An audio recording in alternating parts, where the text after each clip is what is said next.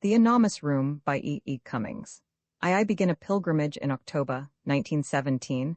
We had succeeded, my friend B. and I, in dispensing with almost 3 of our 6 months' engagement as voluntary drivers, Sanitary Section 21, Ambulance Naughton Hodges, American Red Cross, and at the moment which subsequent experience served to capitalize, had just finished the unlovely job of cleaning and greasing. Nettoyer is the proper word, the own private flivver of the chief of section, a gentleman by the convenient name of Mr. A. To borrow a characteristic cadence from our great president, the lively satisfaction which we might be suspected of having derived from the accomplishment of a task so important in the saving of civilization from the clutches of Prussian tyranny was in some degree inhibited, unhappily, by a complete absence of cordial relations between the man whom fate had placed over us and ourselves. To use the vulgar American idiom, B. and I and Mr. A. didn't get on well. We were in fundamental disagreement as to the attitude which we, Americans, should uphold toward the poilus in whose behalf we had volunteered assistance. Mr. A. maintaining, you boys want to keep away from those dirty Frenchmen, and we're here to show those bastards how they do things in America. To which we answered by seizing every opportunity for fraternization.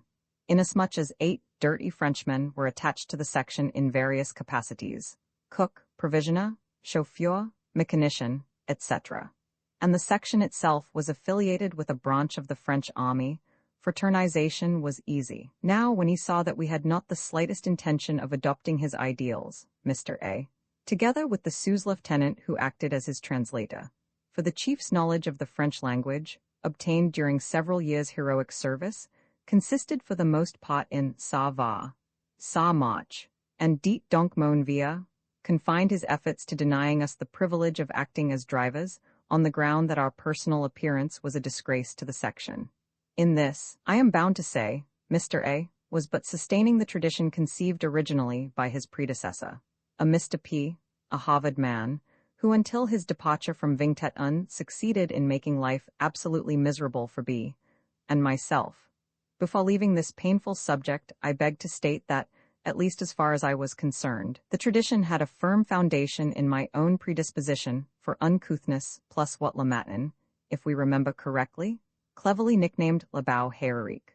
Having accomplished the nettoyage, at which we were by this time adepts, thanks to Mr. A.'s habit of detailing us to wash any car which its driver and aide might consider too dirty a task for their own hands, we proceeded in search of a little water for personal use.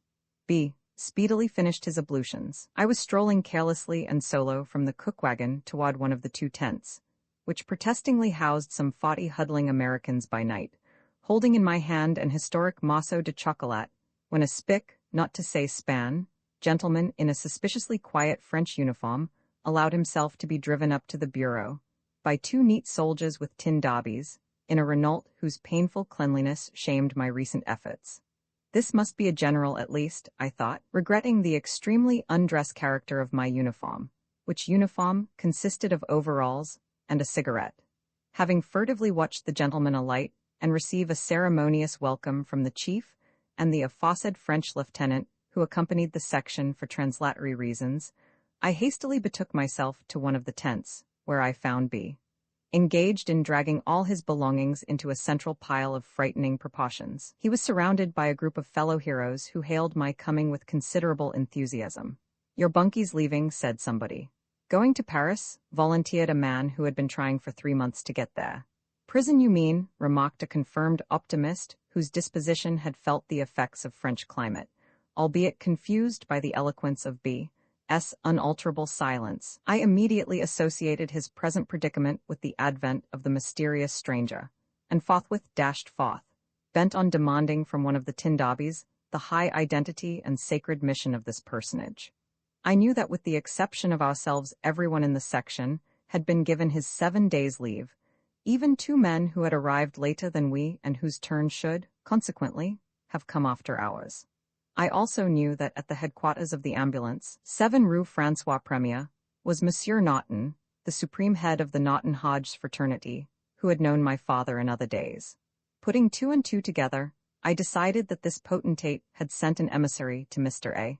to demand an explanation of the various and sundry insults and indignities to which I and my friend had been subjected, and more particularly to secure our long-delayed permission. Accordingly, I was in high spirits as I rushed toward the bureau. I didn't have to go far. The mysterious one, in conversation with Monsieur le Sous-Lieutenant, met me halfway. I caught the words, "And Cummings?" the first and last time that my name was correctly pronounced by a Frenchman. "Where is he?" "Present," I said, giving a salute to which neither of them paid the slightest attention. "Ah, yes," impenetrably remarked the mysterious one in positively sanitary English. "You shall put all your baggage in the car, at once." Then, to Tin Darby the first, who appeared in an occult manner at his master's elbow, "Go with him, get his baggage at once." My things were mostly in the vicinity of the cuisine, where lodged the cuisinier, mechanician, menuisier, etc., who had made room for me, some 10 days since, on their own initiative, thus saving me the humiliation of sleeping with 19 Americans in a tent which was always 2/3 full of mud. Thither I led the Tin Darby, who scrutinized everything with surprising interest. I threw mess affairs hastily together, including some minor accessories which I was going to leave behind, but which the TD bade me include, and emerged with a duffel bag under one arm and a bedroll under the other, to encounter my excellent friends, the dirty Frenchmen, of Fawcett. They all popped out together from one door, looking rather astonished. Something by way of explanation as well as farewell was most certainly required, so I made a speech in my best French. "Gentlemen, friends, comrades, I am going away immediately and shall be guillotined tomorrow." "Oh, hardly guillotined, I should say," remarked TD, in a voice which froze my marrow despite my high spirits, while the cook and carpenter gaped audibly, and the mechanician clutched a hopelessly smashed carburetor for support. One of the section's voices, a Fiat, was standing ready. General Nemo sternly forbade me to approach the Renault, in which B.'s baggage was already deposited, and waved me into the Fiat, bedroll and all.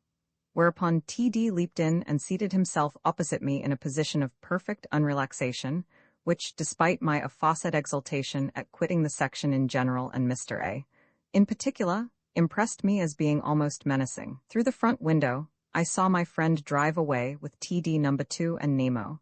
Then, having waved hasty farewell to all less Americains that I knew, 3 in number, and having exchanged affectionate greetings with Mr. A, who admitted he was very sorry indeed to lose us, I experienced the jolt of the clutch, and we were off in pursuit.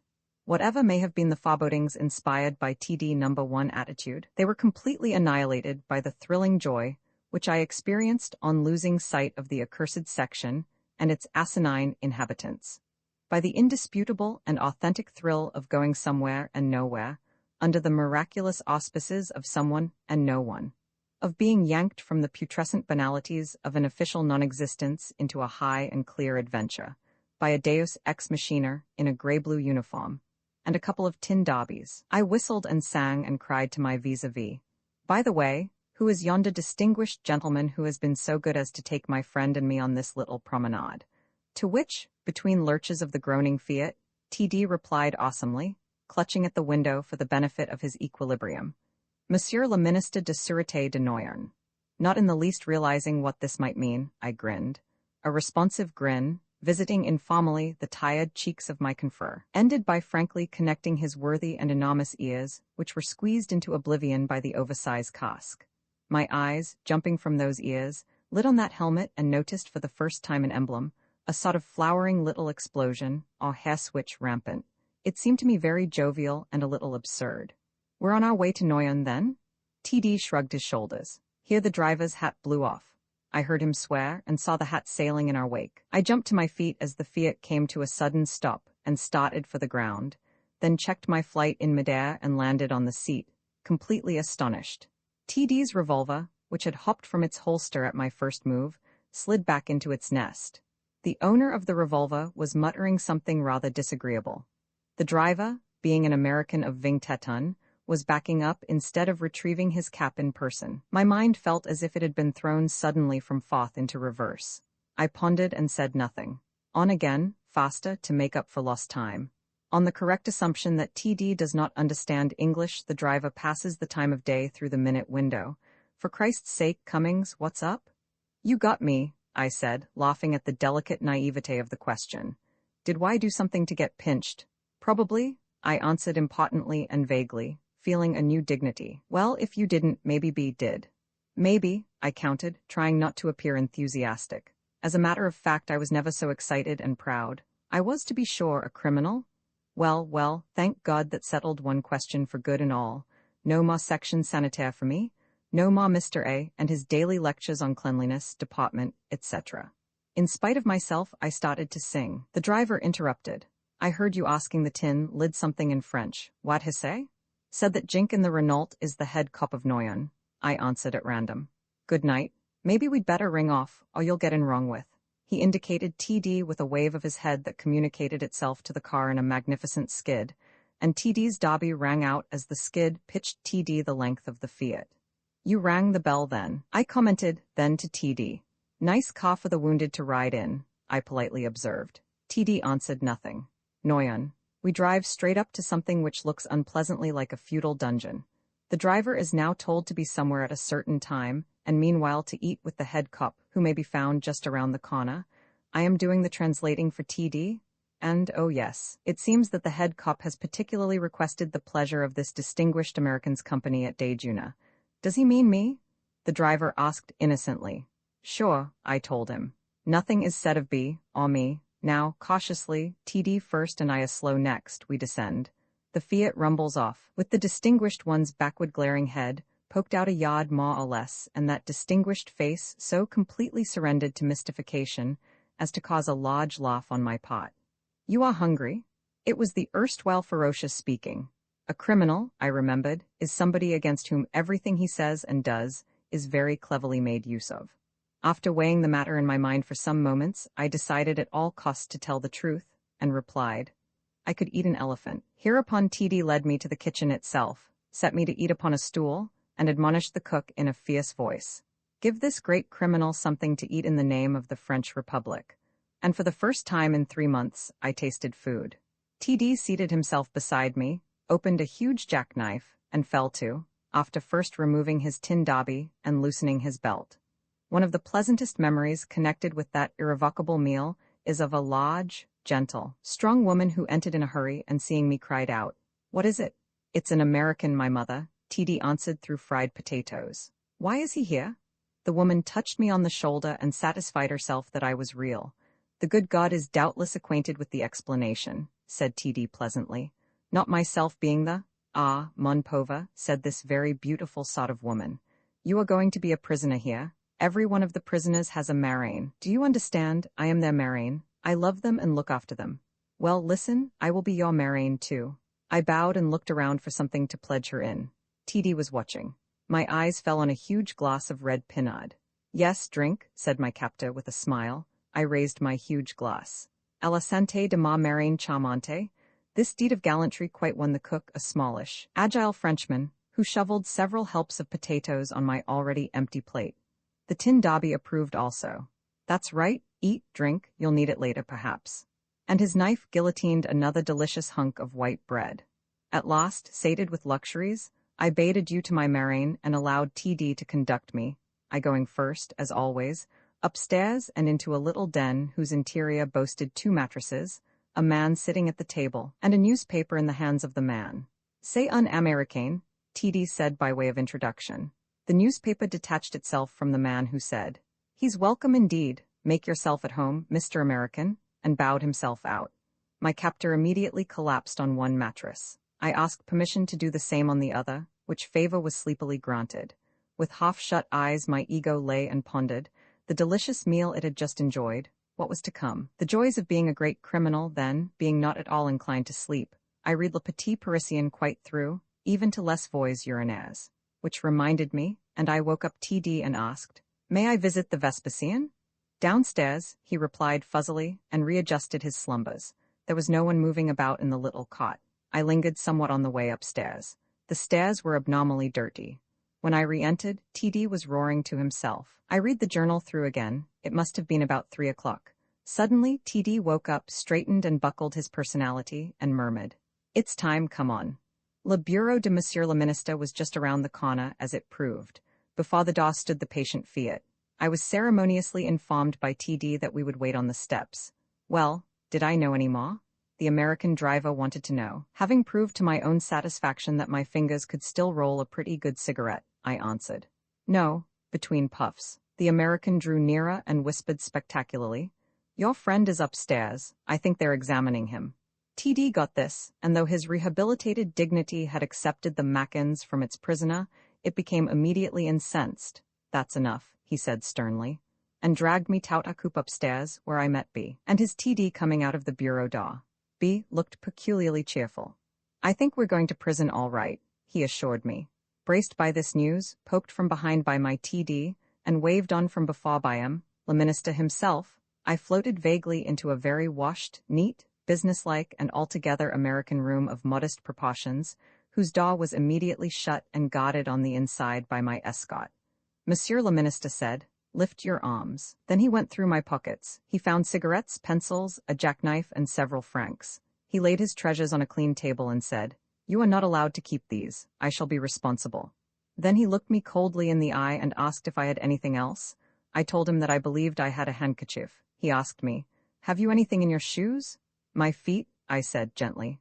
"Come this way," he said frigidly, opening a door which I had not remarked. I bowed in acknowledgement of the courtesy, and entered room number 2.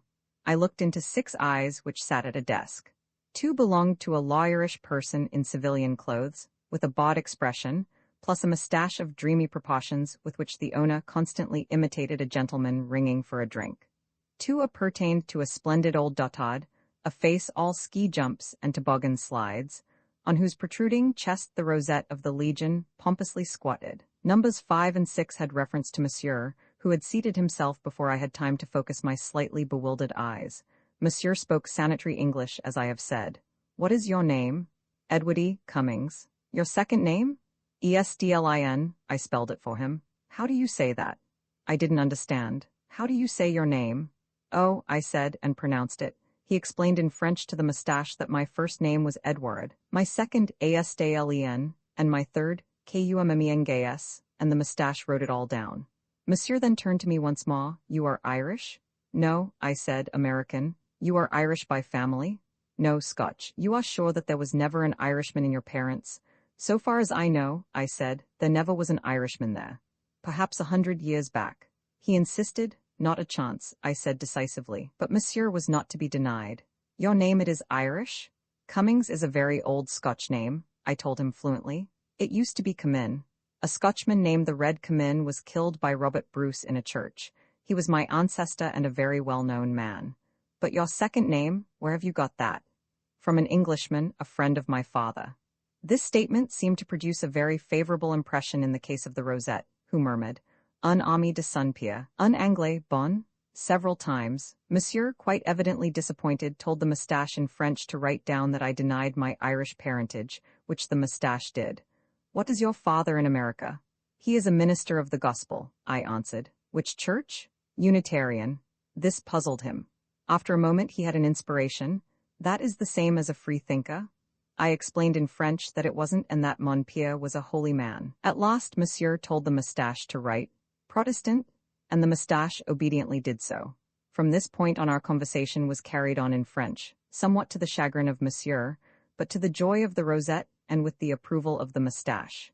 In answer to questions, I informed them that I was a student for 5 years at Harvard, expressing great surprise that they had never heard of Harvard, that I had come to New York and studied painting, that I had enlisted in New York as conducteur volontaire, embarking for France shortly after, about the middle of April.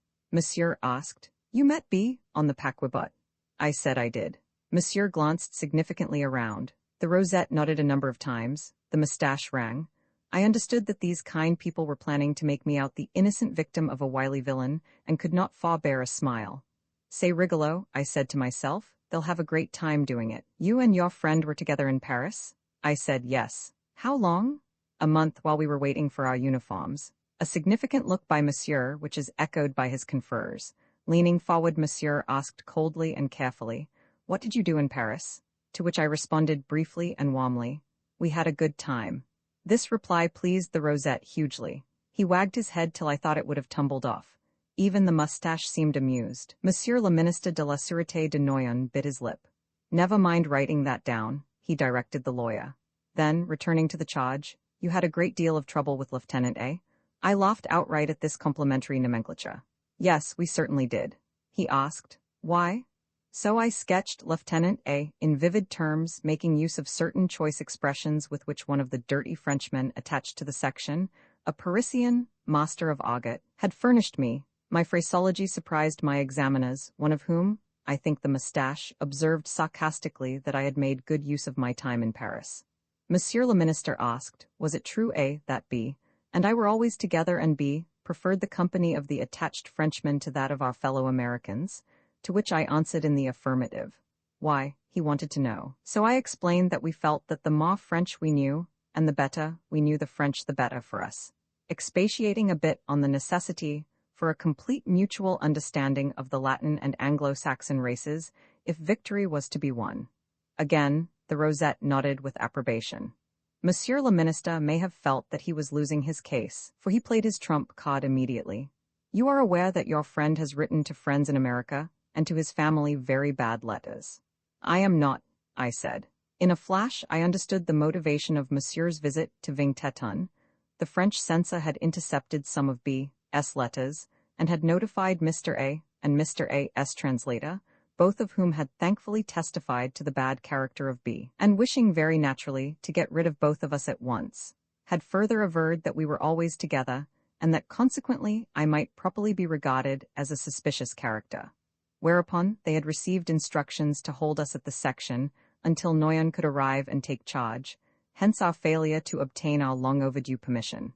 Your friend, said Monsieur in English, is here a short while ago. I ask him if he is up in the aeroplane flying over Germans, will he drop the bombs on Germans, and he say no, he will not drop any bombs on Germans. By this falsehood, such it happened to be, I confess that I was nonplussed. In the first place, I was at the time innocent of third-degree methods.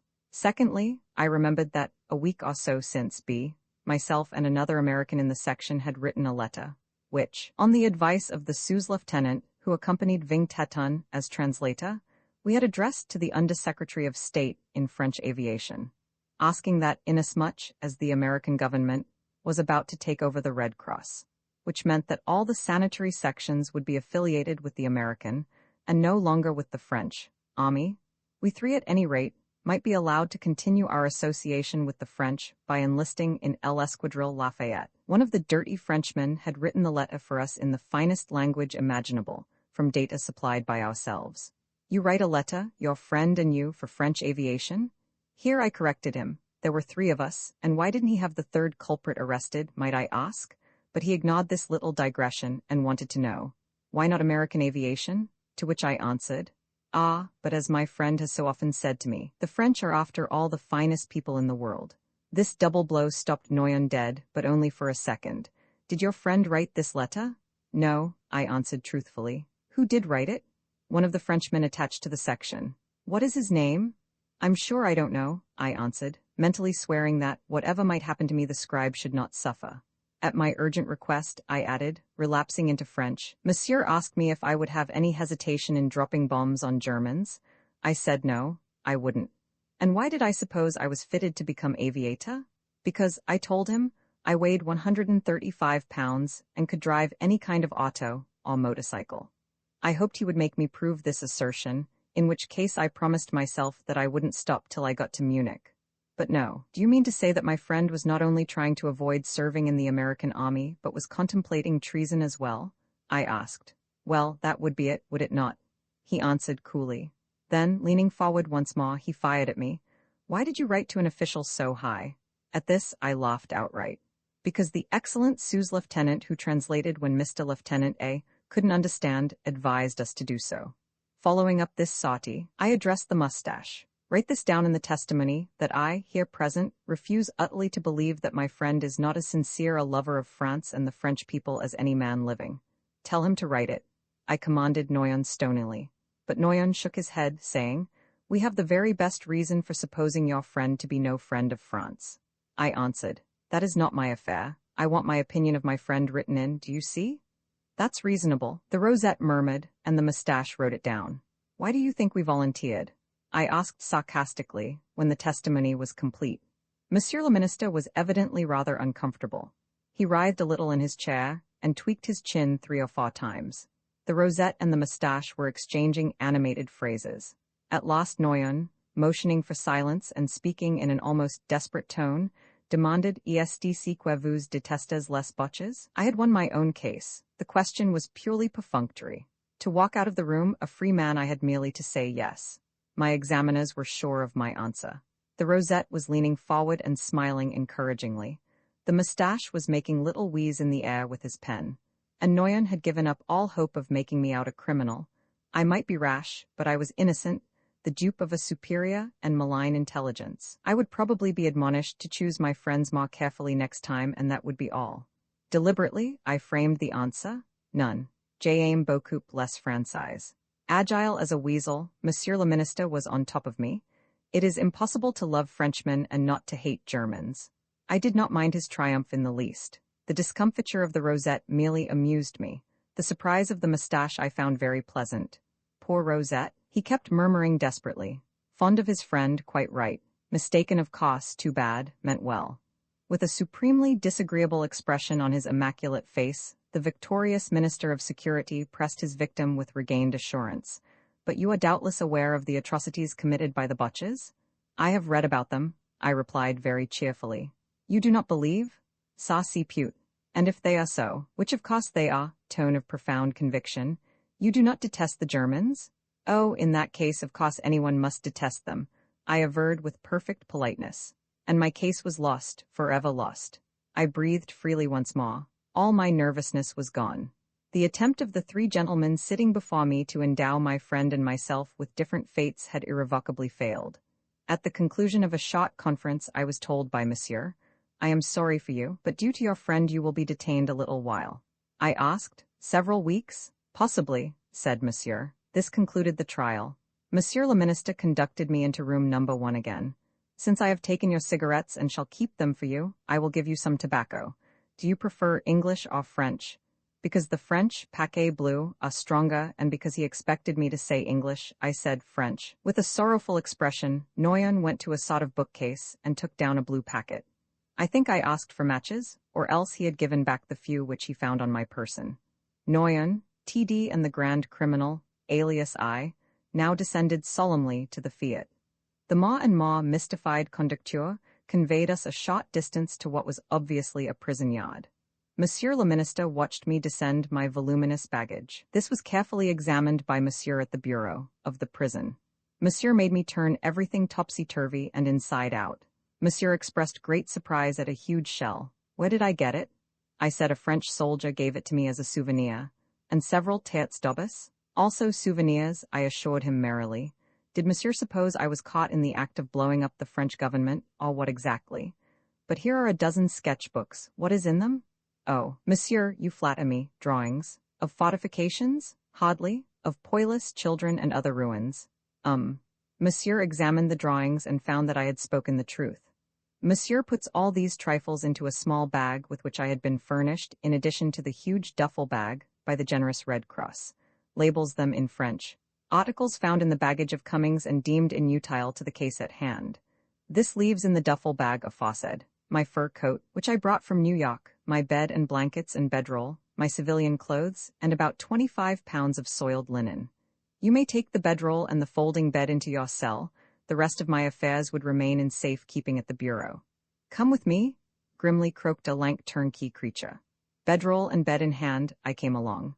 We had but a short distance to go, several steps in fact. I remember we turned a corner and somehow got sight of a sort of square near the prison. A military band was executing itself to the stolid delight of some handfuls of ragged civiles. My new captive paused a moment. Perhaps his patriotic soul was stirred. Then we traversed an alley with locked doors on both sides and stopped in front of the lost door on the right. A key opened it. The music could still be distinctly heard. The open door showed a room, about 16 feet short and 4 feet narrow, with a heap of straw in the further end. My spirits had been steadily recovering from the banality of their examination, and it was with a genuine and never-to-be-forgotten thrill that I remarked, as I crossed what might have been the threshold. Mais, on est bien ici. A hideous crash nipped the lost word. I had supposed the whole prison to have been utterly destroyed by earthquake, but it was only my door closing. Ex surplus, let us ascend the third delectable mountain, which is called surplus. I will admit in the beginning that I never knew surplus. This for the simple reason that I am unwilling to know except as a last resource. And it is by contrast with Harry the Hollander, whom I knew, and Judas, whom I knew, that I shall be able to give you, perhaps, a little of surplus, whom I did not know. For that matter, I think Monsieur Auguste was the only person who might possibly have known him, and I doubt whether Monsieur Auguste was capable of descending to such depths in the case of so fine a person as surplus. Take a sheer animal of a man. Take the incredible Hollander with cobalt blue breeches, shock of orange, hair pasted over forehead, pink long face, 26 years old, had been in all the countries of all the world. Australia girl, fine girl, Japanese girl, cleanest girl of the world, Spanish girl, all right, English girl, no good, no face, everywhere these things. Norway sailors, German girls, Swedish matches, Holland candles, had been to Philadelphia, worked on a yacht for a millionaire, knew and had worked in the Krupp factories, was on 2 boats torpedoed and one which struck a mine when in sight of Shaw through the looking-glass. Holland almost no soldier, India, the Dutch Indies. Nice place, always warm there, I was in cavalry. If you kill a man or steal 100 franc or anything, in prison 24 hours. Every week black girls sleep with you because government want white children, black girl, fine girl, always doing something, your fingernails or clean your ears or make wind because it's hot. No one can beat German people. If Kaiser tell man to kill his father and mother, he do it quick. The tall, strong, coss, vital youth who remarked, I sleep with black girl who smoke a pipe in the night. Take this animal. You hear him, you are afraid of him. You smell and you see him and you know him, but you do not touch him. Or a man who makes us thank God for animals, Judas, as we called him, who keeps his mustaches in press during the night, by means of a kind of transparent frame which is held in place by a band over his head, who grows the nails of his 2 little fingers with infinite care, has 2 girls with both of whom he flirts carefully and wisely, without ever once getting into trouble, talks in French, converses in Belgian, can speak 8 languages and is therefore always useful to Monsieur le Surveillant, Judas with his shining horrible forehead, pecked with little indentures, with his Reynard full face, Judas with his pale, almost putrescent fatty body in the douche, Judas with whom I talked one night about Russia, he wearing my pelisse, the frightful and impeccable Judas. Take this man. You see him, you smell the hot stale odor of Judas' body, you are not afraid of him, in fact you hate him, you hear him and you know him, but you do not touch him. And now take surplus, whom I see and hear and smell and touch and even taste, and whom I do not know. Take him in dawn's soft squareness, gently stooping to pick chewed cigarette ends from the spitty flaw, hear him, all night. Retchings which light into the dark, see him all day and all days, collecting his soaked ends and stuffing them gently into his round pipe. When he can find none, he smokes tranquilly little splinters of wood.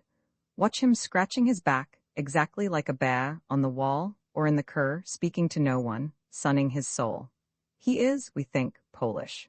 Monsieur Auguste is very kind to him. Monsieur Auguste can understand a few words of his language and thinks they mean to be Polish, that they are trying hard to be and never can be Polish. Everyone else raws at him. Judas refers to him before his face as a dirty pig. Monsieur Peters cries angrily. Il n'y faut pas cracher par terre, eliciting a humble not to stay abject apology. The Belgians spit on him. The Hollanders chaff him and bulldoze him now and then, crying, Syphilis. At which he corrects them with offended majesty, pas Syphilis, surplus, causing shouts of laughter from everyone. Of nobody can he say my friend, of no one has he ever or will he ever say my enemy. When there is labor to do he works like a dog. The day we had nettoyage de chamber, for instance, and surplus and the hat did most of the work, and I were caught by the planton trying to stroll out into the cur. Every morning he takes the pail of solid excrement down, without anyone's suggesting that he take it, takes it as if it were his, empties it in the sewer just beyond the Cour des Femmes, or pause a little, just a little, very delicately on the garden where Monsieur le Directeur is growing a flower for his daughter. He has, in fact, an unobstreperous affinity for excrement. He lives in it. He is shaggy and spotted and blotched with it. He sleeps in it. He puts it in his pipe and says it is delicious. And he is intensely religious with a terrible and exceedingly beautiful and absurd intensity. Every Friday he will be found sitting on a little kind of stool by his palas, reading his prayer book upside down, turning with enormous delicacy the thin difficult leaves, smiling to himself as he sees and does not read. Surplus is actually religious, and so are Garibaldi and I think the woodchuck, a little dark, sad man who spits blood with regularity, by which I mean they go to la messe for la messe, whereas everyone else goes pas voir les femmes. And I don't know for certain why the woodchuck goes, but I think it's because he feels entirely sure he will die. And Garibaldi is afraid, immensely afraid. And Surplice goes in order to be surprised by the amazing gentleness and delicacy of God, who put him, Surplice, upon his knees in La Ferté-Massé, knowing that Surplice would appreciate his so doing. He is utterly ignorant. He thinks America is out of a particular window on your left as you enter the enormous room. He cannot understand the submarine. He does now know that there is a war. On being informed upon these subjects, he is unutterably surprised. He is inexpressibly astonished. He derives huge pleasure from this astonishment. His filthy, rather proudly noble face radiates the pleasure he receives upon being informed that people are killing people for nobody knows what reason, that boats go under water and fire 6-foot-long bullets at ships, that America is not really outside this window close to which we are talking, that America is, in fact, over the sea. The sea, is that water? C'est de l'eau, monsieur? Ah, a great quantity of water, enormous amounts of water, water and then water, water and water and water and water and water. Ah, you cannot see the other side of this water, monsieur? Wonderful, monsieur? He meditates it, smiling quietly. It's wonder how wonderful it is no other side, and yet the sea, in which fish swim. Wonderful. He is utterly curious. He is utterly hungry. We have bought cheese with the Zulu's money. Surplice comes up, bows timidly and ingratiatingly with the demeanor of a million times whipped but somewhat proud dog. He smiles. He says nothing, being terribly embarrassed. To help his embarrassment, we pretend we do not see him. That makes things better. Fromage, monsieur? Oui, c'est du fromage. Rhhhhhh. His astonishment is supreme. C'est du fromage. He ponders this. After a little, monsieur, c'est bon, monsieur? Asking the question as if his very life depended on the answer. Yes, it is good, we tell him reassuringly. RhH. He is once more superlatively happy. It is good, le fromage. Could anything be more superbly amazing? After perhaps a minute, monsieur, c'est cher le fromage? Very, we tell him truthfully. He smiles, blissfully astonished. Then, with extreme delicacy and the utmost timidity conceivable, monsieur, combien ça coûte, monsieur? We tell him. He totters with astonishment and happiness. Only now, as if we had just conceived the idea, we say carelessly, en voulez-vous? He straightens, thrilled from the top of his rather beautiful filthy head to the soulless slippers with which he promenades in rain and frost. Merci, monsieur. We cut him a piece. He takes it quiveringly, holds it a second as a king might hold and contemplate the best and biggest jewel of his realm, turns with profuse thanks to us, and disappears. He is perhaps most curious of this pleasantly sounding thing which everyone around him, everyone who curses and spits upon and bullies him, desires with a terrible desire, liberté.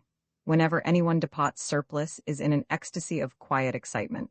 The lucky man may be Fritz, for whom Bathhouse John is taking up a collection as if he, Fritz, were a Hollander and not a Dane, for whom Bathhouse John is striding hither and thither, shaking a hat into which we drop coins for Fritz.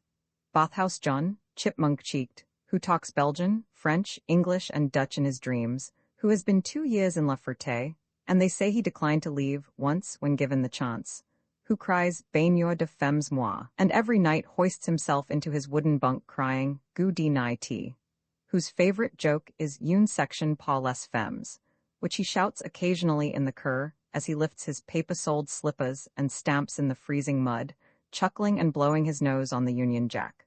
And now Fritz, beaming with joy, shakes hands and thanks us all and says to me, "Goodbye, Johnny," and waves and is gone forever. And behind me, I hear a timid voice, "Monsieur, liberté," and I say yes, feeling that yes in my belly and in my head at the same instant. And Surplice stands beside me, quietly marveling, extremely happy, uncaring that Lapati did not think to say goodbye to him. Or it may be Harry and Pompum who are running to and fro shaking hands with everybody in the wildest state of excitement, and I hear a voice behind me. "Liberté, monsieur, liberté?" And I say no, Priscine, feeling weirdly depressed, and Surplice is standing to my left, contemplating the departure of the incorrigibles with interested disappointment. Surplice, of whom no man takes any notice when that man leaves, be it for hell or paradise.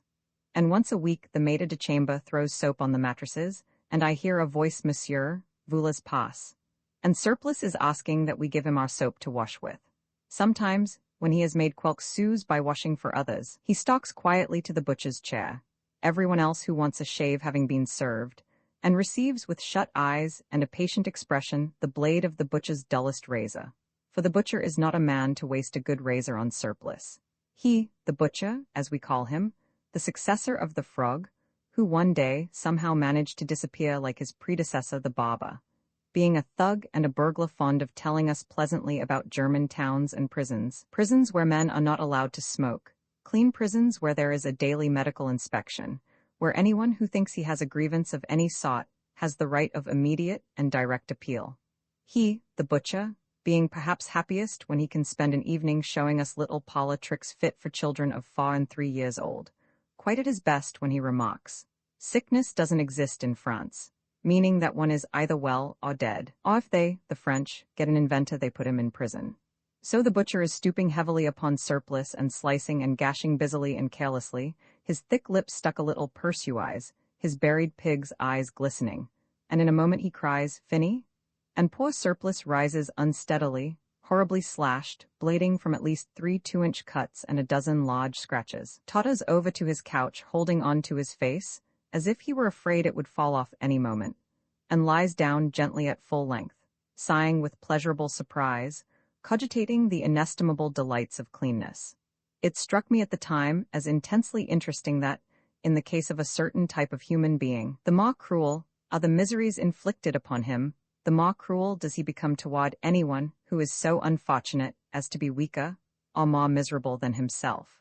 Or perhaps I should say that nearly every human being, given sufficiently miserable circumstances, will from time to time react to those very circumstances, whereby his own personality is mutilated, through a deliberate mutilation on his own part of a weaker, or already more mutilated personality. I dare say that this is perfectly obvious. I do not pretend to have made a discovery. On the contrary, I merely state what interested me peculiarly in the course of my sojourn at La Ferté.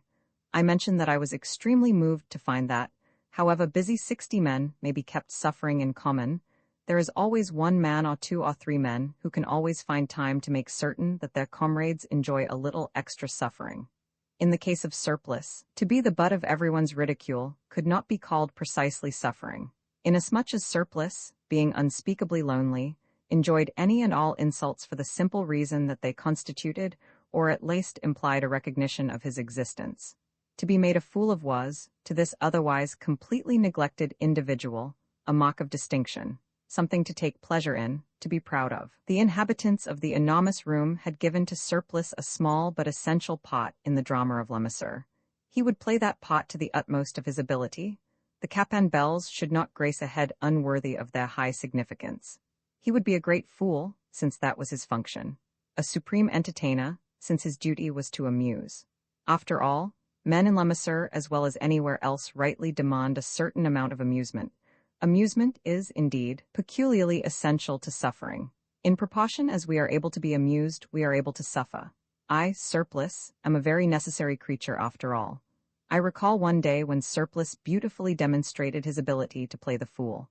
Someone had crept up behind him as he was stalking to and fro, head in air proudly, hands in pockets, pipe in teeth, and had after several heart-breaking failures succeeded in attaching to the back of his jacket, by means of a pin, a huge placard carefully prepared beforehand, bearing the numerical inscription 606 in vast writing. The attaché, having accomplished his difficult feat, crept away.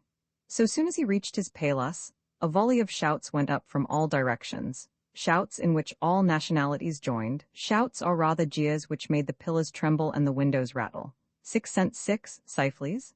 Surplice started from his reverie, removed his pipe from his lips, drew himself up proudly, and facing one after another the sides of the enormous room, blustered in his bad and rapid French accent, "Pas Sifleys, pas Sifleys," at which, rocking with mirth, everyone responded at the top of his voice, 6 cents 6, whereat, enraged, Surplice made a dash at Pete the Shadow and was greeted by "Get away, you bloody Pollack, or I'll give you something you'll be sorry for." This from the lips of America Lakes. Cowed but as majestic as ever, Surplice attempted to resume his promenade and his composure together. The din bulged, 6 cents 6, Sifleys, 6 cents 6, increasing in volume with every instant, Surplice, beside himself with rage, rushed another of his fellow captives, a little old man, who fled under the table and elicited threats of, "Come on now, you Polak, and quit that business or I'll kill you," upon which he dug his hands into the pockets of his almost transparent pantaloons and marched away in a fury, literally frothing at the mouth.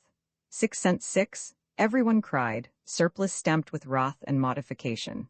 "C'est dommage," Monsieur Auguste said gently beside me. "C'est un bon homme le pauvre, il n'y faut pas le murder." "Look behind you," somebody yelled. Surplice wheeled, exactly like a kitten trying to catch its own tail, and provoked thunders of laughter. Nor could anything at once more pitiful and ridiculous, more ludicrous and horrible, be imagined. "On your coat, look on your jacket." Surplice bent backward, staring over his left, then his right shoulder, pulled at his jacket first one way then the other, thereby making his improvised tail to wag, which sent the enormous room into spasms of merriment. Finally caught sight of the incriminating appendage, pulled his coat to the left, seized the paper, tore it off, threw it fiercely down, and stamped madly on the crumpled 606, spluttering and blustering and waving his arms, slavering like a mad dog. Then he faced the most prominently vociferous corner and muttered thickly and crazily, "Woo-woo-woo-woo." Then he strode rapidly to his paillasse and lay down, in which position I caught him, a few minutes later, smiling and even chuckling, very happy, as only an actor is happy whose efforts have been greeted with universal applause. In addition to being called Syphilis, he was popularly known as Show Piss, the Pole. If there is anything particularly terrifying about prisons, or at least imitations of prisons such as La Ferté, it is possibly the utter obviousness with which, quite unknown to themselves, the prisoners demonstrate willy-nilly certain fundamental psychological laws. The case of Surplice is a very exquisite example. Everyone, of course, is afraid of les maladies vénériens. Accordingly, all pick an individual of whose inner life they know and desire to know nothing, whose external appearance satisfies the requirements of the mind apropos what is foul and disgusting, and, having tacitly agreed upon this individual as a symbol of all that is evil, proceed to heap insults upon him and enjoy his very natural discomfiture. But I shall remember Surplice on his both knees, sweeping sacredly together the spilled sawdust from a spittoon box knocked over by the heel of the omnipotent Planton, and smiling as he smiled at La Messe, when Monsieur le Curé told him that there was always hell. He told us one day a great and huge story of an important incident in his life, as follows. "Monsieur disabled me. Yes, monsieur, disabled. I work, many people, house, very high, 3rd floor, everybody, planks up there. Planks no good, all shake." Here he began to stagger and rotate before us. "Begins to fall, falls, all 27 men, bricks, planks, wheelbarrows, all, 10 meters, zoo, poom. Everybody hurt, everybody killed. Not me, injured, oui, monsieur." And he smiled, rubbing his head foolishly. 27 men, bricks, planks, and wheelbarrows. 10 meters, bricks and planks, men and wheelbarrows. Also, he told us one night in his gentle, crazy, shrugging voice that once upon a time he played the fiddle with a big woman in Alsace-Lorraine for 50 francs a night. "C'est la monsieur," adding quietly, "I can play well, I can play anything, I can play n'importe quoi," which I suppose and guess I scarcely believed. Until one afternoon a man brought up a harmonica which he had purchased en ville, and the man tried it, and everyone tried it, and it was perhaps the cheapest instrument and the poorest that money can buy, even in the fair country of France, and everyone was disgusted. But about 6 o'clock in the evening, a voice came from behind the lost experimenter, a timid, hasty voice. "Monsieur, permettez." The lost experimenter turned and, to his amazement, saw Show Piss the Pole, whom everyone had, of course, forgotten. The man tossed the harmonica on the table with a scornful look, a menacingly scornful look, at the object of universal execration, and turned his back. Surplice, trembling from the summit of his filthy and beautiful head to the naked soles of his filthy and beautiful feet, covered the harmonica delicately and surely with one shaking paw, seated himself with a surprisingly deliberate and graceful gesture, closed his eyes, upon whose lashes there were big filthy tears, and played. And suddenly, he put the harmonica softly upon the table. He rose. He went quickly to his paillasse. He neither moved nor spoke nor responded to the calls for more music, to the cries of bis, bien joué, allez, vas edwy.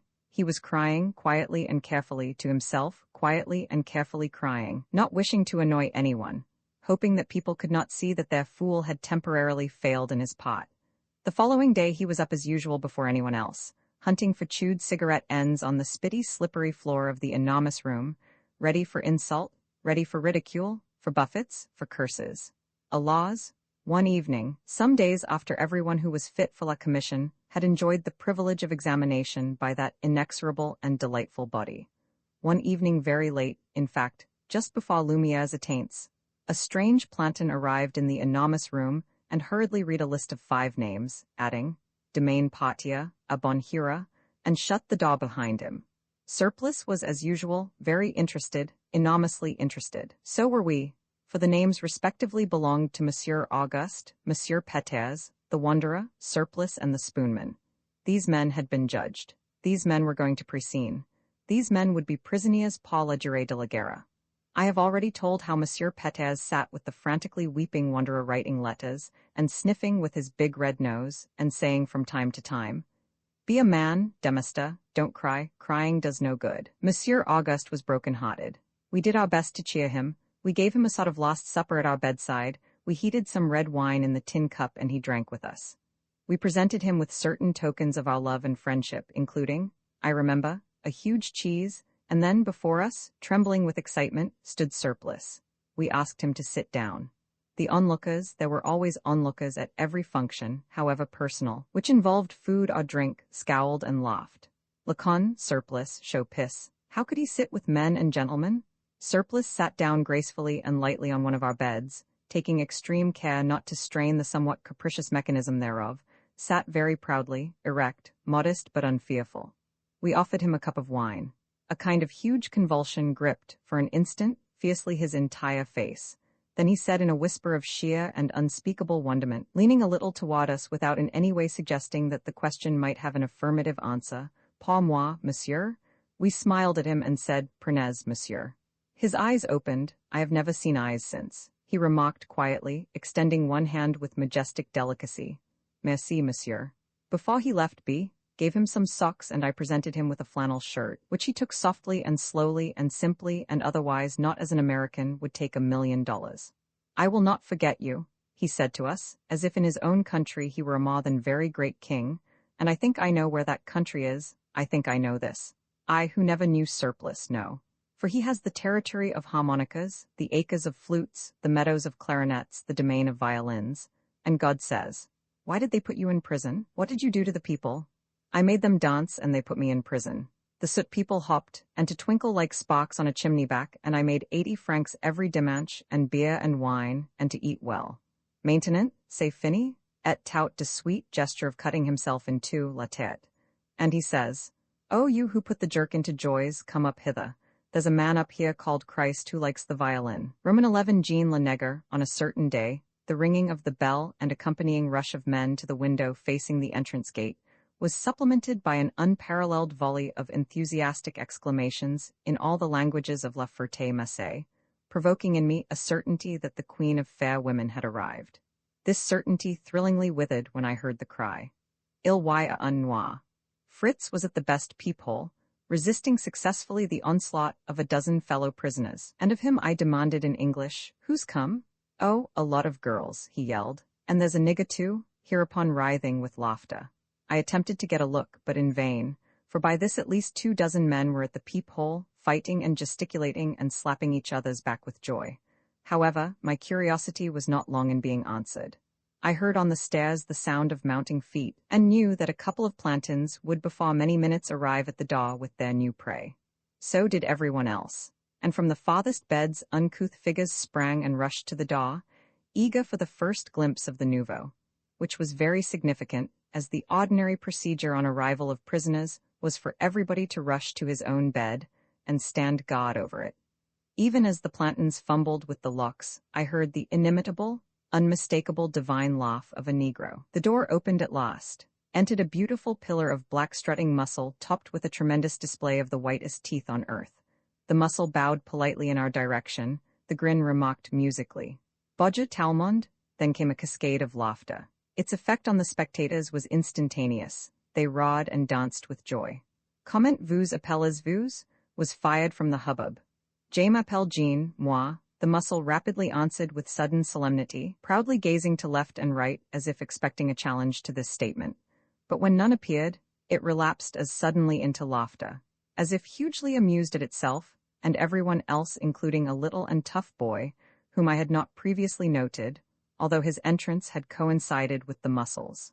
Thus into the Monsieur of La Ferté, Massé stepped lightly and proudly Jean Lenega. Of all the fine people in La Ferté, Monsieur Jean Lenoir, as he was entitled by his enemies' swaggers in my memory as the finest.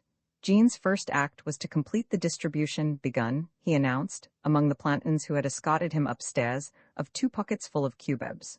Right and left he gave them up to the last, remarking carelessly, "Je n'y vu, moi."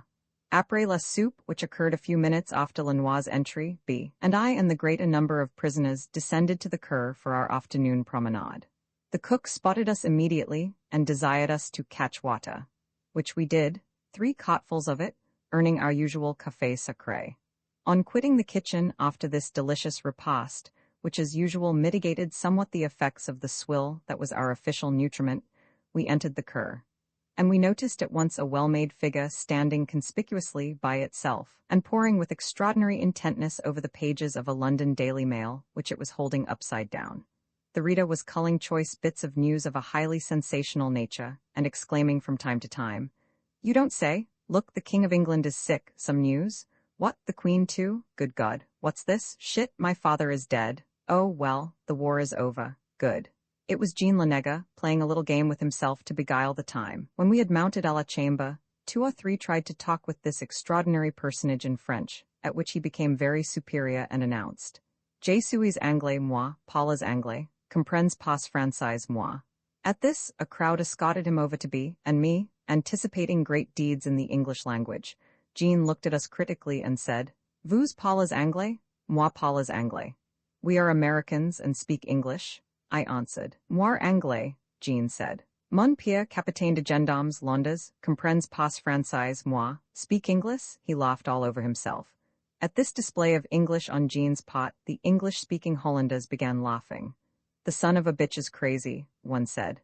And from that moment B, and I got on famously with Jean. His mind was a child's. His use of language was sometimes exalted fibbing, sometimes the purely picturesque. He caught it above all the sound of words, more or less disdaining their meaning. He told us immediately, in pidgin French, that he was born without a mother because his mother died when he was born, that his father was first 16, then 60 years old, that his father gagnate 5 cents francs par jour later, par année, that he was born in London and not in England, that he was in the French army and had never been in any army. He did not, however, contradict himself in one statement. "Les Français sont des cochons," to which we heartily agreed, and which won him the approval of the Hollanders. The next day, I had my hands full acting as interpreter for Lenoir qui comprends pas français. I was summoned from the Cur to elucidate a great grief which Jean had been unable to explain to the gestionnaire. I mounted with a planton to find Jean in hysterics, speechless, his eyes starting out of his head. As nearly as I could make out, Jean had had 60 francs when he arrived, which money he had given to a planton upon his arrival, the planton having told Jean that he would deposit the money with the gestionnaire in Jean's name. Jean could not write. The planton in question, who looked particularly innocent, denied this charge upon my explaining Jean's version, while the gestionnaire puffed and grumbled, disclaiming any connection with the alleged theft and protesting sonorously that he was hearing about Jean's 60 francs for the first time. The gestionnaire shook his thick piggish finger at the book, wherein all financial transactions were to be found, from the year 1 to the present year, month, day, hour, and minute, all words to that effect. "Mais c'est pas là," he kept repeating stupidly. The surveillant was ah-ahing at a great rate and attempting to pacify Jean in French. I myself was somewhat fearful for Jean's sanity and highly indignant at the planton. The matter ended with the planton's being sent about his business, simultaneously with Jean's dismissal to the Cur, whither I accompanied him. My best efforts to comfort Jean in this matter were quite futile. Like a child who has been unjustly punished, he was inconsolable. Great tears welled in his eyes. He kept repeating, "Seize T. Frank Planton Voler," and absolutely like a child who in anguish calls itself by the name which has been given itself by grown-ups, "Steal Jean money." To no avail, I called the planton a menteur, a voler, a fils d'un chien, and various other names. Jean felt the wrong itself too keenly to be interested in my denunciation of the mere agent through whom injustice had, as it happened, been consummated. But again, like an inconsolable child who weeps his heart out when no human comfort avails and wakes the next day without an apparent trace of the recent grief, Jean Lenega, in the course of the next 24 hours, had completely recovered his normal buoyancy of spirit. The Cs franc were gone. A wrong had been done, but that was yesterday. Today, and he wandered up and down, joking, laughing, singing. Après la guerre finie. In the Cour Jean was the target of all female eyes. Handkerchiefs were waved to him, phrases of the most amorous nature greeted his every appearance. To all these demonstrations, he by no means turned a deaf ear. On the contrary, Jean was irrevocably vain. He boasted of having been enormously popular with the girls wherever he went, and of having never disdained their admiration. In Paris one day, and thus it happened that we discovered why le gouvernement français had arrested Jean, one afternoon, having rien à faire, and being flush, owing to his success as a thief, of which vocation he made a great deal, adding as many ciphers to the amounts as fancy dictated. Jean happened to cast his eyes in a star window where were displayed all possible appurtenances for the militaire. Vanity was rooted deeply in Jean's soul. The uniform of an English captain met his eyes. Without a moment's hesitation, he entered the store, bought the entire uniform, including leather puttees and belt of the latter purchase he was especially proud, and departed. The next store contained a display of medals of all descriptions. It struck Jean at once that a uniform would be incomplete without medals. He entered this store, bought one of every decoration, not forgetting the colonial, nor yet the Belgian cross, which on account of its size and color particularly appealed to him, and went to his room. There he adjusted the decorations on the chest of his blouse, donned the uniform, and sallied impotently forth to capture Paris. Everywhere he met with success. He was frantically pursued by women of all stations, from less putains to less princesses. The police salaamed to him. His arm was wearied with the returning of innumerable salutes. So far did his medals carry him that, although on one occasion, a gendarme dared to arrest him for beating in the head of a fellow English officer, who being a mere lieutenant, should not have objected to Captain Jean's stealing the affections of his lady. The sergeant of police before whom Jean was arraigned on a charge of attempting to kill refused to even hear the evidence, and dismissed the case with profuse apologies to the heroic captain. Le gouvernement français, monsieur, extends to you, through me, its profound apology for the insult which your honor has received. Ils sont des cochons, les français, said Jean, and laughed throughout his entire body. Having had the most blue-blooded ladies of the capital cooing upon his heroic chest, having completely beaten up, with the full support of the law, whosoever of lesser rank attempted to cross his path, or refused him the salute, having had great fun saluting generals on les grands boulevards, and being in turn saluted. Tous les généraux, tous salute me, Jean have more medals. And this state of affairs having lasted for about 3 months, Jean began to be very bored, très ennuyé. A fit of temper, très fâché, arising from this ennui led to a rixe with the police, in consequence of which, Jean, though outnumbered 3-1, having almost killed one of his assailants, our hero was a second time arrested.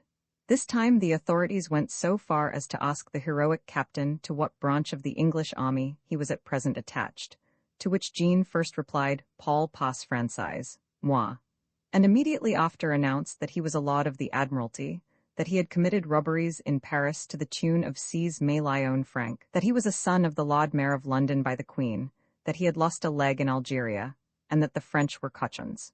All of which assertions being duly disproved, Jean was remanded to La Ferté for psychopathic observation and safe keeping on the technical charge of wearing an English officer's uniform.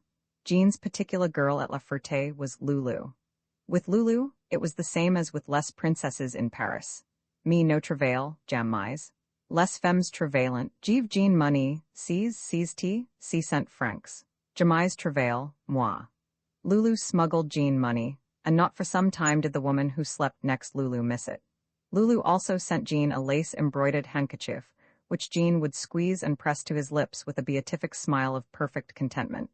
The affair with Lulu kept Mexique and Pete the Hollander busy writing letters, which Jean dictated, rolling his eyes and scratching his head for words. At this time Jean was immensely happy. He was continually playing practical jokes on one of the Hollanders, or Mexique, or the Wanderer, or, in fact, any one of whom he was particularly fond. At intervals between these demonstrations of irrepressibility, which kept everyone in a state of laughter, he would stride up and down the filth-sprinkled floor, with his hands in the pockets of his stylish jacket, singing at the top of his lungs his own version of the famous Song of Songs, Après la guerre finit, soldat anglais parti, Mademoiselle Quedji les en France avec des piccaninny. Plenty? And laughing till he shook and had to lean against a wall. B. and Mexique made some dominoes. Jean had not the least idea of how to play, but when we three had gathered for a game he was always to be found leaning over our shoulders, completely absorbed, once in a while offered us sage advice, laughing utterly when someone made a sink or a multiple thereof. One afternoon, in the interval between La Soupe and Promenade, Jean was in especially high spirits. I was lying down on my collapsible bed when he came up to my end of the room and began showing off exactly like a child. This time it was the game of Elle Française which Jean was playing. Jamais sold at moi, canais tous Elle Française. John the bathman, stretched comfortably in his bunk near me, grunted. Tous, Jean repeated. And he stood in front of us, stiff as a stick in imitation of a French lieutenant with an imaginary company in front of him. First he would be the lieutenant giving commands, then he would be the army executing them. He began with the manual of arms.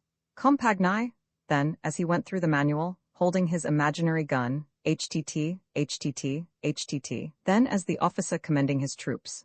Bon, très bien fait, laughing with head thrown back and teeth a-glitter at his own success. John le Baigneur was so tremendously amused that he gave up sleeping to watch. Elle drew a crowd of admirers from every side. For at least 3/4 of an hour this game went on. Another day Jean, being angry at the weather and having eaten a huge amount of soup, began yelling at the top of his voice. Merde à la France, and laughing heartily. No one paying especial attention to him, he continued, happy in this new game with himself, for about 15 minutes.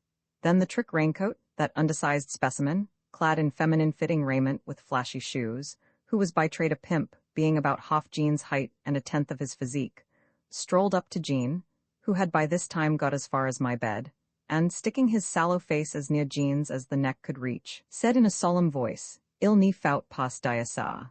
Jean, astounded, gazed at the intruder for a moment, then demanded, Qui dit ça? Moi, Jean, jamais, merde à la France.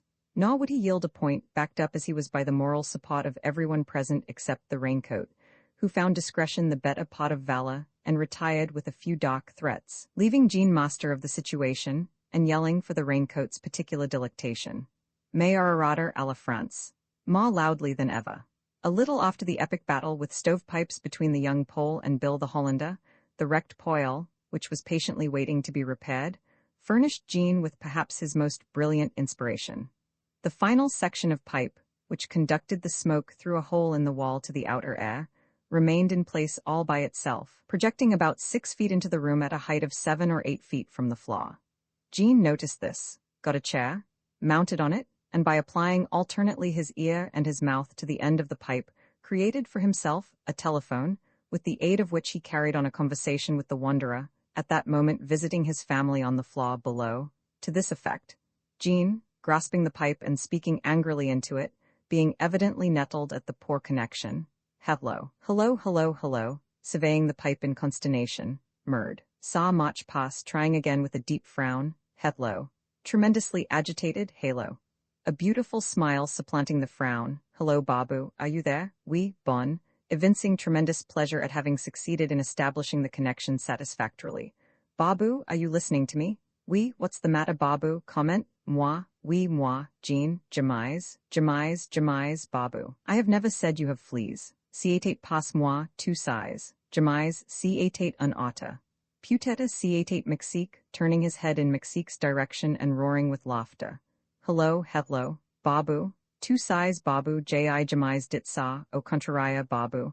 Ji dit que vous avez des totos. Another roar of laughter. What, it isn't true? Good, then. What have you got, Babu? Lice, oh, I understand, it's better, shaking with laughter, then suddenly tremendously serious. Hello, halo. Addressing the stovepipe? C'est une mauvaise machine, sa, speaking into it with the greatest distinctness. Hell, lo.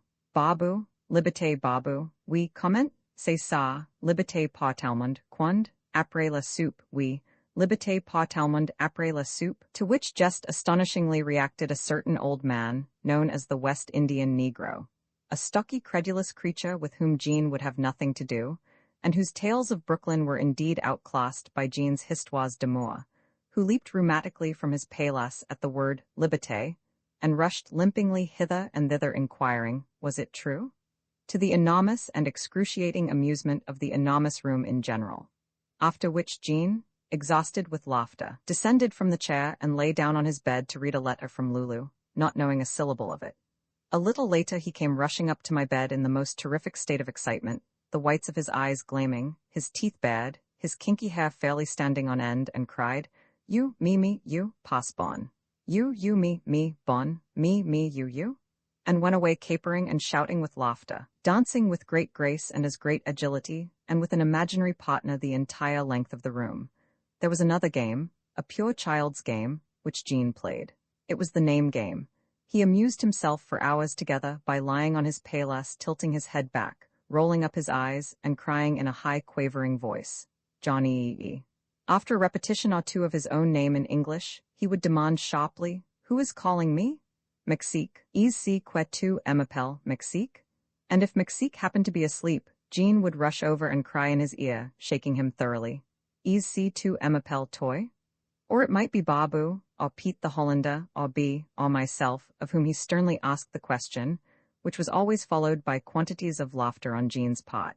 He was never perfectly happy unless exercising his inexhaustible imagination. Of all Jean's extraordinary selves, the moral one was at once the most rare and most unreasonable. In the matter of les femmes, he could hardly have been accused by his bitterest enemy of being a Puritan. Yet the Puritan streak came out one day, in a discussion which lasted for several hours. Jean, as in the case of France, spoke in dogma. His contention was very simple. The woman who smokes is not a woman. He defended it hotly against the attacks of all the nations represented. In vain did Belgian and Hollander, Russian and Pole, Spaniard and Alsatian, charge and countercharge. Jean remained unshaken. A woman could do anything but smoke. If she smoked, she ceased automatically to be a woman and became something unspeakable. As Jean was at this time sitting alternately on B.'s bed and mine, and as the alternations became increasingly frequent as the discussion waxed hotter, we were not sorry when the Planton's shout, "À la promenade les hommes," scattered the opposing warriors. Then up leaped Jean, who had almost come to blows innumerable times, and rushed laughing to the door, having already forgotten the whole thing. Now we come to the story of Jean's undoing, and may the gods which made Jean Lenega give me grace to tell it as it was. The trouble started with Lulu.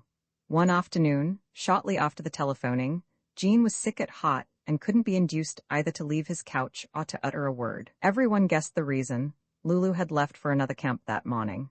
The Planton told Jean to come down with the rest and get soup. No answer. Was Jean sick? Oui, me sick. And steadfastly he refused to eat, till the disgusted Planton gave it up and locked Jean in alone. When we ascended after la soup, we found Jean as we had left him, stretched on his couch, big tears on his cheeks. I asked him if I could do anything for him. He shook his head. We offered him cigarettes. No, he did not wish to smoke. As B and I went away, we heard him moaning to himself, "Johnny no see Lulu no more." With the exception of ourselves, the inhabitants of La Ferté-Macé took Jean's desolation as a great joke. Shouts of "Lulu" rent the welkin on all sides. Jean stood it for an hour, then he leaped up, furious, and demanded, confronting the man from whose lips the cry had last issued, "Finish Lulu." The latter coolly referred him to the man next to him. He in turn to someone else. And round the room, Jean stalked, seeking the offender, followed by louder and louder shouts of "Lulu" and "Johnny," the authors of which, so soon as he challenged them, denied with innocent faces their guilt and recommended that Jean look closer next time. At last, Jean took to his couch in utter misery and disgust. The rest of Les Hommes descended as usual for the promenade. Not so Jean. He ate nothing for supper. That evening not a sound issued from his bed.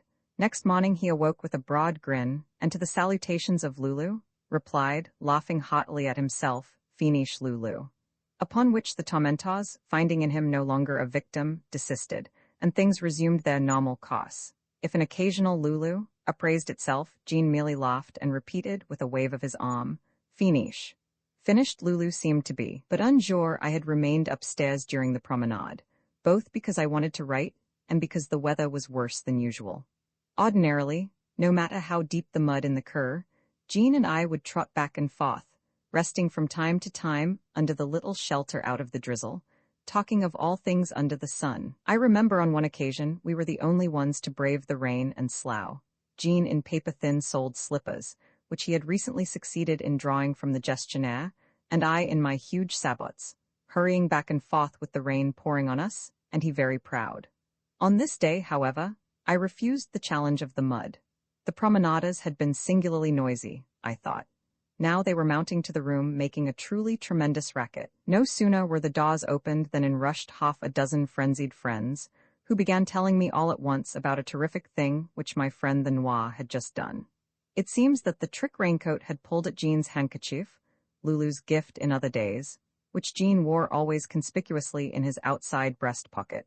That Jean had taken the raincoat's head in his two hands, held it steady, abased his own head, and rammed the helpless T.A. as a bull would do, the impact of Jean's head upon the other's nose causing that well-known feature to occupy a new position in the neighborhood of the right ear, B, corroborated this description, adding the raincoat's nose was broken, and that everyone was down on Jean for fighting in an unsportsmanlike way. I found Jean still very angry, and moreover very hurt because everyone was now shunning him. I told him that I personally was glad of what he'd done, but nothing would cheer him up. The T.A. now entered, very terrible to see, having been patched up by Monsieur Richard with copious plasters. His nose was not broken, he said thickly, but only bent. He hinted darkly of trouble in Star for Lenoir, and received the commiserations of everyone present except Mexique, the Zulu B, and me. The Zulu, I remember, pointed to his own nose, which was not unimportant, then to Jean, and made a mow of excruciating anguish, and winked audibly. Jean's spirit was broken. The well-nigh unanimous verdict against him had convinced his minutely sensitive soul that it had done wrong. He lay quietly, and would say nothing to anyone.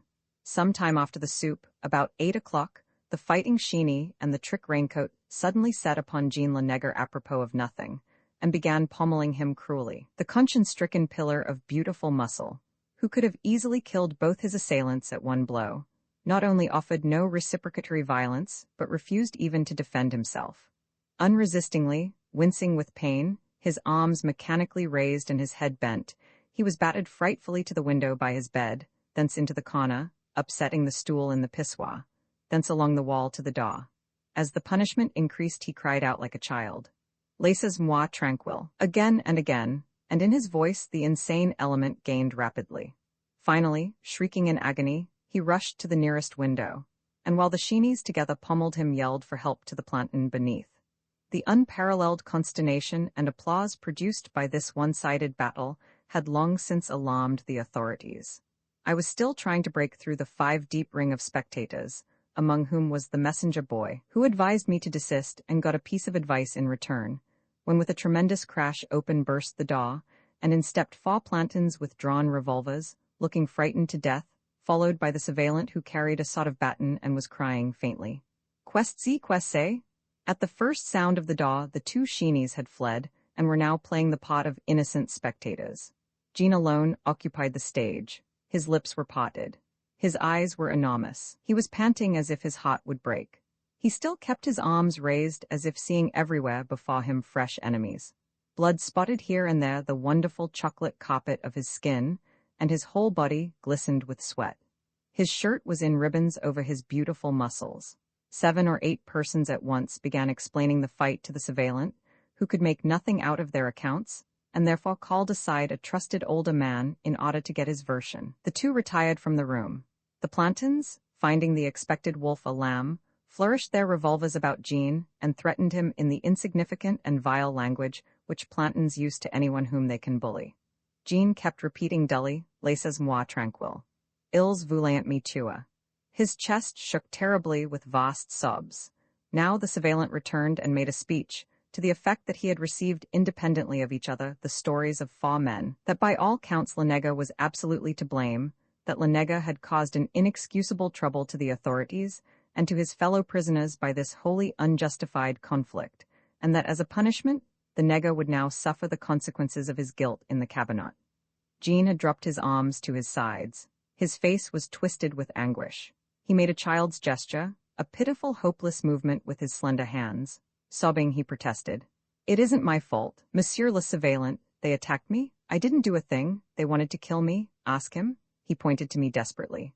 Before I could utter a syllable, the surveillant raised his hand for silence. Lenega had done wrong.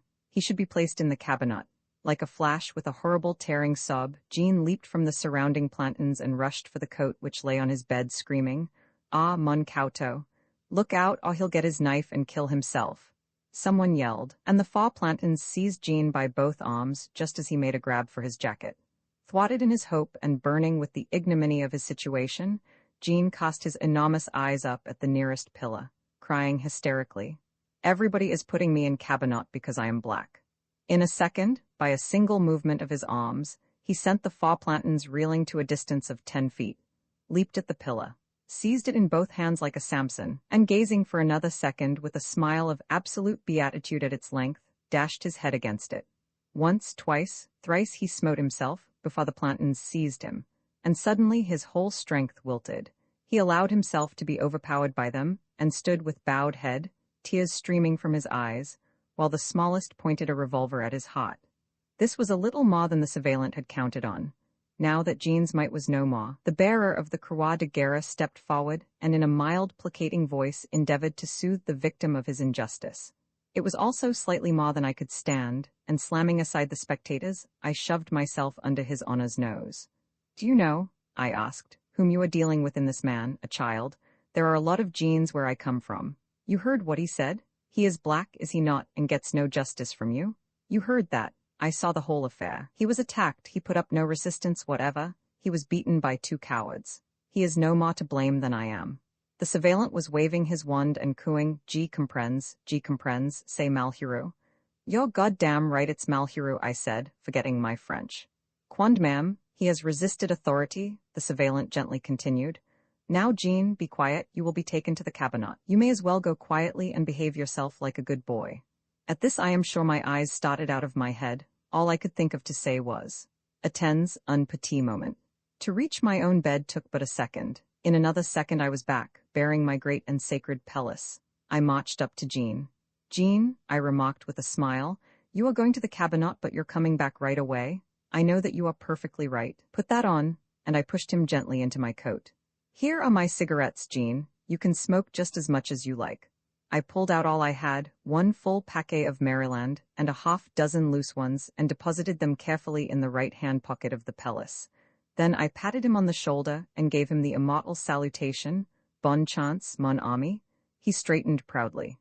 He stalked like a king through the doorway. The astounded plantains and the embarrassed surveillant followed, the latter closing the doors behind him.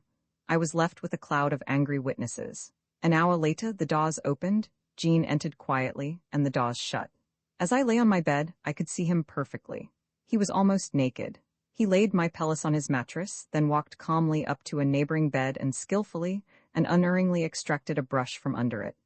Back to his own bed he tiptoed, sat down on it, and began brushing my coat. He brushed it for a half-hour, speaking to no one, spoken to by no one. Finally, he put the brush back, disposed the pelisse carefully on his arm, came to my bed, and as carefully laid it down. Then he took from the right-hand outside pocket a full paquet John and 6 loose cigarettes, showed them for my approval, and returned them to their place. "Merci," was his sole remark. B. got Jean to sit down beside him on his bed, and we talked for a few minutes, avoiding the subject of the recent struggle. Then Jean went back to his own bed and lay down. It was not till later that we learned the climax, not till le petit Belge avec le bras cassé, le petit balayeur, came hurrying to our end of the room and sat down with us. He was bursting with excitement, his well arm jerked, and his sick one stumped about, and he seemed incapable of speech. At length words came. "Monsieur Jean," now that I think of it, I believe someone had told him that all male children in America are named Jean at their birth. "I saw some sight, Lenega vous savez? He is strong. Monsieur Jean, he's a giant, croyez-moi, c'est pas un homme tout size, gli moi," and he indicated his eyes. We pricked up our ears. The balayeur, stuffing a pipe nervously with his tiny thumb, said, "You saw the fight here? So did I. The whole of it. Le noir avait raison. Well, when they took him downstairs, I slipped out 2 G suis le balayeur, savez-vous? and the balayeur can go where other people can't. I gave him a match and he thanked me. He struck it on his trousers with a quick pompous gesture, drew heavily on his squeaky pipe, and at last shot a minute puff of smoke into the air, then another and another. Satisfied, he went on, his good hand grasping the pipe between its index and second fingers and resting on one little knee, his legs crossed, his small body hunched forward, wee unshaven face close to mine, went on in the confidential tone of one who relates an unbelievable miracle to a couple of intimate friends. Monsieur Jean, I followed. They got him to the cabinet. The door stood open.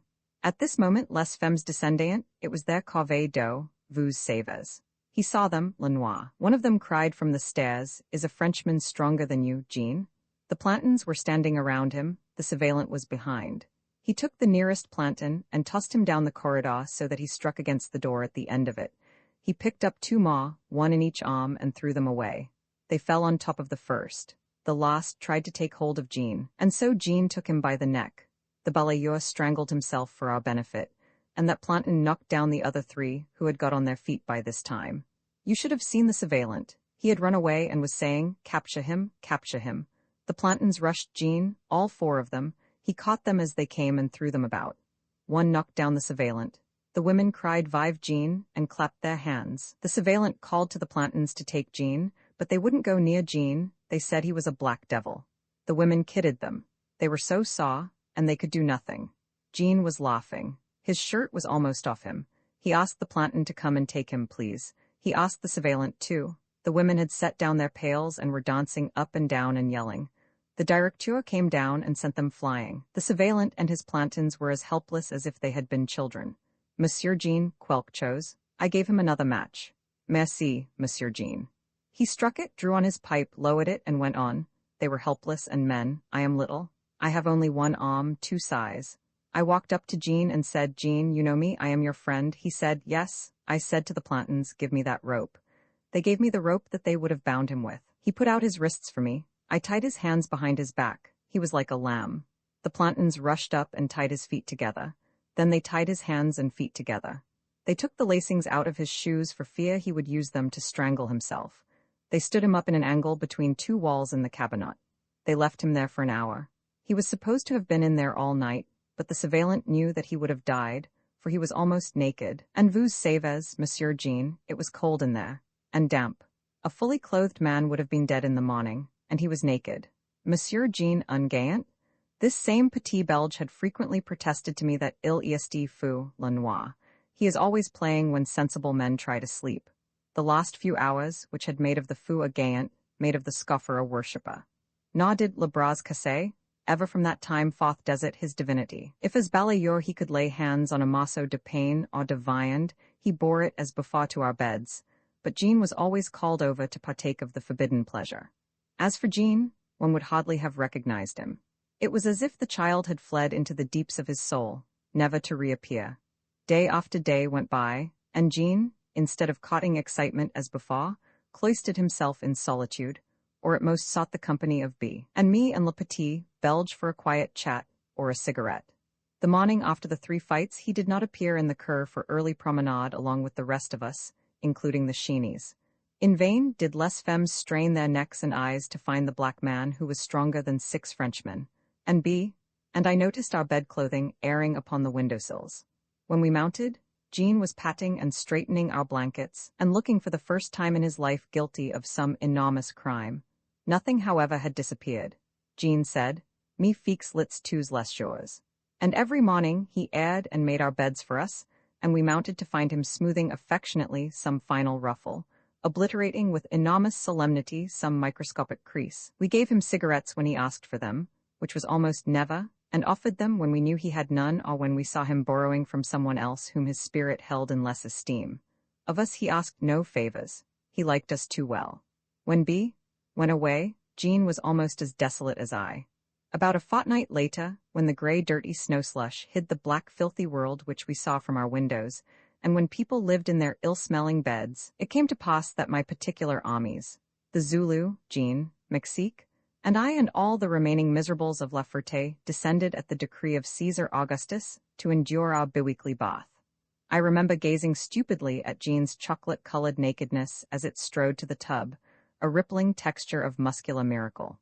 Tout le monde had bene, including the Zulu, who tried to escape at the last minute and was nabbed by the planton whose business it was to count heads and see that none escaped the ordeal.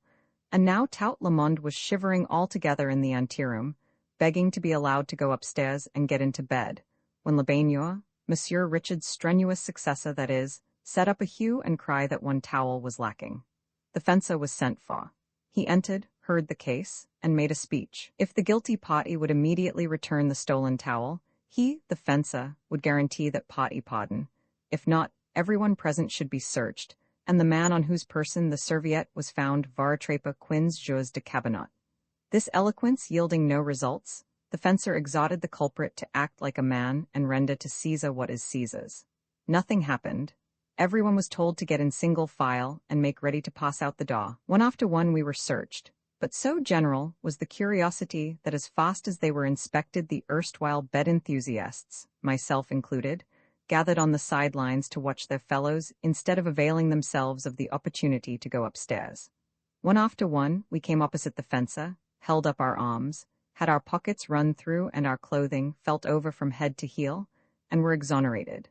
When Caesar came to Jean, Caesar's eyes lighted, and Caesar's hitherto perfunctory proddings and pokings became inspired and methodical.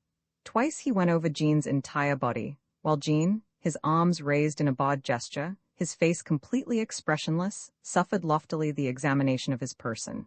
A third time the desperate fencer tried, his hands, starting at Jean's neck, reached the calf of his leg, and stopped. The hands rolled up Jean's right trouser leg to the knee. They rolled up the underwear on his leg, and there, placed perfectly flat to the skin, appeared the missing serviette. As the fencer seized it, Jean laughed, the utter laughter of old days, and the onlookers cackled uproariously, while with a broad smile, the fencer proclaimed, "I thought I knew where I should find it."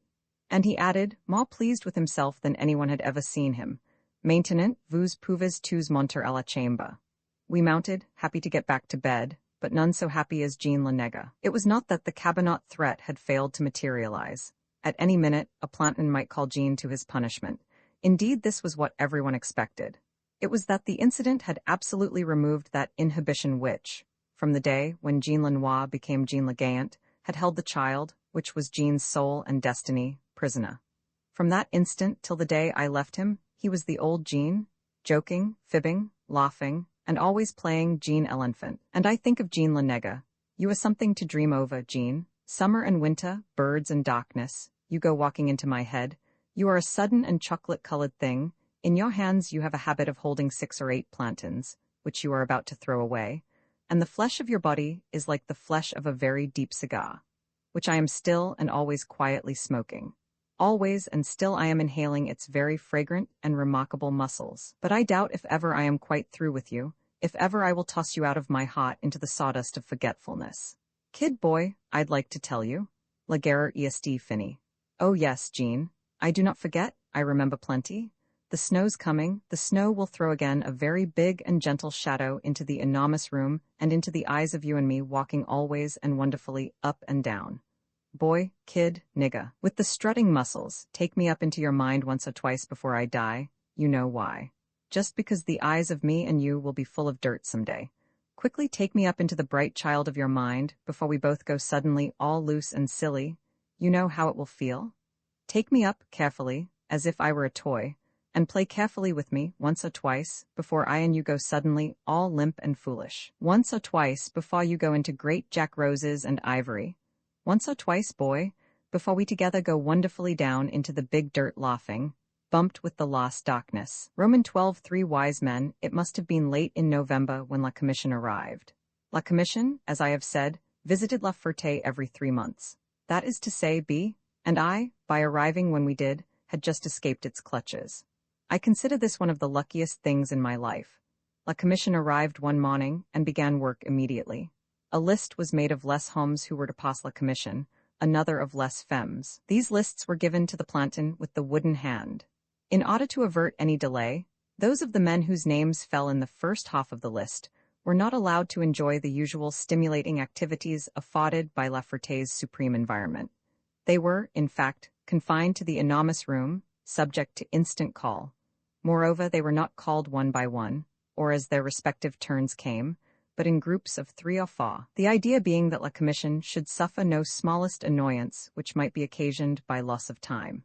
There were always, in other words, 8 or 10 men waiting in the upper corridor, opposite a disagreeably crisp door, which door belonged to that mysterious room wherein la commission transacted its inestimable affairs. Not more than a couple of yards away 10 or 8 women waited their turns. Conversation between the men and the women had been forbidden in the fiercest terms by Monsieur le Directeur. Nevertheless, conversation spasmodically occurred, thanks to the indulgent nature of the wooden hand. The wooden hand must have been cuckoo, he looked at. If he wasn't, I am totally at a loss to account for his indulgence. B. and I spent a morning in the enormous room without results, an astonishing acquisition of nervousness accepted. Après la soupe, noon, we were conducted en route, told to leave our spoons and bread, which we did, and, in company with several others whose names were within a furlong of the last man called, were descended to the corridor. All that afternoon we waited. Also, we waited all next morning. We spent our time talking quietly with a buxom, pink-cheeked Belgian girl who was in attendance as translator for one of Les Femmes. This Belgian told us that she was a permanent inhabitant of La Ferté, that she and another femme honnête occupied a room by themselves, that her brothers were at the front in Belgium, that her ability to speak fluently several languages, including English and German, made her invaluable to Messieurs la Commission, that she had committed no crime, that she was held as a suspect, that she was not entirely unhappy. She struck me immediately as being not only intelligent but alive. She questioned us in excellent English as to our offenses, and seemed much pleased to discover that we were to all appearances innocent of wrongdoing. From time to time, our subdued conversation was interrupted by admonitions from the amiable wooden hand. Twice the door slammed open, and Monsieur le Directeur bounced out, frothing at the mouth and threatening everyone with infinite cabinet, on the ground that everyone's deportment, or lack of it, was menacing the aplomb of the commissioners. Each time, the black holster appeared in the background and carried on his master's bullying until everyone was completely terrified, after which we were left to ourselves and the wooden hand once again. B. and I were allowed by the latter individual, he was that day, at least, an individual not merely a planton, to peek over his shoulder at the men's list. The wooden hand even went so far as to escort our seditious minds to the nearness of their examination, by the simple yet efficient method of placing one of his human fingers opposite the name of him who was, even at that moment, within, submitting to the inexorable justice of le gouvernement français. I cannot honestly say that the discovery of this proximity of ourselves to our respective fates wholly pleased us, yet we were so weary of waiting that it certainly did not wholly terrify us. All in all, I think I have never been so utterly uneasy as while waiting for the axe to fall, metaphorically speaking, upon our squawking heads. We were still conversing with the Belgian girl when a man came out of the door unsteadily, looking as if he had submitted to several strenuous fittings of a wooden leg upon a stump not quite healed. The wooden hand, nodding at B, remarked hurriedly in a low voice, "Allez," and B, smiling at La Belge and at me, entered. He was followed by the wooden hand, as I suppose for greater security. The next 20 minutes, or whatever it was, were by far the most nerve-wracking which I had as yet experienced. La Belge said to me, "Il est gentle, votre ami," and I agreed, and my blood was bombarding the roots of my toes and the summits of my hair. After, I need not say, 2 or 3 million eons, B emerged. I had not time to exchange a look with him, let alone a word, for the wooden hand said from the doorway, "Allez, l'autre américain," and I entered in more confusion than can easily be imagined, entered the torture chamber, entered the Inquisition, entered the tentacles of that sly and beaming polyp, le gouvernement français. As I entered I said, half aloud, "The thing is this, to look 'em in the eyes and keep cool whatever happens, not for the fraction of a moment forgetting that they are made of murd, that they are all of them composed entirely of murd. I don't know how many inquisitors I expected to see, but I guess I was ready for at least 15, among them President Poincaré lui-même. I hummed noiselessly, "Si vous passez pas ma ville la n'oubliez pas ma maison, on y mang e de bon sou pi tun ni, fate de murd et les onions, tun tun tun," remembering the fine faugeron of Chevancourt who used to sing this, or something very like it, upon a table, entirely for the benefit of les deux Américains, who would subsequently render eats à longue oui to Tipperary. wholly for the gratification of a roomful of what Mr. Anderson liked to call them bastards, alias dirty Frenchmen, alias les poilus divins. A little room. The directeur's office, or the surveillance, comfort. Oh yes, very, very comfortable. On my right a table. At the table 3 persons. Reminds me of Noyon a bit, not unpleasantly of course. 3 persons. Reading from left to right as I face them. A soggy, sleepy, slumpy lump in a gendarme's cape and cap, quite old, captain of gendarmes, not at all interested, wrinkled cos face, only semi-macient, large, hard, clumsy hands, floppingly disposed on table. Wily tidy man in civilian clothes, pen in hand, obviously lawyer. Avocat type, little bald on top, sneaky civility, smells of bad perfume or, at any rate, sweetish soap. Tiny red-headed person, also civilian, creased worrying excited face, amusing little body and hands, brief and jumpy, must be a Dickens character, ought to spend his time sailing kites of his own construction over other people's houses in gusty weather. Behind the 3, all tied up with deference and inferiority, mild and spineless, Apollyon. Would the reader like to know what I was asked? Ah, what I could say? Only dimly do I remember those moments. Only dimly do I remember looking through the lawyer at Apollion's clean collar. Only dimly do I remember the gradual collapse of the captain of gendarmes, his slow but sure assumption of sleepfulness, the drooping of his soggy tête de cochon lower and lower, till it encountered one hand whose elbow, braced firmly upon the table, sustained its insensate limpness. Only dimly do I remember the enthusiastic antics of the little redhead when I spoke with patriotic fervor of the wrongs which La France was doing mon ami et moi. Only dimly do I remember, to my right, the immobility of the wooden hand, reminding one of a clothing dummy, or a life-size doll, which might be made to move only by him who knew the proper combination. At the outset I was asked, did I want a translator? I looked and saw the secrétaire, weak-eyed and lemon-pale, and I said, none. I was questioned mostly by the avocat, somewhat by the Dickens, never by either the captain, who was asleep, or the directeur, who was timid in the presence of these great and good delegates of hope, faith and charity per the French government. I recall that, for some reason, I was perfectly cool. I put over 6 or 8 hot shots without losing in the least this composure, which surprised myself, and pleased myself, and altogether, increased myself. As the questions came for me, I met them halfway, spouting my best or worst French in a manner which positively astonished the tiny red-headed demigod.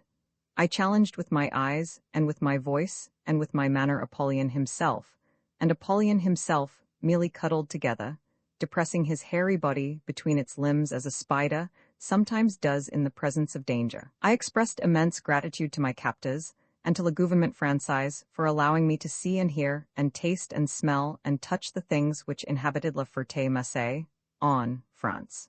I do not think that La Commission enjoyed me much.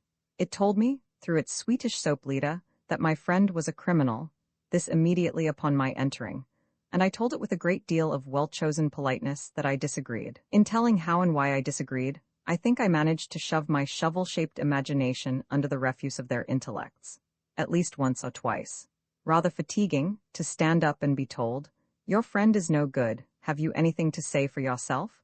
And to say a great deal for yourself, and for your friend, and for Les Holmes, or try your best to, and be contradicted, and be told, never mind that, what we wish to know is, and instructed to keep to the subject, etc., ad infinitum.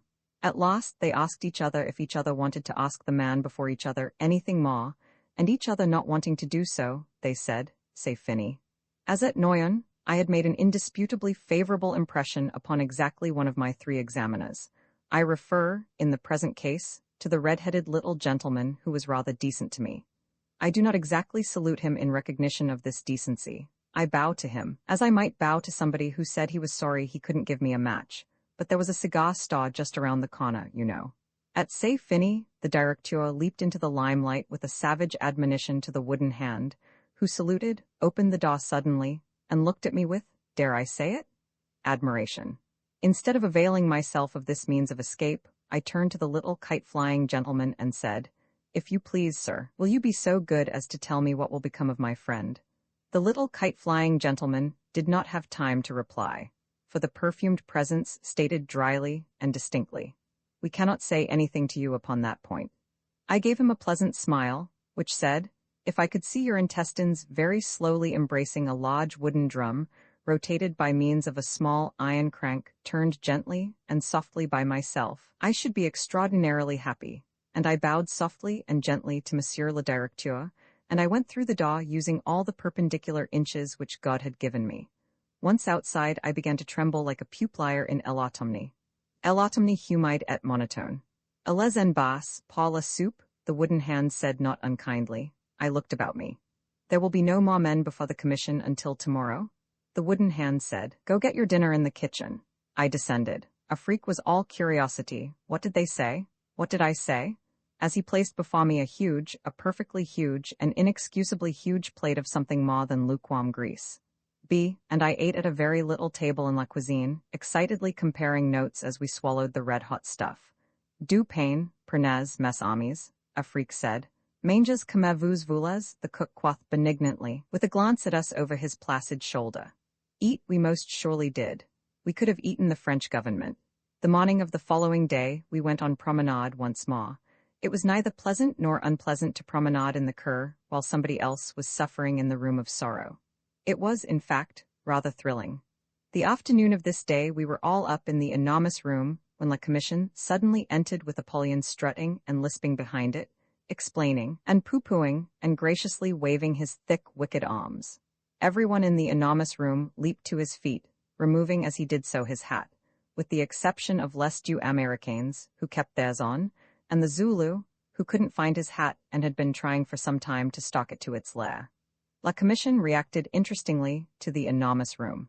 The captain of gendarmes looked soggily around and saw nothing with a good deal of contempt. The scented soap squinted up his face and said, Faugh? Whatever a French bourgeois avocat says in the presence of a bad smell. La Commission was standing by the door and consequently close to the cabinet, but the little red-head kite-flying gentleman looked actually horrified. Is there in the room anyone of Austrian nationality? The silent man stepped forward quietly. Why are you here? I don't know, the silent man said, with tears in his eyes. Nonsense. You're here for a very good reason, and you know what it is, and you could tell it if you wished. You imbecile, you incorrigible, you criminal. Apollyon shouted, then, turning to the avocat and the red-headed little gentleman, he is a dangerous alien, he admits it, he has admitted it. Don't you admit it, eh? Eh? He roared at the silent man, who fingered his black cap without raising his eyes or changing in the least the simple and supreme dignity of his poise. He is incorrigible, said in a low snarl the directeur. Let us go, gentlemen, when you have seen enough. But the red-headed man, as I recollect, was contemplating the floor by the door, where 6 pails of urine solemnly stood, 3 of them having overflowed slightly from time to time upon the reeking planks.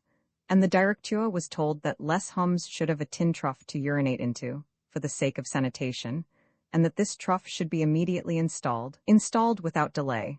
Oh yes, indeed, sirs, Apollyon simpered, a very good suggestion, it shall be done immediately, yes, indeed, do let me show you it's just outside, and he bowed them out with no little skill. And the door slammed behind Apollyon and the 3 wise men. This, as I say, must have occurred toward the last of November. For a week we waited. Fritz, having waited months for a letter from the Danish consul in reply to the letters which he, Fritz, wrote every so often and sent through le bureau, meaning the secrétaire, had managed to get news of his whereabouts to said consul by unlawful means, and was immediately, upon reception of this news by the consul, set free and invited to join a ship at the nearest port. His departure, than which a more joyous I have never witnessed, has been already mentioned in connection with the 3rd delectable mountain, as has been the departure for Précine of Pom Pom and Harry Ensemble. Bill the Hollander, Monsieur Peters, Mexique, the Wanderer, the little machine fixer, Pete, Jean Lenega, the Zulu, and Monsieur Auguste, 2nd time, were some of our remaining friends who passed the commission with us. Along with ourselves and these fine people were judged gentlemen like the Trick Raincoat and the Fighting Sheeny. One would think, possibly, that justice, in the guise of the 3 wise men, would have decreed different fates to, say, the Wanderer and the Fighting Sheeny. Au contraire, as I have previously remarked, the ways of God and of the good and great French government are alike inscrutable. Bill the Hollander, whom we had grown to like, whereas at first we were inclined to fear him, Bill the Hollander, who washed some towels and handkerchiefs and what-nots for us, and turned them a bright pink, Bill the Hollander, who had tried so hard to teach the young Pole the lesson which he could only learn from the Fighting Sheeny, left us about a week after La Commission. As I understand it, they decided to send him back to Holland under guard in order that he might be jailed in his native land as a deserter. It is beautiful to consider the unselfishness of Le Gouvernement Français in this case. Much as Le Gouvernement Français would have liked to have punished Bill on its own account and for its own enjoyment, it gave him up, with a Christian smile, to the punishing clutches of a sister or brother government, without a murmur denying itself the incense of his sufferings and the music of his sorrows.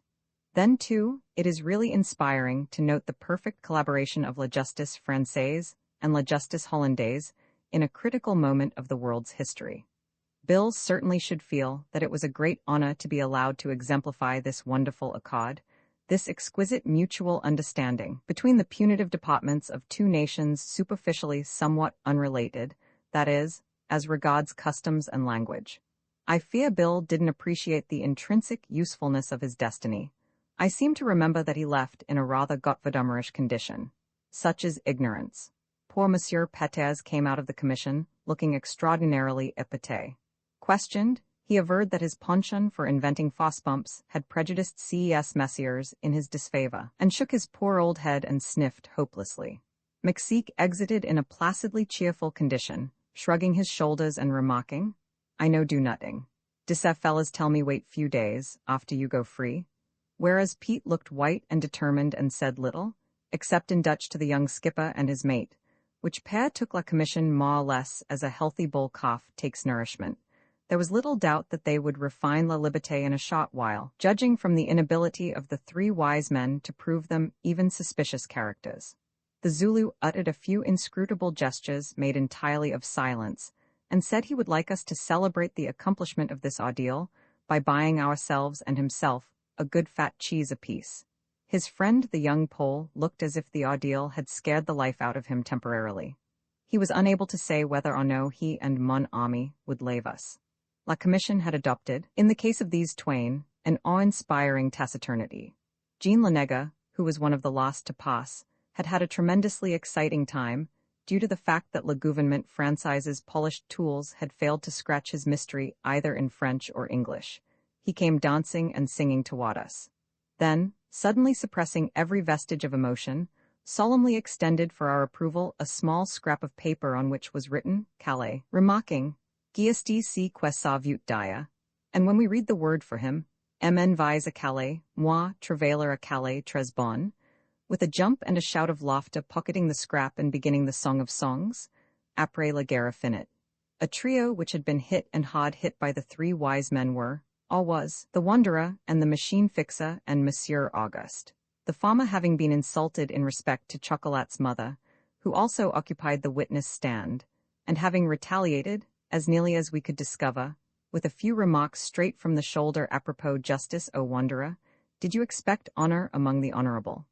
The Machine Fixer having been told to shut up in the midst of a passionate plea for mercy, or at least fair play, if not in his own case in the case of the wife who was crazed by his absence. Monsieur Auguste having been asked, as he had been asked 3 months before by the honorable commissioners, "Why did you not return to Russia with your wife and your child at the outbreak of the war?" And having replied, with tears in his eyes and that gentle ferocity of which he was occasionally capable, "Because I didn't have the means. I am not a mill lion sirs." The baby snatcher, the trick raincoat, the messenger boy, the fighting sheeny and similar gentry passed the commission without the slightest apparent effect upon their disagreeable personalities. It was not long after Bill the Hollander's departure that we lost 2 delectable mountains in the Wanderer and Surplice. Remained the Zulu and Jean Lenega. B. and I spent most of our time when on promenade collecting rather beautifully hued leaves in lacquer.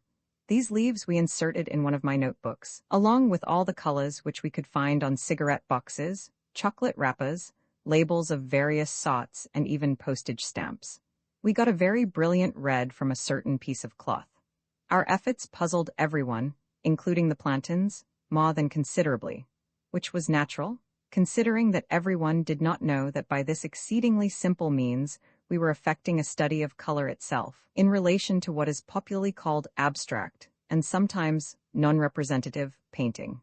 Despite their natural puzzlement, everyone, Plantons excepted, was extraordinarily kind and brought us often valuable additions to our chromatic collection. Had I, at this moment and in the city of New York, the complete confidence of 1/20th as many human beings, I should not be so inclined to consider the great American public as the most aesthetically incapable organization ever created for the purpose of perpetuating defunct ideals and ideas. But of course the great American public has a handicap which my friends at La Ferté did not as a rule have: education. Let no one sound his indignant yawp at this.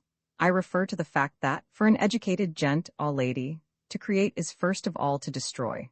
That there is and can be no such thing as authentic art until the bonds trucks, whereby we are taught to see and imitate on canvas and in stone, and by words this so-called world, are entirely and thoroughly and perfectly annihilated by that vast and painful process of unthinking, which may result in a minute bit of purely personal feeling. Which minute bit is art. Ah well, the revolution, I refer of course to the intelligent revolution, is on the way, is perhaps nearer than some think, is possibly knocking at the front doors of the great Mr. Harold Bell Wright and the great little Miss Pollyanna. In the course of the next 10,000 years, it may be possible to find delectable mountains without going to prison. Captivity, I mean, Monsieur le Surveillant.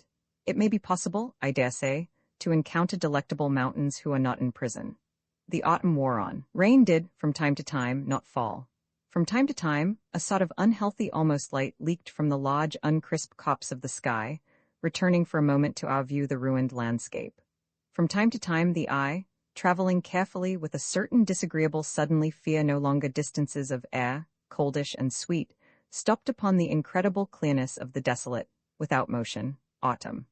Awkward and solemn clearness, making louder the unnecessary cries, the hoarse laughter of the invisible harlots in their muddy yard, pointing a cool actual finger at the silly and ferocious group of man-shaped beings huddled in the mud under 5 little trees, came strangely in my own mind pleasantly, to suggest the ludicrous and hideous and beautiful antics of the insane. Frequently, I would discover so perfect a command over myself as to reduce la promenade easily to a recently invented mechanism, or to the demonstration of a collection of vivid and unlovely toys around and around which, guarding them with impossible heroism, funnily moved purely unreal plantains always absurdly marching, the maimed and stupid dolls of my imagination. Once I was sitting alone on the long beam of silent iron, and suddenly had the gradual, complete, unique experience of death. It became amazingly cold.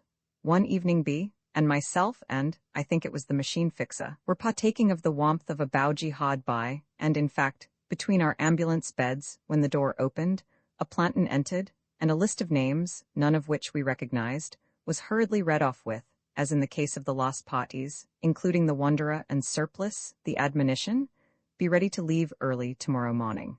And the door shut loudly and quickly. Now one of the names which had been called sounded somewhat like Broom, and a strange inquietude seized us on this account. Could it possibly have been B?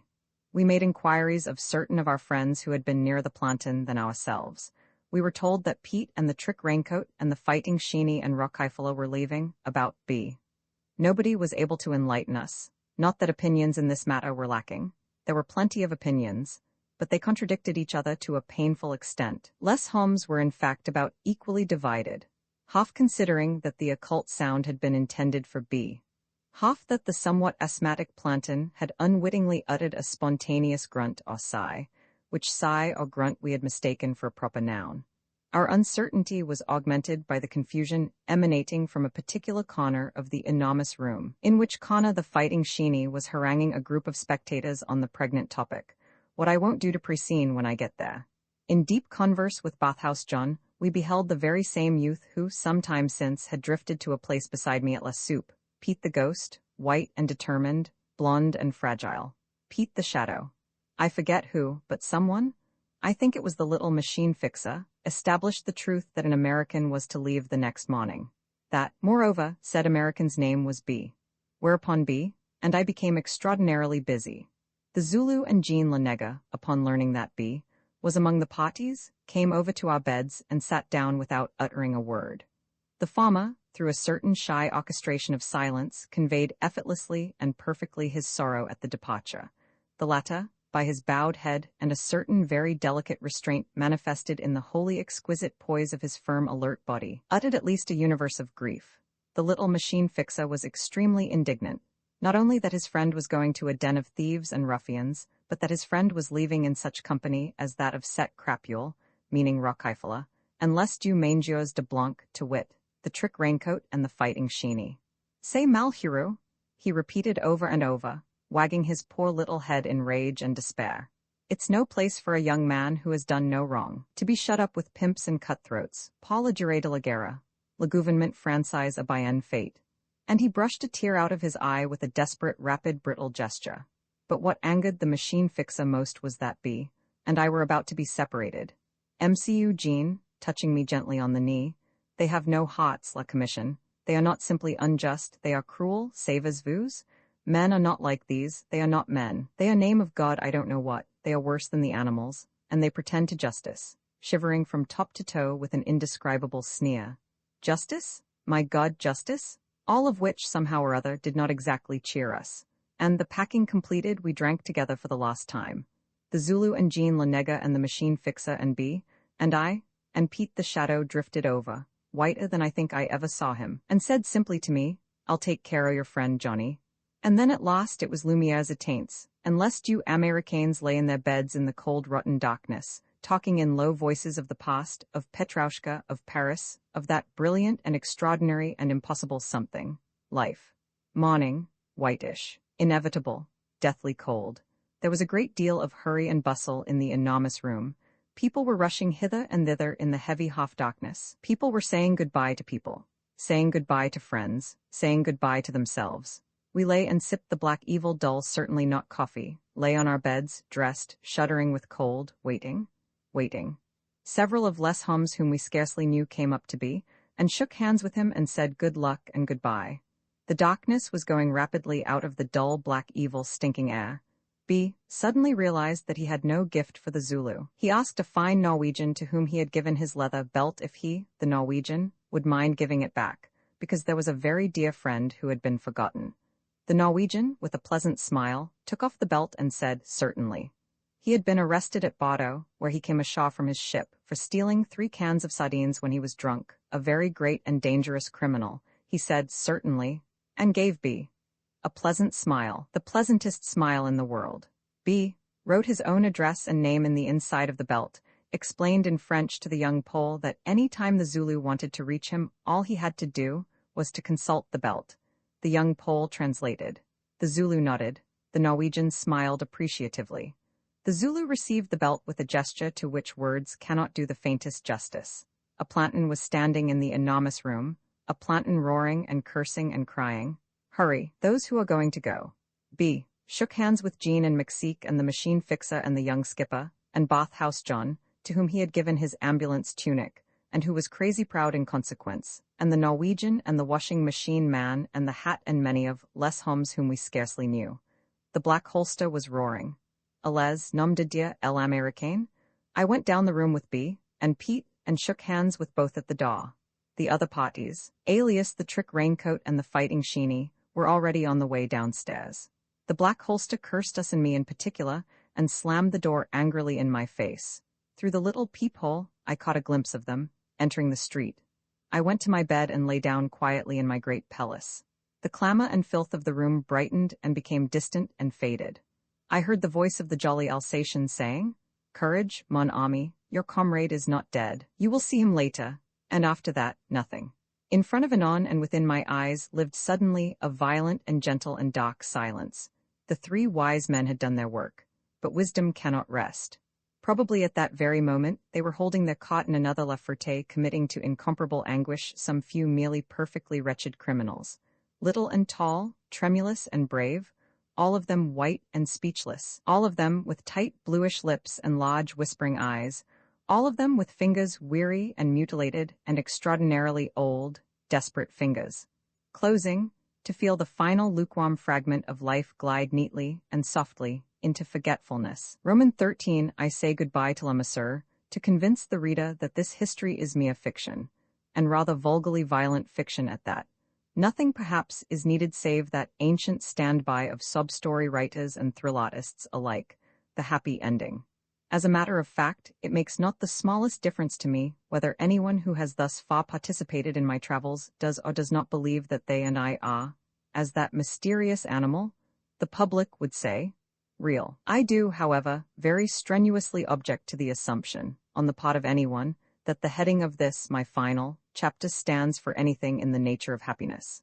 In the course of recalling, in God knows a rather clumsy and perfectly inadequate way, what happened to me between the latter part of August, 1917, and the 1st of January, 1918, I have proved to my own satisfaction, if not to anyone else's, that I was happier in La Ferté-Macé, with the delectable mountains about me, than the very keenest words can pretend to express. I dare say it all comes down to a definition of happiness. And a definition of happiness, I most certainly do not intend to attempt, but I can and will say this. To leave La Masseur with the knowledge, and worse than that the feeling, that some of the finest people in the world are doomed to remain prisoners thereof for no one knows how long, are doomed to continue, possibly for years and tens of years, and all the years which terribly are between them and their deaths, the grey and indivisible non-existence which without apology you are quitting for reality, cannot by any stretch of the imagination be conceived as constituting a happy ending to a great and personal adventure. That I write this chapter at all is due, purely and simply, to the, I dare say, unjustified hope on my part that, by recording certain events, it may hurl a little additional light into a very tremendous darkness. At the outset let me state that what occurred subsequent to the departure for Précine of B. and Pete and the Sheenies and Rockeifeller is shrouded in a rather ridiculous indistinctness, due, I have to admit, to the depression which this departure inflicted upon my altogether too human nature. The judgment of the three wise men had, to use a peculiarly vigorous, not to say vital, expression of my own day and time, knocked me for a loop. I spent the days intervening between the separation from votre camarade and my somewhat supernatural departure for freedom in attempting to partially straighten myself. When finally I made my exit, the part of me popularly referred to as mind was still in a slightly bent, if not twisted condition. Not until some weeks of American diet had revolutionized my exterior did my interior completely resume the contours of normality. I am particularly neither ashamed nor proud of this, one might nearly say, mental catastrophe. No more ashamed or proud, in fact, than of the infection of 3 fingers which I carried to America as a little token of La Ferté's goodwill. In the latter case, I certainly have no right to boast, even should I find myself so inclined, for B. took with him to Précine a case of what his father, upon B.'s arrival in the home of the brave, diagnosed as scurvy, which scurvy made my mutilations look like 30 cents or even less. One of my vividest memories of La Ferté consists in a succession of crackling noises associated with the disrobing of my friend. I recall that we appealed to Monsieur Richard together, B. in behalf of his scurvy and I in behalf of my hand, plus a queer little row of saws, the latter having proceeded to adorn that part of my face which was trying hard to be graced with a moustache. I recall that Monsieur Richard decreed a bain for B, which bain meant immersion in a large tin tub partially filled with not quite lukewarm water. I, on the contrary, obtained a speck of zinc ointment on a minute piece of cotton, and considered myself peculiarly fortunate, which details cannot possibly offend the reader's aesthetic sense to a greater degree than have already certain minutiae connected with the sanitary arrangements of the directeur's little home for homeless boys and girls. Therefore I will not trouble to beg the reader's pardon, but will proceed with my story proper or improper. Mais qu'est-ce que vous avez? Monsieur le Surveillant demanded, in a tone of profound if kindly astonishment, as I wended my lonely way to La Soupe some days after the disappearance of Les Parties. I stood and stared at him very stupidly without answering, having indeed nothing at all to say. "But why are you so sad?" he asked. "I suppose I miss my friend," I ventured. Mais, he puffed and panted like a very old and fat person trying to persuade a bicycle to climb a hill. Mais, vous avez de la chance? I suppose I have, I said without enthusiasm. Mais, parfaitement, vous avez de la chance, parce que comprenez-vous votre camarade aura attrapé prison? I said wearily. Whereas, continued Monsieur, you haven't, you ought to be extraordinarily thankful and particularly happy. I should rather have gone to prison with my friend, I stated briefly, and went into the dining room, leaving the surveillant ahhing in nothing short of complete amazement. I really believed that my condition worried him, incredible as this may seem. At the time I gave neither an extraordinary nor a particular damn about Monsieur le Surveillant, nor indeed about l'autre Américain, alias myself. Dimly, through a fog of disinterested inapprehension, I realized that, with the exception of the Plantons and of course Apollyon, everyone was trying very hard to help me. That the Zulu, Jean, the machine fixer, Mexique, the young skipper, even the washing machine man, with whom I promenaded frequently when no one else felt like taking the completely unagreeable air, were kind, very kind, kinder than I can possibly say. As for a freak and the cook, there was nothing too good for me at this time. I asked the latter's permission to cut wood, and was not only accepted as a sawyer, but encouraged with assurances of the best coffee there was, with real sugar deadens. In the little space outside the cuisine, between the building and la cour, I sought a way of a morning to my great satisfaction, from time to time clumping my saboted way into the chef's domain in answer to a subdued signal from a freak. Of an afternoon, I sat with Jean or Mexique, or the Zulu on the long beam of silent iron, pondering very carefully nothing at all, replying to their questions or responding to their observations in a highly mechanical manner. I felt myself to be, at last, a doll taken out occasionally and played with and put back into its house and told to go to sleep. One afternoon I was lying on my couch, thinking of the usual nothing, when a sharp cry sung through the enormous room. Il tombe de la neige, Noël, Noël? I sat up. The god Champeta was at the nearest window, dancing a little horribly and crying, Noël, Noël. I went to another window and looked out. Sure enough. Snow was falling, gradually and wonderfully falling, silently falling through the thick soundless autumn. It seemed to me supremely beautiful, the snow. There was about it something unspeakably crisp and exquisite, something perfect and minute and gentle and fatal. The god Champeta's cry began a poem in the back of my head, a poem about the snow, a poem in French beginning Il tombe de la neige, Noël, Noël. I watched the snow. After a long time I returned to my bunk and I lay down, closing my eyes, feeling the snow's minute and crisp touch falling gently and exquisitely, falling perfectly and suddenly, through the thick soundless autumn of my imagination. L'Américain? L'Américain? Someone is speaking to me. Le petit Belge avec le bras cassé est là-bas, à la porte, il veut parler. I marched the length of the room. The enormous room is filled with a new and beautiful darkness, the darkness of the snow outside, falling and falling and falling with the silent and actual gesture which has touched the soundless country of my mind as a child touches a toy it loves. Through the locked door I heard a nervous whisper. Disa l'Américain que je veux parler avec lui. Me voici, I said. Put your ear to the keyhole, MC Eugene, said the machine fixer's voice. The voice of the little machine fixer, tremendously excited. I obey, Allahs. Qu'est-ce mon ami? MC Eugene, le directeur va vous appeler tout de suite. You must get ready instantly. Wash and shave, eh? He's going to call you right away. And don't forget, Oloron. You will ask to go to Oloron-Sainte-Marie where you can paint. Oloron-Sainte-Marie, Bas-Pyrénées. En oubliez pas, MC Eugene. Et dépêchez-vous. Merci bien, mon ami. I remember now. The little machine fixer and I had talked.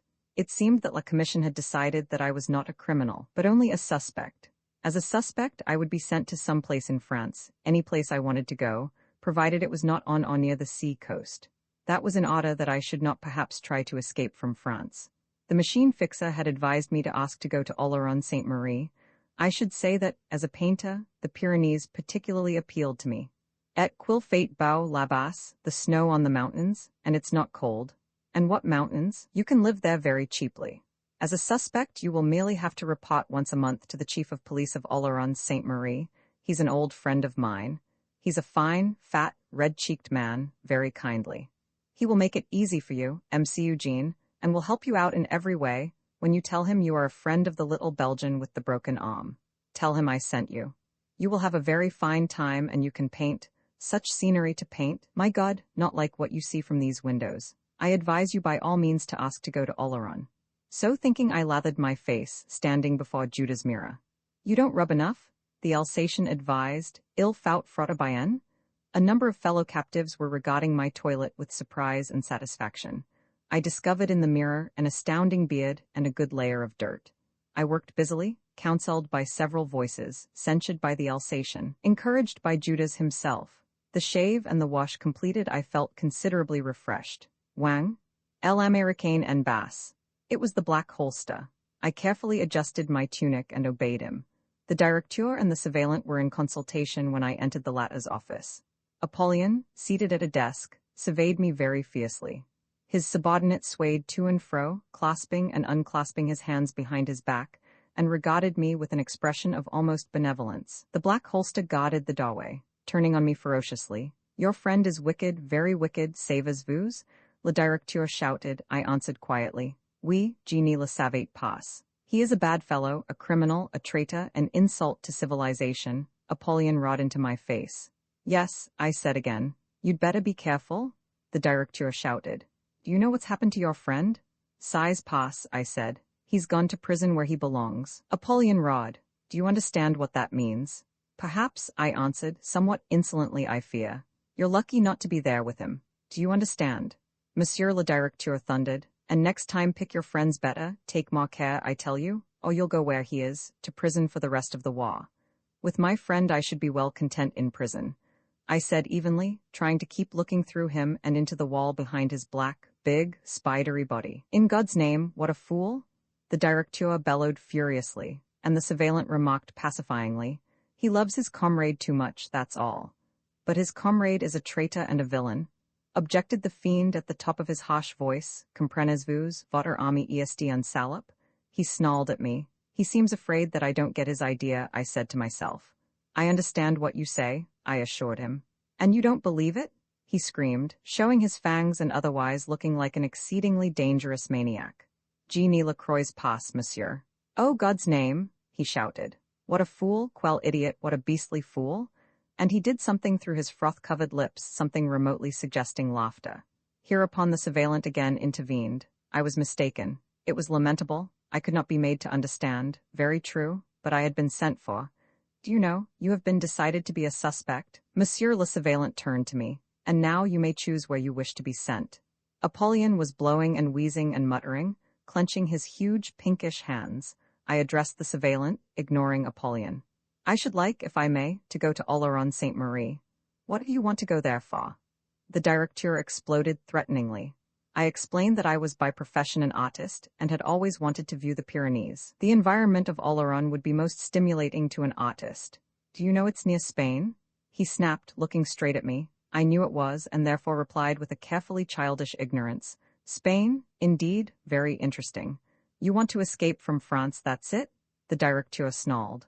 "Oh, I hardly should say that," the surveillant interposed soothingly. "He is an artist, and Oloron is a very pleasant place for an artist. A very nice place. I hardly think his choice of Oloron a cause for suspicion. I should think it a very natural desire on his part." His superior subsided, snarling.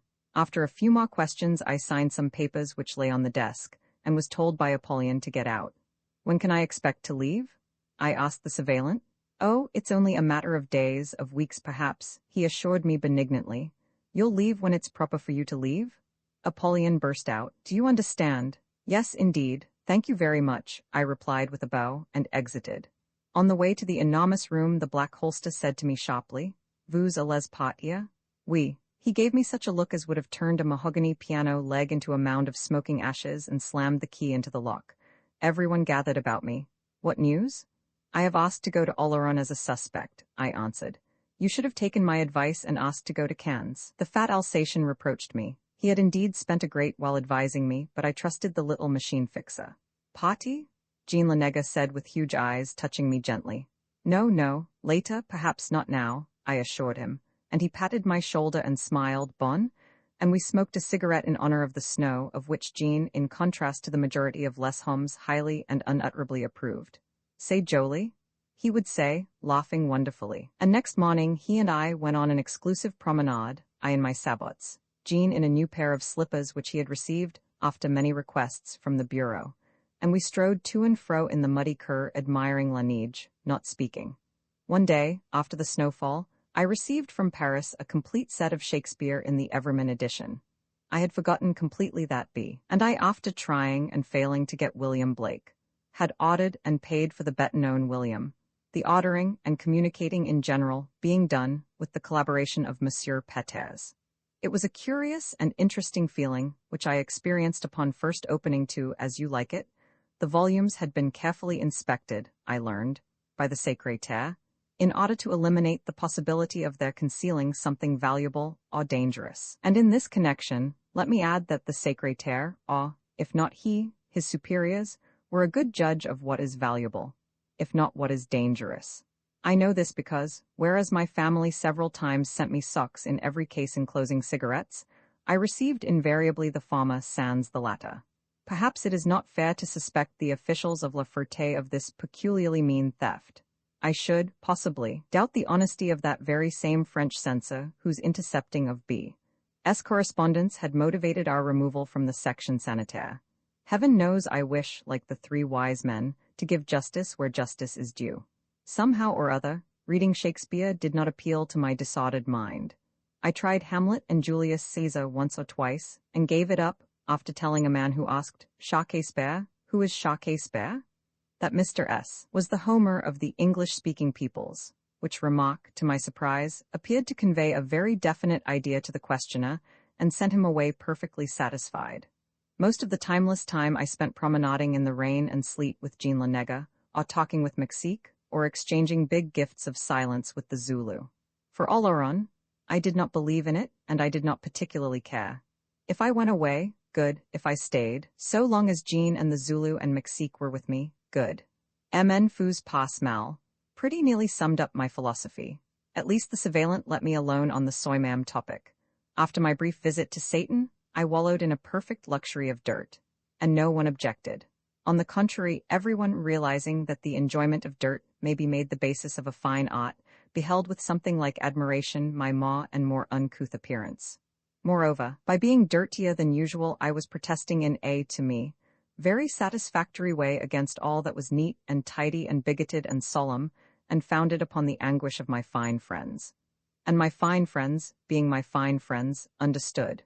Simultaneously with my arrival at the summit of dirtiness, by the calendar, as I guess, December the 21st, came the black holster into the enormous room, and with an excited and angry mien, proclaimed loudly, L'Américain, allez chez le directeur, de suite.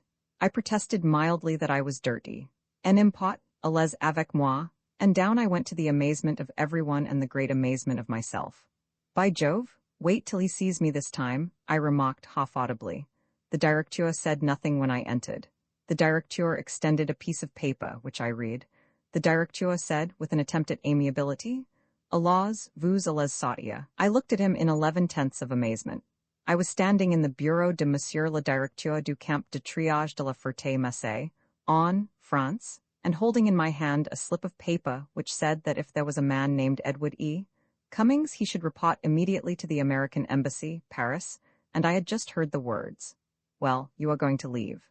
Which words were pronounced in a voice so subdued, so constrained, so mild, so altogether ingratiating, that I could not imagine to whom it belonged. Surely not to the fiend, to Apollyon, to the prince of hell, to Satan, to Monsieur le Directeur du Camp de Triage de la Ferté-Macé. Get ready. You will leave immediately. Then I noticed the surveillant. Upon his face I saw an almost smile. He returned my gaze and remarked, oui. That's all, the directeur said. You will call for your money at the bureau of the gestionnaire before leaving. Go and get ready, the fencer said, and I certainly saw a smile. I am going to Paris? Somebody who certainly wasn't myself remarked in a kind of whisper. Parfaitement. Pettish, Apollyon, but how changed. Who the devil is myself? Where in hell am I? What is Paris? A place, a somewhere, a city, life, to live, infinitive. Present first singular, I live. Thou livest, the directeur, the surveillant, La Ferté-Macé, en France. Edward E. Cummings will report immediately. Edward E. Cummings, the surveillant, a piece of yellow paper, the directeur, a necktie, Paris, life, liberté, la liberté. La liberté? I almost shouted in agony. Dépêchez-vous, savez-vous, vous allez partir de suite, cet après-midi, pas Paris. I turned so suddenly as almost to bowl over the black holster and all. I turned toward the door, I turned upon the black holster. I turned into Edward E. Cummings, I turned into what was dead and is now alive. I turned into a city, I turned into a dream. I am standing in the enormous room for the last time. I am saying goodbye. No, it is not I who am saying goodbye. It is in fact somebody else, possibly myself. Perhaps myself has shaken hands with a little creature with a wizened arm, a little creature in whose eyes tears for some reason with a placid youth, Mexique, who smiles and says shakily, "Goodbye, Johnny, I no forget you," with a crazy old fellow who somehow or other has got inside B's tunic and is gesticulating and crying out and laughing, with a frank-eyed boy who claps me on the back and says, "Goodbye and good luck to you." Is he the young skipper, by any chance? With a lot of hungry, wretched, beautiful people.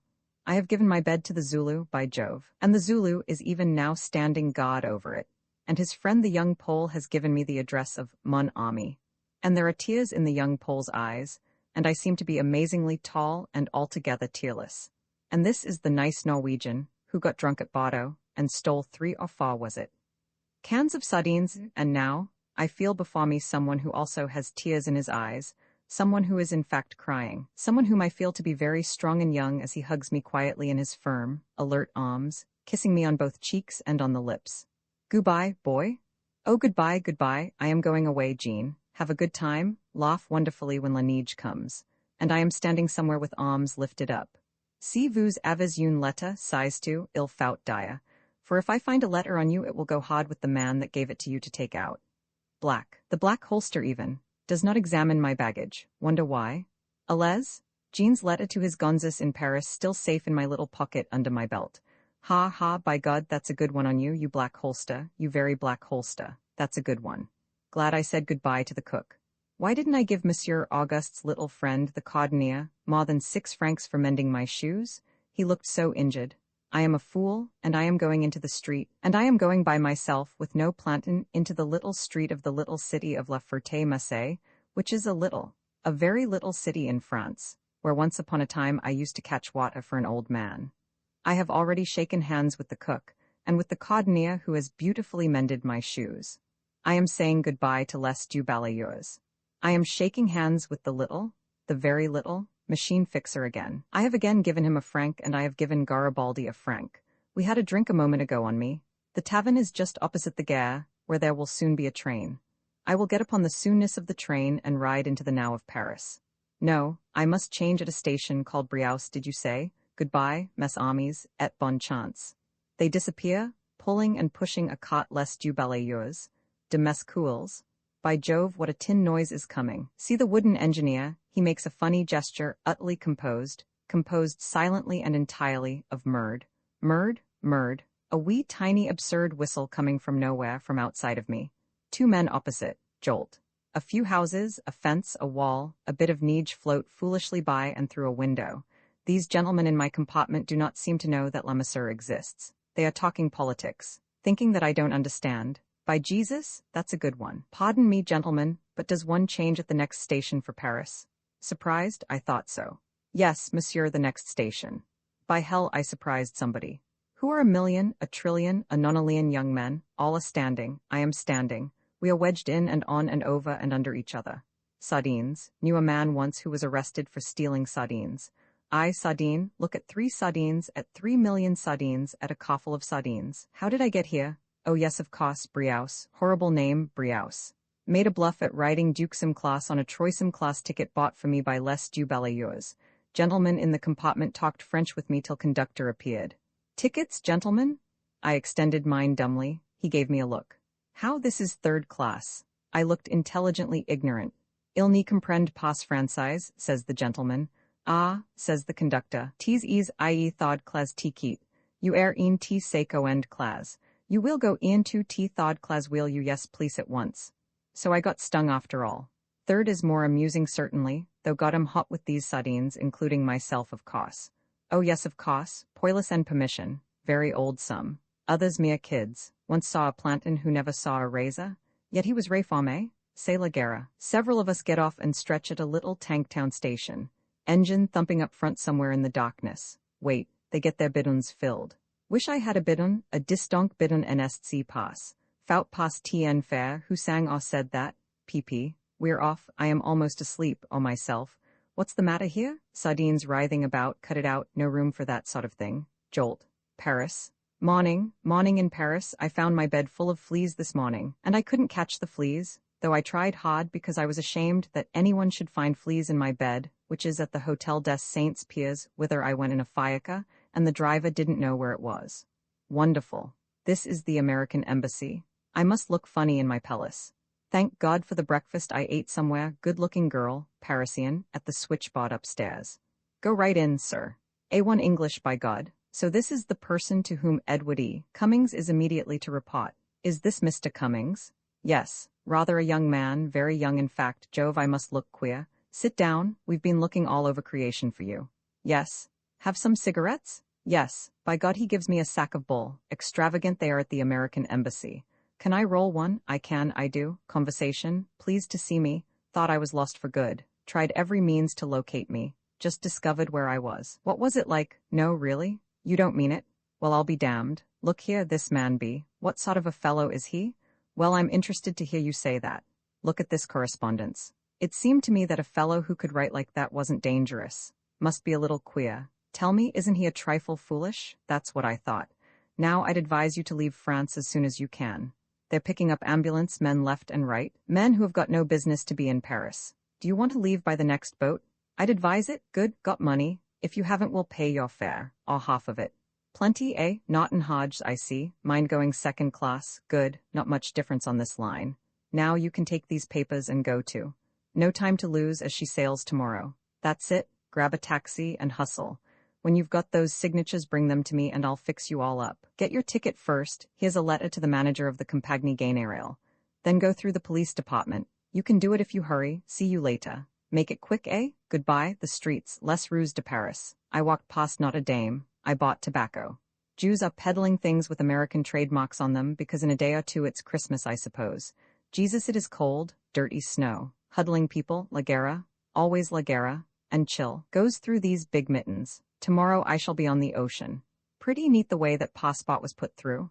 Rode all day in a taxi, 2 cylinders, running on one. Everywhere waiting lines. I stepped to the head and was attended to by the officials of the great and good French government. Gad, that's a good one. A good one on le gouvernement français. Pretty good. Les rues sont tristes. Perhaps there's no Christmas, perhaps the French government has forbidden Christmas. Clock at Naughton Hodge seemed astonished to see me.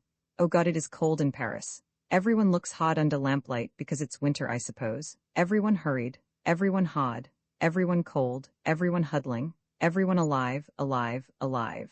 Shall I give this man 5 francs for dressing my hand? He said, anything you like, monsieur. Ship's doctors probably well paid, probably not. Better hurry before I put my lunch. Awe-inspiring stink because it's in the bow. Little member of the crew immersing his guess-what in a can of some liquid or other, groaning from time to time, staggers when the boat tilts. Merci bien, monsieur. That was the proper thing. Now for the never can reach it. Here's the Premier Class 1, any part in a storm. Feel better now. Narrowly missed American officer, but just managed to make it. Was it yesterday or day before saw the Vatland? I mean the what deuce is it? The biggest afloat in the world boat. Damned rough. Snow falling. Almost slid through the railing that time. Snow. The snow is falling into the sea, which quietly receives it, into which it utterly and peacefully disappears. Man with a college degree returning from Spain, not disagreeable sot, talks Spanish with that fat man who's an Argentinian. Tinian? Tinnish, perhaps, all the same. In other words, tin. Nobody at the table knows I speak English or am American. Hell, that's a good one on nobody. That's a pretty fat kind of a joke on nobody. Think I'm French. Talk mostly with those 3 or 4 Frenchmen going on permission to somewhere via New York. One has an accordion, like second class. Wait till you see the Gratte-Ciel, I tell 'em. They say oui? And don't believe, I'll show them. America, the land of the flea and the home of the dag, shot for Dago of course. My spirits are constantly improving. Funny Christmas, second day out. Wonder if we'll dock New Year's Day. My God, what a list to starboard. They say a waiter broke his arm when it happened, ballast shifted. Don't believe it, something wrong. I know I nearly fell downstairs. My God, what an ugly island. Hope we don't stay here long. All the red bloods first class much excited about land. Damned ugly, I think. Hullo. The tall, impossibly tall, incomparably tall city, shoulderingly upward into hard sunlight, leaned a little through the octaves of its parallel edges, leaningly strode upward into firm, hard, snowy sunlight. The noises of America nearingly throbbed with smokes and hurrying dots, which are men, and which are women, and which are things new and curious, and hard and strange and vibrant and immense. lifting with a great ondulous stride firmly into immortal sunlight. Roman 2 en route, I put the bedroll down. I stood up. I was myself. An uncontrollable joy gutted me after 3 months of humiliation, of being bossed and herded and bullied and insulted. I was myself and my own master. In this delirium of relief, hardly noticing what I did, I inspected the pile of straw, decided against it, set up my bed, disposed the roll on it, and began to examine my cell. I have mentioned the length and breadth. The cell was ridiculously high, perhaps 10 feet. The end with the door in it was peculiar. The door was not placed in the middle of this end, but at one side, allowing for a huge iron can waist-high which stood in the other corner. Over the door and across the end, a grating extended. A slit of sky was always visible. Whistling joyously to myself, I took 3 steps which brought me to the door end. The door was massively made, all of iron or steel I should think. It delighted me. The can excited my curiosity. I looked over the edge of it. At the bottom reposefully lay a new human turd. I have a sneaking mania for woodcuts, particularly when used to illustrate the indispensable psychological crisis of some outworn romance. There is in my possession at this minute a masterful depiction of a tall, bearded, horrified man who, clad in an anonymous rig of goat skins, with a fantastic umbrella clasped weakly in one huge paw, bends to examine an indication of humanity in the somewhat cubist wilderness whereof he had fancied himself the owner. It was then that I noticed the walls. Arm-high they were covered with designs, mottos, pictures. The drawing had all been done in pencil. I resolved to ask for a pencil at the first opportunity. There had been Germans and Frenchmen imprisoned in this cell. On the right wall, near the door end, was a long selection from Goethe, laboriously copied. Near the other end of this wall, a satiric landscape took place. The technique of this landscape frightened me. There were houses, men, children, and there were trees. I began to wonder what a tree looks like and laughed copiously. The back wall had a large and exquisite portrait of a German officer. The left wall was adorned with a yacht, flying a number 13. My beloved boat was inscribed in German underneath. Then came a bust of a German soldier, very idealized, full of unfear. After this, a masterful crudity, a donut-bodied rider, sliding with fearful rapidity down the acute backbone of a totally transparent sausage-shaped horse, who was moving simultaneously in 5 directions. The rider had a bored expression as he supported the stiff reins in one fist. His further leg assisted in his flight. He wore a German soldier's cap and was smoking. I made up my mind to copy the horse and rider at once, so soon, that is, as I should have obtained a pencil. Last, I found a drawing surrounded by a scrolled motto. The drawing was a potted plant with 4 blossoms. The 4 blossoms were elaborately dead. Their death was drawn with a fearful care. An obscure deliberation was exposed in the depiction of their drooping petals. The pot tottered very crookedly on a sort of table, as near as I could see. All around ran a funereal scroll. I read, "My farewell to my beloved wife, Gaby." A fierce hand, totally distinct from the former, wrote in proud letters above, "Punished for desertion, 6 years of prison, military degradation." It must have been 5 o'clock. Steps, a vast cluttering of the exterior of the door. By whom? Wang opens the door. Turnkey creature extending a piece of chocolate with extreme and surly caution. I say merci and seize chocolate. Clang shuts the door. I am lying on my back. The twilight does mistily bluish miracles through the slit over the Wang clang. I can just see leaves, meaning tree. Then from the left and way off, faintly, broke a smooth whistle, cool like a peeled willow branch, and I found myself listening to an air from Petroushka, Petroushka, which we saw in Paris at the Chatelet, Mon ami et moi. The voice stopped in the middle, and I finished the air. This code continued for a half-hour. It was dark. I had laid a piece of chocolate on the windowsill. As I lay on my back, a little silhouette came along the sill and ate that piece of a piece, taking something like 4 minutes to do so. He then looked at me, I then smiled at him, and we parted, each happier than before. My cellule was cool, and I fell asleep easily, thinking of Paris. Awakened by a conversation whose vibrations I clearly felt through the left wall, turnkey creature. What? A moldering mollish voice, suggesting putrefying tracts and orifices, answers with a cobwebbish patience so far beyond despair as to be indescribable. La soupe. Well, the soup, I just gave it to you, Monsieur Savy. Must have a little something else. My money is chez le directeur. Please take my money which is chez le directeur and give me anything else. All right, the next time I come to see you today, I'll bring you a salad, a nice salad, monsieur. Thank you, monsieur, the voice molded. Clang? and says the turnkey creature to somebody else, while turning the lock of Monsieur Savy's jaw, taking pains to raise his voice so that Monsieur Savy will not miss a single word through the slit over Monsieur Savy's wangklang. That old fool always asks for things. When supposest thou will he realize that he's never going to get anything? Grubbing at my jaw, wang, the faces stood in the doorway, looking me down. The expression of the faces identically turnkeyish, i.e., stupidly gloating, ponderously and imperturbably tickled. Look who's here, who let that in? The right body collapsed sufficiently to deposit a bowl just inside. I smiled and said, "Good morning, sirs, the can stinks." They did not smile and said, "Naturally." I smiled and said, "Please give me a pencil, I want to pass the time." They did not smile and said, "Directly." I smiled and said, "I want some water, if you please." They shut the door, saying, "Later." Clang and footsteps, I contemplate the bowl which contemplates me. A glaze of greenish grease seals the mystery of its content. I induce 2 fingers to penetrate the seal. They bring me up a flat sliver of cabbage and a large, hard, thoughtful, solemn, uncooked bean. To paw the water off, it is warmish and sticky, without committing a nuisance, is to lift the cover off saw pew. I did, thus leaving beans and cabbage slivers, which I ate hurriedly, fearing a ventral misgiving. I pass a lot of time cursing myself about the pencil, looking at my walls, my unique interior. Suddenly, I realize the indisputable grip of nature's humorous hand. One evidently stands on saw pew in such cases. Having finished, panting with stink, I tumble on the bed and consider my next move. The straw will do. Ouch, but it's dirty. Several hours elapse. Steps and fumble. Clang. Repetition of promise to Monsieur Savy, etc. Turnkeyish and turnkeyish. Identical expression. One body collapses sufficiently to deposit a hunk of bread and a piece of water. Give your bowl. I gave it, smiled and said, "Well, how about that pencil?" Pencil? TC looked at TC. They recited then the following word. Tomorrow. Clang and footsteps. So I took matches, burnt, and with just 60 of them wrote the first stanza of a ballad. Tomorrow I will write the second. Day after tomorrow the third. Next day the refrain. After, oh well. My whistling of Petroushka brought no response this evening. So I climbed on saw pew, whom I now regarded with complete friendliness. The new moon was unclosing sticky wings in dusk, a far noise from near things. I sang a song the dirty Frenchman taught us, Mon ami et moi. The song says Bonsoir, Madame de la Lune.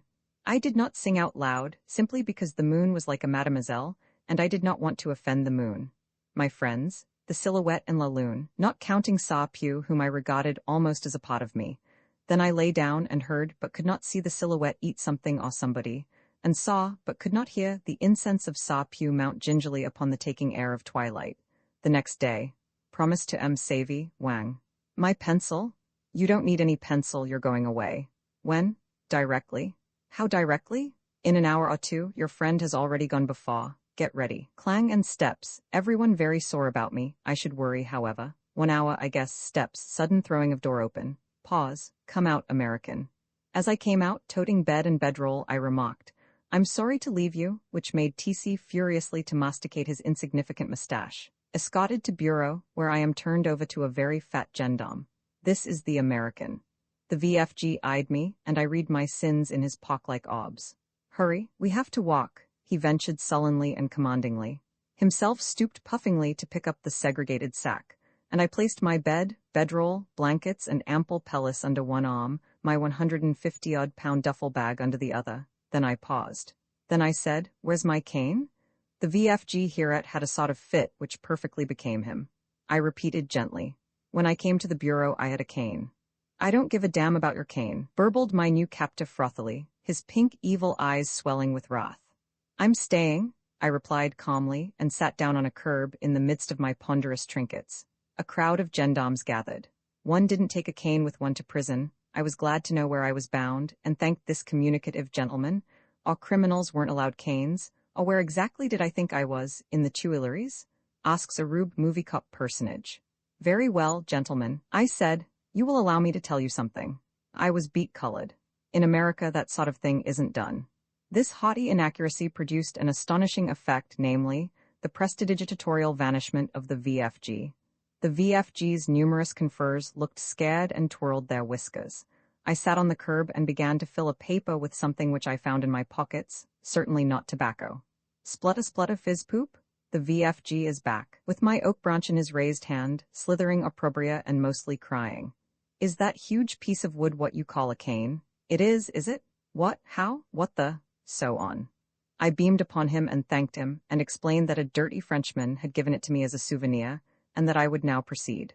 Twisting the handle in the loop of my sack and hoisting the vast parcel under my arm, I essayed twice to boost it on my back, this to the accompaniment of hurry, hurry, hurry, hurry, hurry, hurry, hurry. The third time I sweated and staggered to my feet, completely accoutred, down the road, into the ville. Curious looks from a few pedestrians. A driver stops his wagon to watch the spider and his outlandish fly. I chuckled to think how long since I had washed and shaved. Then I nearly fell, staggered on a few steps, and set down the 2 loads. Perhaps it was the fault of a strictly vegetarian diet. At any rate, I couldn't move a step farther with my bundles. The sun sent the sweat along my nose in tickling waves. My eyes were blind. Hereupon I suggested that the VFG carry part of one of my bundles with me, and received the answer, "I am doing too much for you as it is. No gendarme is supposed to carry a prisoner's baggage." I said then, "I'm too tired." He responded, "You can leave here anything you don't care to carry further. I'll take care of it." I looked at the gendarme. I looked several blocks through him. My lip did something like a sneer. My hands did something like fists. At this crisis, along comes a little boy. May God bless all males between 7 and 10 years of age in France. The gendarme offered a suggestion in these words. "Have you any change about you?" He knew, of course, that the sanitary official's first act had been to deprive me of every lost cent. The gendarme's eyes were fine. They reminded me of never mind. "If you have change," said he, "you might hire this kid to carry some of your baggage." Then he lit a pipe which was made in his own image, and smiled fattily. But herein the VFG had bust his milk jug.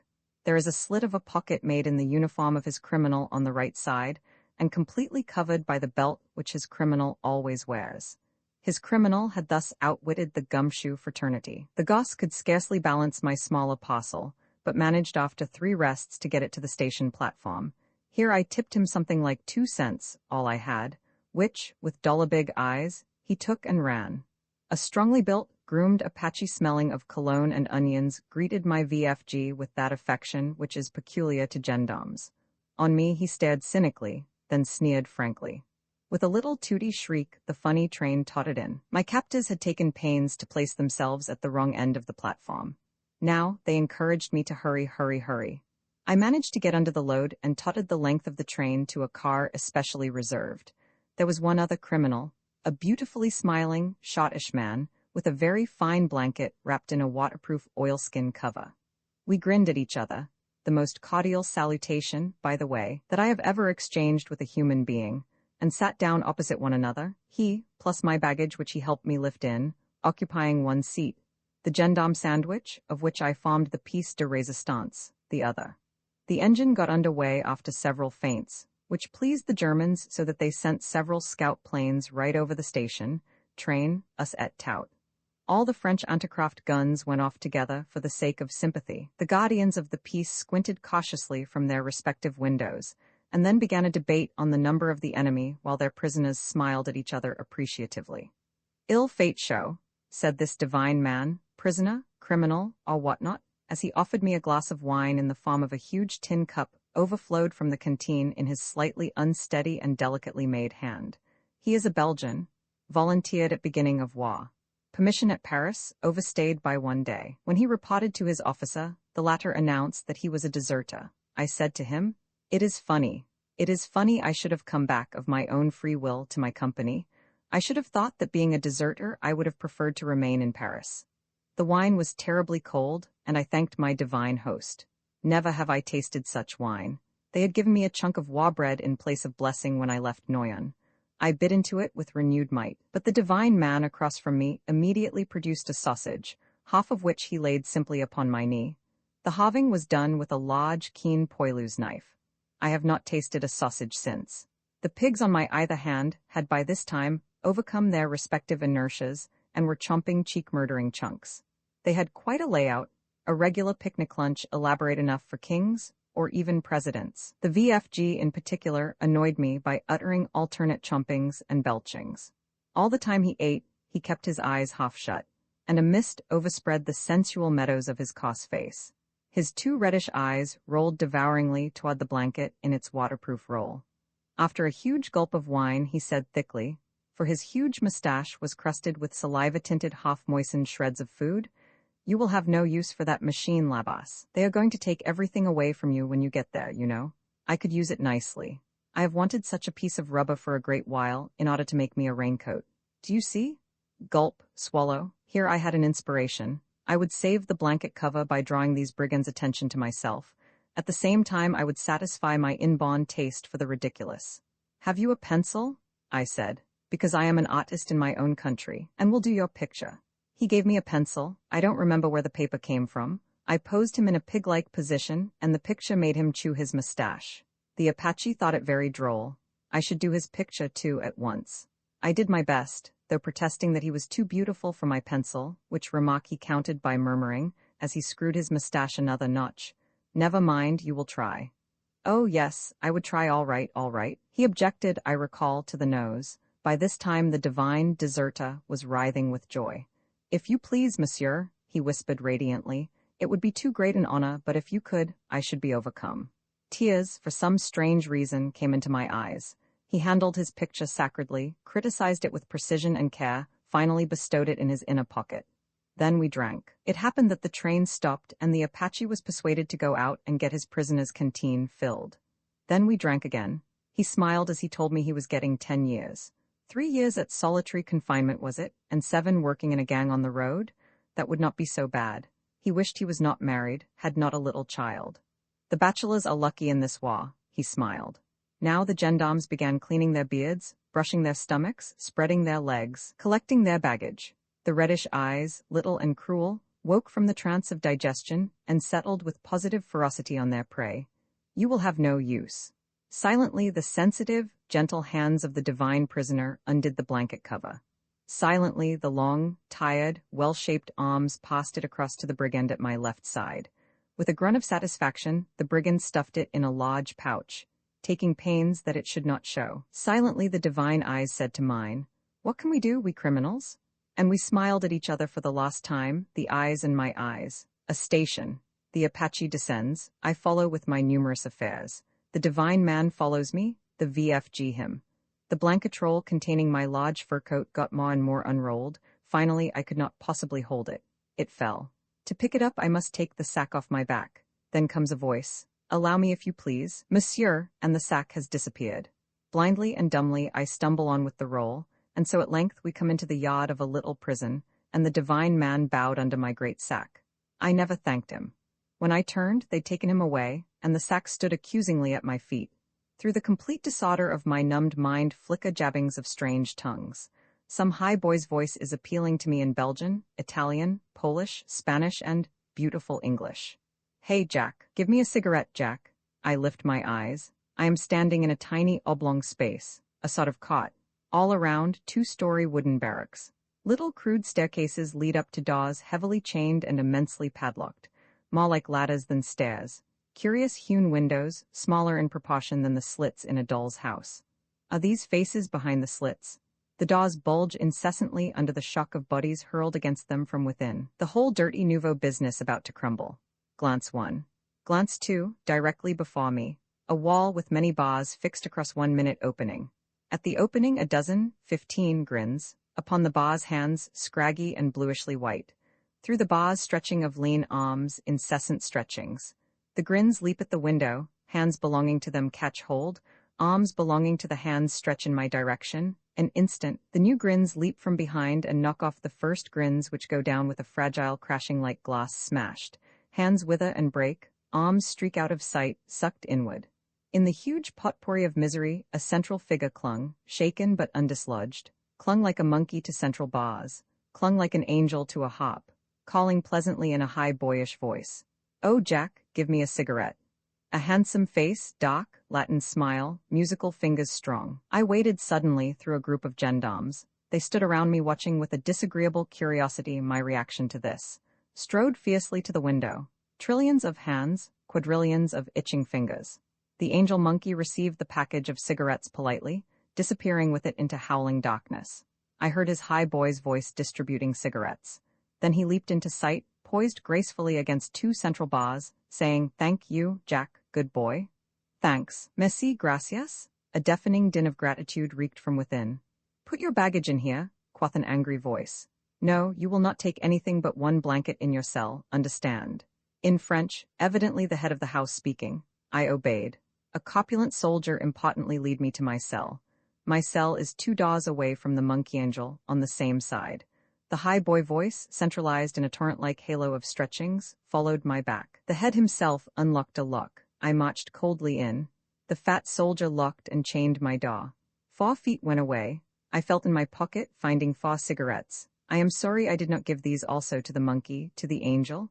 Lifted my eyes and saw my own hop. Roman 3, A Pilgrim's Progress through the bars. I looked into that little and dirty lane whereby I had entered, in which a sentinel, gun on shoulder, and with a huge revolver strapped at his hip, monotonously moved.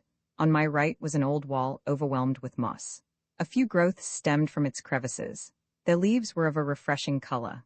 I felt singularly happy, and carefully throwing myself on the bare planks sang one after another all the French songs which I had picked up in my stay at the ambulance.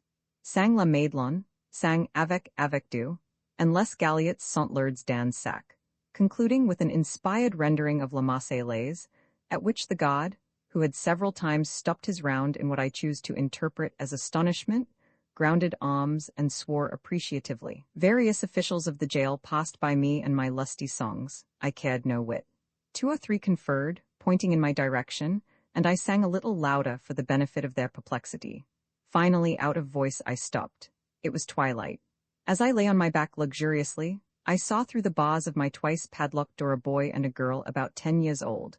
I saw them climb on the wall and play together, obliviously and exquisitely, in the darkening air. I watched them for many minutes, till the last moment of light failed, till they and the wall itself dissolved in a common mystery, leaving only the bowed silhouette of the soldier moving imperceptibly and wearily against a still more gloomy piece of autumn sky. At last I knew that I was very thirsty, and leaping up began to clamor at my bars. "Something to drink, please." After a long debate with the sergeant of guards, who said very angrily, "Give it to him," a guard took my request and disappeared from view, returning with a more heavily armed guard and a tin cup full of water. One of these gentry watched the water and me, while the other wrestled with the padlock. The door being minutely opened, one guard and the water painfully entered. The other guard remained at the door, gun in readiness. The water was set down, and the enterer assumed a perpendicular position which I thought merited recognition. Accordingly, I said, "Merci," politely, without getting up from the planks. Immediately, he began to deliver a sharp lecture on the probability of my using the tin cup to saw my way out, and commended haste in no doubtful terms. I smiled, asked pardon for my inherent stupidity, which speech seemed to anger him, and guzzled the so-called water without looking at it, having learned something from Noyon. With a long and dangerous look at their prisoner, the gentleman of the guard withdrew, using inconceivable caution in the relocking of the door. I laughed and fell asleep. After, as I judged, 4 minutes of slumber, I was awakened by at least 6 men standing over me. The darkness was intense, it was extraordinarily cold. I glared at them and tried to understand what new crime I had committed. One of the 6 was repeating, "Get up, you are going away. 4 o'clock. After several attempts, I got up. They formed a circle around me, and together, we marched a few steps to a sort of storeroom, where my great small sack, and overcoat were handed to me. A rather agreeably voiced guard then handed me a half-cake of chocolate, saying, but with a tolerable grimness, "You'll need it, believe me." I found my stick, at which piece of furniture they amused themselves a little until I showed its use, by catching the ring at the mouth of my sack in the curved end of the stick, and swinging the whole business unaided on my back. 2 new guards, or rather gendarmes, were now officially put in charge of my person, and the 3 of us passed down the lane, much to the interest of the sentinel, to whom I bade a vivid and unreturned adieu. I can see him perfectly as he stares stupidly at us, a queer shape in the gloom, before turning on his heel, toward the very station whereat some hours since I had disembarked with the Belgian deserter and my former escorts, we moved. I was stiff with cold and only half awake, but peculiarly thrilled. The gendarmes on either side moved grimly, without speaking, or returning monosyllables to my few questions. Yes, we were to take the train. I was going somewhere then? Bien sûr. Where? You will know in time. After a few minutes we reached the station, which I failed to recognize. The yellow flares of lamps, huge and formless in the night mist, some figures moving to and fro on a little platform, a rustle of conversation. Everything seemed ridiculously suppressed, beautifully abnormal, deliciously insane. Every figure was wrapped with its individual ghostliness, a number of ghosts each out on his own promenade, yet each for some reason selecting this unearthly patch of the world, this putrescent and uneasy gloom. Even my gods talked in whispers. Watch him, I'll see about the train. So one went off into the mist. I leaned dizzily against the wall nearest me, having plumped down my baggage, and stared into the darkness at my elbow, filled with talking shadows. I recognized officiers anglais wandering helplessly up and down, suppotted with their sticks, French lieutenants talking to each other here and there, the extraordinary sense-bereft station master at a distance looking like a cross between a jumping jack and a goblin, knots of commissionaires cursing wearily or joking hopelessly with one another, or stalking back and forth with imprecatory gesticulations. It's a joke too, you know, there are no more trains. The conductor is dead, I know his sister. Old chap, I am all in. Say we are all lost. What time is it? My dear fellow, there is no more time. The French government forbids it. Suddenly burst out of the loquacious opacity a dozen handfuls of Algerians, their feet swaggering with fatigue, their eyes burning, apparently by themselves, faceless in the equally black mist. By threes and fives they assaulted the goblin who wailed and shook his withered fist in their faces. There was no train. It had been taken away by the French government. How do I know how the poilus can get back to their regiments on time? Of course you'll all of you be deserters. But is it my fault? I thought of my friend, the Belgian, at this moment lying in a pen at the prison which I had just quitted by some miracle. One of these fine people from uncivilized, ignorant, unwarlike Algeria was drunk and knew it, as did two of his very fine friends who announced that as there was no train, he should have a good sleep at a farmhouse hard by, which farmhouse one of them claimed to espy through the impenetrable night. The drunk was accordingly escorted into the dock, his friend's abrupt steps correcting his own lodge slovenly procedure out of earshot. Some of the black people sat down near me and smoked. Their enormous faces, wads of vital darkness, swooned with fatigue.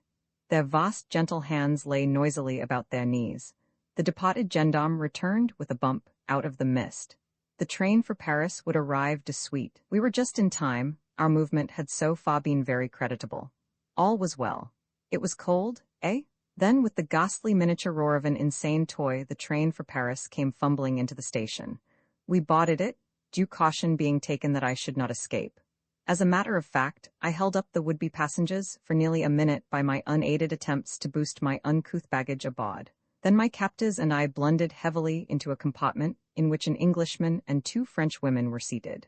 My gendarmes established themselves on either side of the door, a process which woke up the Anglo-Saxon and caused a brief gap in the low talk of the women.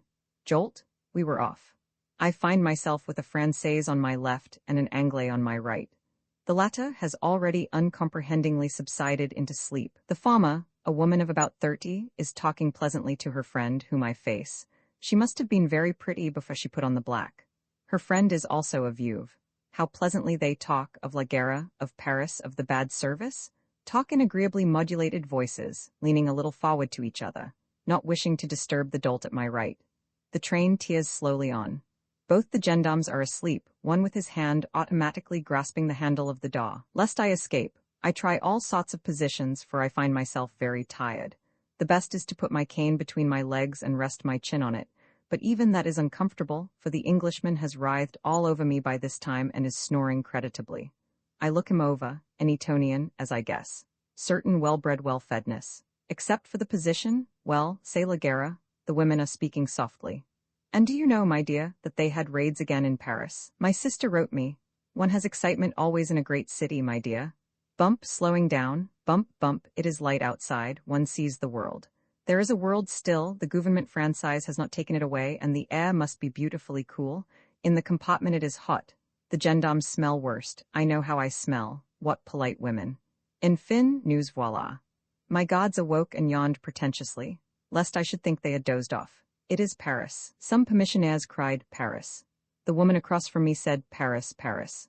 A great shout came up from every insane, drowsy brain that had traveled with us, a fierce and beautiful cry, which went the length of the train. Paris, where one forgets, Paris, which is pleasure, Paris, in whom our souls live, Paris, the beautiful, Paris at last. The Englishman woke up and said heavily to me, "I say, where are we?" "Paris," I answered, walking carefully on his feet as I made my baggage-laden way out of the compartment. It was Paris.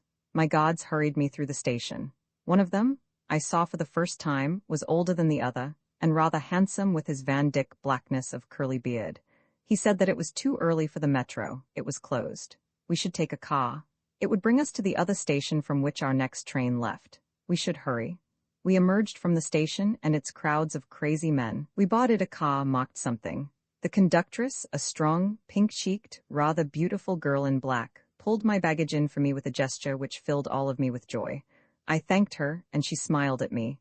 The car moved along through the morning. We descended from it. We started off on foot. The car was not the right car. We would have to walk to the station. I was faint and almost dead from weariness, and I stopped when my overcoat had fallen from my benumbed arm for the second time. "How far is it?" The older gendarme returned briefly. 20 minutes. I said to him, "Will you help me carry these things?" He thought and told the younger to carry my small sack filled with papers. The latter grunted, "C'est défendu." We went a little farther, and I broke down again. I stopped dead and said, "I can't go any farther." It was obvious to my escorts that I couldn't, so I didn't trouble to elucidate. Moreover, I was past elucidation. The older stroked his beard. "Well," he said, "would you care to take a cab?" I merely looked at him. "If you wish to call a cab, I will take out of your money, which I have here and which I must not give to you, the necessary sum, and make a note of it, subtracting from the original amount a sufficiency for our fare to the gare. In that case we will not walk to the gare, we will in fact ride." "Please," was all I found to reply to this eloquence. Several empty cabs had gone by during the peroration of the law, and no more seemed to offer themselves. After some minutes, however, one appeared and was duly hailed. Nervously, he was shy in the big city, the older asked if the driver knew where the gare was. "Laquelle?" demanded the cocher angrily, and when he was told, "Of course I know, why not?" We got in, I being directed to sit in the middle, and my 2 bags and fur coat piled on top of us all. So we drove through the streets in the freshness of the full morning, the streets full of a few divine people who stared at me and nudged one another, the streets of Paris. The drowsy ways wakening at the horses' hoofs, the people lifting their faces to stare. We arrived at the gare, and I recognized it vaguely. Was it D'Orléans? We dismounted, and the tremendous transaction of the fare was apparently very creditably accomplished by the older. The cocher gave me a look and remarked whatever it is Paris drivers remark to Paris cab horses, pulling dully at the reins. We entered the station, and I collapsed comfortably on a bench. The younger, seating himself with enormous pomposity at my side, adjusted his tunic with a purely feminine gesture expressive at once of pride and nervousness. Gradually, my vision gained in focus. The station has a good many people in it. The number increases momently. A great many are girls. I am in a new world, a world of chic femininity. My eyes devour the inimitable details of costume, the inexpressible nuances of pose, the indescribable démarche of the midinette. They hold themselves differently. They have even a little bold color here and there on skirt or blouse or hat. They are not talking about La Guerre. Incredible. They appear very beautiful. These Parisians, and simultaneously, with my appreciation of the crisp persons about me, comes the hitherto unacknowledged appreciation of my uncouthness. My chin tells my hand of a good quarter-inch of beard, every hair of it stiff with dirt. I can feel the dirt pools under my eyes. My hands are rough with dirt. My uniform is smeared and creased in 100,000 directions. My puttees and shoes are prehistoric in appearance. My first request was permission to visit the Vespasian. The younger didn't wish to assume any unnecessary responsibilities. I should wait till the older returned. There he was now. I might ask him.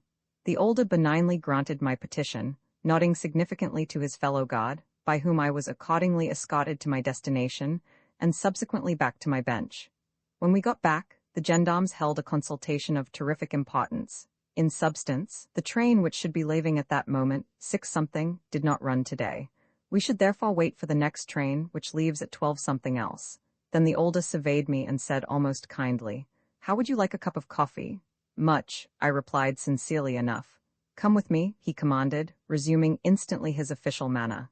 And you, to the younger, watch his baggage. Of all the very beautiful women, whom I had seen the most very beautiful, was the large and circular lady, who sold a cup of perfectly hot and genuine coffee for 2 cents, just on the brink of the station, chatting cheerfully with her many customers.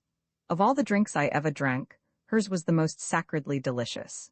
She wore, I remember, a tight black dress in which enormous and benignant breasts bulged and sank continuously. I lingered over my tiny cup, watching her swift big hands, her round nodding face, her large sudden smile.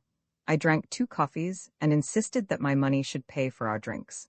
Of all the treating which I shall ever do, the treating of my captor will stand unique in pleasure. Even he half appreciated the sense of humor involved, though his dignity did not permit a visible acknowledgment thereof. Madame la vendeuse de café, I shall remember you for more than a little while. Having thus consummated breakfast, my guardian suggested a walk, agreed. I felt I had the strength of 10 because the coffee was pure. Moreover, it would be a novelty to me promena sans 150-odd pounds of baggage. We set out. As we walked easily and leisurely the by this time well-peopled streets of the vicinity, my guide indulged himself in pleasant conversation. Did I know Paris much? He knew it all. But he had not been in Paris for several years. It was a fine place, a large city to be sure, but always changing. I had spent a month in Paris while waiting for my uniform and my assignment to a section sanitaire, and my friend was with me, a perfectly typical runt of a Paris bull eyed us. The oldest saluted him with infinite respect, the respect of a shabby rube deacon for a well-dressed burglar. They exchanged a few well-chosen words in French of course. What you got there? An American. What's wrong with him? Mysterious shrug of the shoulders followed by a whisper in the ear of the city thug. The latter contented himself with "Harayay," plus a look at me which was meant to wipe me off the earth's face. I pretended to be studying the morning meanwhile. Then we moved on, followed by ferocious stares from the Paris bull. Evidently, I was getting to be more of a criminal every minute. I should probably be shot tomorrow, not, as I had assumed erroneously, the day after. I drank the morning with renewed vigor, thanking heaven for the coffee, Paris, and feeling complete confidence in myself. I should make a great speech in Midi French. I should say to the firing squad, "Gentlemen, c'est de la blague, tout size, moi, je connais le sort du conducteur." They would ask me when I preferred to die. I should reply, "Pardon me, you wish to ask me when I prefer to become immortal?" I should answer, "What matter? It's all the same to me, because there isn't any more time. The French government forbids it." My laughter surprised the older considerably. He would have been more astonished had I yielded to the well-nigh irrepressible inclination, which at the moment suffused me, to clap him heartily upon the back. Everything was blague. The driver, the café, the police, the morning, and least and last the excellent French government. We had walked for a half-hour more. My guide and protector now inquired of a workingman the location of the boucheries. "There is one right in front of you," he was told. Sure enough, not a block away. I laughed again. It was 8 years all right. The older bought a great many things in the next 5 minutes. Sausage, cheese, bread, chocolate, pinard rouge. A bourgeoise with an unagreeable face and suspicion of me written in headlines all over her mouth served us with quick hard laconicisms of movement. I hated her, and consequently refused my captor's advice to buy a little of everything, on the ground that it would be a long time till the next meal, contenting myself with a cake of chocolate. Rather bad chocolate, but nothing to what I was due to eat during the next 3 months. Then we retraced our steps, arriving at the station, after several mistakes and inquiries, to find the younger faithfully keeping guard over my 2 sacks and overcoat. The older and I sat down, and the younger took his turn at promenading. I got up to buy a Fantasio at the stand 10 steps away, and the older jumped up and escorted me to and from it. I think I asked him what he would read, and he said nothing. Maybe I bought him a journal. So we waited, eyed by everyone in the gare, laughed at by the officers and their marines, pointed at by sinewy dames and decrepit bonhommes. The center of amusement for the whole station. In spite of my reading, I felt distinctly uncomfortable. Would it never be 12? Here comes the younger, neat as a pin, looking fairly sterilized. He sits down on my left. Watches are ostentatiously consulted. It is time. En avant, I sling myself under my bags. "Where are we going now?" I asked the older. Curling the tips of his mustachios, he replied, "Marseille." Marseille, I was happy once more. I had always wanted to go to that great part of the Mediterranean, where one has new colors and strange customs, and where the people sing when they talk. But how extraordinary to have come to Paris, and what a trip lay before us. I was much muddled about the whole thing. Probably I was to be deported. But why from Marseille? Where was Marseille anyway? I was probably all wrong about its location. Who cared, after all? At least we were leaving the pointings and the sneers and the half-suppressed titters. Two fat and respectable bonhommes, the two gendarmes and I, made up one compartment. The farmer talked an animated stream, the guards and I were on the whole silent. I watched the liquidating landscape and dozed happily. The gendarmes dozed, one at each door. The train rushed lazily across the earth, between farmhouses, into fields, along woods. The sunlight smacked my eye and cuffed my sleepy mind with color. I was awakened by a noise of eating. My protectors, knife in hand, were consuming their meat and bread, occasionally tilting their bidons on high and absorbing the thin streams which spurted therefrom. I tried a little chocolate. The bonhommes were already busy with their repast. The older gendarme watched me chewing away at the chocolate, then commanded, "Take some bread." This astonished me, I confessed, beyond anything which had heretofore occurred. I gazed mutely at him, wondering whether the gouvernement français had made away with his wits. He had relaxed amazingly. His cap lay beside him. His tunic was unbuttoned. He slouched in a completely undisciplined posture. His face seemed to have been changed for a peasant's. It was almost open in expression and almost completely at ease.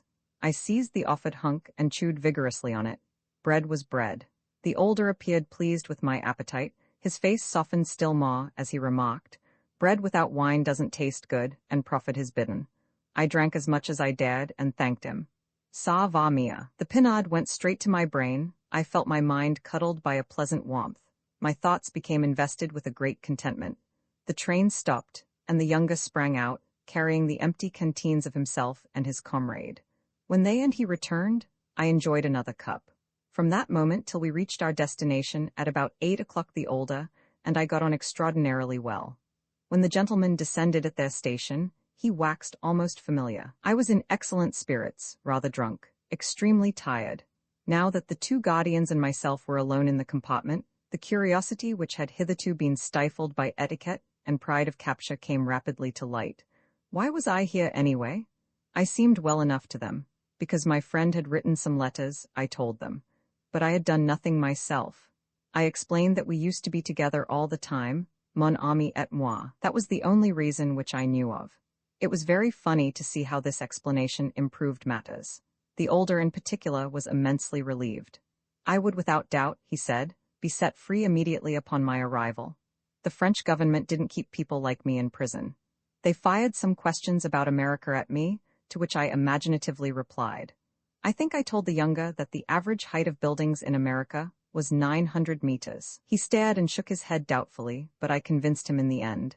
Then in my turn I asked questions, the first being, where was my friend? It seems that my friend had left Grey, or whatever it was, the morning of the day I had entered it. Did they know where my friend was going?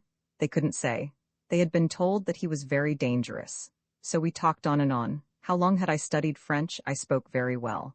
Was it hard to learn English? Yet when I climbed out to relieve myself by the roadside, one of them was at my heels. Finally, watches were consulted, tunics buttoned, hats donned. I was told in a gruff voice to prepare myself, that we were approaching the end of our journey. Looking at the erstwhile participants in conversation, I scarcely knew them. They had put on with their caps a positive ferocity of bearing. I began to think that I had dreamed the incidents of the preceding hours. We descended at a dirty station which possessed the air of having been dropped by mistake from the bung of the gouvernement français. The older sought out the station master, who, having nothing to do, was taking a siesta in a miniature waiting room. The general countenance of the place was exceedingly depressing, but I attempted to keep up my spirits with the reflection that after all this was but a junction, and that from here we were to take a train for Marseille herself. The name of the station, Briousse, I found somewhat dreary. And now the older returned with the news that our train wasn't running today, and that the next train didn't arrive till early morning, and should we walk to Marseille? I could check my great sack and overcoat. The small sack I should carry along. It was only a step, after all. With a glance at the desolation of Briousse, I agreed to the stroll. It was a fine night for a little promenade, not too cool, and with a promise of a moon stuck into the sky. The sack and coat were accordingly checked by the older. The station master glanced at me and haughtily grunted, having learned that I was an American, and my protectors and I set out. I insisted that we stop at the first café and have some wine on me. To this my escorts agreed, making me go 10 paces ahead of them, and waiting until I was through before stepping up to the bar.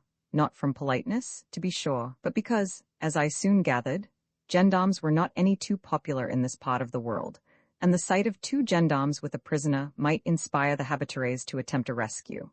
Furthermore, on leaving the café, a desolate place if I ever saw one, with a fearful patron, I was instructed sharply to keep close to them, but on no account to place myself between them, there being sundry villages to be encountered before we struck the high road for Marseille. Thanks to their forethought and my obedience, the rescue did not take place, nor did our party excite even the curiosity of the scarce and soggy inhabitants of the unlovely town of Briouze. The high road won, all of us relaxed considerably. The sack full of suspicious letters which I bore on my shoulder was not so light as I had thought, but the kick of the Briouze pinard thrust me forward at a good clip. The road was absolutely deserted. The night hung loosely around it, here and there tattered by attempting moonbeams. I was somewhat sorry to find the way hilly, and in places bad underfoot, yet the unknown adventure lying before me, and the delicious silence of the night, in which our words rattled queerly like tin soldiers in a plush-lined box, boosted me into a condition of mysterious happiness. We talked, the older and I, of strange subjects. As I suspected, he had been not always a gendarme. He had seen service among the Arabs. He had always liked languages and had picked up Arabian with great ease. Of this he was very proud. For instance, the Arabian way of saying, "Give me to eat," was this. When you wanted wine you said so and so. "Nice day" was something else. He thought I could pick it up inasmuch as I had done so creditably with French. He was absolutely certain that English was much easier to learn than French, and would not be moved. Now, what was the American language like? I explained that it was a sort of Argot English. When I gave him some phrases, he was astonished. "It sounds like English?" he cried, and retailed his stock of English phrases for my approval. I tried hard to get his intonation of the Arabian, and he helped me on the difficult sounds. America must be a strange place, he thought. After 2 hours walking, he called a halt, bidding us rest. We all lay flat on the grass by the roadside. The moon was still battling with clouds. The darkness of the fields on either side was total. I crawled on hands and knees to the sound of silver-trickling water and found a little spring-fed stream. Prone, weight on elbows, I drank heavily of its perfect blackness. It was icy, talkative, minutely alive. The older presently gave a perfunctory "Allahs." We got up. I hoisted my suspicious utterances upon my shoulder, which recognized the renewal of hostilities with a neuralgic throb. I banged forward with bigger and bigger feet. A bird, scared, swooped almost into my face. Occasionally some night noise pricked a futile, minute hole in the enormous curtain of soggy darkness. Uphill now. Every muscle thoroughly aching, head spinning, I half-straightened my no longer obedient body, and jumped, face to face with a little wooden man hanging all by itself in a grove of low trees. The wooden body, clumsy with pain, burst into fragile legs with absurdly large feet and funny, writhing toes. Its little stiff arms made abrupt, cruel equal angles with the road. About its stunted loins clung a ponderous and jocular fragment of drapery. On one terribly brittle shoulder, the droll lump of its necklace head ridiculously lived. There was in this complete silent, dull a gruesome truth of instinct, a success of uncanny poignancy, an unearthly ferocity of rectangular emotion. For perhaps a minute, the almost obliterated face and mine eyed one another in the silence of intolerable autumn. Who was this wooden man? Like a sharp, black mechanical cry in the spongy organism of gloom, stood the cause and sudden sculpture of his torment. The big mouth of night carefully spurted the angular actual language of his mottled body. I had seen him before in the dream of some medieval saint, with a thief sagging at either side, surrounded with crisp angels. Tonight he was alone, save for myself, and the moon's minute flower pushing between slabs of fractured cloud. I was wrong, the moon and he were not alone. A glance up the road gave me two silhouettes at pause. The gendarmes were waiting. I must hurry to catch up or incur suspicions by my sloth. I hastened forward with a lost look over my shoulder. The wooden man was watching us. When I came abreast of them, expecting abuse, I was surprised by the olders saying quietly, "We haven't far to go," and plunging forward imperturbably into the night. Nor had we gone a half hour before several dark squat forms confronted us. Houses. I decided that I did not like houses, particularly as now my guardian's manner abruptly changed. Once more tunics were buttoned, holsters adjusted, and myself directed to walk between and keep always up with the others. Now the road became thoroughly afflicted with houses. Houses not, however, so large and lively as I had expected from my dreams of Marseille. Indeed, we seemed to be entering an extremely small and rather disagreeable town. I ventured to ask what its name was. Marseille, was the response. By this I was fairly puzzled. However, the street led us to a square, and I saw the towers of a church sitting in the sky. Between them, the round, yellow, big moon looked immensely and peacefully conscious. No one was stirring in the little streets. All the houses were keeping the moon's secret. We walked on. I was too tired to think. I merely felt the town as a unique unreality. What was it? I knew. The moon's picture of a town. These streets with their houses did not exist. They were but a ludicrous projection of the moon's sumptuous personality. This was a city of pretend, created by the hypnotism of moonlight. Yet when I examined the moon, she too seemed but a painting of a moon and the sky in which she lived a fragile echo of color. If I blew hard, the whole shy mechanism would collapse gently with a neat, soundless crash. I must not, I'll lose all. We turned a corner, then another.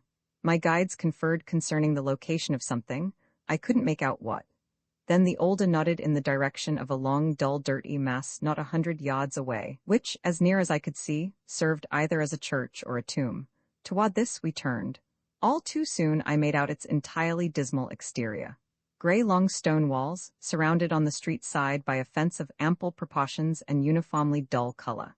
Now I perceived that we made toward a gate, singularly narrow and forbidding, in the gray long wall.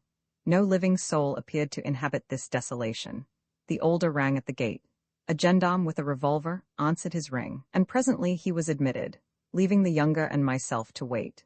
And now I began to realize that this was the gendarmerie of the town, into which for safekeeping I was presently to be inducted for the night.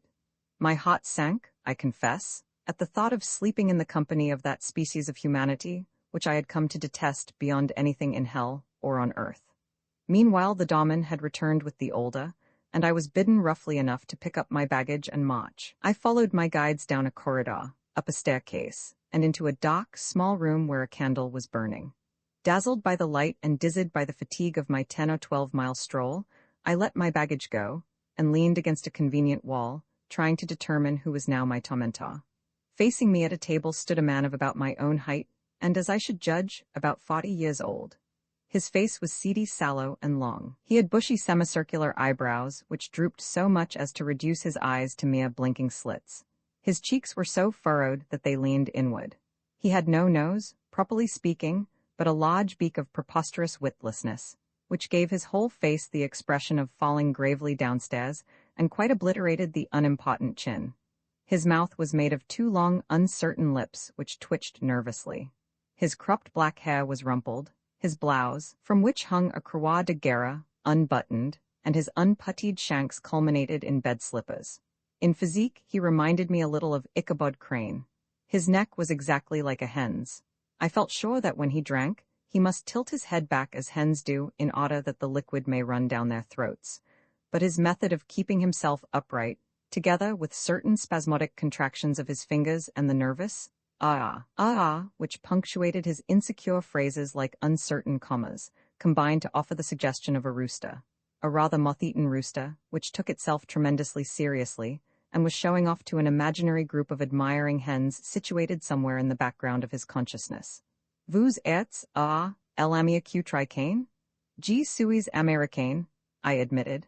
Bien, we were expecting you. He surveyed me with great interest. Behind this seedy and restless personage, I noted his absolute likeness, adorning one of the walls. The rooster was faithfully depicted à la Rembrandt at half-length in the stirring guise of a fencer, foil in hand, and wearing enormous gloves. The execution of this masterpiece left something to be desired, but the whole betokened a certain spirit and verve, on the part of the sitter, which I found difficulty in attributing to the being before me. Vous êtes Cummings? What? I said, completely baffled by this extraordinary dissyllable. Comprenez-vous français? Un peu. Bon, alors vous appelez Cummings n'est-ce pas Edward Cummings? Oh, I said, relieved, yes. It was really amazing, the way he writhed around the G. Comment ça se prononce en anglais? I told him. He replied benevolently, somewhat troubled, why are you here, Cummings? At this question I was for one moment angrier than I had ever before been in all my life. Then I realized the absurdity of the situation and laughed. Sighs pass. The questionnaire continued. You were in the Red Cross? Surely, in the Naughton Hodges ambulance section sanitaire Vingteton. You had a friend there? Naturally. Illa écrit votre ami des bêtises NSC pass. So they told me. NN sighs Reen.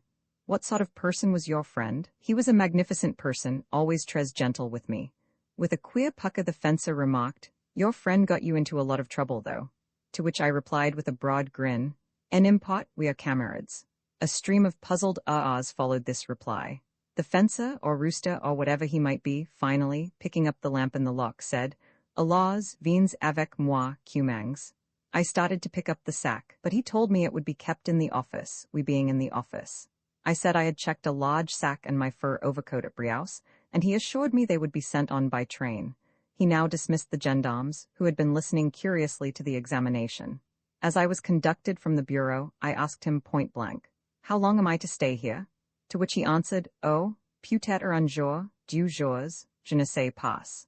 2 days in a gendarmerie would be enough. I thought. We marched out. Behind me the bed-slippered rooster urringly shuffled. In front of me clumsily gamboled the huge imitation of myself. It descended the terribly wan stairs. It turned to the right and disappeared. We were standing in a chapel. The shrinking light which my guide held had become suddenly minute. It was beating, senseless and futile, with shrill fists upon a thick, enormous moisture of gloom. To the left and right through lean oblongs of stained glass burst dirty burglars of moonlight. The clammy stupid distance uttered dimly an uncanny conflict, the muttless tumbling of brutish shadows. A crowding ooze battled with my lungs. My nostrils fought against the monstrous atmospheric slime which hugged a sweet, unpleasant odor. Staring ahead, I gradually disinterred the pale carrion of the darkness, an altar, guarded with the ugliness of unlit candles, on which stood inexorably the efficient implements for eating God. I was to be confessed then of my guilty conscience before retiring. It boded well for the morrow. The measured accents of the fencer, Prenez votre payless. I turned. He was bending over a formless mass in one corner of the room. The mass stretched halfway to the ceiling. It was made of mattress shapes. I pulled at one burlap stuffed with prickly straw. I got it on my shoulder. Alas, he lighted me to the doorway by which we had entered. I was somewhat pleased to leave the place. Back down a corridor, up more stairs, and we were confronted by a small scarred pair of doors from which hung 2 of the largest padlocks I had ever seen. Being unable to go further, I stopped. He produced a huge ring of keys, fumbled with the locks. No sound of life. The keys rattled in the locks with surprising loudness. The latter, with an evil grace, yielded. The 2 little miserable doors swung open. Into the square blackness I staggered with my payless. There was no way of judging the size of the dark room which uttered no sound. In front of me was a pillar. Put it down by that post and sleep there for tonight. In the morning news Allen's voix, directed the fencer. You won't need a blanket, he added, and the doors clanged, the light and fencer disappeared. I needed no second invitation to sleep. Fully dressed, I fell on my payless with a weariness which I have never felt before or since.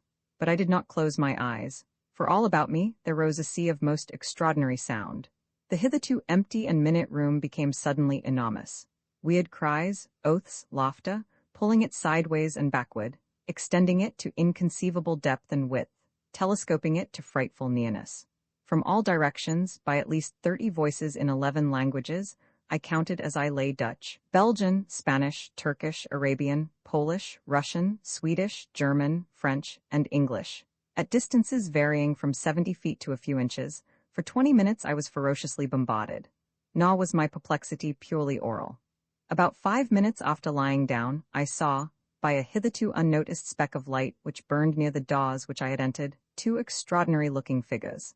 One a well-set man with a big, black beard, the other a consumptive with a bald head and sickly moustache, both clad only in their knee-length chemises, hairy legs naked, feet bare, wander down the room and urinate profusely in the corner nearest me. This act accomplished, the figures wandered back, greeted with a volley of ejaculatory abuse from the invisible co-occupants of my new sleeping apartment, and disappeared in darkness. I remarked to myself that the gendarmes of this gendarmerie were peculiarly up in languages, and fell asleep. Roman fa le nouveau, vous ne voulez pas de café? The threatening question recited in a hoarse voice woke me like a shot. Sprawled half on and half off my payless, I looked suddenly up into a juvenile, pimply face with a red tassel bobbing in its eyes. A boy in a Belgian uniform was stooping over me. In one hand a huge pail, a third full of liquid slime. I said fiercely, "Au contraire, je vous bien," and collapsed on the mattress. "Pas de quoi vous?" The face fired at me. "Comprends pas," I replied, wondering what on earth the words meant. English? American. At this moment a tin cup appeared mysteriously out of the gloom and was rapidly filled from the pail, after which operation the tassel remarked, "Your friend here," and disappeared. I decided I had gone completely crazy. The cup had been deposited near me. Not daring to approach it, I boosted my aching corpse on one of its futile elbows and gazed blankly around. My eyes, wading laboriously through a dark atmosphere, a darkness gruesomely tactile, perceived only here and there lively patches of vibrating humanity. My ears recognized English, something which I took to be Low German and which was Belgian, Dutch, Polish, and what I guessed to be Russian. Trembling with this chaos, my hand sought the cup. The cup was not warm, the contents, which I hastily gulped, were not even tepid. The taste was dull, almost bitter, clinging, thick, nauseating. I felt a renewed interest in living as soon as the deathful swallow descended to my abdomen, very much as a suicide who changes his mind after the fatal dose. I decided that it would be useless to vomit. I sat up. I looked around. The darkness was rapidly going out of the sluggish, stinking air. I was sitting on my mattress at one end of a sort of room, filled with pillars, ecclesiastical in feeling.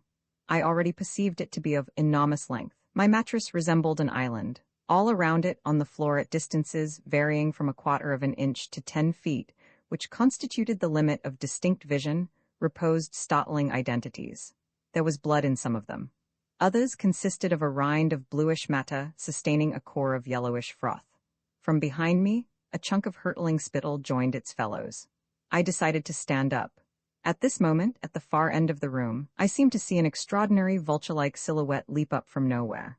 It rushed a little way in my direction, crying hoarsely, "Cave d'eau," stopped, bent down at what I perceived to be a paillasse like mine, jerked what was presumably the occupant by the feet, shook him, turned to the next, and so on up to 6.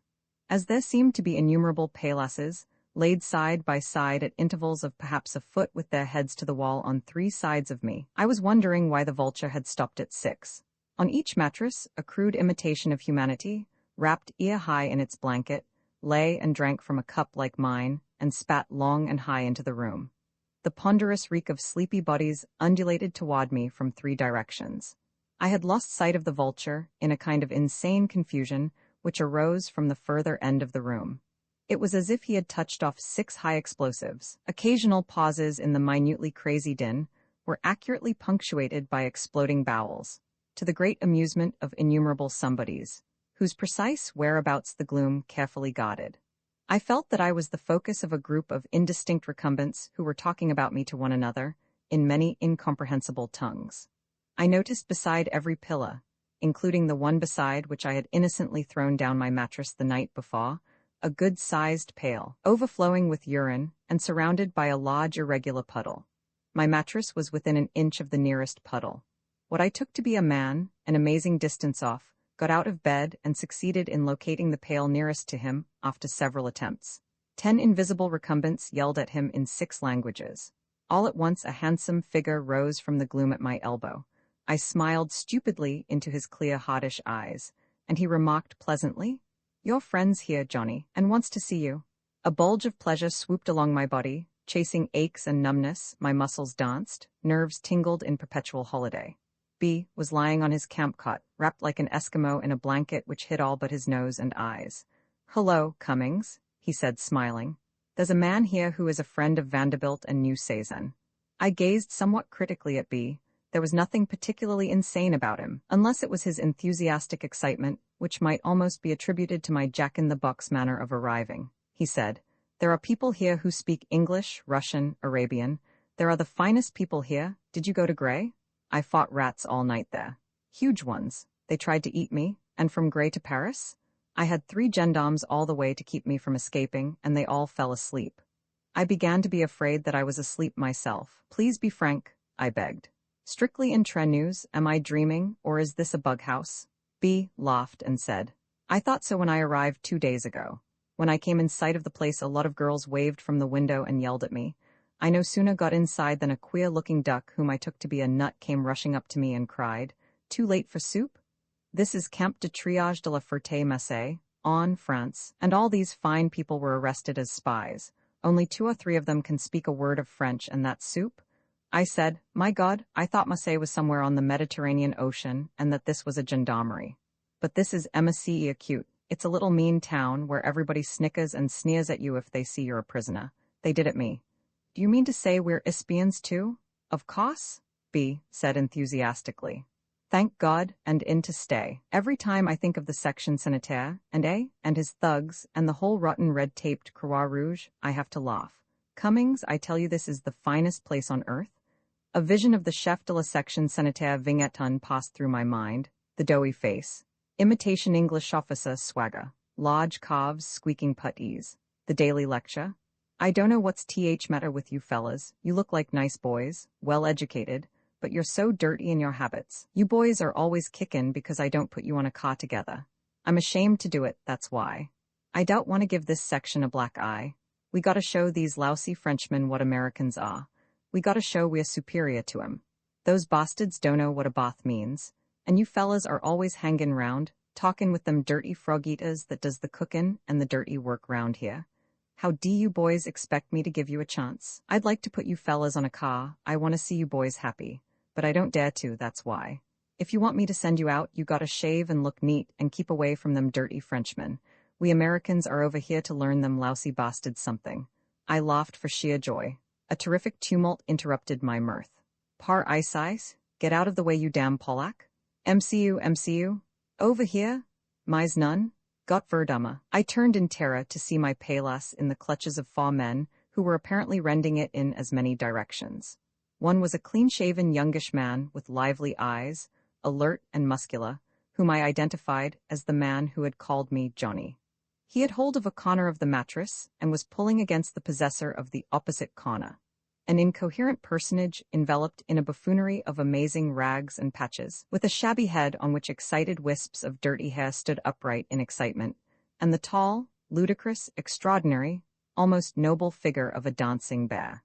A third corner of the palace was rudely grasped by a 6-foot combination of yellow hair, red hooligan face, and sky-blue trousers.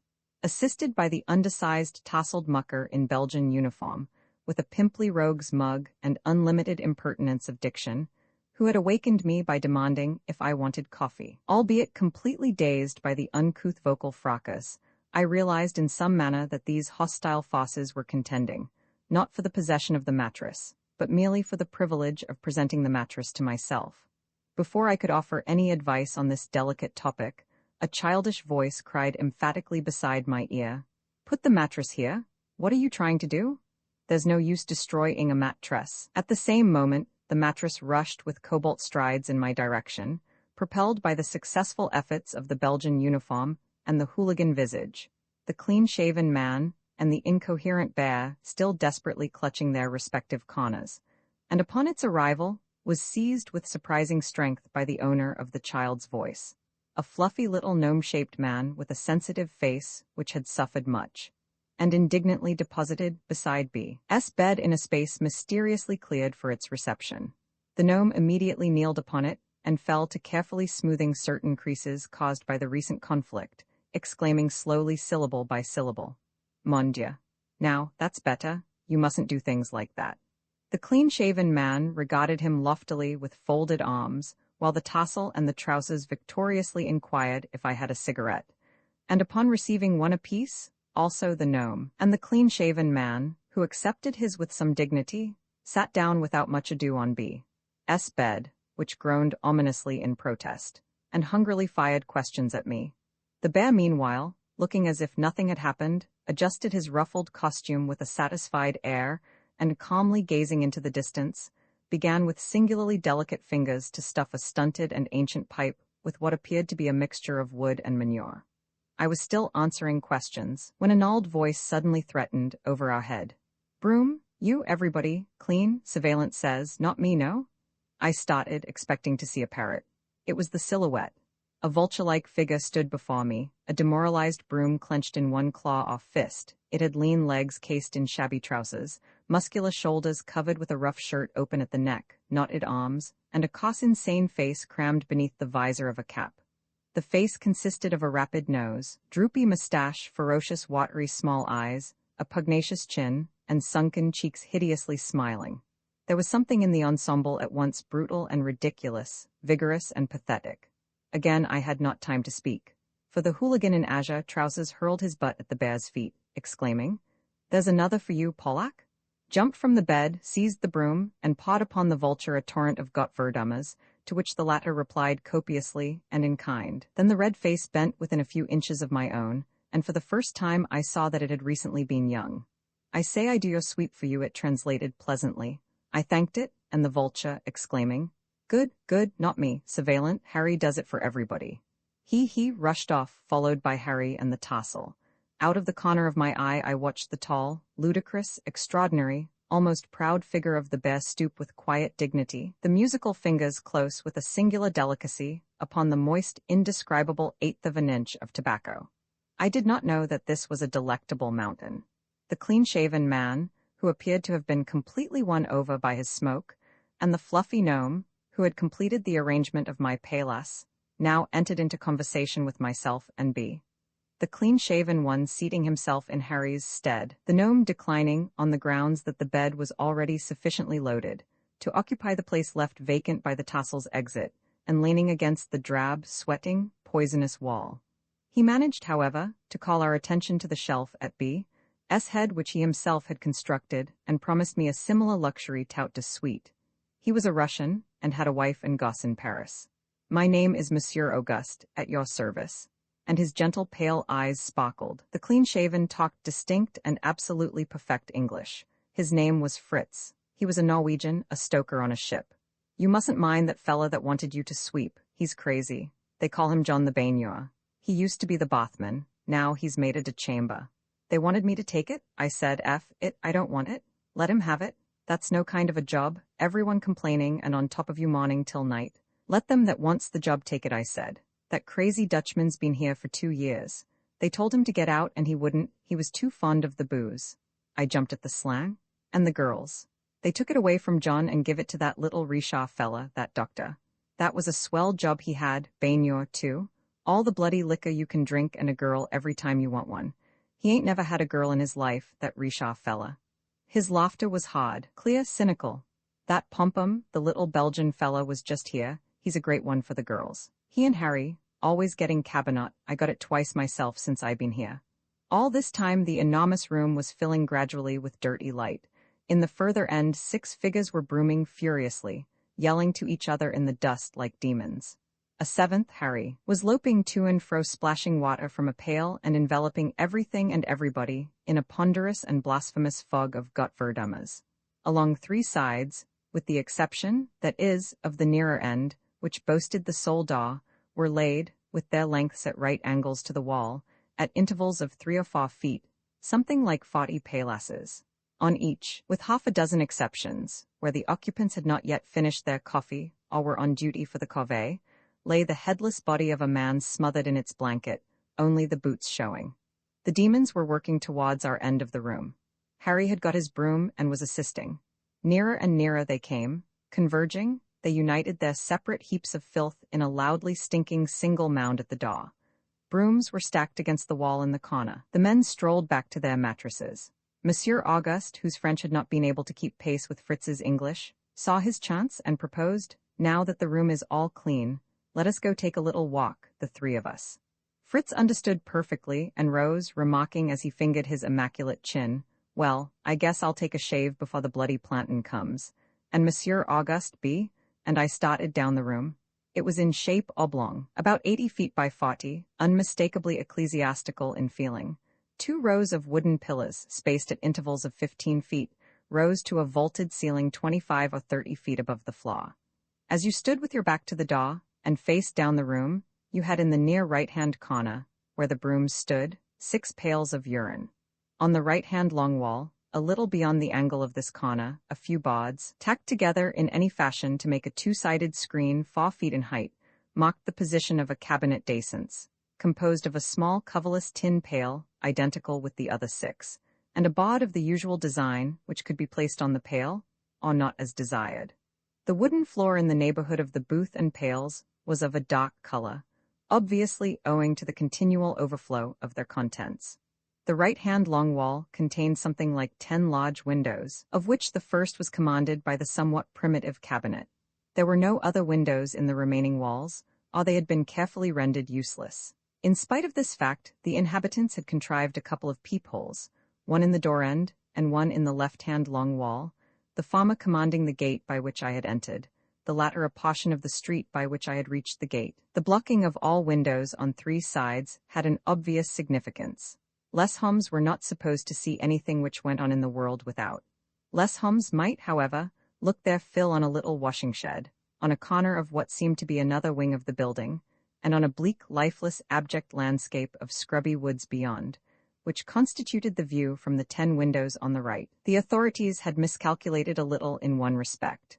A merest fraction of the barbed wire pen, which began at the corner of the above-mentioned building, was visible from these windows, which windows, I was told, were consequently thronged by fighting men at the time of the girls' promenade. A planton, I was also told, made it his business, by keeping les femmes out of this corner of their cur at the point of the bayonet, to deprive them of the sight of their admirers. In addition, it was dry bread or cabinet for any of either sex who were caught communicating with each other.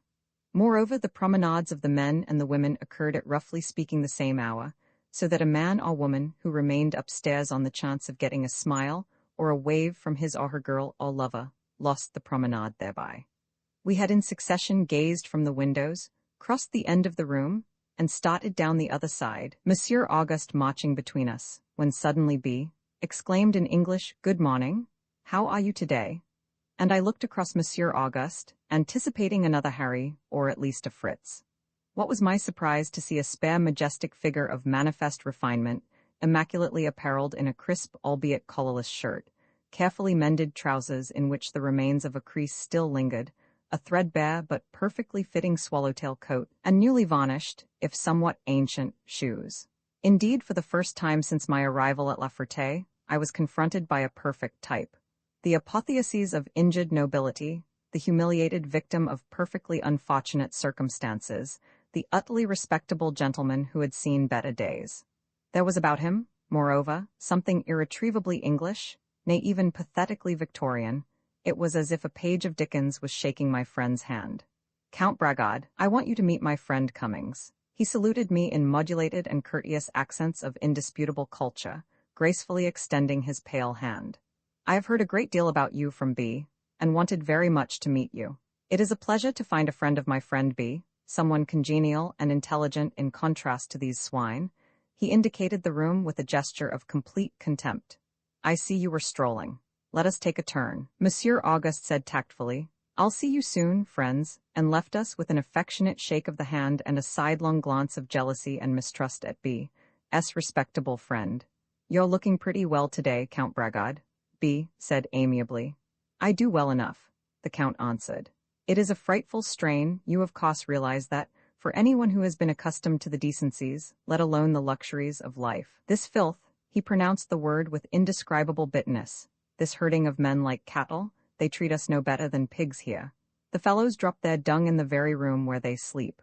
What is one to expect of a place like this? Si en est pas une existence?" His French was glib and faultless. "I was telling my friend that you knew Cézanne," said B. Being an artist, he was naturally much interested. Count Bragard stopped in astonishment and withdrew his hands slowly from the tails of his coat. "Is it possible?" he exclaimed in great agitation. "What an astonishing coincidence! I am myself a painter. You perhaps noticed this badge." He indicated a button attached to his left lapel, and I bent and read the words, "Envoi Service." "I always wear it," he said with a smile of faultless sorrow, and resumed his walk. "They don't know what it means here, but I wear it all the same. I was a special representative for the London sphere at the front in this war. I did the trenches and all that sort of thing. They paid me well. I got £15 a week. And why not? I am an R.A. My specialty was horses. I painted the finest horses in England, among them the King's Own Entry in the Last Derby. Do you know London?" We said no. If you are ever in London, go to the I forget the name hotel, one of the best in town. It has a beautiful lodge bar, exquisitely furnished in the very best taste. Anyone will tell you where to find the new. It has one of my paintings over the bar, Straitjacket, or some such name, the Marquis of S. Hoss, who won last time the race was run. I was in America in 1910. You know Cornelius Vanderbilt, perhaps? I painted some of his hosses. We were the best of friends, Vanderbilt and I. I got handsome prices, you understand, 3, 5, 6,000 pounds. When I left, he gave me this card. I have it here somewhere. He again stopped, sought in his breast pocket a moment, and produced a visiting card. On one side I read the name, Cornelius Vanderbilt, on the other, in bold handwriting, to my very dear friend Count F. A. de Bragard, and a date. He hated to have me go. I was walking in a dream. Have you your sketchbooks and paints with you? What a pity. I am always intending to send to England for mine, but you know, one can't paint in a place like this. It is impossible, all this dirt and these filthy people. It stinks, ugh. I forced myself to say, how did you happen to come here? He shrugged his shoulders. How indeed, you may well ask, I cannot tell you. It must have been some hideous mistake. As soon as I got here I spoke to the directeur and to the surveillant. The directeur said he knew nothing about it. The surveillant told me confidentially that it was a mistake on the part of the French government, that I would be out directly. He's not such a bad sot, so I am waiting. Every day I expect orders from the English government for my release. The whole thing is preposterous. I wrote to the embassy and told them so. As soon as I set foot outside this place, I shall sue the French government for £10,000 for the loss of time it has occasioned me. Imagine it, I had contracts with countless members of the Lords, and the war came. Then I was sent to the front by the Sphere, and here I am, every day costing me dear, rotting away in this horrible place. The time I have wasted here has already cost me a fortune. He paused directly in front of the door and spoke with solemnity. A man might as well be dead. Scarcely had the words passed his lips when I almost jumped out of my skin, for directly before us on the other side of the wall arose the very noise which announced to Scrooge the approach of Molly's ghost, a dismal clanking and rattling of chains. Had Molly's transparent figure walked straight through the wall and up to the Dickensian character at my side, I would have been less surprised than I was by what actually happened. The doors opened with an uncanny bang, and in the bang stood a fragile, minute, queer figure, remotely suggesting an old man. The chief characteristic of the apparition was a certain disagreeable nudity, which resulted from its complete lack of all the accepted appurtenances and prerogatives of old age. Its little stooping body, helpless and brittle, bore with extraordinary difficulty a head of absurd largeness, yet which moved on the fleshless neck with a horrible agility. Dull eyes sat in the clean-shaven wrinkles of a face neatly hopeless. At the knees, a pair of hands hung, infantile in their smallness. In the loose mouth a tiny cigarette had perched and was solemnly smoking itself. Suddenly the figure darted at me with a spider-like entirety. I felt myself lost. A voice said mechanically from the vicinity of my feet, "Il vous faut prendre la douche?" I stared stupidly. The spectre was poised before me, its averted eyes contemplated the window. "Take your bath," it added as an afterthought in English. "Come with me." It turned suddenly. It hurried to the doorway. I followed. Its rapid, deadly doll-like hands shut and skillfully locked the doors in a twinkling. "Come," its voice said. It hurried before me down 2 dirty flights of narrow, mutilated stairs. It turned left and passed through an open door. I found myself in the wet, sunless air of morning. To the right it hurried, following the wall of the building. I pursued it mechanically. At the corner, which I had seen from the window upstairs, the barbed wire fence 8 feet in height began. The thing paused, produced a key and unlocked a gate. The first 3 or 4 feet of wire swung inward. He entered. I after him. In a flash the gate was locked behind me, and I was following along a wall at right angles to the first. I strode after the thing. A moment before I had been walking in a free world. Now I was again a prisoner. The sky was still over me, the clammy morning caressed me, but walls of wire and stone told me that my instant of freedom had departed. I was in fact traversing a lane no wider than the gate. On my left, barbed wire separated me from the famous cur in which les femmes see prominent, a rectangle about 50 feet deep and 200 long, with a stone wall at the further end of it and otherwise surrounded by wire. On my right, gray sameness of stone, the ennui of the regular and the perpendicular, the ponderous ferocity of silence. I had taken automatically some 6 or 8 steps in pursuit of the fleeing spectre when, right over my head, the gray stone curdled with a female darkness. the hard and the angular softening in a putrescent explosion of thick, wriggling laughter. I started, looked up, and encountered a window stuffed with far savage fragments of crowding face. Far livid, shaggy discs focusing hungrily, far pair of uncouth eyes rapidly smoldering, 8 lips shaking in a toothless and viscous titter. Suddenly above and behind these terrors rose a single horror of beauty, a crisp vital head, a young ivory actual face, a night of firm, alive, icy hair, a white, large, frightful smile. The thing was crying 2 or 3 paces in front of me. Come? The heads had vanished as by magic. I dived forward, followed through a little door in the wall into a room about 15 feet square, occupied by a small stove, a pile of wood, and a ladder. He plunged through another even smaller door, into a bleak rectangular place, where I was confronted on the left by a large tin bath, and on the right by 10 wooden tubs, each about a yard in diameter, set in a row against the wall. Undress, commanded the spectre. I did so. Go into the first one. I climbed into the tub. You shall pull the string, the spectre said, hurriedly throwing his cigarette into a corner. I stared upward, and discovered a string dangling from a kind of reservoir over my head. I pulled, and was saluted by a stabbing crash of icy water. I leaped from the tub. Here is your napkin, make dry yourself. He handed me a piece of cloth a little bigger than a handkerchief. Hurry. I donned my clothes, wet and shivering and altogether miserable. Good, come now?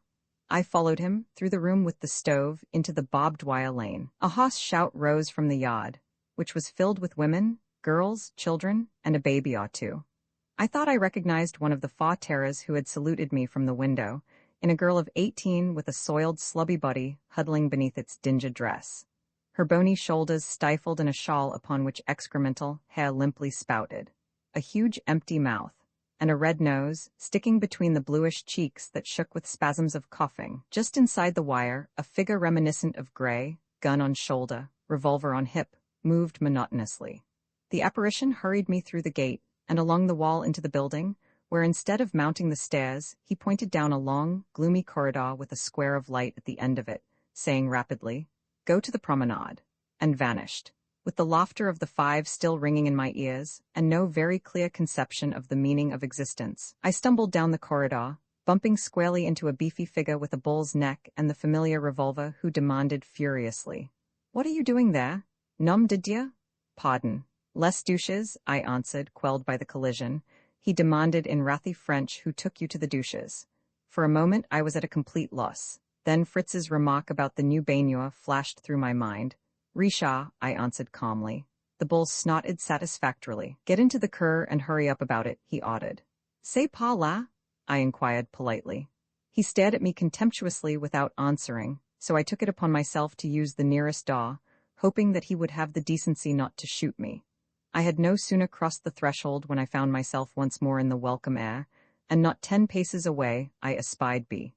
Peacefully lounging, with some 30 others, within a cur about 1/4 the size of the women's. I marched up to a little dingy gate in the barbed wire fence, and was hunting for the latch, as no padlock was in evidence, when a scared voice cried loudly, "Qu'est-ce que vous faites là?"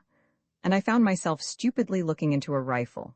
B. Fritz, Harry, Pompom, Monsieur Auguste, the bear, and the last but not least Count de Bragard, immediately informed the trembling planton that I was a nouveau, who had just returned from the douches to which I had been escorted by Monsieur Riesha, and that I should be admitted to the cur by all means. The cautious watcher of the skies was not, however, to be fooled by any such folderol, and stood his ground. Fortunately at this point, the beefy planton yelled from the doorway, "Let him in," and I was accordingly let in, to the gratification of my friends, and against the better judgment of the guardian of the cur, who muttered something about having more than enough to do already.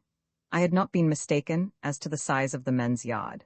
It was certainly not more than 20 yards deep and 15 wide. By the distinctness with which the shouts of les femmes reached my ears, I perceived that the 2 curs adjoined. They were separated by a stone wall 10 feet in height, which I had already remarked, while en route to les douches, as forming one end of the cur des femmes. The men's cur had another stone wall slightly higher than the first, and which ran parallel to it. The 2 remaining sides, which were property ends, were made by the familiar barbed wire. The furniture of the cur was simple. In the middle of the further end, a wooden sentry box was placed just inside the wire. A curious contrivance, which I discovered to be a sister to the booth upstairs, graced the wall on the left which separated the two curs, while further up on this wall, a horizontal iron bar projected from the stone at a height of 7 feet and was supported at its other end by a wooden post, the idea apparently being to give the prisoners a little taste of gymnastics. A minute wooden shed filled the right upper corner and served secondarily as a very partial shelter for the men, and primarily as a stable for an extraordinary water wagon, composed of a wooden barrel on 2 wheels with shafts which would not possibly accommodate anything larger than a diminutive donkey, but in which I myself was to walk not infrequently, as it proved. Parallel to the second stone wall, but at a safe distance from it, stretched a couple of iron girders serving as a barbarously cold seat for any unfortunate who could not remain on his feet the entire time. On the ground close by the shed lay amusement devices, numbers 2 and 3, a huge iron cannonball, and the 6-foot iron axle of a departed wagon, for testing the strength of the prisoners and beguiling any time which might lie heavily on their hands after they had regaled themselves with the horizontal bar. And finally, a dozen mangy apple trees, fighting for their very lives in the angry soil, proclaimed to all the world that the cur itself was in reality a verger. Les pommiers sont pleins de pommes, allons au verger, Simone. A description of the cur would be incomplete without an enumeration of the manifold duties of the planton in charge, which were as follows.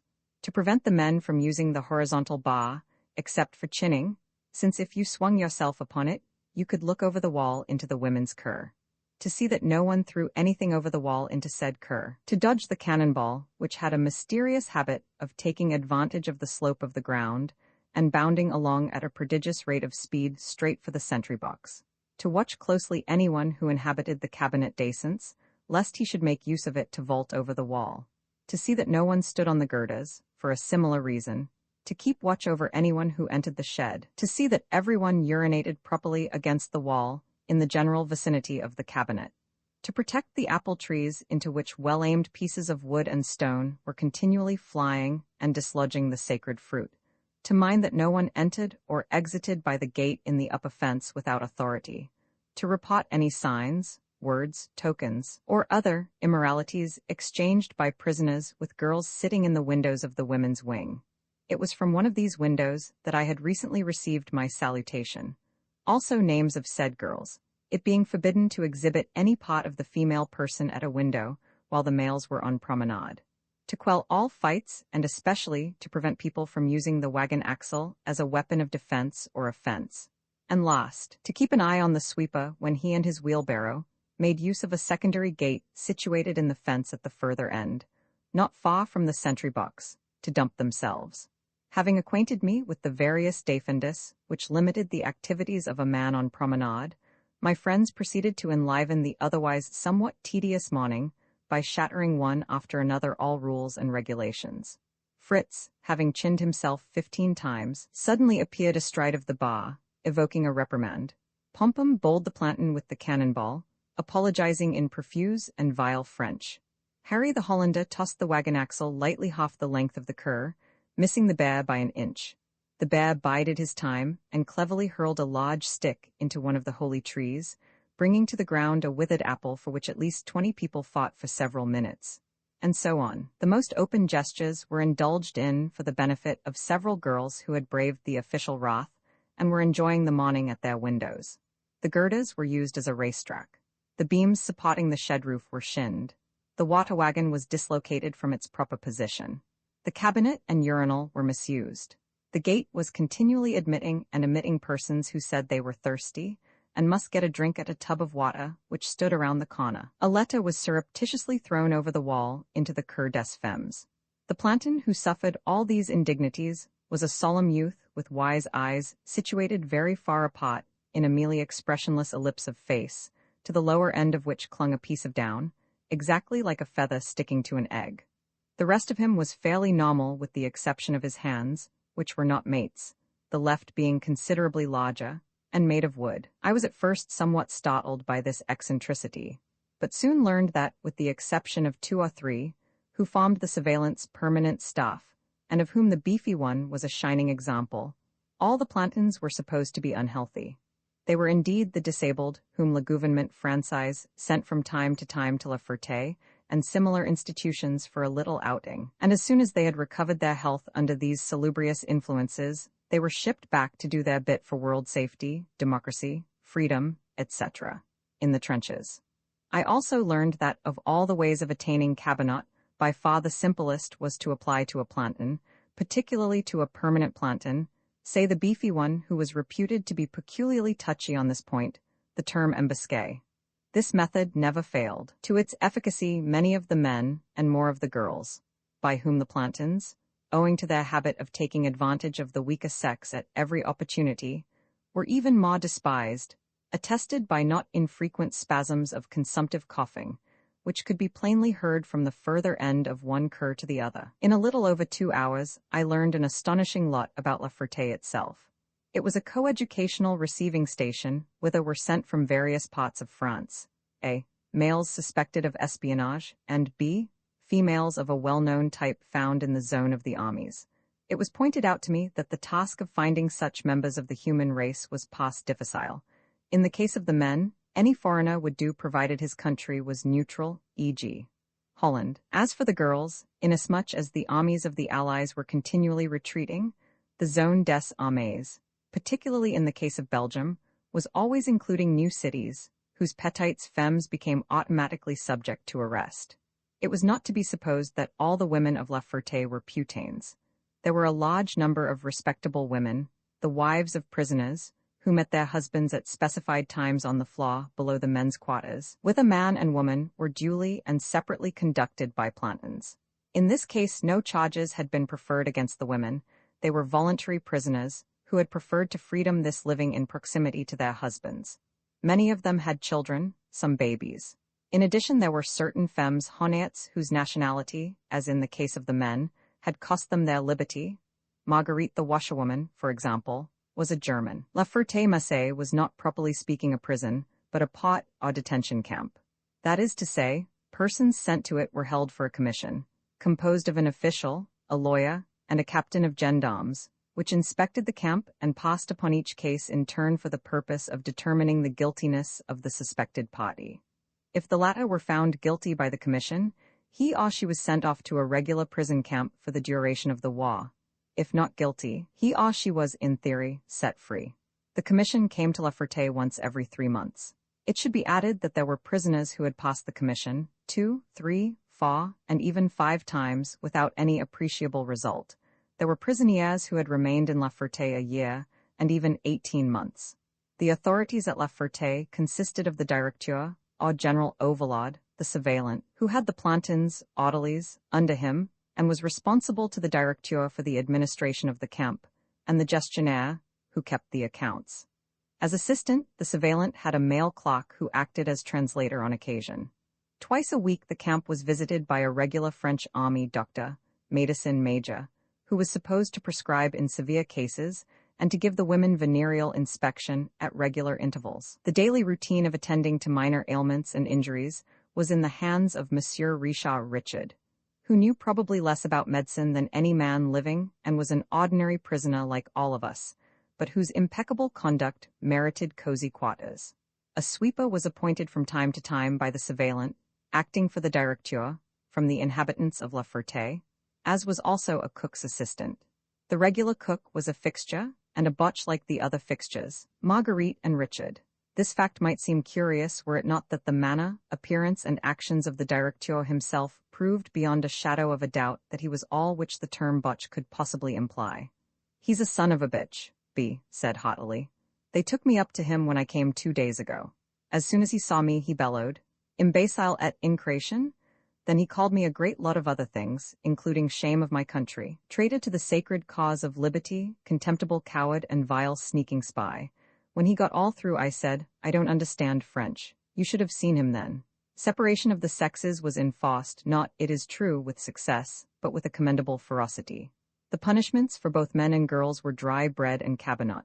What on earth is cabinet? I demanded. There were various cabinets, each sex had its regular cabinet, and there were certain extra ones. B. knew all about them from Harry and Pompum, who spent nearly all their time in the cabinet. They were rooms about 9 feet square and 6 feet high. There was no light and no flaw, and the ground three were on the ground floor, was always wet and often a good many inches underwater. The occupant on entering was searched for tobacco, deprived of his or her mattress and blanket, and invited to sleep on the ground on some planks. One didn't need to write a letter to a member of the opposite sex to get cabinet, or even to call a plantain embusque. There was a woman, a foreigner, who, instead of sending a letter to her embassy through the bureau, where all letters were read by the mail clerk to make sure that they said nothing disagreeable about the authorities or conditions of La Ferté, tried to smuggle it outside, and got 28 days of cabinet. She had previously written 3 times, handing the letters to the surveillant, as per regulations, and had received no reply. Fritz, who had no idea why he was arrested and was crazy to get in touch with his embassy, had likewise written several letters, taking the utmost care to state the facts only and always handing them in, but he had never received a word in return. The obvious inference was that letters from a foreigner to his embassy were duly accepted by the surveillant, Warden, but rarely, if ever, left La Ferté.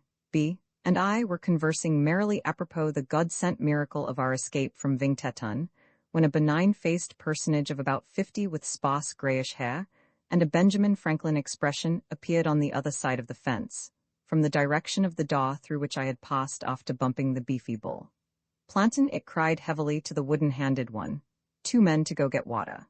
Harry and Pompum were already at the gate with the archaic water wagon, the farmer pushing from behind and the latter in the shafts. The guardian of the cur walked up and opened the gate for them, after ascertaining that another plantain was waiting at the corner of the building to escort them on their mission. A little way from the cur, the stone wall, which formed one of its boundaries, and which ran parallel to the other stone wall, dividing the 2 curs, met the prison building. And here was a huge double door, twice padlocked, through which the water seekers passed on to the street.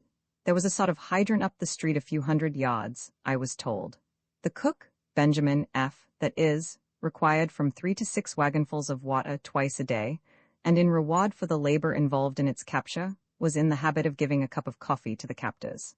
I resolved that I would seek water at the earliest opportunity. Harry and Pompum had completed their 3rd and final trip, and returned from the kitchen, smacking their lips and wiping their mouths with the backs of their hands. I was gazing airily into the muddy sky, when a roar issued from the doorway. Montez les Hommes? Oh, send the men up. It was the beefy-necked. We filed from the cur, through the door, past a little window which I was told belonged to the kitchen, down the clammy corridor, up the 3 flights of stairs to the door of the enormous room. Padlocks were unlocked, chains rattled, and the door thrown open. We entered. The enormous room received us in silence. The door was slammed and locked behind us by the plantain, whom we could hear descending the gnarled and filthy stairs.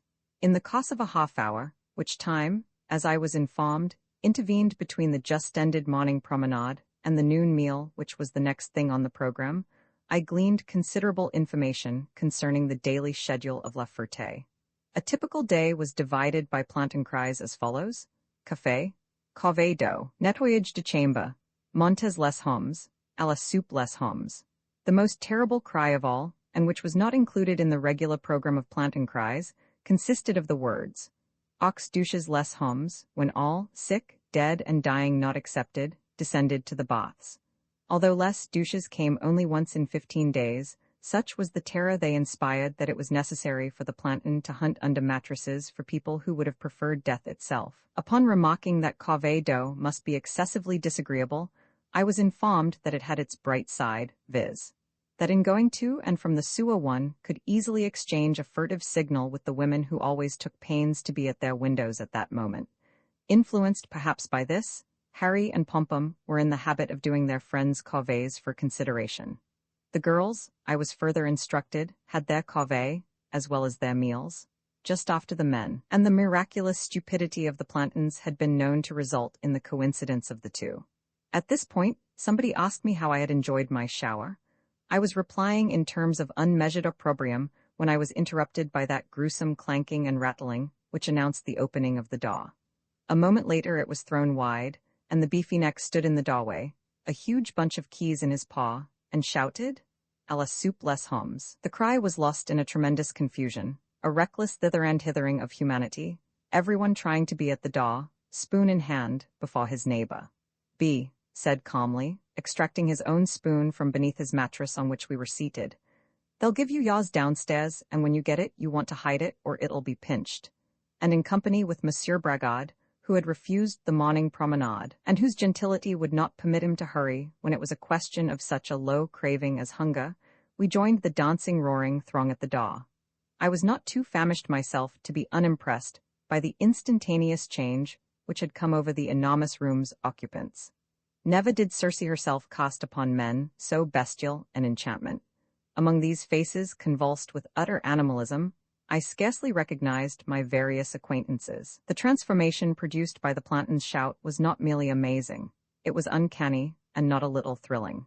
These eyes bubbling with lust, obscene grins sprouting from contorted lips, bodies unclenching and clenching in unctuous gestures of complete savagery, convinced me by a certain insane beauty. Before the arbiter of their destinies, some 30 creatures, hideous and authentic, poised, cohering in a soul chaos of desire, a fluent and numerous cluster of vital inhumanity. As I contemplated this ferocious and uncouth miracle, this beautiful manifestation of the sinister alchemy of hunger, I felt that the last vestige of individualism was about utterly to disappear, wholly abolished in a gambolling and wallowing throb. The beefy neck bellowed, "Are you all here?" A shrill roar of language answered. He looked contemptuously around him, upon the 30 clamoring faces, each of which wanted to eat him, puttees, revolver and all. Then he cried, "Allez, descendez." Squirming, jostling, fighting, roaring, we pawed slowly through the doorway. Ridiculously, horribly, I felt like a glorious microbe in huge absurd din irrevocably swathed. B was beside me. A little ahead, Monsieur Auguste's voice protested. Count Bragard brought up the rear. When we reached the corridor, nearly all the breath was knocked out of me. The corridor being wider than the stairs allowed me to inhale and look around. B was yelling in my ear, "Look at the Hollanders and the Belgians. They're always ahead when it comes to food." Sure enough, John the Bothman, Harry and Pompom were leading this extraordinary procession. Fritz was right behind them, however, and pressing the leaders hard. I heard Monsieur Auguste crying in his child's voice, "If everybody goes slower, we will arrive sooner. You mustn't act like that." Then suddenly the roar ceased. The melee integrated. We were marching in orderly ranks. "B," said the surveillant. At the end of the corridor, opposite the kitchen window, there was a flight of stairs.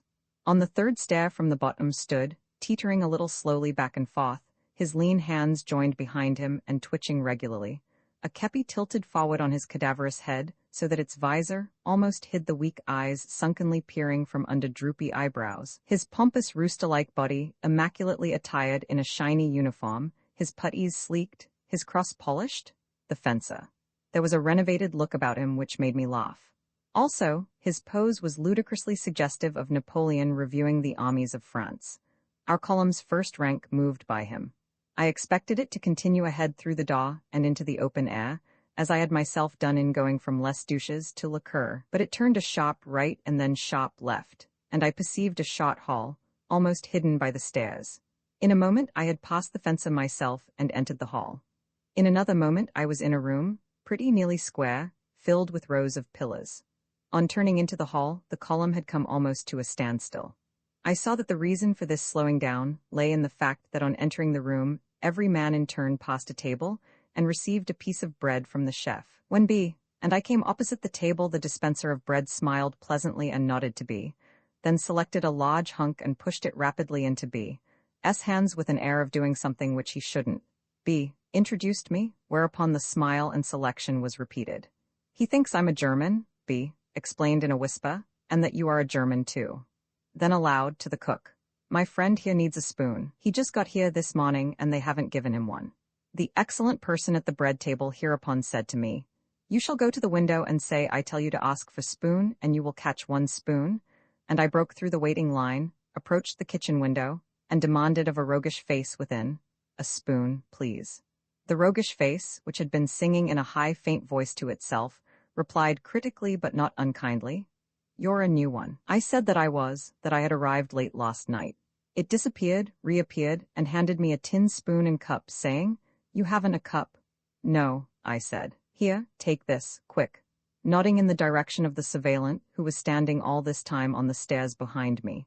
I had expected from the cook's phrase that something would be thrown at me which I should have to catch, and was accordingly somewhat relieved at the true state of affairs. On re-entering the salle, a manger, I was greeted by many cries and wavings, and looking in their direction, perceived everybody uproariously seated at wooden benches, which were placed on either side of an enormous wooden table.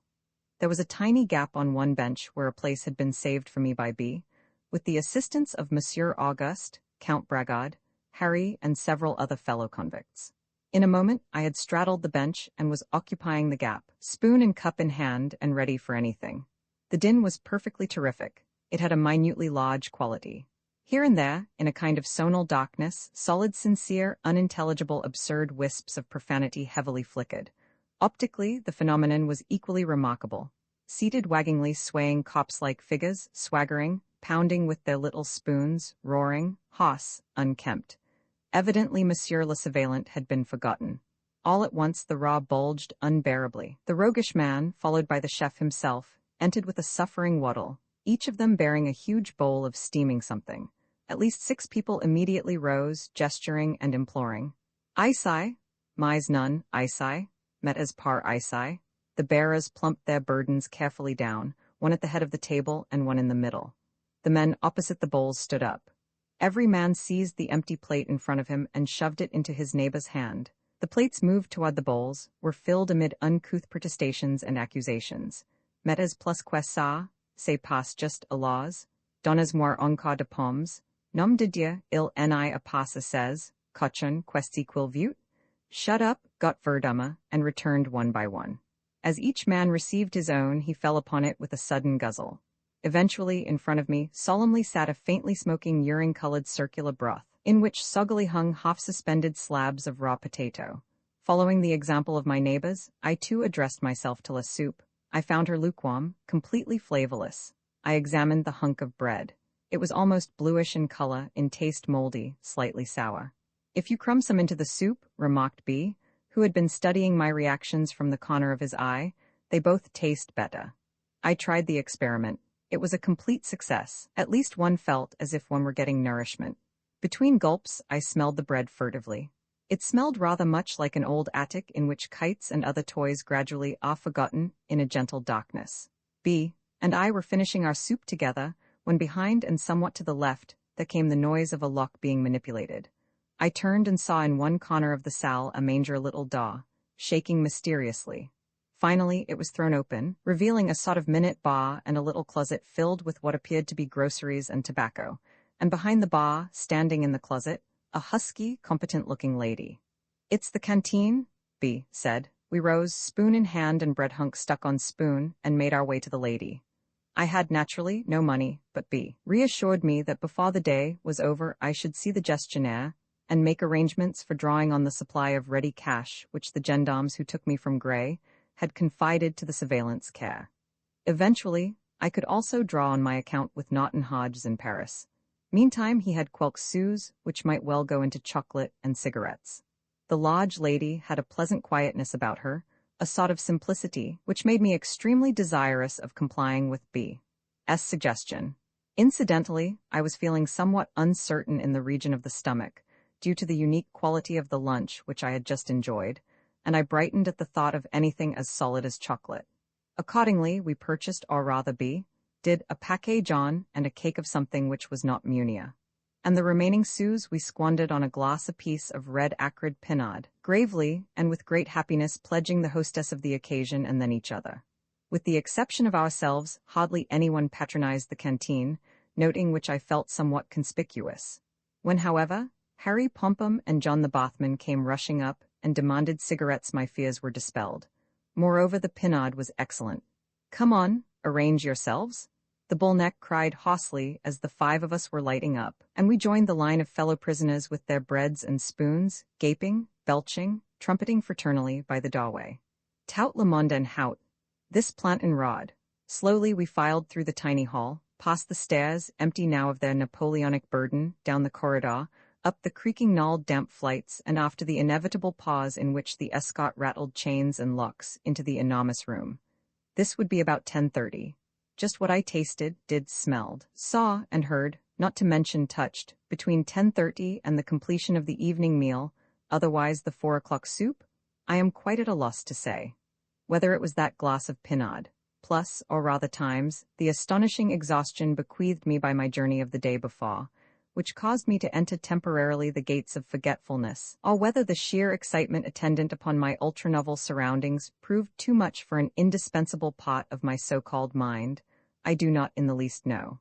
I am fairly certain that I went on afternoon promenade, after which I must surely have mounted to await my supper in the enormous room, whence, after the due and proper interval, I doubtless descended to the clutches of la soupe extraordinaire.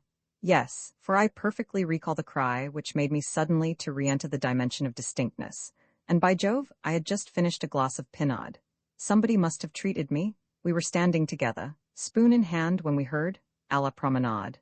We issued en queue, firmly grasping our spoons and bread, through the dining-room door. Turning right, we were admitted, by the door opposite the kitchen, from the building itself into the open air. A few steps, and we passed through the little gate in the barbed wire fence of the cur. Greatly refreshed by my second introduction to the canteen, and with the digestion of the somewhat extraordinary evening meal apparently assured, I gazed almost intelligently around me. Count Bragard had declined the evening promenade in favor of the enormous room, but I perceived in the crowd the now familiar faces of the three Hollanders, John, Harry, and Pompom, likewise of the bear, Monsieur Auguste, and Fritz.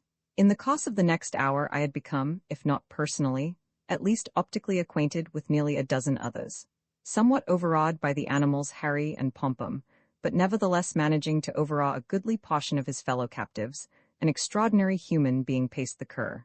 On gazing for the first time directly at him, I experienced a feeling of nausea.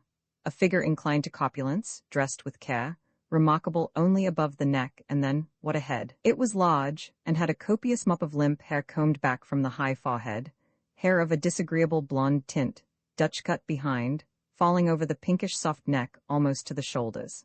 In this pianist's or artist's hair, which shook en masse when the owner walked, two large and outstanding and altogether brutal white ears tried to hide themselves. The face, a cross between classic Greek and Jew, had a Reynard expression, something distinctly wily and perfectly disagreeable. And equally with the hair blonde mustache, or rather mustachios projectingly important, waved beneath the prominent nostrils, and served to partially conceal the pallid mouth, weak and large, whose lips assumed from time to time a smile which had something almost fetal about it. Over the even weaker chin was disposed a blonde goatee. The cheeks were fatty. The continually perspiring forehead exhibited innumerable pinkish pockmarks. In conversing with a companion, this being emitted a disgusting smoothness, his very gestures were oily like his skin. He wore a pair of bloated, wristless hands, the knuckles lost in fat, with which he smoothed the air from time to time. He was speaking low and effortless French, completely absorbed in the developing ideas which issued fluently from his mustachios. About him, there clung an aura of cringing. His hair, whiskers, and neck looked as if they were trick neck, whiskers, and hair, as if they might at any moment suddenly disintegrate, as if the smoothness of his eloquence alone kept them in place. We called him Judas. Beside him, clumsily keeping the pace but not the step, was a tallish effeminate person, whose immaculate funereal suit hung loosely upon an aged and hurrying anatomy. He wore a big black cap on top of his haggard and remarkably clean-shaven face, the most prominent feature of which was a red nose, which sniffed a little now and then, as if its owner was suffering from a severe cold. This person emanated age, neatness, and despair. Aside from the nose which compelled immediate attention, his face consisted of a few large planes loosely juxtaposed and registering pathos. His motions were without grace. He had a certain refinement. He could not have been more than 45. There was worry on every inch of him. Possibly he thought that he might die. B. said he's a Belgian, a friend of Count Bragard. His name is Monsieur Peters. From time to time, Monsieur Peters remarked something delicately and pettishly in a gentle and weak voice. His Adam's apple, at such moments, jumped about in a longish, slack, wrinkled, skinny neck, which was like the neck of a turkey. To this turkey, the approach of Thanksgiving inspired dread. From time to time M. Peters looked about him sidewise as if he expected to see a hatchet. His hands were claws, kind, awkward, and nervous. They twitched. The bony and wrinkled things looked as if they would like to close quickly upon a throat. B. called my attention to a figure squatting in the middle of the cur with his broad back against one of the more miserable trees. This figure was clothed in a remarkably picturesque manner. It wore a dock sombrero-like hat with a large drooping brim, a bright red gypsy shirt of some remarkably fine material with huge sleeves loosely falling, and baggy corduroy trousers whence escaped two brown, shapely, naked feet. On moving a little, I discovered a face, perhaps the handsomest face that I have ever seen, of a gold-brown color, framed in an amazingly large and beautiful black beard. The features were finely formed and almost fluent, the eyes soft and extraordinarily sensitive, the mouth delicate and firm beneath a black mustache which fused with the silky and wonderful darkness falling upon the breast. The face contained a beauty and dignity which, as I first saw it, annihilated the surrounding tumult without an effort. Around the carefully formed nostrils, there was something almost of contempt. The cheeks had known suns of which I might not think. The feet had traveled nakedly in countries not easily imagined. Seated gravely in the mud and noise of the Kur, under the pitiful and scraggly pommier, behind the eyes lived a world of complete strangeness and silence. The composure of the body was graceful and Jove-like. This being might have been a prophet come out of a country nearer to the sun, perhaps a god who had lost his road and allowed himself to be taken prisoner by le gouvernement français, at least a prince of a dark and desirable country, a king over a gold-skinned people who would return when he wished to his fountains and his avarice. I learned upon inquiry that he traveled in various countries with a horse and cart and his wife and children, selling bright colors to the women and men of these countries. As it turned out, he was one of the Delectable Mountains, to discover which I had come a long and difficult way. Wherefore I shall tell you no more about him for the present, except that his name was Joseph Demesta. We called him the Wanderer. I was still wondering at my good luck in occupying the same miserable yard with this exquisite personage when a hoarse, rather thick voice shouted from the gate, "L'Américain?" It was a planton, in fact the chief planton for whom all ordinary plantons had unutterable respect, and whom all mere men unutterably hated. It was the planton into whom I had had the distinguished honor of bumping shortly after my visit to Lebain. The Hollanders and Fritz were at the gate in a mob, all shouting which in four languages. This planton did not deign to notice them. He repeated roughly, "L'Américain." Then, yielding a point to their frenzied entreaties, "Le Nouveau B said to me, probably he's going to take you to the gestionnaire. You're supposed to see him when you arrive. He's got your money and will keep it for you and give you an allowance twice a week. You can't draw more than 20 francs. I'll hold your bread and spoon." "Where the devil is the American?" cried the planton. "Here I am. Follow me." I followed his back and rump and holster through the little gate in the barbed wire fence and into the building, at which point he commanded, "Proceed." I asked where. "Straight ahead," he said angrily. I proceeded. "Left," he cried. I turned. A door confronted me. "Entrez," he commanded. I did. An unremarkable-looking gentleman in a French uniform, sitting at a sort of table. "Monsieur le médecin, le nouveau." The doctor got up. "Open your shirt." I did. "Take down your pants." I did. "All right." Then, as the planton was about to escort me from the room, "English?" he asked with curiosity. "No," I said, "American." "Vraiment?" He contemplated me with attention. "South American, are you?" "United States," I explained. "Vraiment?" He looked curiously at me, not disagreeably in the least. "Pourquoi vous êtes ici?" "I don't know," I said, smiling pleasantly, "except that my friend wrote some letters which were intercepted by the French censor." "Ah," he remarked, "c'est tout," and I departed. "Proceed?" cried the black holster. I retraced my steps and was about to exit through the door leading to the Kur when "Stop, nom de Dieu, proceed?" I asked where, completely bewildered. "Up," he said angrily. I turned to the stairs on the left and climbed. "Not so fast there," he roared behind me. I slowed up. We reached the landing. I was sure that the gestionnaire was a very fierce man, probably a lean, slight person who would rush at me from the nearest door saying, "Hands up," in French, whatever that may be. The door opposite me stood open. I looked in. There was the surveillant standing, hands behind back, approvingly regarding my progress. I was asking myself, should I bow? When a scurrying and a tittering made me look left, along a dark and particularly dirty hall. Women's voices? I almost fell with surprise. Were not those shadows' faces peering a little boldly at me from doors? How many girls were there? It sounded as if there were 100. "Questi que vous faites," etc., and the planton gave me a good shove in the direction of another flight of stairs. I obligingly ascended, thinking of the surveillant as a spider, elegantly poised in the center of his nefarious web, waiting for a fly to make too many struggles. At the top of this flight I was confronted by a second hall. A shut door indicated the existence of a being directly over the surveillance holy head. Upon this door, lest I should lose time in speculating, was in ample letters inscribed, Gestionnaire. I felt unutterably lost. I approached the door. I even started to push it. Attends, nom de Dieu. The planton gave me another shove, faced the door, knocked twice, and cried in accents of profound respect, Monsieur le Gestionnaire, after which he gazed at me with really supreme contempt, his neat pig-like face becoming almost circular. I said to myself, this Gestionnaire, whoever he is, must be a very terrible person, a frightful person, a person utterly without mercy.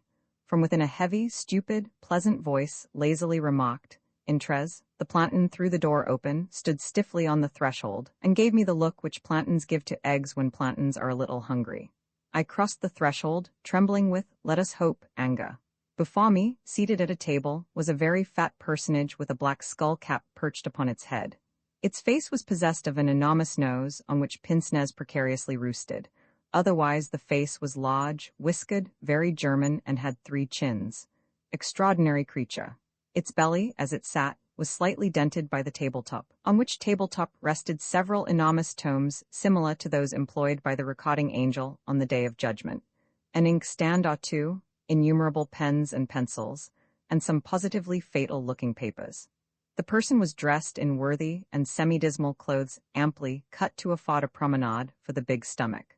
The coat was of that extremely thin black material which occasionally is affected by clerks and dentists, and more often by librarians. If ever I looked upon an honest German jowl, or even upon a caricature thereof, I looked upon one now. Such a round, fat, red, pleasant, beer-drinking face as reminded me only and immediately of huge meerschaum pipes, Deutsch Verein mottos, sudsy sadels of Würzburger, and Jacob Wirth's, once upon a time, Brackwurst. Such pin-like pink, merry eyes as made me think of Kris Kringle himself. Such extraordinarily huge reddish hands as might have grasped 6 sadels together in the Deutsche Küchen on 13th Street. I gasped with pleasurable relief. Monsieur le Gestionnaire looked as if he was trying very hard, with the aid of his beribboned glasses and librarian's jacket, not to mention a very ponderous gold watch chain and locket that were supported by his copious equator, to appear possessed of the solemnity necessarily emanating from his lofty and responsible office. This solemnity, however, met its Waterloo in his frank and stupid eyes, not to say his trilogy of cheerful chins, so much so that I felt like crying, why Jates, and cracking him on his huge back. Such an animal, a contented animal, a bulbous animal, the only living hippopotamus in captivity, fresh from the Nile. He contemplated me with a natural, under the circumstances, curiosity. He even naively contemplated me, as if I were hay. My hay-colored head perhaps pleased him as a hippopotamus. He would perhaps eat me. He grunted, exposing tobacco-yellow tusks, and his tiny eyes twittered. Finally he gradually uttered, with a thick accent, the following extremely impressive dictum, C'est l'américain. I felt much pleased and said, Oui, je suis américain, monsieur. He rolled half over backwards in his creaking chair with wonderment at such an unexpected retort. He studied my face with a puzzled air, appearing slightly embarrassed that before him should stand l'américain, and that l'américain should admit it, and that it should all be so wonderfully clear.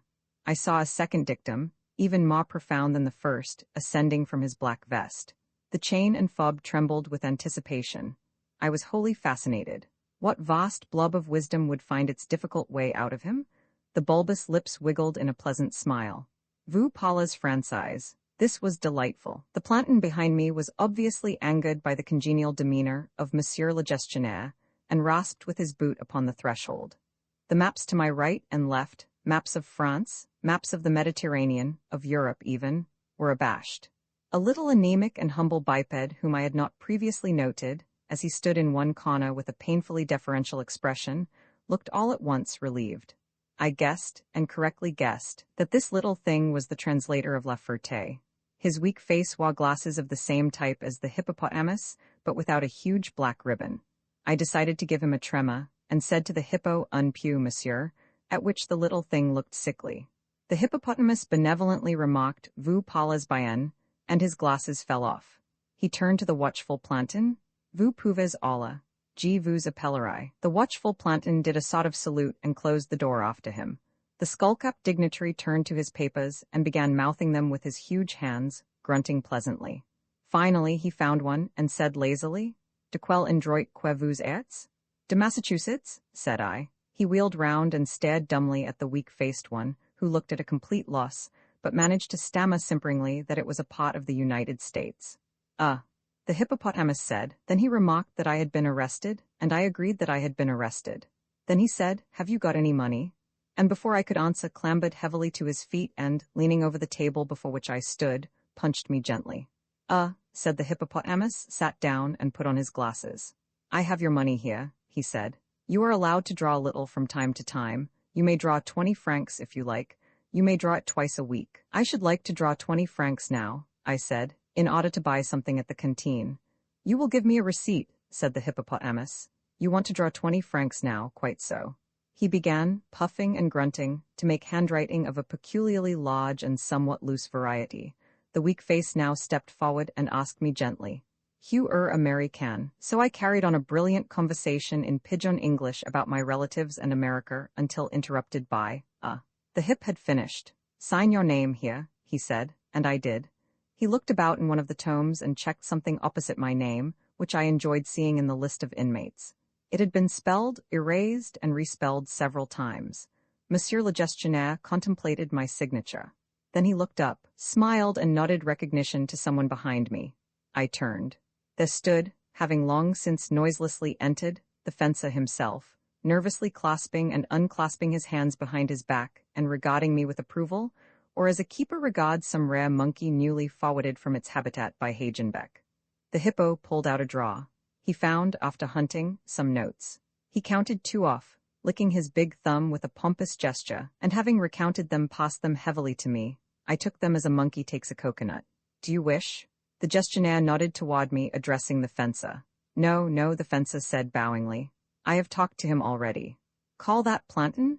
cried Monsieur le Gestionnaire to the little thing. The little thing ran out dutifully and called in a weak voice, "Plantain." A gruff but respectful "oui" boomed from below stairs. In a moment the plantain of plantains had respectfully entered.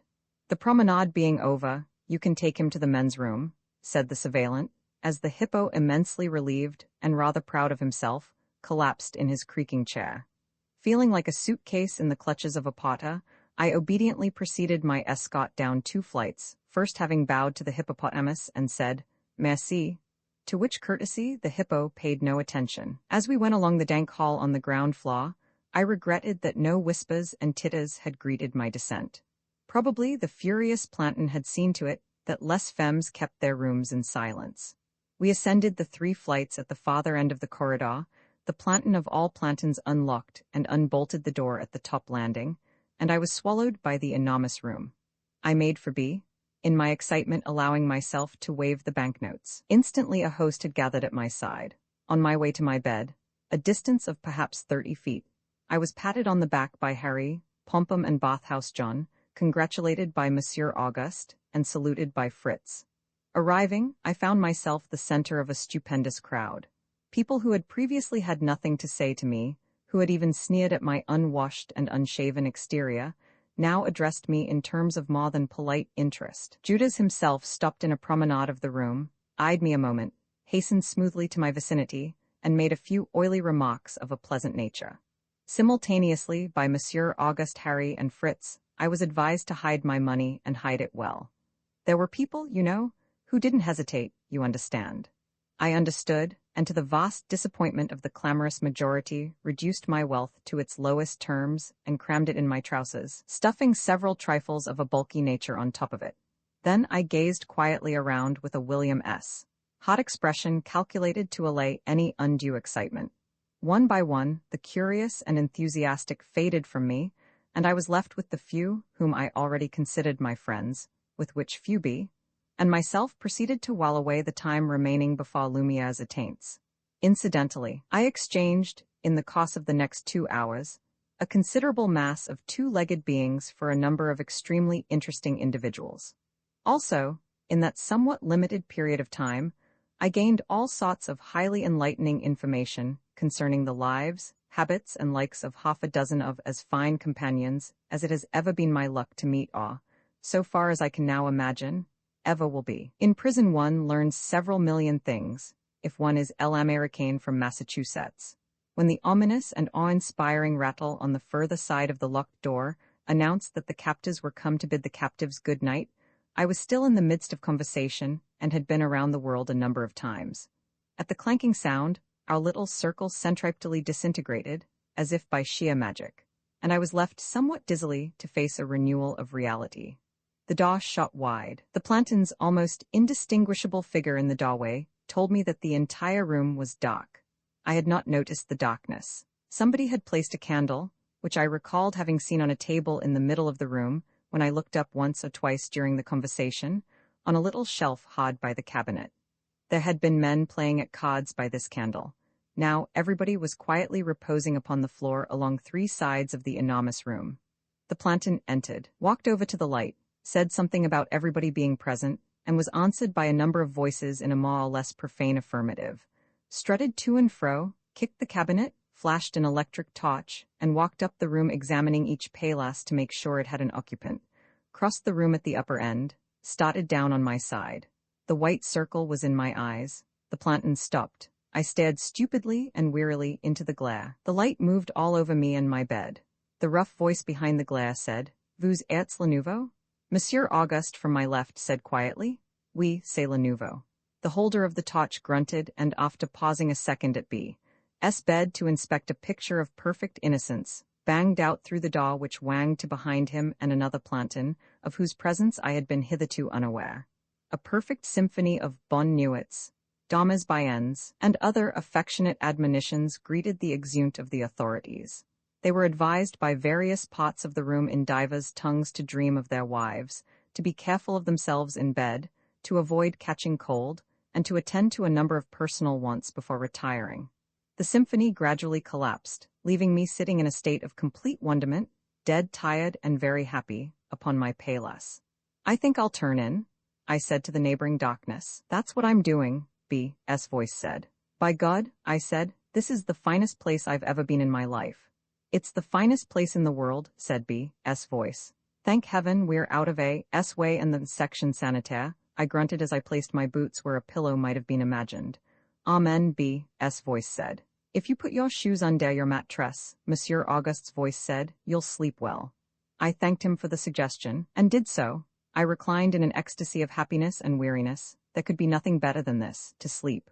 "Got a Gottverdummer cigarette?" Harry's voice asked of Fritz. "No bloody fear," Fritz's voice replied coolly. Snores had already begun in various keys at various distances in various directions. The candle flickered a little, as if darkness and itself were struggling to the death, and darkness were winning.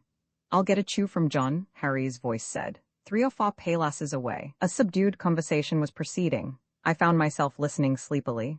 "Et puis," a voice said, "je suis reformé." A group of portraits with the reader's permission I beg, at this point of my narrative, to indulge in 1 or 2 extrinsic observations.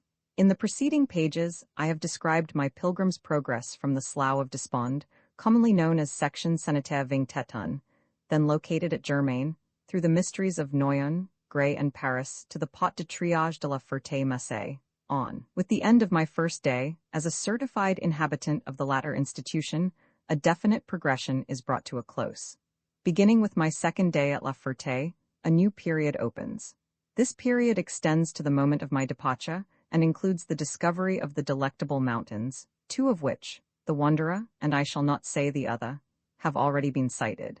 It is like a vast grey box in which are laid helter-skelter a great many toys, each of which is itself completely significant apart from the always unchanging temporal dimension which merely contains it along with the rest.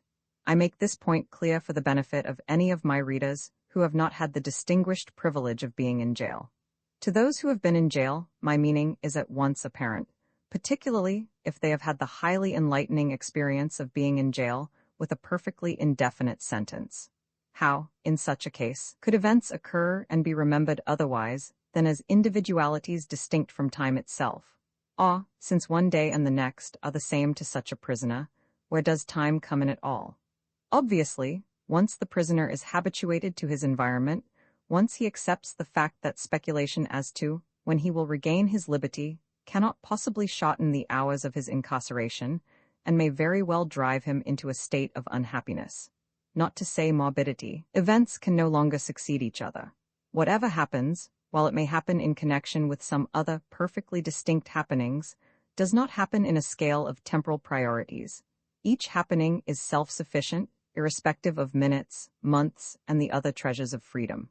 It is for this reason that I do not purpose to inflict upon the reader a diary of my alternative aliveness and non-existence at La Ferté, not because such a diary would unutterably bore him, but because the diary or time method is a technique which cannot possibly do justice to timelessness.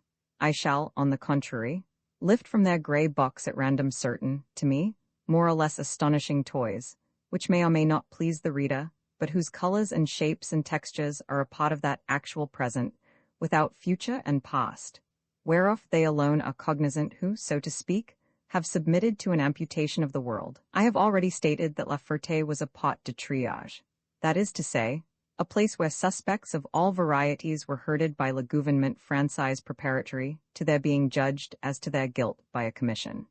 If the commission found that they were wicked persons or dangerous persons, or undesirable persons, or puzzling persons, or persons in some way insusceptible of analysis, they were sent from La Ferté to a regular prison called Précines in the province of Sarthe. About Précines, the most awful rumors were spread. It was whispered that it had a huge moat about it, with an infinity of barbed wire fences 30 feet high, and lights trained on the walls all night to discourage the escape of prisoners. Once in Précines, you were in, for good and all, pas la durée de la guerre, which durée was a subject of occasional and dismal speculation, occasional for reasons, as I have mentioned, of mental health, dismal for unreasons of diet, privation, filth, and other trifles. La Ferté was then a stepping stone either to freedom or to Précines.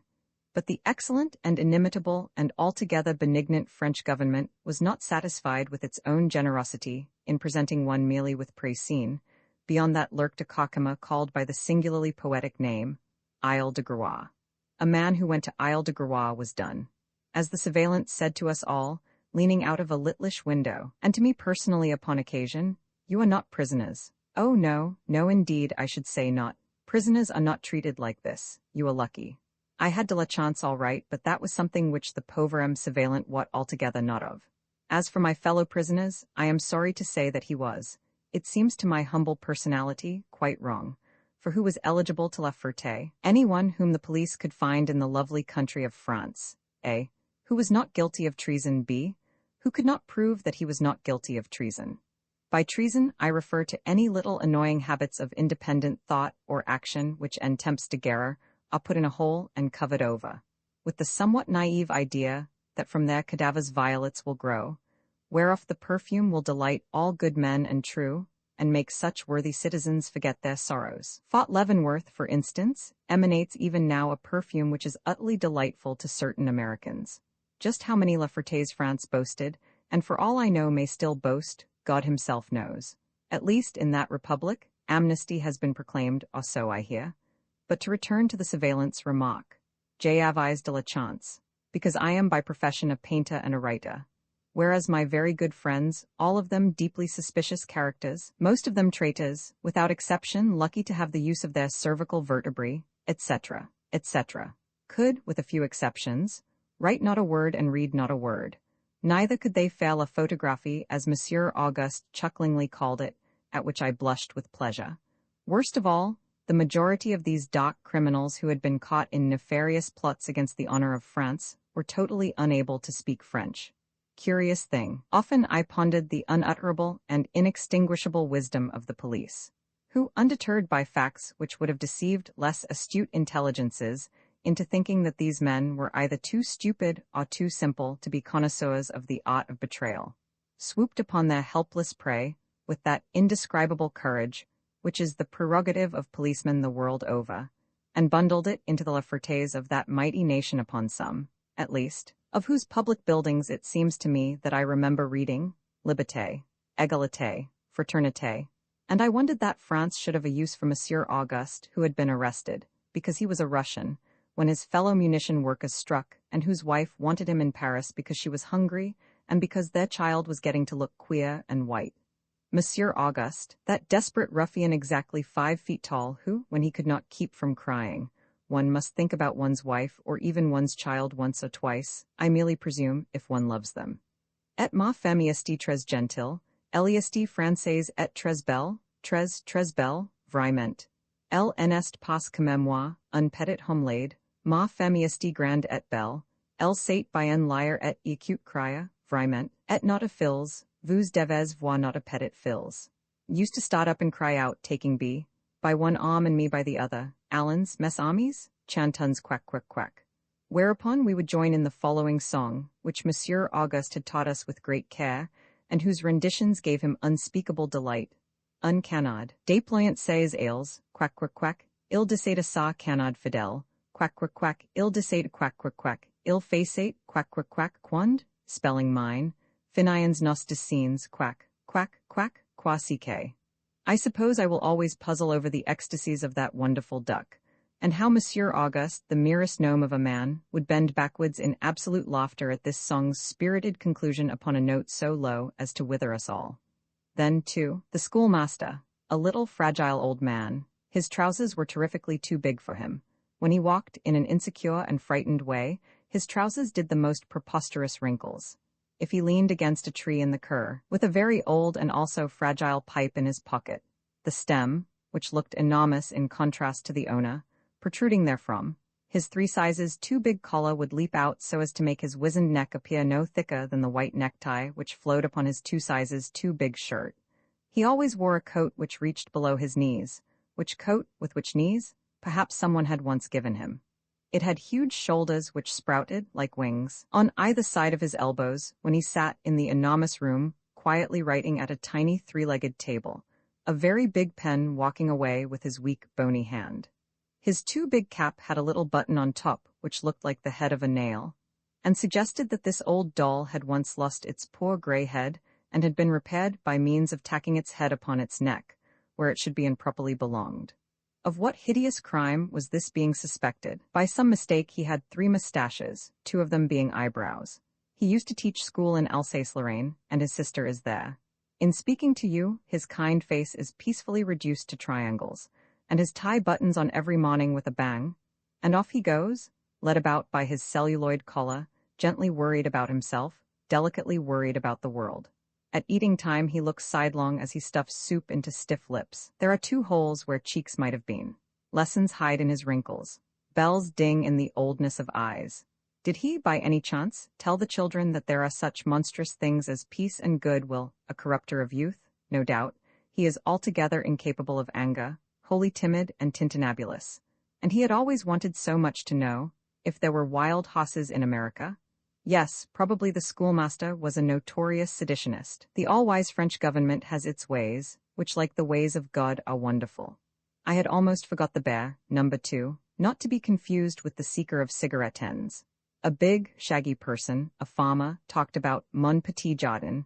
An anarchist wrote practically all the time to the gentle annoyance of the schoolmaster at the queer-legged table, wrote letters which he read aloud with evident satisfaction to himself, addressing my confreres, stimulating them to even greater efforts, telling them that the time was ripe, that the world consisted of brothers, etc.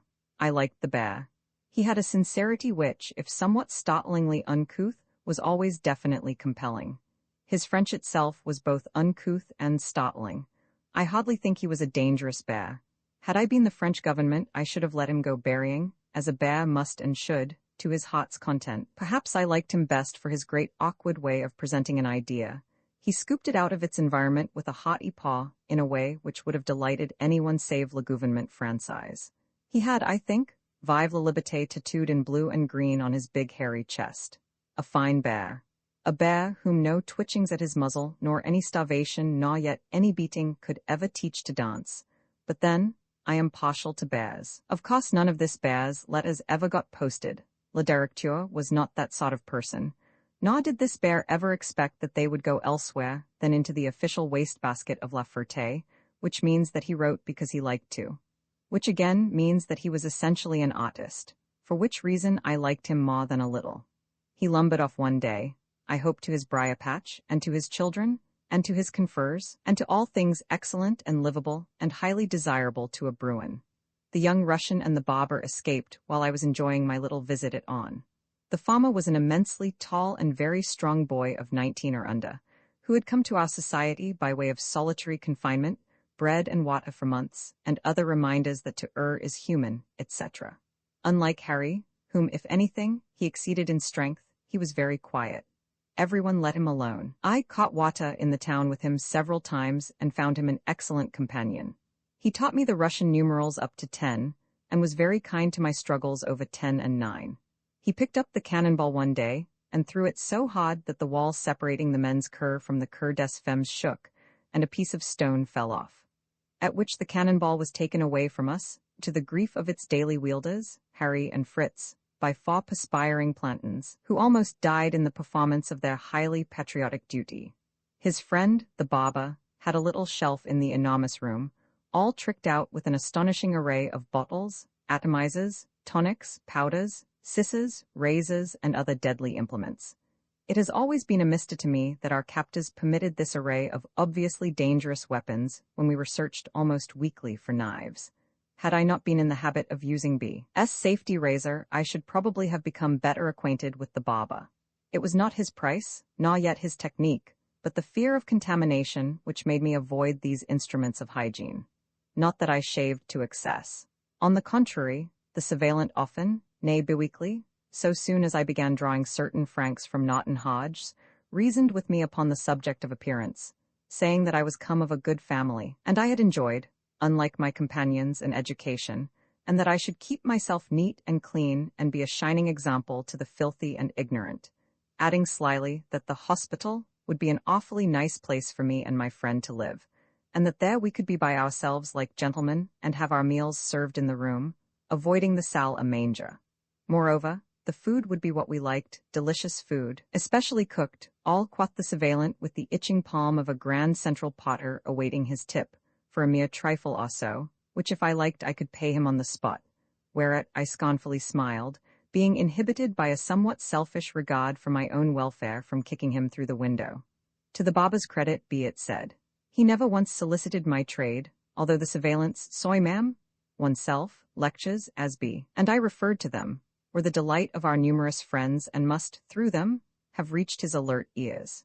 He was a good-looking, quiet man of perhaps 30, with razor-keen eyes, and that's about all I know of him, except that one day the young Russian and the Baba, instead of passing from the cur directly to the building, made use of a little door in an angle between the stone wall and the kitchen, and that to such good effect that we never saw them again. Nor were the ever-watchful guardians of our safety, the lion-hearted plantons, aware of what had occurred until several hours after. Despite the fact that a 10-foot wall had been scaled, some lesser obstructions vanquished, and a run in the open made almost, one unpatriotically minded might be tempted to say, before their very eyes. But then, who knows? May not the French government deliberately have allowed them to escape, after, through its incomparable spy system, learning that the Baba and his young friend were about to attempt the life of the surveillant with an atomizer brimful of TNT. Nothing could after all be more highly probable. As a matter of fact, a couple of extra fine razors, presented by the soy ma'am-minded surveillant to the wily coiffure in the interests of public health, as well as a knife which belonged to the kitchen and had been lent to the Baba for the purpose of peeling potatoes. He having complained that the extraordinary safety device with which, on alternate days, we were ordinarily furnished for that purpose, was an insult to himself and his profession, vanished into the rather thick air of On along with the Baba Liu, ma'am. I remember him perfectly in the enormous room, cutting apples deliberately with his knife and sharing them with the young Russian. The night of the escape, in order to keep up our morale, we were helpfully told that both refugees had been snitched ere they had got well without the limits of the town, and been remanded to a punishment consisting, among other things, in travox forces a perpetuite, verbum sapientibus, he that hath ears, etc. Also, a nightly inspection was instituted, consisting of our being counted thrice by a planton, who then divided the total by 3 and vanished. Soy ma'am reminds me of a pleasant spirit who graced our little company with a good deal of wit and elegance. He was called by B and myself, after a somewhat exciting incident which I must not describe, but rather outline, by the agreeable title of Mame la Balayeur. Only a few days after my arrival, the incident in question happened. It seems, I was in La Cour promenading for the afternoon, that certain more virile inhabitants of the enormous room, among them Harry and Pom-Pom bien entendu, declined to see promena, and kept their habitat. Now this was in fulfillment of a little understanding with 3 or more girls, such as Selina, Lily and Renee, who, having also declined the promenade, managed in the course of the afternoon to escape from their quarters on the 2nd floor, rush down the hall and upstairs, and gain that landing on which was the only and well-locked door to the enormous room. The next act of this little comedy, or tragedy, as it proved for the participants, who got cabinet and pain sec, male and female alike, for numerous days thereafter, might well be entitled, Love Will Find a Way. Just how the door was opened, the lock picked, etc., from the inside is, of course, a considerable mystery to anyone possessing a limited acquaintance with the art of burglary. Anyway, it was accomplished, and that in several fifths of a second. Now let the curtain fall, and the reader be satisfied with the significant word, asbestos, which is part of all first-rate performances. The surveillant, I fear, distrusted his balayeur. Balayeurs were always being changed, because balayeurs were in shameful contrast to the plantons, invariably human beings. For this deplorable reason, they inevitably carried notes to and fro, between les hommes and les femmes.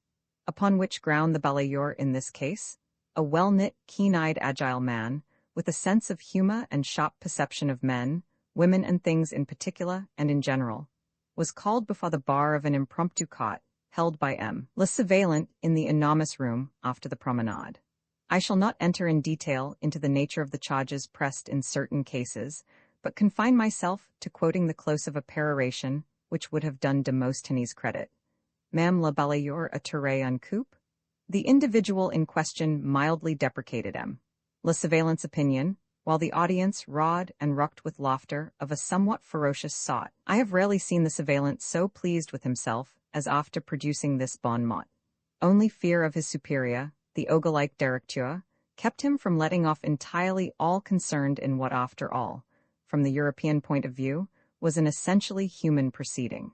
As nobody could prove anything about Mame, he was not locked up in a dungeon, but he lost his job of sweeper, which was quite as bad, I am sure, from his point of view, and from that day became a common inhabitant of the enormous room like any of the rest of us. His successor, Garibaldi, was a cocker. How the almighty French government in its almighty wisdom ever found Garibaldi a place among us is more than I understand or ever will. He was a little tot in a faded blue-gray French uniform, and when he perspired, he pushed a kepi up and back from his worried forehead, which a lock of heavy hair threateningly overhung. As I recollect Garibaldi's terribly difficult, not to say complicated, lineage, his English mother had presented him to his Italian father in the country of France. However this trilogy may be, he had served at various times in the Italian, French, and English armies. As there was, unless we call Garibaldi Italian, which he obviously was not nary a subject of King Ponzi, or Caruso, or whatever be his name residing at La Ferté-Macé, Garibaldi was in the habit of expressing himself, chiefly at the card table, be it said, in a curious language which might have been mistaken for French. To B. and me, he spoke an equally curious language, but a perfectly recognizable one, i.e., Cockney Whitacapel English. He showed us a perfectly authentic mission card which certified that his family had received a pittance from some charitable organization situated in the Whitacapel neighborhood, and that, moreover, they were in the habit of receiving this pittance, and that, finally, their claim to such pittance was amply justified by the poverty of their circumstances. Beyond this valuable certificate, Garibaldi, which everyone called him, attained great incoherence. He had been wronged. He was always being misunderstood. His life had been a series of mysterious tribulations. I for one have the merest idea that Garibaldi was arrested for the theft of some peculiarly worthless trifle, and sent to the limbo of La Ferté as a penance. This merest idea is suggested by something which happened when the clever man instituted a search for his missing knife, but I must introduce the clever man to my reader before describing that rather beguiling incident. Conceive a tall, well-dressed, rather athletic, carefully kept, clean and neat, intelligent, not for a moment despondent, altogether superior man, fairly young, perhaps 29, and quite bald. He wins enough every night at bank to enable him to pay the less fortunate to perform his corvée d'eau for him. As a consequence, he takes his vile coffee in bed every morning, then smokes a cigarette or two lazily, then drops off for a nap, and gets up about the middle of the morning promenade. Upon arising, he strops a razor of his own. Nobody knows how he gets away with a regular razor. Carefully lathers his face and neck, while gazing into a rather classy mirror, which hangs night and day over his head, above a little shelf on which he displays at such times a complete toilet outfit, and proceeds to annihilate the inconsiderable growth of beard which his mirror reveals to him.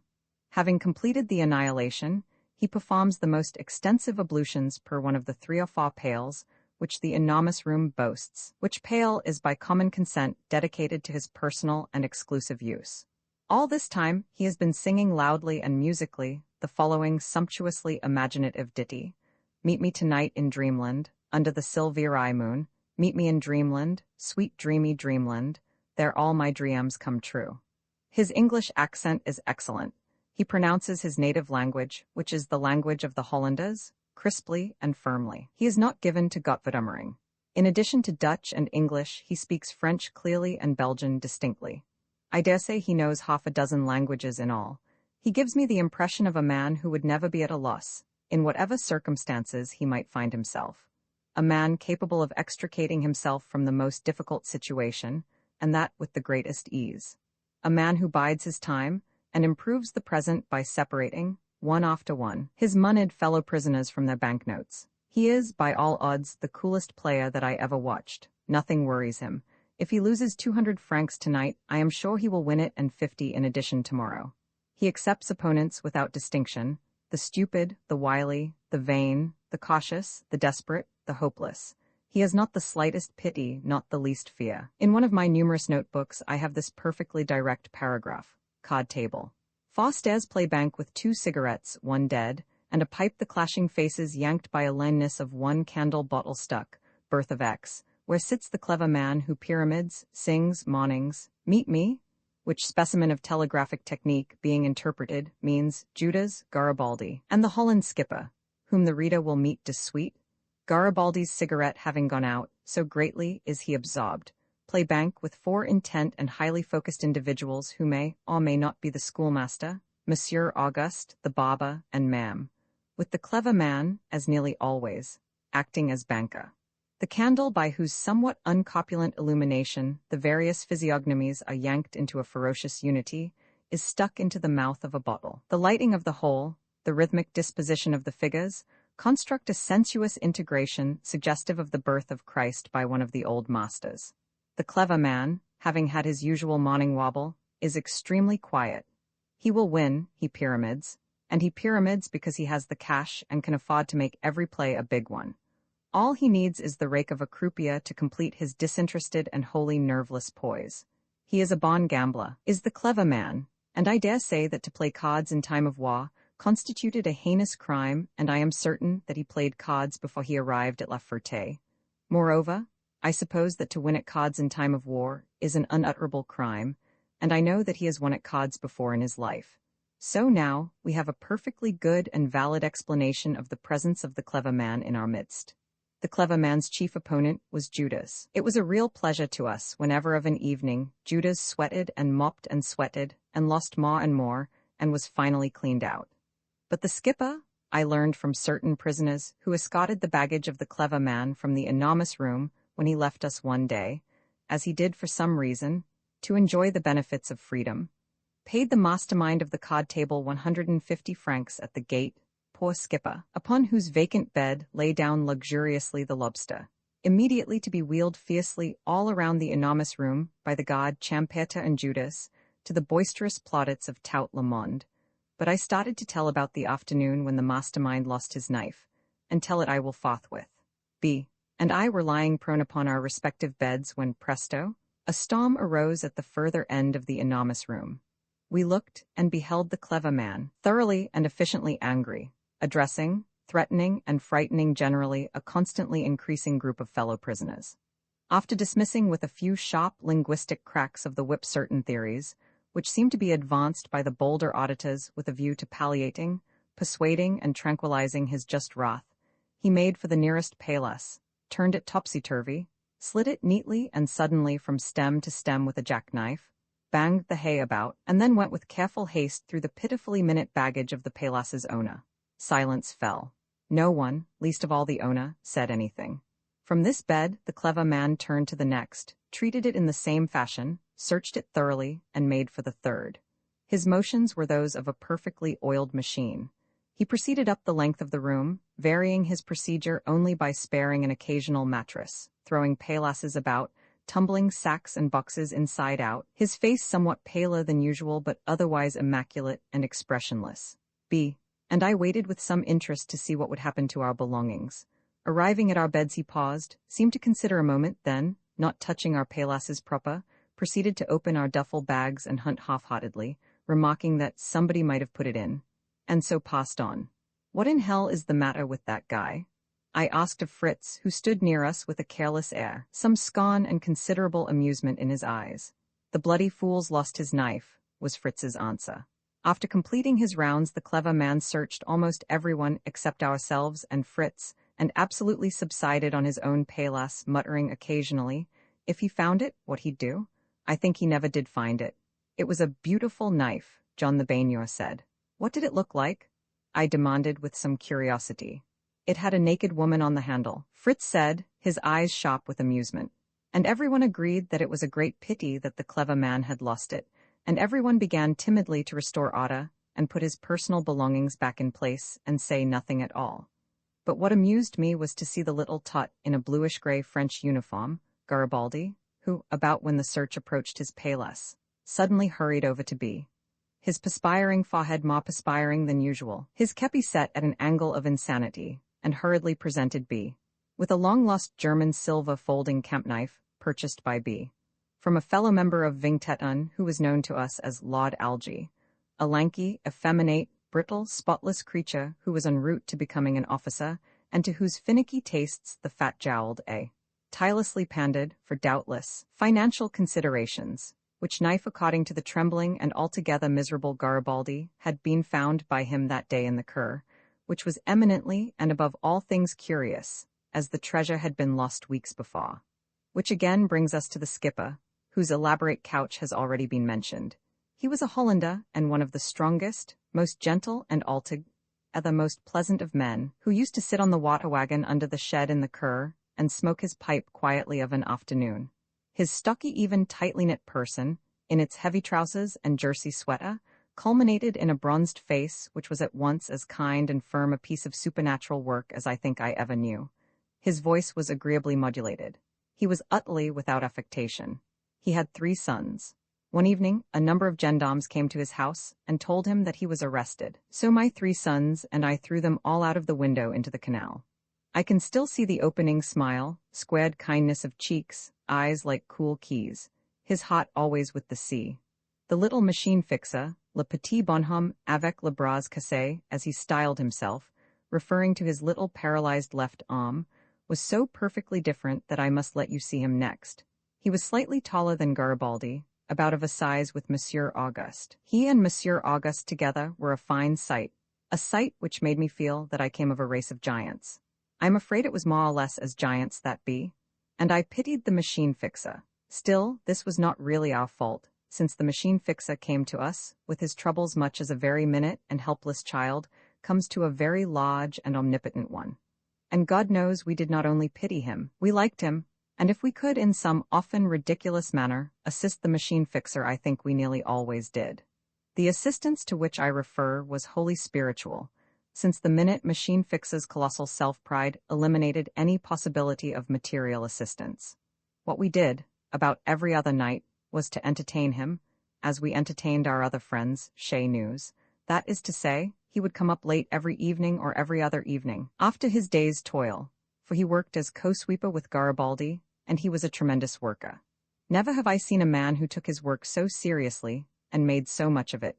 To sit, with great care and very respectfully, upon one or the other of our beds at the upper end of the enormous room, and smoke a black small pipe, talking excitedly and strenuously and fiercely about La Masseur and himself and ourselves, often crying a little but very bitterly, and from time to time striking matches with a short, angry gesture on the sole of his big, almost square boot. His little, abrupt, conscientious, relentless, difficult self lived always in a single dimension, the somewhat beautiful dimension of sorrow. He was a Belgian, and one of two Belgians in whom I have ever felt the least or slightest interest, for the machine fixer might have been a Polack or an Idol or an Esquimau so far as his nationality affected his soul. By and large, that was the trouble, the machine fixer had a soul. Put the bracelets on an ordinary man, tell him he's a bad egg, treat him rough, shove him into the jug or its equivalent, you see I have regard always for M. La surveillance delicate but no doubt necessary distinction between La Ferté and prison, and he will become one of three animals, a rabbit, that is to say timid, a mole, that is to say stupid, or a hyena, that is to say Harry the Hollander. But if, by some incomparably fatal accident, this man has a soul, then we have and truly have most horribly what is called in La Ferté Massé, by those who have known it, La Masseur. Monsieur Auguste's valiant attempts at cheerfulness and the natural buoyancy of his gentle disposition in a slight degree protected him from La Masseur. The machine fixer was lost. By nature he was tremendously sensible. He was the very apotheosis of l'âme sensible, in fact. His sensibilité made him shoulder, not only the inexcusable injustice which he had suffered, but the incomparable and overwhelming total injustice which everyone had suffered and was suffering on mass day and night in the enormous room. His woes, had they not sprung from perfectly real causes, might have suggested a persecution complex. As it happened, there was no possible method of relieving them. They could be relieved in only one way. By liberty, not simply by his personal liberty, but by the liberation of every single fellow captive as well. His extraordinarily personal anguish could not be selfishly appeased by a merely partial righting, in his own case, of the wrong, the ineffable and terrific, and to be perfectly avenged wrong, done to those who ate and slept and wept and played cards within that abominable and unyielding symbol, which enclosed the immutable vileness of our common life. It was necessary, for its appeasement, that a shaft of bright lightning suddenly and entirely should wither the human and material structures which stood always between our filthy and pitiful selves and the unspeakable cleanness of liberty. B. Recalls that the little machine fixer said or hinted that he had been either a socialist or an anarchist when he was young. So that is doubtless why we had the privilege of his society. After all, it is highly improbable that this poor socialist suffered more at the hands of the great and good French government than did many a conscientious objector at the hands of the great and good American government. Or, since all great governments are per se good and vice versa, than did many a man in general who was cursed with a talent for thinking during the warlike moments recently past. During, that is to say, an epoch when the G nations demanded of their respective peoples the exact antithesis to thinking, said antitheses being vulgarly called belief. Lest which statement prejudice some members of the American Legion in disfavor of the machine fixer, or rather of myself, awful thought. I hasten to assure everyone that the machine fixer was a highly moral person. His morality was at times almost gruesome, as when he got started on the inhabitants of the women's quarters. Be it understood that the machine fixer was human, that he would take a letter, provided he liked the sender, and deliver it to the sender's adore without a murmur. That was simply a good deed done for a friend.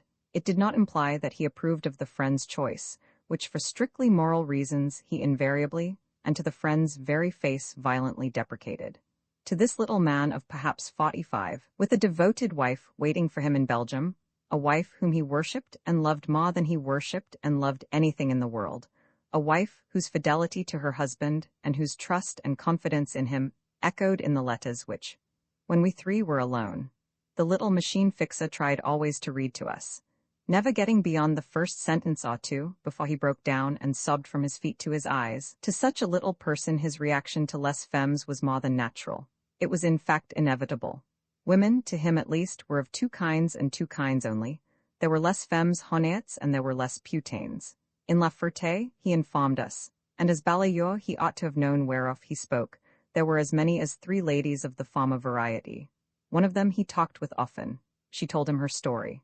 She was a Russian, of a very fine education, living peacefully in Paris up to the time that she wrote to her relatives a letter containing the following treasonable sentiment: Gmenui pas les neiges de Russie.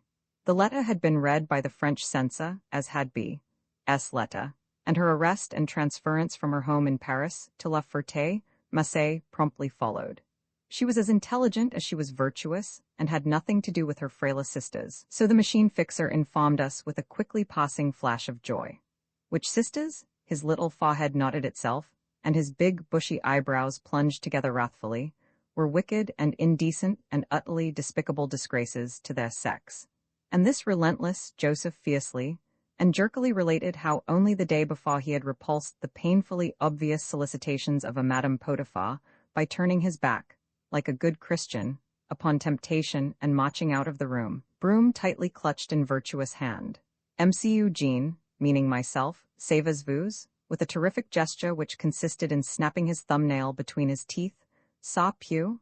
Then he added, "And what would my wife say to me if I came home to her and presented her with that which this creature had presented to me? They are animals," cried the little machine fixer. "All they want is a man. They don't care who he is, they want a man. But they won't get me," and he warned us to beware. Especially interesting, not to say valuable, was the machine fixer's testimony concerning the more or less regular inspections, which were held by the very same doctor who had examined me in the course of my first day at La Ferté, for les femmes, presumably in the interest of public safety. Les femmes, quoth the machine fixer, who had been many times an eyewitness of this proceeding, lined up talking and laughing and, crime of crimes, smoking cigarettes, outside the bureau of la médecine major. Une femme entre, elle s'y livre les jupes jusqu'au maintenant et s'y met sur la banque, la médecine major la regarde, il dit de suite bonne, c'est tout, elle saute, une autre entre la même chose, bonne, c'est fini? MC Eugene, prenez garde, and he struck a match fiercely on the black, almost square boot which lived on the end of his little wan trouser leg, bending his small body forward as he did so, and bringing the flame upward in a violent curve. The flame settled on his little black pipe, his cheeks sucked until they must have met, and a slow, unwilling noise arose, and with the return of his cheeks a small colorless wisp of possibly smoke came upon the air. "That's not tobacco. Do you know what it is? It's wood. And I sit here smoking wood in my pipe when my wife is sick with worrying." MCU, Jean, leaning forward with jaw protruding and a oneness of bristly eyebrows. "Ces grands messieurs qui ne foutent pas mal si elles crèvent de fame, savez-vous ils croyant chacun qu'il est le bon Dieu lui-même. Et MCU Jean, savez-vous, ils sont tous," leaning right in my face, the withered hand making a pitiful fist of itself, "ils sont des crapules?" And his ghastly and toy-like wizened and minute arm would try to make a pass at their lofty lives. "Oh, gouvernement français, I think it was not very clever of you to put this terrible doll in La Ferté. I should have left him in Belgium with his little doll wife if I had been you. For when governments are found dead there is always a little doll on top of them, pulling and tweaking with his little hands to get back the microscopic knife, which sticks firmly in the quiet meat of their hearts. One day only did I see him happy or nearly happy, when a Belgian baroness for some reason arrived, and was bowed and fed and wined by the delightfully respectful and perfectly behaved official captors. And I know of her in Belgium, she is a great lady, she is very powerful, and she is generous. I fell on my knees before her, and implored her in the name of my wife and Le Bon Dieu to intercede in my behalf, and she has made a note of it, and she told me she would write the Belgian king, and I will be free in a few weeks. Free? The little machine fixer, I happen to know, did finally leave La Ferté for Précine. In the kitchen worked a very remarkable person, who wore sabots, and sang continuously in a very subdued way to himself as he stirred the huge black kettles. We, that is to say, B and I, became acquainted with a freak very gradually. You did not know a freak suddenly. You became cognizant of a freak gradually. You were in the cur, staring at ooze and dead trees, when a figure came striding from the kitchen, lifting its big wooden feet after it rhythmically, unwinding a potty-colored scarf from its waist as it came, and singing to itself in a subdued manner a jocular, and I fear, unprintable ditty concerning paradise. The figure entered the little gate to the cur in a businesslike way, unwinding continuously, and made stridingly for the cabinet situated up against the stone wall, which separated the promenading sexes, dragging behind it on the ground a tail of ever-increasing dimensions. The cabinet reached, tail and figure parted company, the former fell inert to the limitless mud, the latter disappeared into the contrivance with a jack-in-the-box rapidity. From which contrivance the continuing ditty la parodies est une mason. Or again, it's a lithe, pausing poise, intensely intelligent, certainly sensitive, delivering dryingly a series of sure and rapid hints that penetrate the fabric of stupidity accurately and whisperingly, dealing one after another brief and poignant instupidities, distinct and uncompromising, crisp and altogether arrow-like. The poise has a cigarette in its hand, which cigarette it has just pausingly rolled from material furnished by a number of carefully saved butts, whereof a freak's pockets are invariably full. It's neither old nor young, but rather keen face hods a pair of grayish-blue witty eyes, which face and eyes are directed upon us through the open door of a little room. Which little room is in the rear of the cuisine, a little room filled with the inexpressibly clean and soft odor of newly cut wood, which wood we are pretending to split and pile for kindling. As a matter of fact, we are enjoying a freak's conversation, escaping from the bleak and profoundly muddy cur, and under the watchful auspices of the cook, who plays sentinel, drinking something approximating coffee with something approximating sugar therein. All this because the cook thinks we're butches, and being the cook, and a butch lieu, ma'am, is consequently peculiarly concerned for our welfare. A freak is talking about Les Jernocks, and to what prodigious pains they go to not tell the truth. Or he is telling how a native stole up on him in the night armed with a spear 2 meters long, once on a time in a certain part of the world. Or he is predicting that the Germans will march upon the French by way of Switzerland. Or he is teaching us to count and swear in Arabic. Or he is having a very good time in the Midi as a tinka, sleeping under a tree outside of a little town.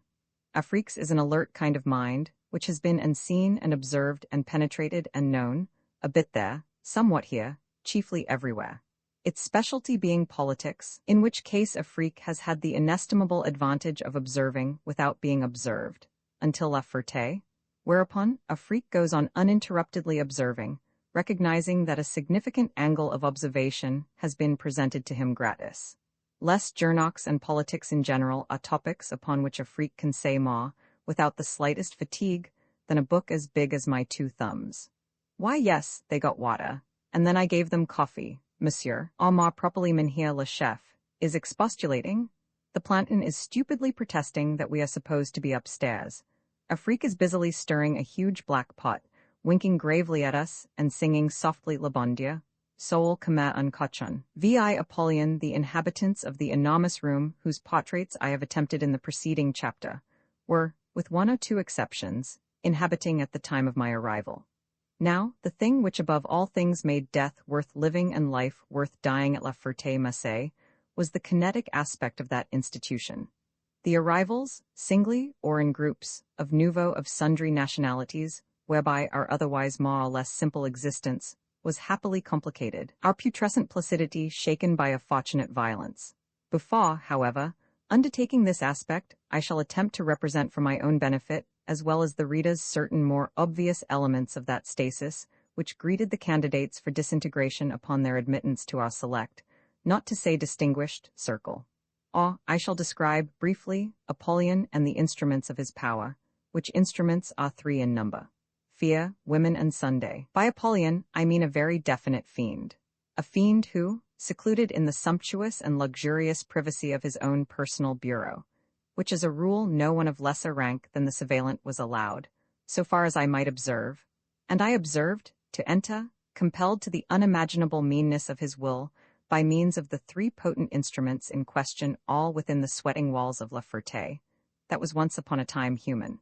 I mean a very complete Apollyon, a Satan whose word is dreadful not because it is painstakingly unjust, but because it is incomprehensibly omnipotent. I mean, in short, Monsieur le Directeur. I shall discuss first of all Monsieur le Directeur's most obvious weapon. Fear was instilled by 3 means into the erstwhile human entities whose presence at La Ferté gave Apollyon his job. The 3 means were, through his subordinates, who being one and all fearful of his power directed their energies to but one end, the production in ourselves of a similar emotion; through 2 forms of punishment, which supplied said subordinates with a weapon over any of us who refused to find room for this desolating emotion in his heart of hearts; and finally, through direct contact with his unutterable personality. Beneath the demon was the surveillant. I have already described the surveillant. I wish to say, however, that in my opinion, the surveillant was the most decent official at La Ferté. I pay him this tribute gladly and honestly. To me, at least, he was kind. To the majority he was inclined to be lenient. I honestly and gladly believe that the surveillant was incapable of that quality whose innateness, in the case of his superior, rendered that gentleman to my mind, perfect representative of the almighty French government. I believe that the surveillant did not enjoy being cruel, that he was not absolutely without pity or understanding. As a personality, I therefore pay him my respects. I am myself incapable of caring whether, as a tool of the devil, he will find the bright firelight of hell too warm for him or no. Beneath the surveillant were the secrétaire, Monsieur Richard, the cook, and the plantains. The first I have described sufficiently, since he was an obedient and negative, albeit peculiarly responsible, cog in the machine of decomposition, of Monsieur Richard, whose portrait is included in the account of my first day at La Ferté. I wish to say that he had a very comfortable room of his own, filled with primitive and otherwise imposing medicines. The walls of this comfortable room being beauteously adorned by some 50 magazine covers, representing the female form in every imaginable state of undress, said magazine covers being taken chiefly from such amorous periodicals as La Sourire and that old standby of indecency, La Vie Parisienne. Also, Monsieur Richard kept a pot of geraniums upon his window ledge, which haggard and aged-looking symbol of joy he doubtless, in his spare moments, peculiarly enjoyed watering. The cook is by this time familiar to my reader. I beg to say that I highly approve of the cook, exclusive of the fact that the coffee, which went up to the enormous room 2 les matins, was made every day with the same grounds plus a goodly injection of checkerberry, for the simple reason that the cook had to supply our captors and especially Apollyon with real coffee, whereas what he supplied to les hommes made no difference. The same is true of sugar. Our morning coffee, in addition to being a water-thin, black, muddy, stinking liquid, contained not the smallest suggestion of sweetness, whereas the coffee which went to the officials, and the coffee which and I drank in recompense for catching water, had all the sugar you could possibly wish for. The poor cook was fined one day as a result of his economies, subsequent to a united action on the part of the fellow sufferers.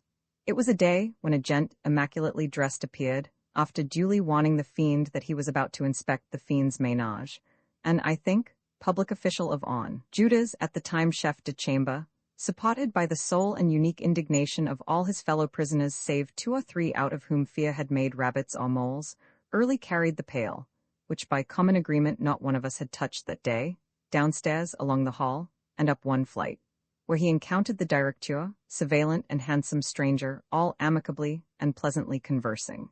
Judas set the pail down, bowed and begged, as spokesman for the united male gender of La Ferté-Massé, that the quality of the coffee be examined. "We won't any of us drink it, begging your pardon, messieurs," he claims that he said. What happened then is highly amusing. The petit balayeur, an eyewitness of the proceeding, described it to me as follows. The directeur Rod comment, he was horribly angry. "Oui, monsieur," said the maître de chambre humbly. "Pourquoi?" thundered the directeur. "Because it's undrinkable," the maître de chambre said quietly. "Undrinkable? Nonsense," cried the directeur furiously. "Be so good as to taste it, monsieur le directeur." "I taste it? Why should I taste it? The coffee is perfectly good, plenty good for you men." "This is ridiculous. Why don't we all taste it?" suggested the surveillant ingratiatingly. "Why, yes," said the visitor mildly. "Taste it? Of course not. This is ridiculous and I shall punish. I should like, if you don't mind, to try a little." The visitor said, "Oh, well, of course, if you like," the directeur mildly agreed. "Give me a cup of that coffee, you?" "With pleasure, sir," said the maître de chambre. The directeur, M.C. Eugene, you would have burst laughing, seized the cup, lifted it to his lips, swallowed with a frightful expression, his eyes almost popping out of his head, and cried fiercely, "Delicious." The surveillant took a cupful, sipped, tossed the coffee away, looking as if he had been hit in the eyes, and remarked, "Ah, the maître de chambre, M.C. Eugene, he is clever," scooped the 3rd cupful from the bottom of the pail, and very politely, with a big bow, handed it to the visitor, who took it, touched it to his lips, turned perfectly green, and cried out, "Impossible?" M.C. Eugene, we all thought, the directeur and the surveillant and the maître de chambre and myself, that he was going to vomit. He leaned against the wall a moment, quite green, then recovering said faintly, "The kitchen." The directeur looked very nervous and shouted, trembling all over, "Yes, indeed. We'll see the cook about this perfectly impossible coffee. I had no idea that my men were getting such coffee. It's abominable. That's what it is, an outrage. And they all totted downstairs to the cook. And MC Eugene, they searched the kitchen. And what do you think? They found 10 pounds of coffee and 12 pounds of sugar all neatly hidden away, that the cook had been saving for himself out of our allowance. He's a beast, the cook. I must say that, although the morning coffee improved enormously for as much as a week, it descended afterwards to its original level of excellence. The cook, I may add, officiated 3 times a week at a little table to the left as you entered the dining room. Here he stood, and threw at everyone, as everyone entered, a hunk of the most extraordinary meat which I have ever had the privilege of trying to masticate. It could not be tasted. It was pale and leathery. B and myself often gave ours away in our hungriest moments, which statement sounds as if we were generous to others, whereas the reason for these donations was that we couldn't eat, let alone stand the sight of this staple of diet. We had to do our donating on the sly, since the chef always gave us choice pieces, and we were anxious not to hurt the chef's feelings. There was a good deal of spasmodic protestation apropos of viand, but the cook always bulleted it down. Nor was the meat his fault, since, from the miserable carcasses which I have often seen carried into the kitchen from without, the cook had to select something which would suit the meticulous stomach of the Lord of Hell, as also the less meticulous digestive organs of his minions, and it was only after every planton had got a piece of viand to his plantonic taste that the captives, female and male, came in for consideration. On the whole, I think I never envied the cook his strange and difficult, not to say gruesome, job. With the men en masse he was bound to be unpopular. To the good will of those above he was necessarily more or less a slave, and on the whole, I liked the cook very much, as did B, for the very good and sufficient reason that he liked us both. About the plantons I have something to say, something which it gives me huge pleasure to say. I have to say, about the plantons, that as a bunch they struck me at the time and will always impress me as the next to the lowest species of human organism, the lowest, in my experienced estimation, being the gendarme proper. The plantons were, with one exception, he of the black holster with whom I collided on the first day, changed from time to time. Again, with this one exception, they were, as I have noted, apparently disabled men who were enjoying a vacation from the trenches in the lovely environs of On. Nearly all of them were witless. Every one of them had something the matter with him physically as well. For instance, one planton had a large wooden hand. Another was possessed of a long, unmanageable left leg made, as nearly as I could discover, of tin. A third had a huge glass eye. These peculiarities of physique, however, did not inhibit the plantons from certain essential and normal desires. On the contrary, the plantons probably realized that, in competition with the male world at large, their glass legs and tin hands and wooden eyes would not stand a Chinaman's chance of winning the affection and admiration of the fair sex. At any rate, they were always on the alert for opportunities to triumph over the admiration and affection of les femmes at La Ferté, where their success was not endangered by competition. They had the bulge on everybody, and they used what bulge they had to such good advantage that one of them, during my stay, was pursued with a revolver by their sergeant, captured, locked up and shipped off for court-martial on the charge of disobedience and threatening the life of a superior officer. He had been caught with the goods, that is to say, in the girl's cabinet, by said superior. An incapable, strutting, undersized, bepimpled person in a bright uniform who spent his time assuming the poses of a general for the benefit of the ladies, of his admiration for whom and his intentions toward whom he made no secret. By all means, one of the most disagreeable petty bullies whom I ever beheld. This arrest of a planton was, so long as I inhabited La Ferté, the only case in which abuse of the weaker sex was punished. That attempts at abuse were frequent, I know from allusions and direct statements made in the letters, which passed by way of the sweeper from the girls to their captive admirers. I might say that the senders of these letters, whom I shall attempt to portray presently, have my unmitigated and unqualified admiration. By all odds, they possessed the most terrible vitality and bravery of any human beings, women or men, whom it has ever been my extraordinary luck to encounter, or ever will be, I am absolutely sure, in this world. The duties of the plantons were those simple and obvious duties which only very stupid persons can perfectly fulfill, namely, to take turns guarding the building and its inhabitants, not to accept bribes, whether in the form of matches, cigarettes, or conversation, from their prisoners, to accompany anyone who went anywhere outside the walls, as did occasionally the balayeurs, to transport baggage, the men who did corvée, and the catches of water for the cook, who proceeded as far as the hydrant situated on the outskirts of the town, a momentous distance of perhaps 500 feet, and finally, to obey any and all orders from all and any superiors without thinking. Plantons were supposed, but only supposed, to report any schemes for escaping which they might overhear during their watch upon les femmes et les hommes en promenade. Of course they never overheard any, since the least intelligent of the watched was a paragon of wisdom by comparison with the watchers. B.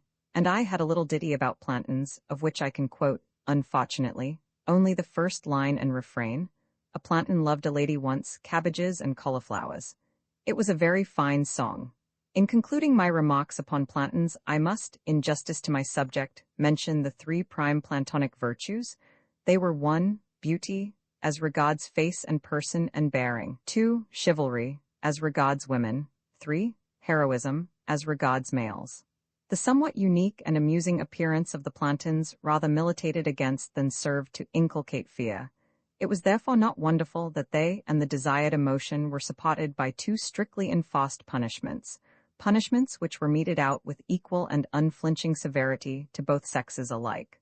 The less undesirable punishment was known as pain sec, which Fritz, shortly after my arrival, got for smashing a window pane by accident, and which Harry and Pom-Pom, the incorrigibles, were getting most of the time.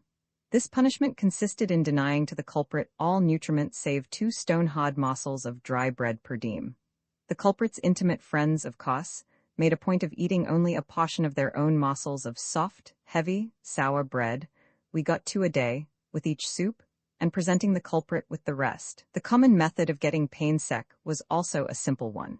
It was for a man to wave, shout, or make other signs audible or visual to an inhabitant of the women's quarters, and, for a girl, to be seen at her window by the directeur at any time during the morning and afternoon promenades of the men. The punishment for sending a letter to a girl might possibly be pain sec, but was more often. I pronounce the word even now with a sinking of the heart, though curiously enough I escaped that for which it stands, cabinet. There were, as already mentioned, a number of cabinets, sometimes referred to as cachots by persons of linguistic propensities. To repeat myself a little, at least 3 were situated on the ground floor, and these were used whenever possible in preference to the one or ones upstairs, for the reason that they were naturally more damp and chill and dark, and altogether more dismal and unhealthy. Dampness and cold were considerably increased by the substitution, for a floor, of 2 or 3 planks resting here and there in mud. I am now describing what my eyes saw, not what was shown to the inspectors on their rare visits to the directeur's little shop for making criminals. I know what these occasional visitors beheld, because it, too, I have seen with my own eyes. Seen the 2 balayeurs staggering downstairs with a bed, consisting of a high iron frame, a huge mattress of delicious thickness, spotless sheets, warm blankets, and a sort of quilt neatly folded over all. Seen this bed placed by the panting sweepers in the thoroughly cleaned and otherwise immaculate cabinet at the foot of the stairs and opposite the kitchen, the well-scrubbed door being left wide open. I saw this done as I was going to dinner. While the men were upstairs recovering from la soupe, the gentlemen inspectors were invited downstairs to look at a specimen of the directeur's kindness, a kindness which he could not restrain even in the case of those who were guilty of some terrible wrong. The little Belgian with the broken arm, alias the machine fixer, missed not a word nor a gesture of all this, and described the scene to me with an indignation which threatened his sanity. Then, while les hommes were in the cur for the afternoon, the sweepers were rushed to the enormous room, which they cleaned to beat the band with the fear of hell in them. After which, the directeur led his amiable guests leisurely upstairs and showed them the way the men kept their quarters. Kept them without dictation on the part of the officials, so fond were they of what was to them one and all more than a delightful temporary residence, was in fact a home. From the enormous room, the procession wended a gentle way to the women's quarters, scrubbed and swept in anticipation of their arrival, and so departed, conscious, no doubt, that in the directeur France had found a rare specimen of whole-hearted and efficient generosity. Upon being sentenced to cabinet, whether for writing an intercepted letter, fighting, threatening a planton, or committing some minor offense for the nth time, a man took one blanket from his bed, carried it downstairs to the catchot, and disappeared therein for a night or many days and nights, as the case might be. Before entering, he was thoroughly searched and temporarily deprived of the contents of his pockets, whatever they might include. It was made certain that he had no cigarettes nor tobacco in any other form upon his person, and no matches. The door was locked behind him and double and triple locked, to judge by the sound, by a planton, usually the black holster, who on such occasions produced a ring of enormous keys, suggestive of a burlesque jailer. Within the stone walls of his dungeon, into which a beam of light no bigger than a 10-cent piece, and in some cases no light at all, penetrated, the culprit could shout and scream his or her heart out if he or she liked, without serious annoyance to his Majesty King Satan. I wonder how many times, en route to la soupe, or the enormous room, or promenade, I have heard the unearthly smoldering laughter of girls or of men entombed within the drooling greenish walls of La Ferté-Macé. A dozen times, I suppose, I have seen a friend of the entombed stoop adroitly and shove a cigarette or a piece of chocolate under the door, to the girls or the men or the girl or man screaming, shouting, and pommeling faintly behind that very door, but you would say by the sound, a good part of a mile away. Ah well, more of this later, when we come to les femmes on their own account. The third method employed to throw fear into the minds of his captives lay, as I have said, in the sight of the captive himself, and this was by far the most efficient method. He loved to suddenly dash upon the girls when they were carrying their slops along the hall and downstairs, as in common with the men, they had to do at least twice every morning and twice every afternoon. The corvée of girls and men were of course arranged so as not to coincide. Yet somehow or other they managed to coincide on the average about once a week, or if not coincide, at any rate approach coincidence. On such occasions, as often as not under the planton's very stupid nose, a kiss or an embrace would be stolen, provocative of much fierce laughter and some scurrying.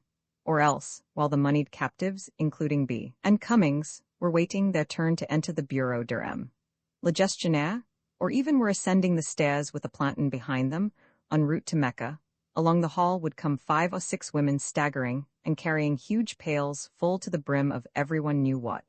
5 or 6 heads lowered, ill-dressed bodies tense with effort, free arms rigidly extended from the shoulder downward and outward in a plane at right angles to their difficult progress, and thereby helping to balance the disconcerting load. All embarrassed, some humiliated, others desperately at ease. Along they would come under the steady sensual gaze of the men, under a gaze which seemed to eat them alive. And then one of them would laugh with the laughter which is neither pitiful nor terrible, but horrible. And bang! Would a door fly open, and Ra, a well-dressed animal about 5 feet 6 inches in height, with prominent cuffs and a spotted tie, the altogether decently and neatly clothed thick-built figure squirming from top to toe with anger, the large head trembling and white-faced beneath a flourishing mane of coarse blackish bristly perhaps hair, the arm crooked at the elbow, and shaking a huge fist of pinkish, well-manicured flesh. The distinct, cruel, brightish eyes sprouting from their sockets under bushily enormous black eyebrows. The big, weak, coarse mouth extended almost from ear to ear, and spouting invective, the soggily brutal lips clinched upward and backward, showing the huge horse-like teeth to the froth-shot gums.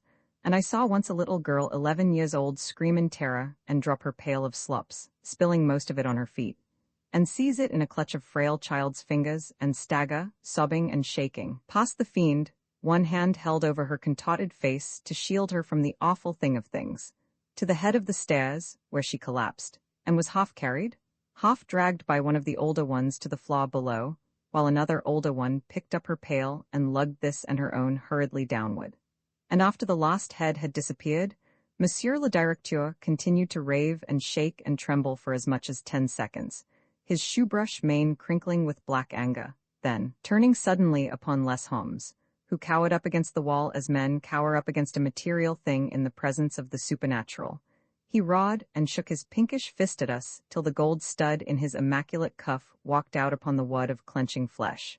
And you, take care. If I catch you with the women again, I'll stick you in cabinet for 2 weeks, all of you. For as much as half a minute. Then turning his round-shouldered big back suddenly, he adjusted his cuffs, muttering prostitutes and haws and dirty filth of women, crammed his big fists into his trousers, pulled in his chin till his fattish jowl rippled along the square jaws, panted, grunted, very completely satisfied, very contented, rather proud of himself, took a strutting stride or two in his expensive shiny boots, and shot all at once through the open door which he slammed after him. Apropos, the particular incident described for purposes of illustration, I wish to state that I believe in miracles. The miracle being that I did not knock the spit-covered mouthful of teeth and jabbering brutish outthrust jowl, which certainly were not farther than 18 inches from me, through the bullneck bulging in its spotless collar. For there are times when one almost decides not to merely observe, besides which, never in my life before had I wanted to kill, to thoroughly extinguish and to entirely murder. Perhaps some day. Unto God I hope so. Amen. Now I will try to give the reader a glimpse of the women of La Ferté-Macé. The little machine fixer, as I said in the preceding chapter, divided them into good and bad. He said there were as much as 3 good ones, of which 3 he had talked to one and knew her story. Another of the 3 good women, obviously, was Marguerite, a big, strong female who did washing, and who was a permanent resident because she had been careless enough to be born of German parents. I think I spoke with number 3 on the day I waited to be examined by the commission, a Belgian girl, whom I shall mention later along with that incident. Whereat, by process of elimination, we arrive at Les Putains, whereof God may know how many there were at La Ferté, but I certainly do not. To Les Putains in general I have already made my deep and sincere bow. I should like to speak here of 4 individuals. They are Selina, Lana, Lily, Renee. Selina Tech was an extraordinarily beautiful animal. Her firm girl's body emanated a supreme vitality. It was neither tall nor short, its movements nor graceful nor awkward. It came and went with a certain sexual velocity, a velocity whose health and vigor made everyone in La Ferté seem puny and old. Her deep sensual voice had a coarse richness. Her face, dark and young, annihilated easily the ancient and grayish walls. Her wonderful hair was shockingly black. Her perfect teeth, when she smiled, reminded you of an animal. The cult of Isis never worshipped a more deep, luxurious smile. This face, framed in the night of its hair, seemed, as it moved at the window overlooking the Cour des Femmes, inexorably and colossally young. The body was absolutely and fearlessly alive.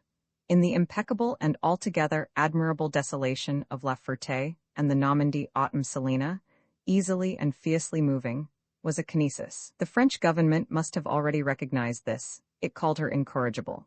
Lena, also a Belgian, always and fortunately just missed being a type which in the American language, sometimes called slang, has a definite nomenclature.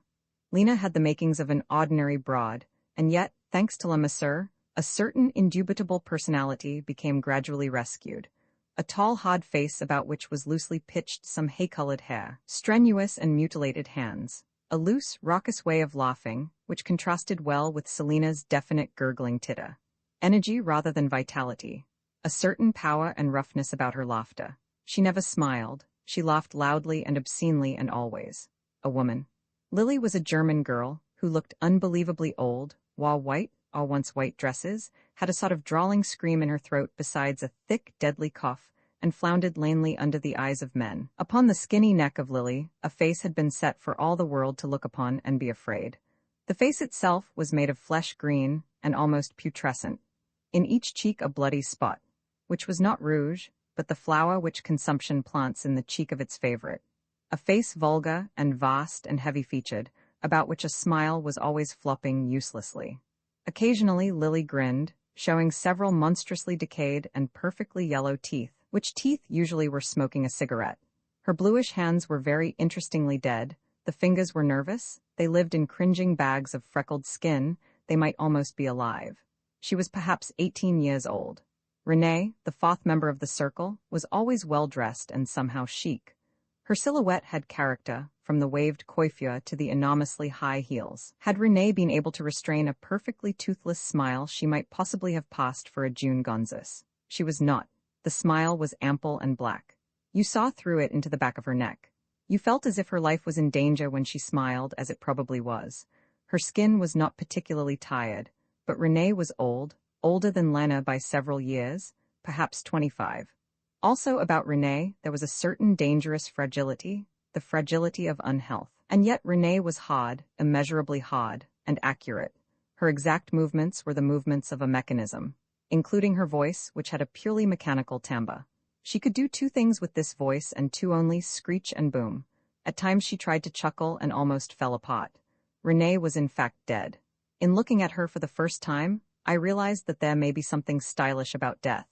This first time was interesting in the extreme.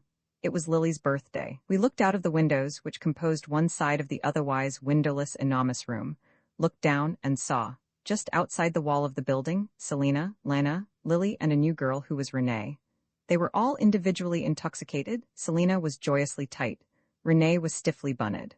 Lena was raucously pickled. Lily, floundering and staggering and tumbling and whirling, was utterly soused. She was all tricked out in an erstwhile dainty dress, white, and with ribbons. Selena, as always, wore black. Lena had on a rather heavy striped sweater and skirt. Renee was immaculate in tight-fitting satin or something of the sort. She seemed to have somehow escaped from a doll's house overnight. About the group were a number of plantons, roaring with laughter, teasing, insulting, encouraging, from time to time attempting to embrace the ladies. Selena gave one of them a terrific box on the ear. The mirth of the others was redoubled. Lily spun about and fell down, moaning and coughing, and screaming about her fiancé in Belgium. What a handsome young fellow he was, how he had promised to marry her. Shouts of enjoyment from the plantons. Lena had to sit down or else fall down, so she sat down with a good deal of dignity, her back against the wall, and in that position attempted to execute a kind of dance. Les plantons rocked and applauded. Selena smiled beautifully at the men who were staring from every window of the enormous room and, with a supreme effort, went over and dragged Renee, who had neatly and accurately folded up with machine-like rapidity in the mud, through the doorway and into the house. Eventually, Lena followed her example, capturing Lily en route. The scene must have consumed all of 20 minutes. The plantons were so mirth-stricken that they had to sit down and rest under the washing shed. Of all the inhabitants of the enormous room, Fritz and Harry and Pom-Pom and Bathhouse John enjoyed it most. I should include Jan, whose chin nearly rested on the windowsill, with the little body belonging to it fluttering in an ugly, interested way all the time. That Bathhouse John's interest was largely cynical is evidenced by the remarks which he threw out between spittings. Une section mesdames? À la guerre, aux armes tout le monde, etc. With the exception of these enthusiastic watchers, the other captives evidenced vague amusement, excepting Count Bragard, who said with lofty disgust that it was no better than a bloody knocking ooze, Mr. Cummings, and Monsieur Peters, whose annoyance amounted to agony. Of course these twain were, comparatively speaking, old men. The four female incorrigibles encountered less difficulty in attaining cabinet than any four specimens of incorrigibility among les hommes. Not only were they placed in dungeon vile with a frequency which amounted to continuity, their sentences were far more severe than those handed out to the men. Up to the time of my little visit to La Ferté, I had innocently supposed that in referring to women as the weakest sex, a man was strictly within his rights. La Ferté, if it did nothing else for my intelligence, rid it of this overpowering error. I recall, for example, a period of 16 days and nights spent, during my stay, by the woman Lena in the cabinet. It was either toward the latter part of October or the early part of November that this occurred. I will not be sure which. The dampness of the autumn was as terrible, under normal conditions, that is to say in the enormous room, as any climatic eccentricity which I have ever experienced. We had a wood-burning stove in the middle of the room, which antiquated apparatus was kept going all day to the vast discomfort of eyes and noses, not to mention throats and lungs, the pungent smoke filling the room with an atmosphere next to unbreathable, but tolerated for the simple reason that it stood between ourselves and death. For even with the stove going full blast, the wall never ceased to sweat and even trickle, so overpowering was the dampness. By night the chill was to myself, fortunately bedded at least 18 inches from the floor and sleeping in my clothes, bedroll, blankets, and all, under and over me and around me, not merely perceptible but desolating. Once my bed broke, and I spent the night perforce on the floor with only my mattress under me, to awake finally in the whitish dawn perfectly helpless with rheumatism. Yet with the exception of my bed and B.'s bed and a wooden bunk which belonged to Bathhouse John, every palas lay directly on the floor. Moreover, the men who slept thus were 3/4 of them miserably clad, nor had they anything beyond their lightweight blankets, whereas I had a complete outfit including a big fur coat, which I had taken with me, as previously described, from the section sanitaire. The morning after my night spent on the floor I pondered, having nothing to do and being unable to move, upon the subject of my physical endurance, wondering just how the men about me, many of them beyond middle age, some extremely delicate, in all not more than 5 or 6 as rugged constitutionally as myself, lived through the nights in the enormous room. Also, I recollected glancing through an open door into the women's quarters, at the risk of being noticed by the planton in whose charge I was at the time, who, fortunately, was stupid even for a planton, else I should have been well punished for my curiosity, and beholding palasses identical in all respects with ours reposing on the floor. And I thought, if it is marvelous that old men and sick men can stand this and not die, it is certainly miraculous that girls of 11 and 15, and the baby which I saw once being caressed out in the women's cur with unspeakable gentleness by a little putain, whose name I do not know, and the dozen or so oldish females whom I have often seen on promenade, can stand this and not die. These things I mention not to excite the reader's pity nor yet his indignation. I mention them because I do not know of any other way to indicate. It is no more than indicating the significance of the torture perpetrated under the directeur's direction in the case of the girl Lena. If incidentally it throws light on the personality of the torturer, I shall be gratified. Lena's confinement in the cabinet, which dungeon I have already attempted to describe, but to whose filth and slime no words can begin to do justice, was in this case solitary.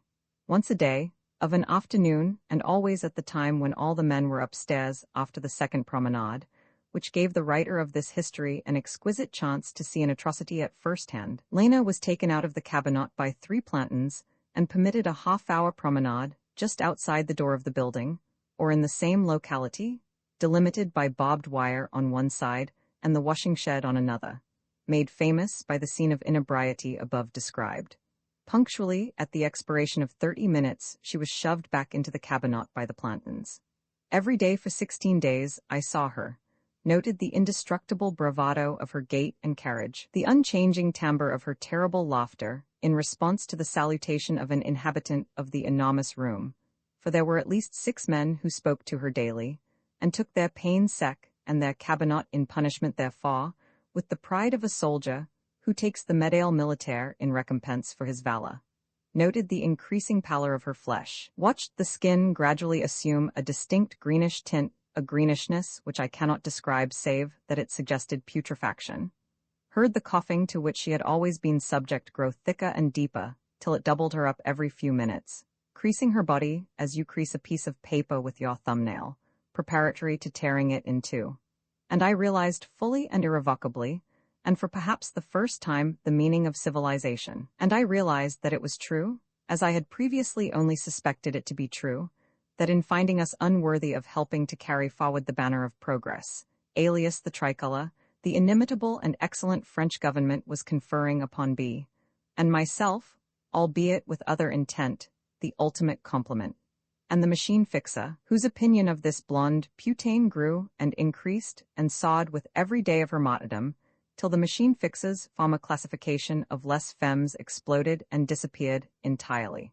The machine fixer, who would have fallen on his little knees to Lena had she given him a chance, and kissed the hem of her striped skirt in an ecstasy of adoration, told me that Lena, on being finally released, walked upstairs herself, holding hard to the banister without a look for anyone, having eyes as big as teacups. He added, with tears in his own eyes, "MCU Jean, a woman." I recall perfectly being in the kitchen one day, hiding from the eagle eye of the Black Holster, and enjoying a talk on the economic consequences of war, said talk being delivered by a freak. As a matter of fact, I was not in the cuisine proper, but in the little room which I have mentioned previously. The door into the kitchen was shut. The sweetly soft odor of newly cut wood was around me. And all the time that a freak was talking, I heard clearly, through the shut door, and through the kitchen wall, and through the locked door of the cabinet situated directly across the hall from la cuisine, the insane, gasping voice of a girl singing and yelling and screeching and laughing. Finally, I interrupted my speaker to ask what on earth was the matter in the cabinet. "C'est la femme allemande qui s'appelle Lily." A freak briefly answered. A little later bang went the cabinet door, and raw went the familiar coarse voice of the directeur. "It disturbs him, the noise," a freak said. The cabinet door slammed. There was silence. Heavily steps ascended. Then the song began again, a little more insane than before, the laughter a little wilder. "You can't stop her," a freak said admiringly. "A great voice mademoiselle has, eh? So, as I was saying, the national debt being conditioned. But the experience apropos les femmes, which meant and will always mean more to me than any other. The scene which is a little more unbelievable than perhaps any scene that it has ever been my privilege to witness. The incident which, possibly more than any other, revealed to me those unspeakable foundations upon which are builded with infinite care such at once ornate and comfortable structures as la gloire and le patriotisme, occurred in this wise. The men, myself among them, were leaving liqueur for the enormous room under the watchful eye, as always, of a planton. As we defiled through the little gate in the barbed wire fence we heard, apparently just outside the building whither we were proceeding on our way to the great upstairs, a tremendous sound of mingled screams, curses, and crashings. The planton of the day was not only stupid, he was a little deaf. To his ears this hideous racket had not, as nearly as one could see, penetrated. At all events, he marched us along toward the door with utmost plantonic satisfaction and composure. I managed to insert myself in the fore of the procession, being eager to witness the scene within, and reached the door almost simultaneously with Fritz, Harry, and 2 or 3 others. I forget which of us opened it. I will never forget what I saw as I crossed the threshold. The hall was filled with stifling smoke, the smoke which straw makes when it is set on fire, a peculiarly nauseous, choking, whitish-blue smoke.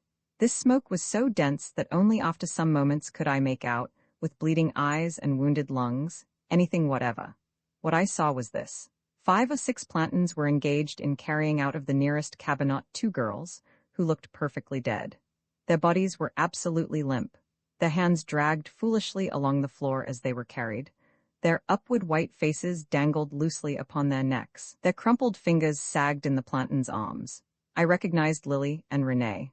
Later, I made out at a little distance tottering against the door of the kitchen, opposite the cabinet, her hay-colored head drooping and swaying slowly upon the open breast of her shirt-waist, her legs far apart and propping with difficulty her hinging body, her hands spasmodically searching for the knob of the door. The smoke proceeded from the open cabinet in great ponderous murdering clouds. In one of these clouds, erect and tense and beautiful as an angel, her wildly shouting face framed in its huge night of disheveled hair, her deep sexual voice, hoarsely strident above the din and smoke, shouting fiercely through the darkness, stood, triumphantly and colossally young, Selena. Facing her, its clenched, pinkish fists raised high above its savagely bristling head in a big, brutal gesture of impotence and rage and anguish. The fiend himself paused quivering. Through the smoke, the great bright voice of Selena rose at him, hoarse and rich and sudden and intensely luxurious, quick, throaty, accurate, slaying deepness cheese. Si vous voulez, cheese, and over and beneath, and around the voice I saw frightened faces of women hanging in the smoke, some screaming with their lips apart and their eyes closed, some staring with wide eyes. And among the women's faces I discovered the large, placid, interested expression of the gestionnaire and the nervous clicking eyes of the surveillant. And there was a shout. It was the Black Holster shouting at us as we stood transfixed. "Who the devil brought the men in here? Get up with you where you belong, you." And he made a rush at us, and we dodged in the smoke and passed slowly up the hall, looking behind us, speechless to a man with the admiration of terror, till we reached the further flight of stairs, and mounted slowly, with the din falling below us, ringing in our ears, beating upon our brains, mounted slowly with quickened blood and pale faces, to the peace of the enormous room. I spoke with both balayeurs that night. They told me, independently, the same story. The 4 incorrigibles had been locked in the cabinet ensemble. They made so much noise, particularly Lily, that the plantons were afraid the directeur would be disturbed. Accordingly, the plantons got together and stuffed the contents of a paillasse in the cracks around the door, and particularly in the crack under the door, wherein cigarettes were commonly inserted by friends of the entombed. This process made the cabinet airtight, but the plantons were not taking any chances on disturbing Monsieur le Directeur. They carefully lighted the paillasse at a number of points and stood back to see the results of their efforts. So soon as the smoke found its way in with the singing was supplanted by coughing, then the coughing stopped. Then nothing was heard. Then Selena began crying out within, "Open the door, Lily and Renee are dead," and the plantons were frightened. After some debate they decided to open the door. Out poured the smoke, and in it Selina, whose voice in a fraction of a second roused everyone in the building.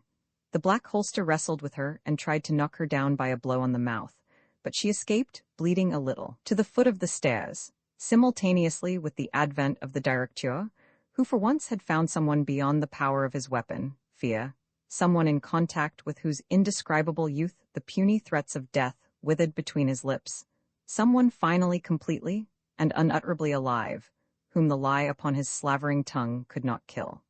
I do not need to say that, as soon as the girls who had fainted could be brought to, they joined Lena in pain sec for many days to come, and that Selina was overpowered by 6 plantains, at the order of Monsieur le Directeur, and reincarcerated in the cabinet adjoining that from which she had made her velocitous exit, reincarcerated without food for 24 hours. Mais, MC Eugene, the machine fixer said trembling, vous savez l'est faute. She gave the 6 of them a fight, I tell you, and 3 of them went to the doctor as a result of their efforts, including Lavia, the Black Holster, but of course they succeeded in beating her up, 6 men upon 1 woman. She was beaten badly, I tell you, before she gave in. MC Eugene, ils sont tous, les plantons et la directeur lui-même et la surveillante et la gestionnaire et tous, ils sont des. And he said very nicely what they were, and lit his little black pipe with a crisp curving upward gesture, and shook like a blade of grass, with which specimen of purely medieval torture I leave the subject of women, and embark upon the quieter, if no less enlightening subject of Sunday. Sunday, it will be recalled, was Monsieur le Directeur's 3rd weapon. That is to say, lest the ordinarily tantalizing proximity of les femmes should not inspire les hommes to deeds which placed the doers automatically in the clutches of himself, his subordinates, and la punition, it was arranged that once a week the tantalizing proximity of Fawcett should be supplanted by a positively maddening approach to coincidence. Or in other words, the men and the women for an hour or less might enjoy the same exceedingly small room for purposes of cause of devotion, it being obvious to Monsieur le Directeur that the representatives of both sexes at La Ferté-Macé were inherently of a strongly devotional nature, and lest the temptation to err in such moments be deprived, through a certain aspect of compulsion, of its complete farce, the attendance of such strictly devotional services was made optional. The uplifting services to which I refer took place in that very room which, the night of my arrival, had yielded me my palas under the surveillance direction. It may have been 30 feet long and 20 wide. At one end was an altar at the top of several wooden stairs, with a large candle on each side. To the right, as you entered, a number of benches were placed to accommodate les femmes. Les hommes, upon entering, took off their caps and stood over against the left wall, so as to leave between them and the women an alley perhaps 5 feet wide. In this alley stood the Black Holster with his kepi firmly resting upon his head, his arms folded, his eyes spying to left and right in order to intercept any signals exchanged between the sheep and goats. Those who elected to enjoy spiritual things left the cur and their morning promenade after about an hour of promenading, while the materially minded remained to finish the promenade. Or if one declined the promenade entirely, as frequently occurred owing to the fact that weather conditions on Sunday were invariably more indescribable than usual, a planton mounted to the enormous room and shouted, "La messe," several times, whereat the devotees lined up and were carefully conducted to the scene of spiritual operations. The priest was changed every week. His assistant, whom I had the indescribable pleasure of seeing only upon Sundays, was always the same. It was his function to pick the priest up when he fell down after tripping upon his robe, to hand him things before he wanted them, to ring a huge bell, to interrupt the peculiarly divine portions of the service with a squeaking of his shoes, to gaze about from time to time upon the worshippers for purposes of intimidation, and finally, most important of all, to blow out the 2 big candles at the very earliest opportunity, in the interests, doubtless, of economy. As he was a short, fattish, ancient, strangely soggy creature, and as his longish black suit was somewhat too big for him, he executed a series of profound efforts in extinguishing the candles. In fact, he had to climb part way up the candles before he could get at the flame, at which moment he looked very much like a weakly and fat boy, for he was obviously in his 2nd or 4th childhood, climbing a flagpole. At moments of leisure, he abased his fatty whitish jowl, and contemplated with watery eyes the floor in front of his highly polished boots, having first placed his ugly clubby hands together behind his most ample back. Sunday, green murmurs in coldness, surplice fiercely fearful, preying on his bony both knees, crossing himself. The fake French soldier, alias Garibaldi, beside him, a little face filled with terror. The bell cranks the sharp-nosed priest on his knees, titter from bench of haws, and that reminds me of a Sunday afternoon on our backs spent with the wholeness of a hill in Chevencot, discovering a great apple pie, B, and Jean Stahl and Maurice Lemenucia and myself, and the sun falling roundly before us. And then one dimanche a new high old man with a sharp violet face and green hair. You are free, my children, to achieve immortality, songes, donc, eletnite est une existence sans durée, tauges la paradies, tauges l'enfer. To the silently roaring haws. Heaven is made for you. And the Belgian 10-foot farmer spat 3 times and wiped them with his foot, his nose dripping. And the nigger shot a white oyster into a far-off scarlet handkerchief, and the priest's strings came untied, and he sidled crab-like down the steps. The 2 candles wiggle a strenuous softness.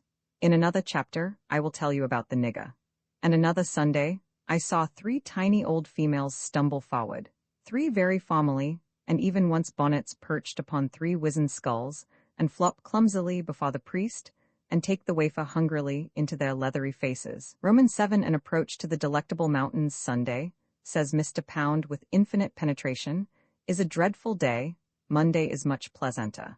Then let us muse a little space upon fond nature's morbid grace. It is a great and distinct pleasure to have penetrated and arrived upon the outside of la Dimanche. We may now, nature's morbid grace being a topic whereof the reader has already heard much, and will necessarily hear more, turn to the much pleasanter, the in fact Monday, aspect of La Ferté, by which I mean Les Nouveaux, whose arrivals and reactions constituted the actual kinetic aspect of our otherwise merely real non-existence. So let us tighten our belts. Everyone used to tighten his belt at least twice a day at La Ferté, but for another reason, to follow and keep track of his surely shrinking anatomy, seize our staffs into our hands, and continue the ascent begun with the first pages of the story. One day, I found myself expecting La Soupe No. 1 with something like avidity. My appetite faded, however, upon perceiving a vision en route to the empty place at my left. It slightly resembled a tall youth not more than 16 or 17 years old, having flaxen hair, a face whose whiteness I have never seen equaled, and an expression of intense starvation which might have been well enough in a human being, but was somewhat unnecessarily uncanny in a ghost. The ghost, floating and slenderly, made for the place beside me, seated himself suddenly and gently like a morsel of white wind, and regarded the wall before him. La Soupe arrived. He obtained a plate after some protest on the part of certain members of our table to whom the advent of a newcomer meant only that everyone would get less for lunch, and after gazing at his portion for a second in apparent wonderment at its size, caused it gently and suddenly to disappear. I was no sluggard as a rule, but found myself outclassed by minutes, which, said I to myself, is not to be worried over since 'tis sheer vanity to compete with the supernatural. But even as I lugged the last spoonful of lukewarm greasy water to my lips, this ghost turned to me for all the world as if I too were a ghost, and remarked softly, "Will you lend me 10 cents? I am going to buy tobacco at the canteen." One has no business crossing a spirit, I thought, and produced the sum cheerfully, which sum disappeared, the ghost arose slenderly and soundlessly, and I was left with emptiness beside me. Later I discovered that this ghost was called Pete. Pete was a Hollander, and therefore found firm and staunch friends in Harry, Jono the Bathhouse, and the other Hollanders. In 3 days, Pete discarded the immateriality which had constituted the exquisite definiteness of his advent, and donned the garb of flesh and blood. This change was due equally to La Soupe and the canteen, and to the finding of friends. For Pete had been in solitary confinement for 3 months, and had had nothing to eat but bread and water during that time, having been told by the jailers, as he informed us, without a trace of bitterness, that they would shorten his sentence provided he did not partake of La Soupe during his incarceration. That is to say, le gouvernement français had a little joke at Pete's expense. Also, he had known nobody during that time but the 5 fingers which deposited said bread and water with conscientious regularity on the ground beside him. Being a Hollander, neither of these things killed him. On the contrary, he merely turned into a ghost, thereby fooling the excellent French government within an inch of its foolable life. He was a very excellent friend of ours, I refer as usual to B, and myself, and from the day of his arrival until the day of his departure to Presine along with B, and 3 others, I never ceased to like and to admire him. He was naturally sensitive, extremely the antithesis of Kos, which, refined, somehow does not imply, had not in the least suffered from a good, as we say, education, and possessed an at once frank and unobstreperous personality. Very little that had happened to Pete's physique had escaped Pete's mind. This mind of his quietly and firmly had expanded in proportion, as its owner's trousers had become too big around the waist. Altogether not so extraordinary as was the fact that, after being physically transformed, as I have never seen a human being transformed by food and friends, Pete thought and acted with exactly the same quietness and firmness as before. He was a rare spirit, and I salute him wherever he is. Mexique was a good friend of Pete's, as he was of ours. He had been introduced to us by a man we called One-Eyed David, who was married and had a wife downstairs, with which wife he was allowed to live all day, being conducted to and from her society by a planton. He spoke Spanish well and French possibly, had black hair, bright Jewish eyes, a dead fish expression, and a both amiable and courteous disposition. One-Eyed David, as it was pronounced of Kos, had been in prison at Noyon during the German occupation, which he described fully and without hyperbole, stating that no one could have been more considerate or just than the commander of the invading troops. David had seen with his own eyes a French girl extend an apple to one of the common soldiers as the German army entered the outskirts of the city. "Take it," she said, "you are tired." "Madam," answered the German soldier in French, "thank you," and he looked in his pocket and found 10 cents. "No, no," the young girl said, "I don't want any money. I give it to you with goodwill." "Pardon, madam," said the soldier, "you must know that a German soldier is forbidden to take anything without paying for it." And before that, One-Eyed David had talked at Noyon with a barber whose brother was an aviator with the French army. "My brother," the barber said to me, "told me a beautiful story the other day. He was flying over the lines, and he was amazed, one day, to see that the French guns were not firing on the Boches but on the French themselves. He landed precipitously, sprang from his machine, and ran to the office of the general. He saluted and cried in great excitement, 'General, you are firing on the French.' The general regarded him without interest, without budging. Then he said, very simply, 'They have begun, they must finish.' Which is why perhaps," said One-Eyed David, looking 2 ways at once with his uncorrelated eyes, "the Germans entered Noyon. But to return to Mexique. One night we had a soirée, as David called it, apropos a pot of hot tea which David's wife had given him to take upstairs, it being damnably damp and cold, as usual, in the enormous room. David, cautiously and in a low voice, invited us to his mattress to enjoy this extraordinary pleasure, and we accepted, B and I, with huge joy, and sitting on David's paillasse, we found somebody who turned out to be Mexique, to whom, by his right name, our host introduced us with all the poise and courtesy vulgarly associated with a French salon. For Mexique I cherish and always will cherish unmitigated affection. He was perhaps 19 years old, very chubby, extremely good-natured, and possessed of an unruffled disposition which extended to the most violent and obvious discomforts a subtle and placid illumination. He spoke beautiful Spanish, had been born in Mexico, and was really called Felipe Burgos. He had been in New York. He criticized someone for saying yes to us one day, stating that no American said yes, but yeah, which, whatever the reader may think, is to my mind a very profound observation. In New York he had worked nights as a fireman in some big building or other, and slept days, and this method of seeing America he had enjoyed extremely. Mexique had one day taken ship, being curious to see the world, and worked as chauffeur, that is to say in the stokehole. He had landed in, I think, Havre, had missed his ship, had inquired something of a gendarme in French which he spoke not at all, with the exception of a phrase or two like quel hura quil est, had been kindly treated and told that he would be taken to a ship de suite, had boarded a train in the company of 2 or 3 kind gendarmes, ridden a prodigious distance, got off the train finally with high hopes, walked a little distance, come in sight of the grey perspiring wall of La Ferté, and so I ask one of them, "Where is the ship?" He point to here and tell me there is the ship. I say, "This is a goddamn funny ship," quoth Mexique, laughing. Mexique played dominoes with us B. Having devised a set from cardboard, strolled the enormous room with us, telling of his father and brother in Mexico, of the people, of the customs, and when we were in the cur, wrote the entire conjugation of tango in the deep mud with a little stick, squatting and chuckling and explaining. He and his brother had both participated in the revolution, which made Carranza president. His description of which affair was utterly delightful. Everybody run around with guns, Mexique said, and by no see to shoot everybody, so everybody go home. We asked if he had shot anybody himself. Sure, I shoot everybody I dunno, Mexique answered, laughing. I think everybody no hit me, he added, regarding his stocky person with great and quiet amusement. When we asked him once what he thought about the war, he replied, I think laudable, which, upon copious reflection, I decided absolutely expressed my own point of view. Mexique was generous, incapable of either stupidity or despondency, and mannered as a gentleman is supposed to be. Upon his arrival, he wrote almost immediately to the Mexican, or is it Spanish, consul?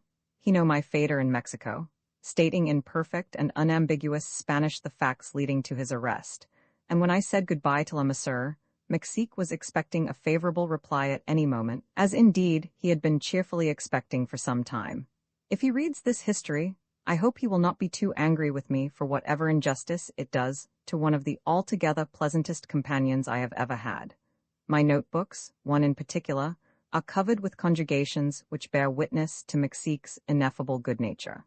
I also have a somewhat superficial portrait of his back sitting on a bench by the stove. I wish I had another of Mexique out in Le Jardin with a man who worked there, who was a Spaniard, and whom the surveillant had considerately allowed Mexique to assist, with the perfectly correct idea that it would be pleasant for Mexique to talk to someone who could speak Spanish, if not as well as he, Mexique, could, at least passably well. As it is, I must be content to see my very good friend sitting with his hands in his pockets by the stove with Bill the Hollander beside him, and I hope it was not many days after my departure that Mexique went free. Somehow I feel that he went free, and if I am right, I will only say about Mexique's freedom what I have heard him slowly and placidly say many times concerning not only the troubles which were common property to us all but his own peculiar troubles as well. That's fine. Here let me introduce the god Champeta, whose name I have already taken more or less in vain. A little sharp, hungry-looking person who, subsequent to being a member of a rural police force, of which membership he seemed rather proud, had served his patrie, otherwise known as La Belgique, in the capacity of motorcyclist. As he carried dispatches from one end of the line to the other, his disagreeably big eyes had absorbed certain peculiarly inspiring details of civilized warfare. He had, at one time, seen a bridge hastily constructed by Les Alliés over the Ussa River, the cadavers of the faithful and the enemy alike being thrown in helter-skelter to make a much-needed foundation for the timbers. This little procedure had considerably outraged the god Champeta's sense of decency. The Ussa, said he, flowed perfectly red for a long time. We were all together, Belgians, French, English. We Belgians did not see any good reason for continuing the battle, but we continued. Oh, indeed, we continued. Do you know why? I said that I was afraid I didn't. Because in front of us, we had the German shells, behind, the French machine guns, always the French machine guns, mon vieux. Je ne comprends pas bien, I said in confusion, recalling all the highfalutin rigmarole which Americans believed, little motted Belgium protected by the Allies from the inroads of the aggressor, etc. Why should the French put machine guns behind you? The god Champeta lifted his big empty eyes nervously. The vast hollows in which they lived darkened. His little rather hard face trembled within itself. I thought for a second he was going to throw a fit at my feet, instead of doing which he replied pettishly, in a sunken bright whisper, to keep us going forward. At times a company would drop its guns and turn to run. Pew pew pew pew pew pew pew pup? His short, unlovely arms described gently the swinging of a mitrailleuse. Finish. The Belgian soldiers to left and right of them took the hint. If they did not, pew pew pew pew pew pup. Oh, we went forward. Yes, vive le patriotisme. And he rose with a gesture which seemed to brush away these painful trifles from his memory, crossed the end of the room with short, rapid steps, and began talking to his best friend Judas, who was at that moment engaged in training his wobbly mustachios. Toward the close of my visit to La Ferté, the god Champeta was really happy for a period of 2 days, during which time he moved in the society of a rich, intelligent, mistakenly arrested, and completely disagreeable youth in bone spectacles, copious hair and spiral putees, whom and I partially contented ourselves by naming Joe, the lion-faced boy. Had the charges against Joe been stronger, my tale would have been longer. Fortunately for Tout Le Monde, they had no basis. And back went Joe to his native Paris, leaving the god Champerta with Judas and attacks of only occasionally interesting despair. The reader may suppose that it is about time another delectable mountain appeared upon his horizon. Let him keep his eyes wide open, for here one comes. Whenever our circle was about to be increased, a bell from somewhere afar.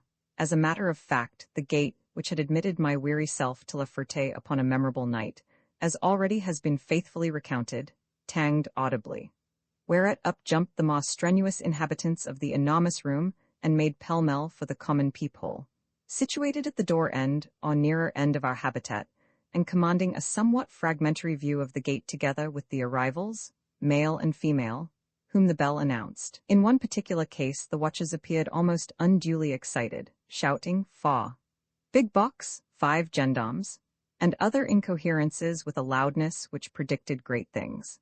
As nearly always, I had declined to participate in the melee, and was still lying comfortably horizontal on my bed, thanking God that it had been well and thoroughly mended by a fellow prisoner whom we called the Frog and Le Coiffeur, a tremendously keen-eyed man with a large drooping moustache, whose boon companion, chiefly on account of his shape and gait, we knew as the Lobster. When the usual noises attendant upon the unlocking of the door began with exceptional violence, I sat up. The door shot open, there was a moment's pause, a series of grunting remarks uttered by 2 rather terrible voices, then in came 4 nouveaux of a decidedly interesting appearance. They entered in 2 ranks of 2 each. The front rank was made up of an immensely broad-shouldered, hipless, and consequently triangular man in blue trousers, belted with a piece of ordinary rope, plus a thick-set ruffianly personage, the most prominent part of whose accoutrements were a pair of hideous whiskers. I leaped to my feet and made for the door, thrilled in spite of myself. By the, in this case, shifty blue eyes, the pallid hair, the well-knit form of the rope's owner I knew, instantly a Hollander. By the coarse brutal features half hidden in the piratical whiskers, as well as by the heavy mean wondering eyes, I recognized with equal speed a Belgian. Upon his shoulders the front rank bore a large box, blackish, well-made, obviously very weighty, which box it set down with a grunt of relief hard by the cabinet. The rear rank marched behind in a somewhat asymmetrical manner. A young, stupid-looking, clear-complexioned fellow, obviously a farmer, and having expensive black puttees, and a handsome cap with a shiny black leather visor. Slightly preceded a tall, gliding, thinnish, unjudgeable personage who peeped at everyone quietly and solemnly from beneath the visor of a somewhat large slovenly cloth cap, showing portions of a lean, long, incognizable face upon which sat, or rather drooped, a pair of mustachios identical in character with those which are sometimes pictorially attributed to a Chinese dignitary. In other words, the mustachios were exquisitely narrow, homogeneously downward, and made of something like black corn silk. Behind Les Nouveaux staggered 4 palasses motivated mysteriously by 2 pair of small legs belonging, as it proved, to Garibaldi and the little machine fixer, who, coincident with the tumbling of the mattresses to the floor, perspiringly emerged to sight. The first thing the shifty-eyed Hollander did was to exclaim Gotverdamme. The first thing the whiskery Belgian did was to grab his palas and stand guard over it. The first thing the youth in the leggings did was to stare helplessly about him, murmuring something whimperingly in Polish. The first thing the 4th nouveau did was pay no attention to anybody, lighting a cigarette in an unhurried manner as he did so, and puffing silently and slowly, as if in all the universe nothing whatever save the taste of tobacco existed. A bevy of Hollanders were by this time about the triangle, asking him all at once was he from so-and-so, what was in his box, how long had he been in Cummings, etc. Half a dozen stooped over the box itself, and at least 3 pairs of hands were on the point of trying the lock, when suddenly, with incredible agility, the unperturbed smoker shot a yard forward, landing quietly beside them, and exclaimed rapidly and briefly through his nose, "Mang." He said it almost petulantly, or as a child says, "Tag, you're it." The onlookers recoiled, completely surprised, whereat the frightened youth in black puttees sidled over and explained with a pathetic, at once ingratiating and patronizing, accent, "He is not nasty, he's a good fellow, he's my friend. He wants to say that it's his, that box. He doesn't speak French." "It's the Gotverdamme Polak's box," said the triangular man, exploding in Dutch. They're a pair of polacas, and this man, with a twist of his pale blue eyes in the direction of the bewhisked one, and I had to carry it all the Gottverdumma way to this Gottverdumma place. All this time, the incognizable nouveau was smoking slowly and calmly, and looking at nothing at all with his black button-like eyes. Upon his face, no faintest suggestion of expression could be discovered by the hungry minds which focused unanimously upon its almost stern contours. The deep furrows in the codbod-like cheeks, furrows which resembled slightly the gills of some extraordinary fish, some unbreathing fish, moved not an atom. The mustache drooped in something like mechanical tranquility. The lips closed occasionally with a gesture at once abstracted and sensitive upon the lightly and carefully held cigarette, whose curling smoke accentuated the poise of the head, at once alert and uninterested.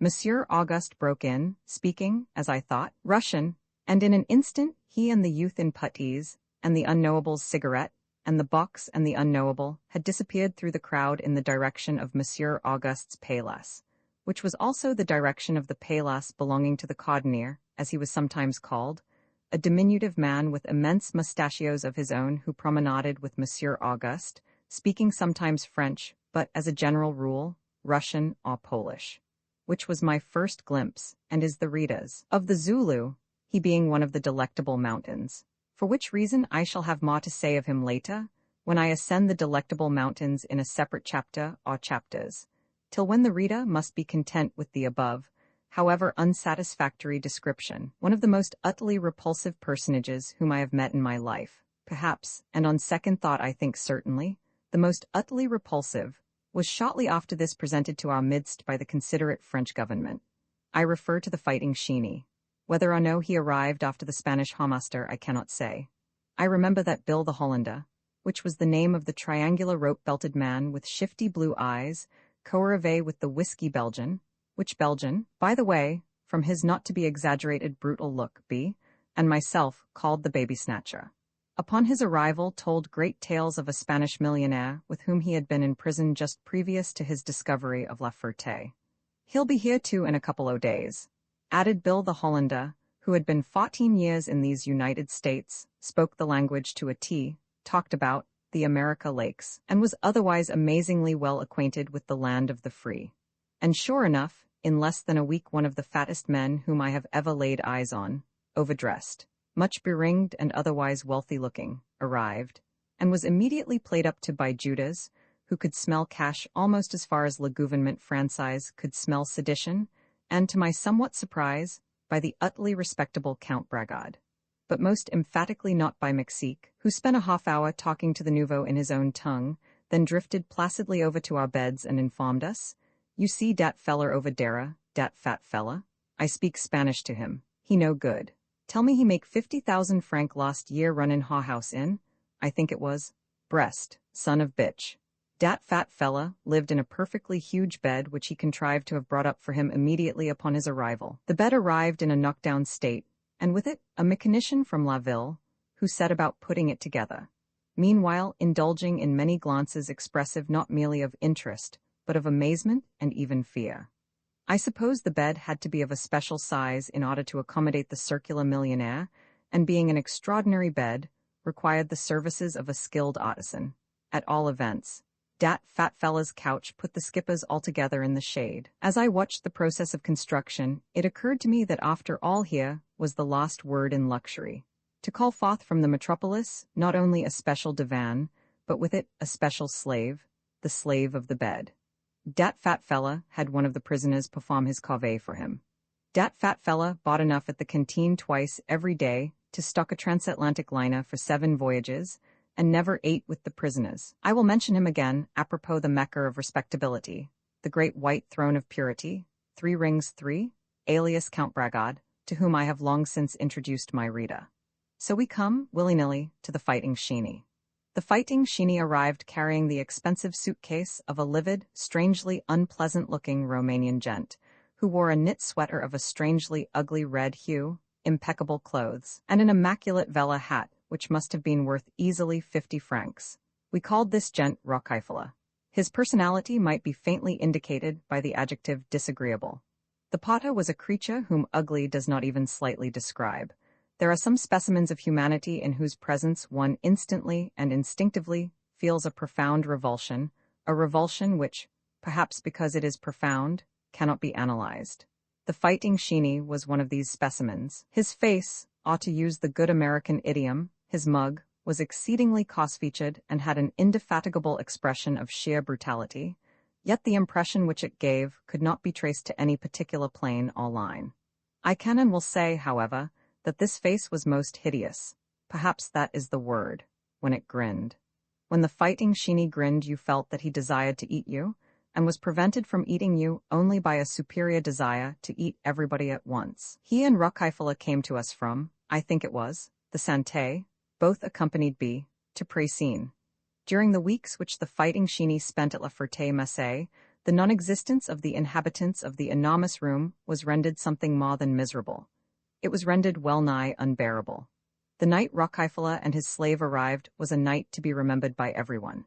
It was one of the wildest and strangest and most perfectly interesting nights I, for one, ever spent. Rockheifele had been corralled by Judas, and was enjoying a special bed to our right at the upper end of the enormous room.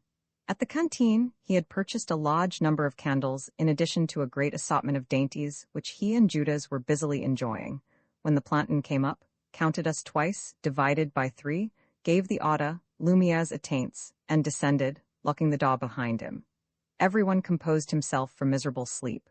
Everyone except Judas, who went on talking to Rockheifele, and Rockheifele, who proceeded to light one of his candles and begin a pleasant and conversational evening. The Fighting Sheeny lay stock-naked on a paillasse between me and his lord. The Fighting Sheeny told everyone that to sleep stock-naked was to avoid bugs, whereof everybody, including myself, had a goodly portion. The Fighting Sheeny was, however, quieted by the planton's order, whereas Rockheifele continued to talk and munch to his heart's content. This began to get on everybody's nerves. Protests in a number of languages arose from all parts of the enormous room. Rockheifele gave a contemptuous look around him and proceeded with his conversation. A curse emanated from the darkness. Up sprang the Fighting Sheeny, stock-naked, strode over to the bed of the Cursa, and demanded ferociously, "Box, vous?" The Cursa was apparently fast asleep, and even snoring. The Fighting Sheeny turned away disappointed, and had just reached his paillasse when he was greeted by a number of uproariously discourteous remarks uttered in all sorts of tongues. Over he rushed, threatened, received no response, and turned back to his place. Once more 10 or 12 voices insulted him from the darkness. Once more the Fighting Sheeny made for them, only to find sleeping innocents. Again he tried to go to bed. Again the shouts arose, this time with redoubled violence and in greatly increased number. The Fighting Sheeny was at his wits' end. He strode about challenging everyone to fight, receiving not the slightest recognition, cursing, reviling, threatening, bullying. The darkness always waited for him to resume his mattress, then burst out in all sorts of maledictions upon his head and the sacred head of his lord and master. The latter was told to put out his candle, go to sleep, and give the rest a chance to enjoy what pleasure they might in forgetfulness of their woes, whereupon he appealed to the Sheeny to stop this. The Sheeny, almost weeping, said he had done his best, that everyone was a pig, that nobody would fight, that it was disgusting. Roars of applause. Protests from the less strenuous members of our circle against the noise in general. Let him have his fout you candle, shut up, go to sleep yourself, etc. Rockheifele kept on talking, albeit visibly annoyed by the ill-breeding of his fellow captives, to the smooth and oily Judas. The noise, or rather noises, increased. I was for some reason angry at Rockheifele. I think I had a curious notion that if I couldn't have a light after Lumiere's atteints, and if my very good friends were none of them allowed to have one, then, by God, neither should Rockheifele. At any rate, I passed a few remarks calculated to wither the by this time a little nervous Übermensch, got up, put on some enormous sabots, which I had purchased from a horrid little boy whom the French government had arrested with his parent for some cause unknown, which horrid little boy told me that he had found the sabots in a train on the way to La Ferté, shook myself into my fur coat, and banged as noise-makingly as I knew how over to one-eyed David's paillasse, where Mexique joined us. "It is useless to sleep," said one-eyed David in French and Spanish. "True," I agreed. "Therefore, let's make all the noise we can." Steadily the racket bulged in the darkness. Human cries, quips, and profanity had now given place to wholly inspired imitations of various, not to say sundry, animals. a freak exclaimed. With great pleasure I recognized his voice through the impenetrable gloom. Aga haga haga haga haga? Perhaps, said I. He means a machine gun. It sounds like either that or a monkey. The wanderer crowed beautifully. Monsieur Auguste's bosom friend Lacodonia uttered an astonishing me-oo-oo, which provoked a tornado of laughter and some applause. Mooings, chirpings, cacklings, there was a superb hen, neighings, hee-hawing, roarings, bleatings, growlings, quackings, peepings, screamings, bellowings, and something else of course, set the enormous room suddenly and entirely alive. Never have I imagined such a menagerie as had magically instated itself within the erstwhile soggy and dismal far walls of our chamber. Even such staid characters as Count Bragard set up a little bawling. Monsieur Peters uttered a tiny aged crowing to my immense astonishment and delight.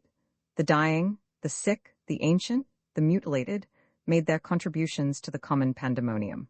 And then, from the lower left darkness, sprouted one of the very finest noises which ever fell on human ears. The noise of a little dog with floppy ears, who was tearing after something on very short legs, and carrying his very fuzzy tail straight up in the air as he taw. A little dog who was busier than he was wise, louder than he was big. A red-tongued, foolish, breathless, intent little dog with black eyes, and a great smile and woolly paws. Which noise, conceived and executed by the lobster, sent the enormous room into an absolute and incurable hysteria. The fighting Sheeny was at a standstill. He knew not how to turn. At last he decided to join with the insurgents, and wailed brutally and dismally. That was the last straw. Rockheifele, who could no longer even by shouting to Judas make himself heard, gave up conversation and gazed angrily about him, angrily yet fearfully, as if he expected some of these numerous bears, lions, tigers, and baboons to leap upon him from the darkness. His livid, super-disagreeable face trembled with the flickering cadence of the candle. His lean lips clenched with mortification and wrath. Vous êtes chef de chambre, he said fiercely to Judas. Why don't you make the men stop this, say eminent? Ah, replied Judas smoothly and insinuatingly. They are only men and boss that you can't expect them to have any manners. A tremendous group of something else's greeted this remark together, with cries, insults, groans, and linguistic trumpetings. I got up and walked the length of the room to the cabinet, situated as always by this time of night in a pool which was in certain places 6 inches deep, from which pool my sabots somewhat protected me, and returned, making as loud a clattering as I was able. Suddenly the voice of Monsieur Auguste leaped through the din in an alloz, say as says. The next thing we knew he had reached the window just below the cabinet, the only window, by the way, not nailed up with good long wire nails for the sake of warmth, and was shouting in a wild, high, gentle, angry voice to the sentinel below, Planton, it is impossible to sleep. A great cry, yes, I am coming, floated up, every single noise dropped. Rockheifele shot out his hand for the candle, seized it in terror, blew it out as if blowing it out were the last thing he would do in this life, and the enormous room hung silent, enormously dark, enormously expectant. Bang, opened the door. Allahs qui m'appelle, questzi quana fautu isai. And the black holster, revolver in hand, flashed his torch into the inky stillness of the chamber. Behind him stood 2 Plantons white with fear, their trembling hands clutching revolvers, the barrels of which shook ludicrously. C'est moi, Planton. Monsieur Auguste explained that no one could sleep because of the noise, and that the noise was because si Monsieur là would not extinguish his candle when everyone wanted to sleep. The black holster turned to the room at large and rod. You children of Murd, don't let this happen again, or I'll fix you, every one of you. Then he asked if anyone wanted to dispute this assertion, he brandishing his revolver the while, and was answered by peaceful snorings. Then he said by X, Y, and Z, he'd fix the noisemakers in the morning, and fix them good, and looked for approbation to his trembling assistants. Then he swore 20 or 30 times for luck, turned, and thundered out on the heels of his fleeing confreres, who almost tripped over each other in their haste to escape from the enormous room. Never have I seen a greater exhibition of bravery than was afforded by the black holster, revolver in hand, holding at bay the snoring and weaponless inhabitants of the enormous room. Vive les Plantons. He should have been a gendarme. Of course Rockheifele, having copiously tipped the officials of La Ferté upon his arrival, received no slightest censure nor any hint of punishment for his deliberate breaking of an established rule, a rule for the breaking of which any one of the common scum, e.g., thank God myself, would have got cabinet de suite. No, indeed.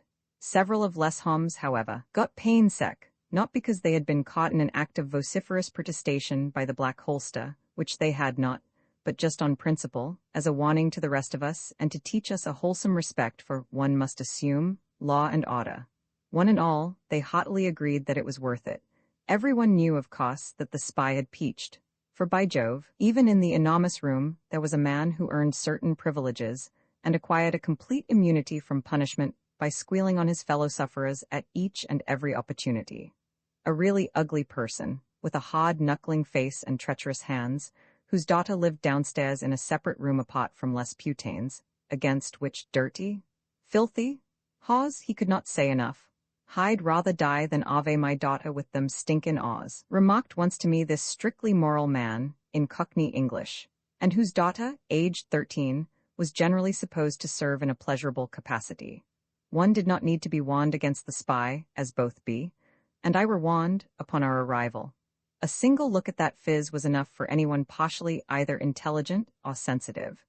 This phiz or mug had then squealed, which everyone took as a matter of course and admitted among themselves that hanging was too good for him. But the vast and unutterable success achieved by the menagerie was this Rockeifeler, shortly after, left our ill-bred society for El Hospital, the very same hospital whose comforts and seclusion Monsieur le Surveillant had so dexterously recommended to be, and myself. Rockeifeler kept the fighting Sheeny in his way, in order to defend him when he went on promenade.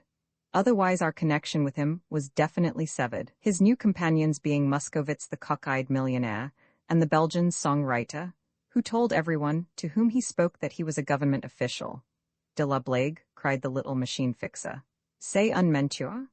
Adding that he knew of this person in Belgium, and that this person was a man who wrote popular ditties. Would to heaven we had got rid of the slave as well as the master, but unfortunately, the fighting Sheeny couldn't afford to follow his lord's example, so he went on making a nuisance of himself, trying hard to curry favor with B, and me, getting into fights and bullying everyone generally. Also, this lion-hearted personage spent one whole night shrieking and moaning on his paillasse after an injection by Monsieur Richard for syphilis. 2 or 3 men were, in the course of a few days, discovered to have had syphilis for some time. They had it in their mouths. I don't remember them particularly, except that at least one was a Belgian. Of course they and the fighting Sheeny had been using the common dipper and drink pail. Le gouvernement français couldn't be expected to look out for a little thing like venereal disease among prisoners. Didn't it have enough to do curing those soldiers who spent their time on permission trying their best to infect themselves with both gonorrhea and syphilis? Let not the reader suppose I am daydreaming. Let him rather recall that I had had the honor of being a member of Section Sanitaire 21, which helped evacuate the venereal hospital at Ham, with whose inhabitants, in odd moments, I talked and walked and learned several things about La Guerra. Let the reader, if he does not realize it already, realize that this great war for humanity, etc., did not agree with some people's ideas, and that some people's ideas made them prefer to the glories of the front line the torments. I have heard my friends at Ham screaming a score of times, attendant upon venereal diseases, or as one of my aforesaid friends told me, after discovering that I was, in contrast to les Américains, not bent upon making France discover America, but rather upon discovering France and les Français myself. Mon vieux, it's quite simple. I go on leave. I ask to go to Paris, because there are prostitutes there who are totally diseased. I catch syphilis and when possible gonorrhea also. I come back. I leave for the front line. I am sick. The hospital. The doctor tells me, you must not smoke or drink, then you will be cured quickly. Thanks, doctor. I drink all the time and I smoke all the time and I do not get well. I stay 5, 6, 7 weeks, perhaps a few months. At last, I am well. I rejoin my regiment, and now it is my turn to go on leave. I go, again the same thing. It's very pretty, you know. But about the syphilitics at La Ferté, they were, somewhat tawdily to be sure, segregated in a very small and dirty room, for a matter of, perhaps, 2 weeks, and the surveillant actually saw to it that during this period they ate la soup out of individual china bowls. I scarcely know whether the fighting Sheeny made more of a nuisance of himself during his decumbiture, or during the period which followed it, which period houses an astonishing number of fights, rows, bullyings, etc. He must have had a light case, for he was cured in no time, and on everyone's back as usual. Well, I will leave him for the nonce, In fact, I will leave him until I come to the young Pole, who wore black puttees and spoke of the Zulu as Mon Ami. The young Pole, whose troubles I will recount in connection with the second delectable mountain itself.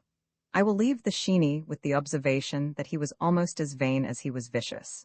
For with what ostentation, one day when we were in the kitchen, did he show me a postcard received that afternoon from Paris, whereon I read, "Comment vous êtes beau?" and promises to send Ma money as fast as she earned it, and, hoping that he had enjoyed her lost present, the signature in a big, adoring hand, Ta Mom, Alice. And when I had read it, sticking his map up into my face, the fighting Sheeny said with emphasis, "No travail à moi. Femme travail fait la noce tout le temps, tauges avec officiers anglais.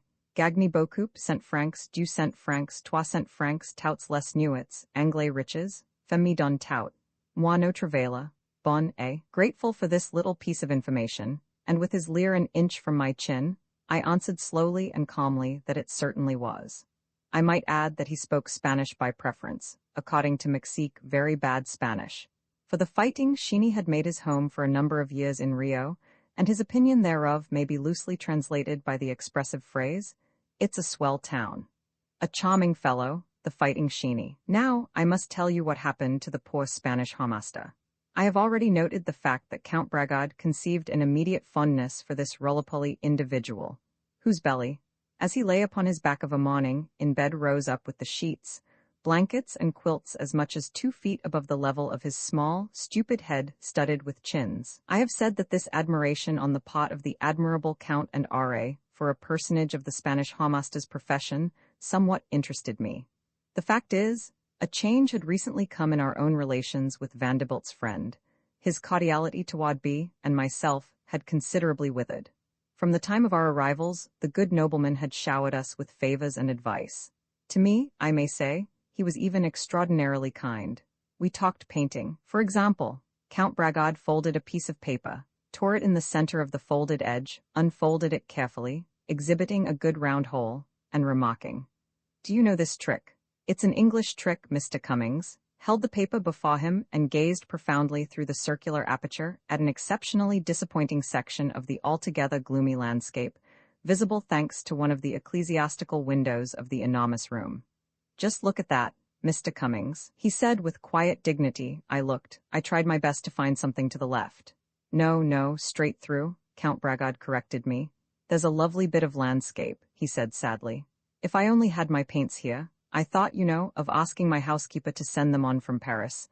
But how can you paint in a bloody place like this with all these bloody pigs around you? It's ridiculous to think of it. And it's tragic, too," he added grimly, with something like tears in his gray, tired eyes. We were promenading the enormous room after supper. The evening promenade in the Cur having been officially eliminated owing to the darkness and the cold of the autumn twilight, and through the windows, the dull, bloating colors of sunset pouring faintly, and the Count stops dead in his tracks and regards the sunset without speaking for a number of seconds. Then, "It's glorious, isn't it?" he asks quietly. I say, "Glorious indeed." He resumes his walk with a sigh, and I accompany him. "Si en est pas difficile a peindre un couche du soleil, it's not hard," he remarks gently. "No," I say with deference. "Not hard a bit," the Count says, beginning to use his hands. "You only need 3 colors, very simple." "Which colors are they?" I inquire ignorantly. "Why, of course," he says surprised. "Burnt sienna, cadmium yellow, and there, I can't think of it. I know it as well as I know my own face. So do you? Well, that's stupid of me." His wan eyes dwelling benignantly upon my duffel bag, he warns me in a low voice of Prussian blue. "Did you notice the portrait hanging in the bureau of the surveillant?" Count Bragard inquired one day. "That's a pretty piece of work, Mr. Cummings. Notice it when you get a chance. The green mustache, particularly fine, school of Cézanne." "Really?" I said in surprise. "Yes, indeed," Count Bragard said, extracting his tired-looking hands from his tired-looking trousers with a cultured gesture. "Fine young fellow painted that. I knew him. Disciple of the master. Very creditable piece of work." "Did you ever see Cézanne?" I ventured. "Bless you, yes, scores of times," he answered almost pityingly. "What did he look like?" I asked with great curiosity. "Look like? His appearance, you mean?" Count Bragard seemed at a loss. "Why, he was not extraordinary looking. I don't know how you could describe him. Very difficult in English. But a phrase we have in French, l'air passant. I don't think there's anything in English for it. Il avait l'air peasant saison, if you know what I mean. I should work, I should not waste my time, the Count would say almost weepingly. But it's no use, my things aren't here, and I'm getting old too. Couldn't concentrate in this stinking hole of a place, you know. I did some hasty drawings of Monsieur Peter's washing and rubbing his bald head with a great towel in the dawn. The R.A. caught me in the act and came over shortly after, saying, "Let me see them." In some perturbation, the subject being a particular friend of his, I showed one drawing. Very good, in fact, excellent. The R.A. smiled whimsically. You have a real talent for caricature, Mr. Cummings, and you should exercise it. You really got Peters. Poor Peters. He's a fine fellow, you know, but this business of living in the muck and filth, say Malheureux. Besides, Peters is an old man. It's a dirty, bloody shame, that's what it is. A bloody shame that all of us here should be forced to live like pigs with this scum. I tell you what, Mr. Cummings, he said, with something like fierceness, his weary eyes flashing, I'm getting out of here shortly, and when I do get out, I'm just waiting for my papers to be sent on by the French consul. I'll not forget my friends. We've lived together and suffered together, and I'm not a man to forget it. This hideous mistake is nearly cleared up, and when I go free I'll do anything for you and your chum. Anything I can do for you, I'd be only too glad to do it. If you want me to buy you paints when I'm in Paris, nothing would give me more pleasure. I know French as well as I know my own language. He most certainly did. And whereas you might be cheated, I'll get you everything you need a bon marché. Because you see they know me there, and I know just where to go. Just give me the money for what you need and I'll get you the best there is in Paris for it. You needn't worry. I was protesting that it would be too much trouble. My dear fellow, it's no trouble to do a favor for a friend. And to be, and myself ensemble, he declared, with tears in his eyes. I have some marmalade at my house in Paris, real marmalade, not the sort of stuff you buy these days. We know how to make it. You can't get an idea how delicious it is. In big crocks, the Count said simply. Well, that's for you boys. We protested that he was too kind. Nothing of the sort, he said, with a delicate smile. I have a son in the English army, and his face clouded with worry, and we send him some now and then. He's crazy about it. I know what it means to him, and you shall share in it too. I'll send you 6 crocks. Then, suddenly looking at us with a pleasant expression, by Jove, the Count said, do you like whiskey? Real bourbon whiskey? I see by your look that you know what it is, but you never tasted anything like this. Do you know London? I said no, as I had said once before. Well, that's a pity, he said, for if you did you'd know this bar. I know the barkeeper well, known him for 30 years. There's a picture of mine hanging in his place. Look at it when you're in London, drop into the street, you'll find the place, anyone will tell you where it is. This fellow would do anything for me, and now I'll tell you what I'll do. You fellows give me whatever you want to spend and I'll get you the best whiskey you ever tasted. It's his own private stock, you understand. I'll send it on to you, God knows you need it in this place. I wouldn't do this for anyone else, you understand, and he smiled kindly. But we've been prisoners together, and we understand each other, and that's enough for gentlemen. I won't forget you. He drew himself up. I shall write, he said slowly and distinctly, to Vanderbilt about you. I shall tell him it's a dirty, bloody shame that you 2 young Americans, gentlemen born, should be in this foul place. He's a man who's quick to act. He'll not tolerate a thing like this, an outrage, a bloody outrage, upon 2 of his own countrymen. We shall see what happens then. It was during this period that Count Bragard lent us for our personal use his greatest treasure, a water glass. I don't need it, he said simply and pathetically. Now, as I have said, a change in our relations came. It came at the close of one soggy, damp, raining afternoon. For this entire hopeless gray afternoon Count Bragard and B. promenaded the enormous room. Bragard wanted the money, for the whiskey and the paints. The marmalade and the letter to Vanderbilt were, of course, gratis. Bragard was leaving us. Now was the time to give him money for what we wanted him to buy in Paris and London. I spent my time rushing about, falling over things, upsetting people, making curious and secret signs to B. Which signs, being interpreted, meant be careful, but there was no need of telling him this particular thing. When the planton announced la soupe, a fiercely weary face strode by me en route to his mattress and his spoon. I knew that B. had been careful. A minute later he joined me and told me as much. On the way downstairs, we ran into the surveillant. Bragard stepped from the ranks and poured upon the surveillant a torrent of French, of which the substance was, "You told them not to give me anything." The surveillant smiled and bowed and wound and unwound his hands behind his back and denied anything of the sort. It seems that B. had heard that the kindly nobleman wasn't going to Paris at all. Moreover, Monsieur Peters had said to B. Something about Count Bragard being a suspicious personage, Monsieur Peters, the R.A.'s best friend. Moreover, as I have said, Count Bragard had been playing up to the poor Spanish hawmaster to beat the band. Every day had he sat on a little stool beside the roly-poly millionaire, and written from dictation letter after letter in French, with which language the roly-poly was sadly unfamiliar. And when next day Count Bragard took back his treasure of treasures, his personal water glass, remarking briefly that he needed it once again, I was not surprised. And when, a week or so later, he left, I was not surprised to have Mexique come up to us and placidly remark, "I give dat fella 5 francs. Tell me he send me overcoat, very good overcoat. But say, please no tell anybody come from me, please tell everybody your family send it." And with a smile, I think dat fella fake. Nor was I surprised to see, some weeks later, the poor Spanish hawmaster rending his scarce hair as he lay in bed of a morning, and Mexique said with a smile, "Dat fella give dat English fella 100 francs. Now he's sorry." All of which meant merely that Count Bragard should have spelt his name, not Bra, but with an L. And I wonder to this day that the only letter of mine which ever reached America and my doting family should have been posted by this highly entertaining personage en ville, whither he went as a trusted inhabitant of La Ferté to do a few necessary errands for himself, whither he returned with a good deal of color in his cheeks, and a good deal of vin rouge in his guts, going and returning with Tommy, the planton who brought him the Daily Mail every day, until Bragard couldn't afford it, after which either B. and I or Jean Lenega took it off Tommy's hands, Tommy, for whom we had a delightful name, which I sincerely regret being unable to tell, Tommy, who was an Englishman for all his French planton's uniform, and worshipped the ground on which the Count stood, Tommy, who looked like a boiled lobster and had tears in his eyes when he escorted his idol back to captivity.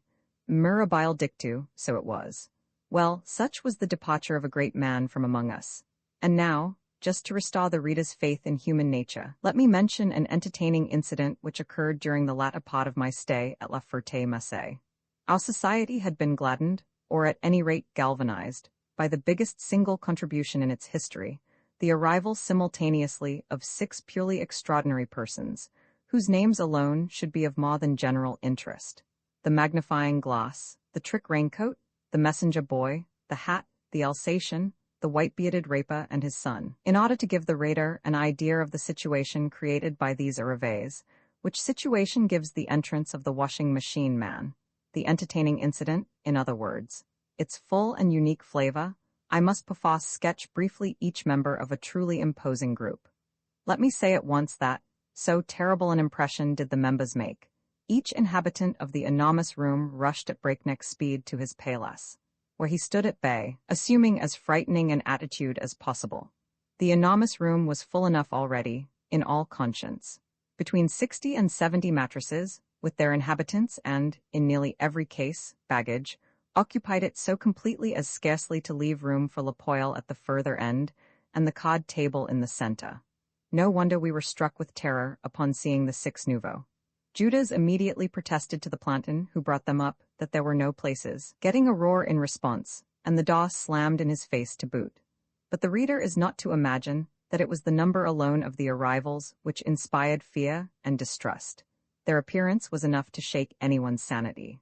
I do protest that never have I experienced a feeling of more profound distrust than upon this occasion, distrust of humanity in general, and in particular of the following individuals: an old man, shabbily dressed in a shiny frock coat, upon whose peering and otherwise very aged face a pair of dirty spectacles rested. The first thing he did, upon securing a place, was to sit upon his mattress in a professorial manner, tremulously extract a journal from his left coat pocket, tremblingly produce a large magnifying glass from his upper right vest pocket, and forget everything. Subsequently, I discovered him promenading the room with an enormous expenditure of feeble energy, taking tiny steps flat-footedly and leaning in when he rounded a corner as if he were traveling at terrific speed. He suffered horribly from rheumatism, could scarcely move after a night on the floor, and must have been at least 67 years old. Second, a pallish, foppish, undersized, prominent-nosed creature who affected a deep musical voice and the cut of whose belted raincoat gave away his profession. He was a pimp and proud of it, and immediately upon his arrival boasted thereof, and manifested altogether as disagreeable a species of bullying vanity as I ever, save in the case of the fighting Sheeny encountered. He got his from Jean Lenega, as the reader will learn later. Third, a super Western Union messenger type of ancient youth, extraordinarily unhandsome if not positively ugly. He had a weak, pimply grey face, was clad in a brownish uniform, puttees on pipestem calves, and a regular messenger boy cap. Upon securing a place, he instantly went to the card table, seated himself hurriedly, pulled out a batch of blanks and wrote a telegram to, I suppose, himself. Then he returned to his paillasse, lay down with apparently supreme contentment, and fell asleep. Fourth, a tiny old man who looked like a caricature of an East Side second-hand clothes dealer, having a long beard, a long, wan and dirty coat reaching just to his ankles, and a small derby hat on his head. The very first night his immediate neighbor complained that Le Chapeau, as he was christened by the Zulu, was guilty of fleas. A great tempest ensued immediately. A planton was hastily summoned. He arrived, heard the case, inspected the hat, who lay on his paillasse with his derby on, his hand far down the neck of his shirt, scratching busily and protesting occasionally his entire innocence, uttered, being the Black Holster, an oath of disgust, and ordered the frog to couper les cheveux de suite et la barbe aussi, après il varo bain, la via. The frog approached and gently requested the hat to seat himself upon a chair, the better of 2 chairs boasted by the enormous room.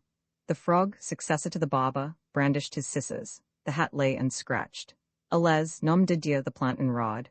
The poor hat arose trembling, assumed a praying attitude, and began to talk in a thick and sudden manner. Asseyez-vous là, tête de cochon.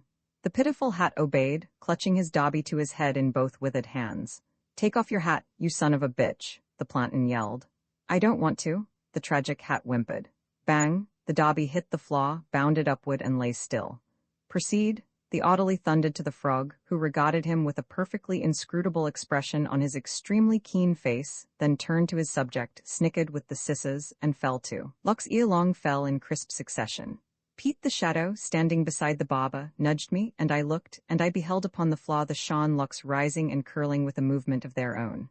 Now for the beard, said the Black Holster. No, no, monsieur, est-il vous plate, passe ma barbe, monsieur? The hat wept, trying to kneel. Ta gueule, or I'll cut your throat, the planton replied amiably, and the frog, after another look, obeyed. And lo, the beard squirmed gently upon the floor, alive with a rhythm of its own, squirmed and curled crisply as it lay. When the hat was utterly shorn, he was bathed and became comparatively unremarkable, save for the wan long coat which he clutched about him, shivering. And he borrowed 5 francs from me twice, and paid me punctually, each time when his own money arrived, and presented me with chocolate into the bargain, tipping his hat quickly and bowing, as he always did whenever he addressed anyone. Poor old hat, B. And I and the Zulu were the only men at La Ferté who liked you. Fifth, a fat, jolly, decently dressed man. He had been to a camp where everyone danced, because an entire ship's crew was interned there, and the crew were enormously musical, and the captain, having sold his ship, was rich and tipped the director regularly. So everyone danced night and day, and the crew played, for the crew had brought their music with them. He had a way of borrowing the paper Le Matin, which we bought from one of the lesser plantons who went to the town and got Le Matin there, borrowing it before we had read it, by the sunset. And his favorite observations were, it's a rotten country, dirty weather. Fifth and sixth, a vacillating, staggering, decrepit creature with wildish white beard and eyes, who had been arrested, incredibly enough, for rape. With him his son, a pleasant youth, quiet of demeanor, inquisitive of nature, with whom we sometimes conversed on the subject of the English army. Such were the individuals whose concerted arrival taxed to its utmost the capacity of the enormous room. And now for my incident. In the doorway, one day shortly after the arrival of the gentleman mentioned, quietly stood a well-dressed, handsomely middle-aged man, with a sensitive face culminating in a groomed Van Dyck beard. I thought for a moment that the mayor of On, or whatever his title is, had dropped in for an informal inspection of the enormous room. Thank God, I said to myself, it has never looked so chaotically filthy since I have had the joy of inhabiting it. And sans blague, the enormous room was in a state of really supreme disorder. Shirts were thrown everywhere, a few twine clothes lines supported various pants, handkerchiefs, and stockings. The stove was surrounded by a gesticulating group of nearly undressed prisoners. The stink was actually sublime. As the door closed behind him, the handsome man moved slowly and vigorously up the enormous room. His eyes were as big as turnips. His neat felt hat rose with the rising of his hair. His mouth opened in a gesture of unutterable astonishment. His knees trembled with surprise and terror, the creases of his trousers quivering. His hands lifted themselves slowly outward and upward till they reached the level of his head, moved inward till they grasped his head, and were motionless. In a deep, awestruck, resonant voice, he exclaimed simply and sincerely, "Nom de nom de nom de nom de nom de Dieu," which introduces the reader to the washing machine man, a Hollander, owner of a store at Brest where he sold the highly utile contrivances which gave him his name. He, as I remember, had been charged with aiding and abetting in the case of escaping deserters, but I know a better reason for his arrest. Undoubtedly le gouvernement français caught him one day in the act of inventing a superwashing machine, in fact, a whitewashing machine, for the private use of the Kaiser and his family. Which brings us, if you please, to the first delectable mountain. Roman ate the wanderer one day somebody, and I were catching water for Monsieur the chef. Catching water was ordinarily a mixed pleasure. It consisted, as I have mentioned, in the combined pushing and pulling of a curiously primitive two-wheeled cart over a distance of perhaps 300 yards to a kind of hydrant situated in a species of square upon which the medieval structure known as pot, or camp, de triage faced stupidly and threateningly. A planton always escorted the catches through a big door, between the stone wall, which backed the men's cur and the end of the building itself, or, in other words, the canteen. The 10-foot stone wall was like every other stone wall, connected with La Ferté, topped with 3 feet of barbed wire. The door by which we exited with the water wagon to the street outside was at least 8 feet high, adorned with several large locks. One pushing behind, one pulling in the shafts. We rushed the wagon over a sort of threshold or sill and into the street, and were immediately yelled at by the planton, who commanded us to stop until he had locked the door. We waited until told to proceed, then yanked and shoved the reeling vehicle up the street to our right, that is to say, along the wall of the building, but on the outside. All this was pleasant and astonishing. To feel oneself, however temporarily, outside the eternal walls in a street, connected with a rather selfish and placid-looking little town, whereof not more than a dozen houses were visible, gave the prisoner an at once silly and uncanny sensation, much like the sensation one must get when he starts to skate for the first time in a dozen years or so. The street met 2 others in a moment, and here was a very flourishing sumac bush, as I guess, whose berries shocked the stunned eye with a savage splash of vermilion. Under this color, one discovered the mecker of water catches, in the form of an iron contrivance, operating by means of a stubby lever which, when pressed down, yielded grudgingly a spout of whiteness. The contrivance was placed in sufficiently close proximity to a low wall, so that one of the catches might conveniently sit on the wall and keep the water spouting with a continuous pressure of his foot, while the other catcher manipulated a tin pail with telling effect. Having filled the barrel which rode on the 2 wagon wheels, we turned it with some difficulty and started it down the street with the tin pail on top, the man in the shafts leaning back with all his might to offset a certain velocity promoted by the downgrade, while the man behind tugged helpingly at the barrel itself. On reaching the door, we skewed the machine skillfully to the left, thereby bringing it to a complete standstill, and waited for the planton to unlock the locks. Which done, we rushed it violently over the threshold, turned left, still running, and came to a final stop in front of the kitchen. Here stood 3 enormous wooden tubs. We backed the wagon around, then one man opened a spigot in the rear of the barrel, and at the same time the other elevated the shafts in a clever manner, inducting the jet d'eau to hit one of the tubs. One tub filled, we switched the stream wittily to the next. To fill the 3 tubs, they were not always all of them empty, required as many as 6 or 8 delightful trips, after which one entered the cuisine and got his well-earned reward, coffee with sugar. I have remarked that catching water was a mixed pleasure. The mixedness of the pleasure came from certain highly respectable citizens, and more often citizenesses, of La Ville de la Ferté-Macé, who had a habit of endowing the poor water catches with looks which I should not like to remember too well, at the same moment clutching whatever infants they carried or wore, or had on leash spasmodically to them. I never ceased to be surprised by the scorn, contempt, disgust, and frequently sheer ferocity manifested in the male, and particularly in the female faces. All the ladies were, of course, black. They were wholly unbeautiful of face or form, some of them actually repellent. Not one should I, even under more favorable circumstances, have enjoyed meeting. The first time I caught water everybody in the town was returning from church, and a terrific sight it was. Vive la bourgeoisie, I said to myself, ducking the shafts of censure by the simple means of hiding my face behind the moving water barrel. But one day, as I started to inform the reader, somebody and I were catching water, and in fact had caught our last load, and were returning with it down the street, when I, who was striding rapidly behind trying to lessen with both hands the impetus of the machine, suddenly tripped and almost fell with surprise. On the curb of the little unbeautiful street, a figure was sitting, a female figure dressed in utterly barbaric pinks and vermilions, having a dark shawl thrown about her shoulders.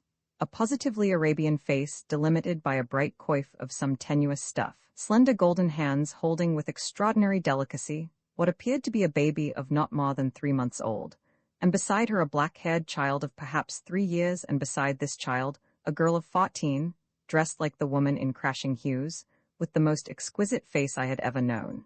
Nom de Dieu, I thought vaguely. Am I or am I not completely asleep? And the man in the shafts craned his neck in stupid amazement, and the planton twirled his moustache and assumed that intrepid look which only a planton or a gendarme perfectly knows how to assume in the presence of female beauty. That night the wanderer was absent from La Soupe, having been called by Apollyon to the latter's office upon a matter of superior import. Everyone was abuzz with the news. The gypsy's wife and 3 children, one a baby at the breast, were outside demanding to be made prisoners. Would the directeur allow it? They had been told a number of times by plantons to go away, as they sat patiently waiting to be admitted to captivity. No threats, pleas nor arguments had availed. The wife said she was tired of living without her husband, roars of laughter from all the Belgians and most of the Hollanders, I regret to say Pete included, and wanted merely and simply to share his confinement. Moreover, she said, without him, she was unable to support his children, and it was better that they should grow up with their father as prisoners than starve to death without him. She would not be moved. The Black Holster told her he would use force. She answered nothing. Finally, she had been admitted pending judgment. Also Sprach, highly excited, the balayeur. Looks like a ha, was the Belgian-Dutch verdict, a verdict which was obviously due to the costume of the lady in question, almost as much as to the untemperamental natures sojourning at La Ferté.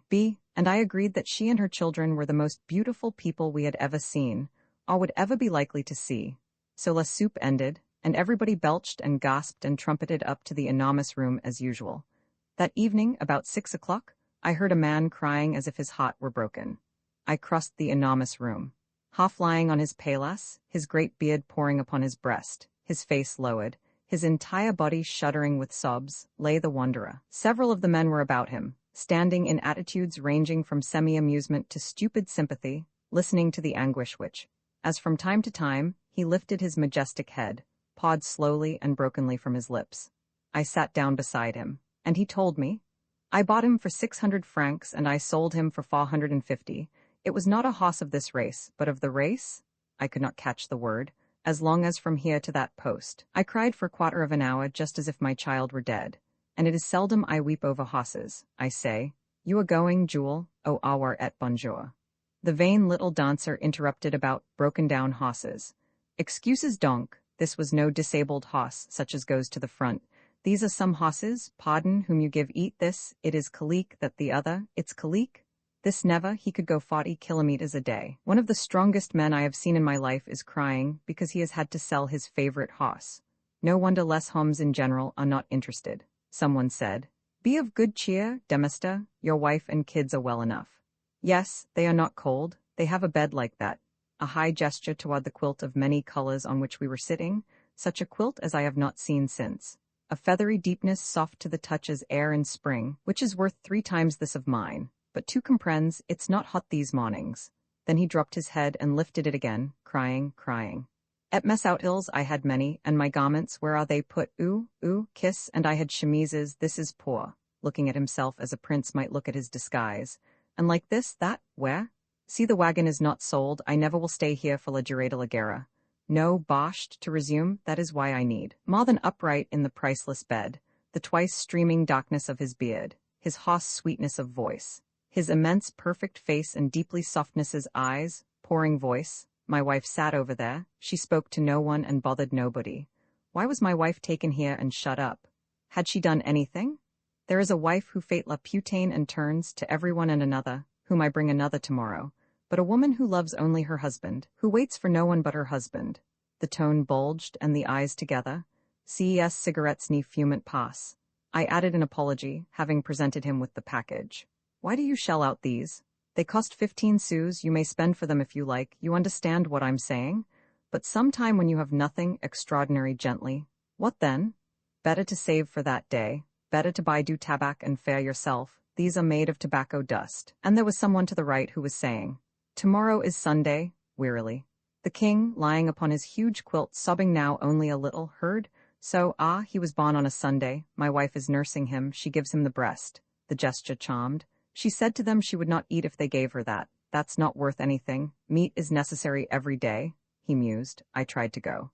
Sit there, graciousness of complete gesture.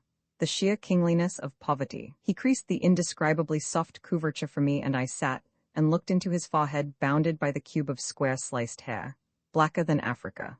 Than imagination. After this evening, I felt that possibly I knew a little of the wanderer, or he of me. The wanderer's wife and his 2 daughters and his baby lived in the women's quarters. I have not described and cannot describe these far. The little son of whom he was tremendously proud slept with his father in the great quilts in the enormous room. Of the wanderer's little son, I may say that he had lolling buttons of eyes sewed on gold flesh, that he had a habit of turning cartwheels in 1/3 of his father's trousers, that we called him the imp. He ran, he teased, he turned handsprings, he got in the way, and he even climbed the largest of the scraggly trees in the cur one day. You will fall, Monsieur Peters, whose old eyes had a fondness for this irrepressible creature, remarked with conviction. Let him climb, his father said quietly. I have climbed trees, I have fallen out of trees, I am alive. The imp shinned like a monkey, shouting and crowing, up a lean gnarled limb, to the amazement of the very planton who later tried to rape Selina and was caught. This planton put his gun in readiness and assumed an eager attitude of immutable heroism. Will you shoot? The father inquired politely. Indeed it would be a big thing of which you might boast all your life. I, a planton, shot and killed a 6-year-old child in a tree. C'est evident, the planton counted in some confusion. He may be trying to escape, how do I know? Indeed, how do you know anything? The father murmured quietly. It's a mister. The imp all at once fell. He hit the muddy ground with a disagreeable thud. The breath was utterly knocked out of him. The wanderer picked him up kindly. His son began, with the catching of his breath, to howl uproariously. Serves him right, the jackanapes, a Belgian growled. I told you so, didn't I? Monsieur Peters warringly cried. I said he would fall out of that tree? Pardon, you were right, I think. The father smiled pleasantly. Don't be sad, my little son, everybody falls out of trees, they're made for that by God. And he patted the imp, squatting in the mud and smiling. In 5 minutes the imp was trying to scale the shed. Come down or I fire, the planton cried nervously, and so it was with the wanderer's son from morning till night. Never, said Monsieur Peters with solemn desperation, have I seen such an incorrigible child, a perfectly incorrigible child. And he shook his head and immediately dodged a missile, which had suddenly appeared from nowhere. Night after night the imp would play around our beds, where we held caught with our chocolate and our candles, teasing us, cajoling us, flattering us, pretending tears, feigning insult, getting lectures from Monsieur Peters on the evil of cigarette smoking, keeping us in a state of perpetual inquietude. When he couldn't think of anything else to do, he sang at the top of his clear, bright voice. C'est la guerre faut pas t'en faire, and turned a handspring or two for emphasis. Mexique once cuffed him for doing something peculiarly mischievous, and he set up a great crying. Instantly the wanderer was standing over Mexique, his hands clenched, his eyes sparkling. It took a good deal of persuasion to convince the parent that his son was in error. Meanwhile, Mexique placidly awaited his end, and neither B nor I, despite the imp's tormentings, could keep from laughing when he all at once, with a sort of crowing cry, rushed for the nearest post, jumped upon his hands, arched his back, and poised head downward, his feet just touching the pillar. Barefooted, in a bright chemise and 1/3 of his father's trousers. Being now in a class with les hommes mariés, the wanderer spent most of the day downstairs, coming up with his little son every night to sleep in the enormous room. But we saw him occasionally in the cur, and every other day, when the dreadful cry was raised à l'aise, tout le monde, plica les pommes, and we descended, in fair weather, to the lane between the building and the cur, and in foul, very foul I should say, the dinosaur-colored sweating walls of the dining room. The wanderer would quietly and slowly appear, along with the other hommes mariés, and take up the peeling of the amazingly cold potatoes which formed the pièce de résistance, in guise of soup, for both women and men at La Ferté. And if the wedded males did not all of them show up for this unagreeable task, a dreadful hullabaloo was instantly raised, les hommes mariés, and Foth would more or less sheepishly issue the delinquents. And I think the wanderer, with his wife and children whom he loved as never have I seen a man love anything in this world, was partly happy, walking in the sun when there was any, sleeping with his little boy in a great gulp of softness. And I remember him pulling his fine beard into two darknesses, huge-sleeved, pink-checked chemise, walking kindly like a bear, corduroy bigness of trousers, waistline always amorous of knees, finger ends just catching tops of enormous pockets.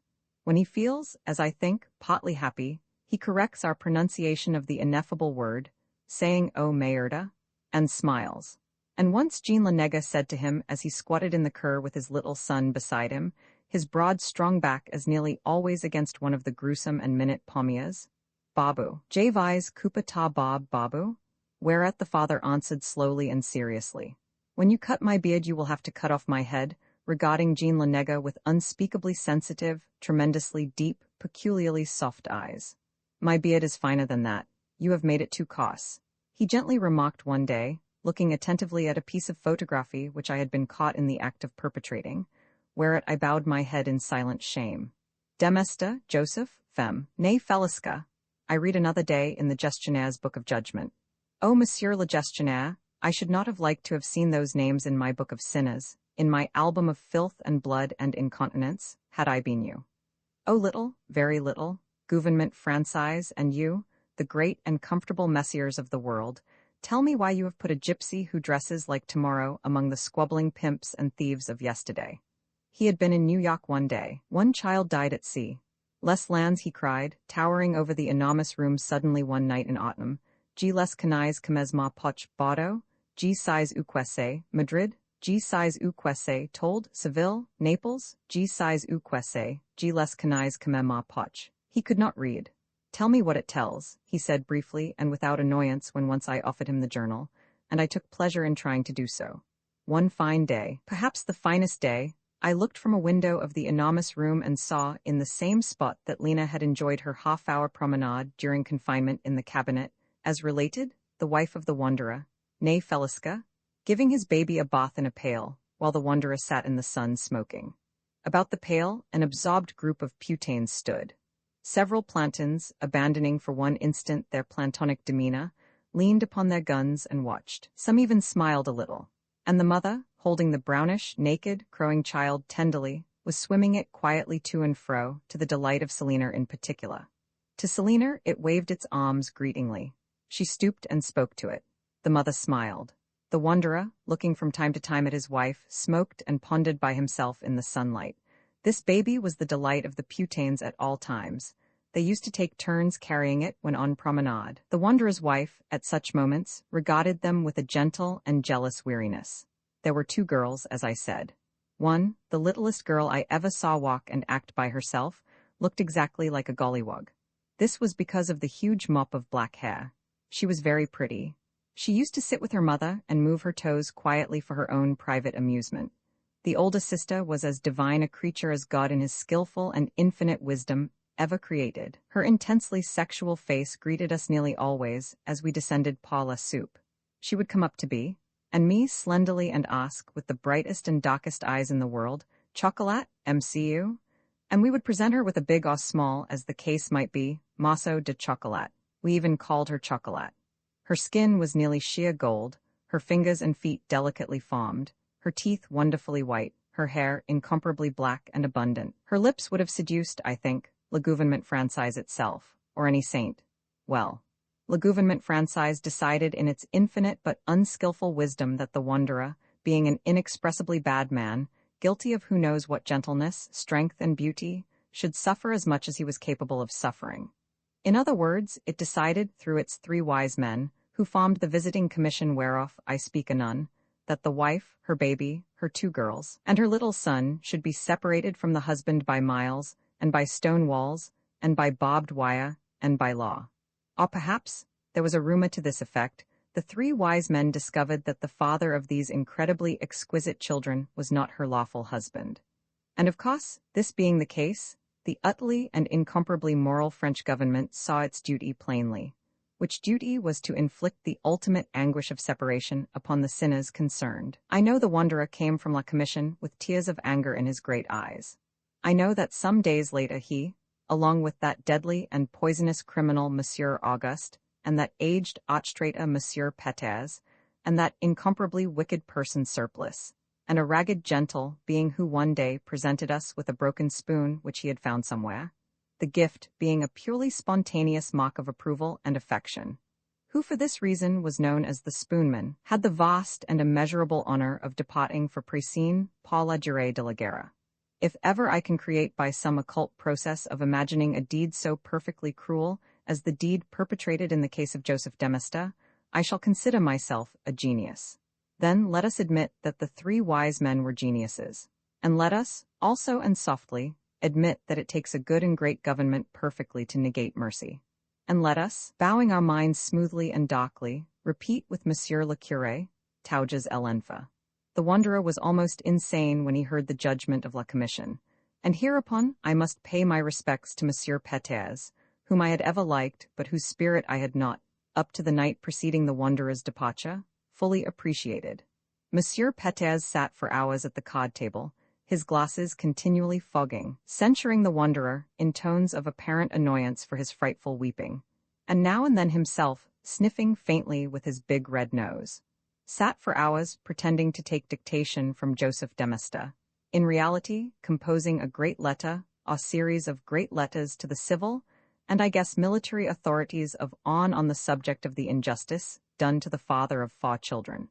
When a baby at the breast, now about to be separated from all he held dear and good in this world.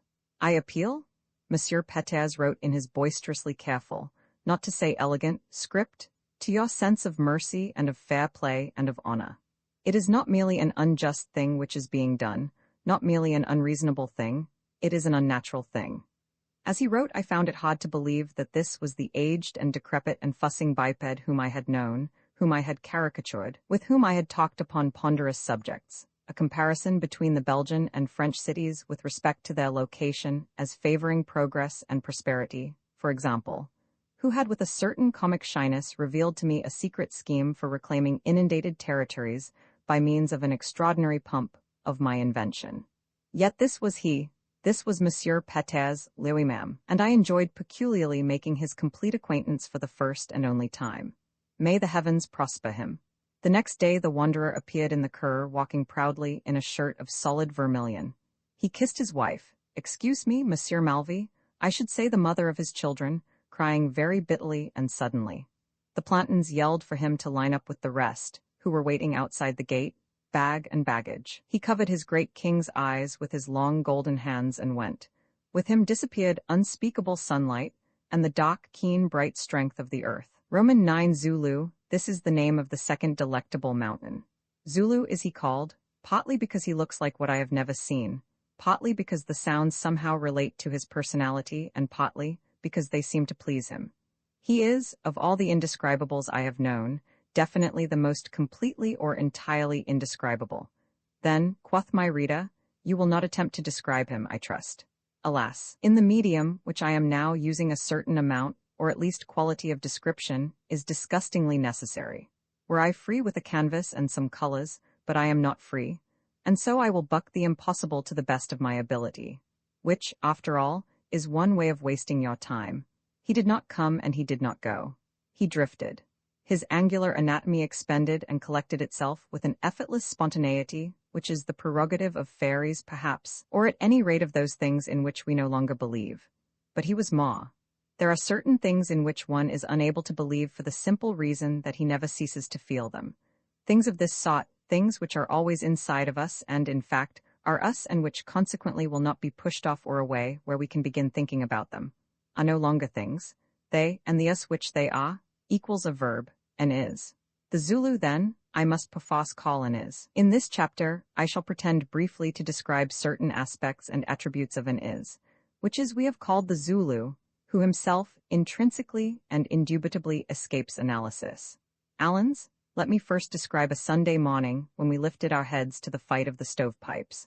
I was awakened by a human a raw such as only a Hollander can make when a Hollander is honestly angry. As I rose from the domain of the subconscious, the idea that the raw belonged to Bill the Hollander became conviction. Bill the Hollander, alias America Lakes, slept next to the young Pole, by whom I refer to that young stupid-looking farmer with that peaches and cream complexion and those black puttees who had formed the rear rank, with the aid of the Zulu himself. Upon the arrival of Babasnatcher, Bill, Box, Zulu, and young Pole of Fawcett. Now this same young Pole was a case.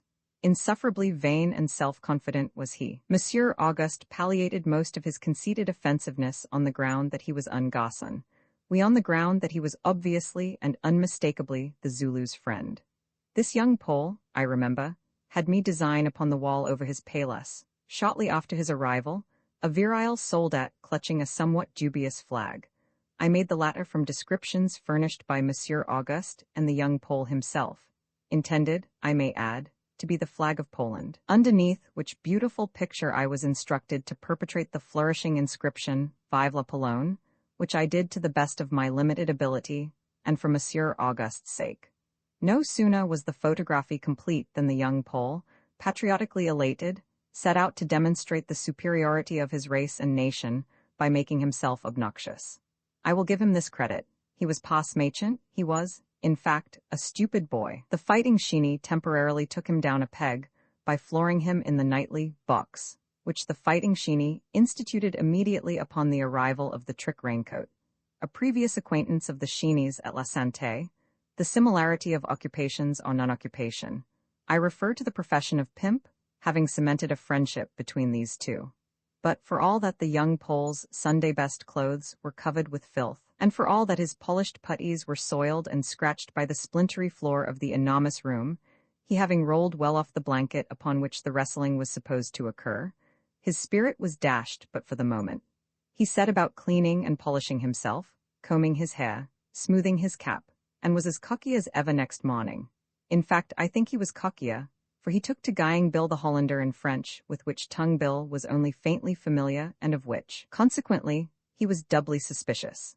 As the young Pole lay in bed of an evening after Lumiere's attaints, he would guy his somewhat massive neighbor in a childish, almost girlish voice, shouting with laughter when the triangle rose on one arm and volleyed Dutch at him, pausing whenever the triangle's good nature threatened to approach the breaking point, resuming after a minute or two, when the triangle appeared to be on the point of falling into the arms of Morpheus. This sort of plague had gone on for several nights without dangerous results. It was, however, inevitable that sooner or later something would happen, and as we lifted our heads on this particular Sunday morn, we were not surprised to see the Hollander himself standing over the young Pole, with clenched paws, wringing shoulders, and an apocalyptic face whiter than death's horse. The young Pole seemed incapable of realizing that the climax had come. He lay on his back, cringing a little and laughing foolishly.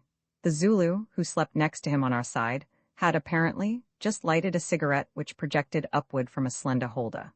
The Zulu's face was as always absolutely expressionless. His chin, with a goodly growth of beard, protruded tranquilly from the blanket which concealed the rest of him with the exception of his feet which were ensconced in large, somewhat clumsy, leather boots.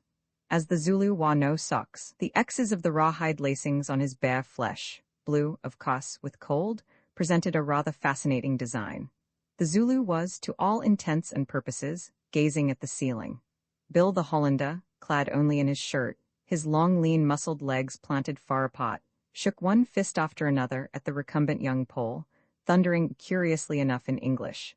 "Come on, you Gottverdummer son of a bitch of a Polak bastard, and fight. Get up out o' there, you Polak haw, and I'll kill you, you Gottverdummer bastard you.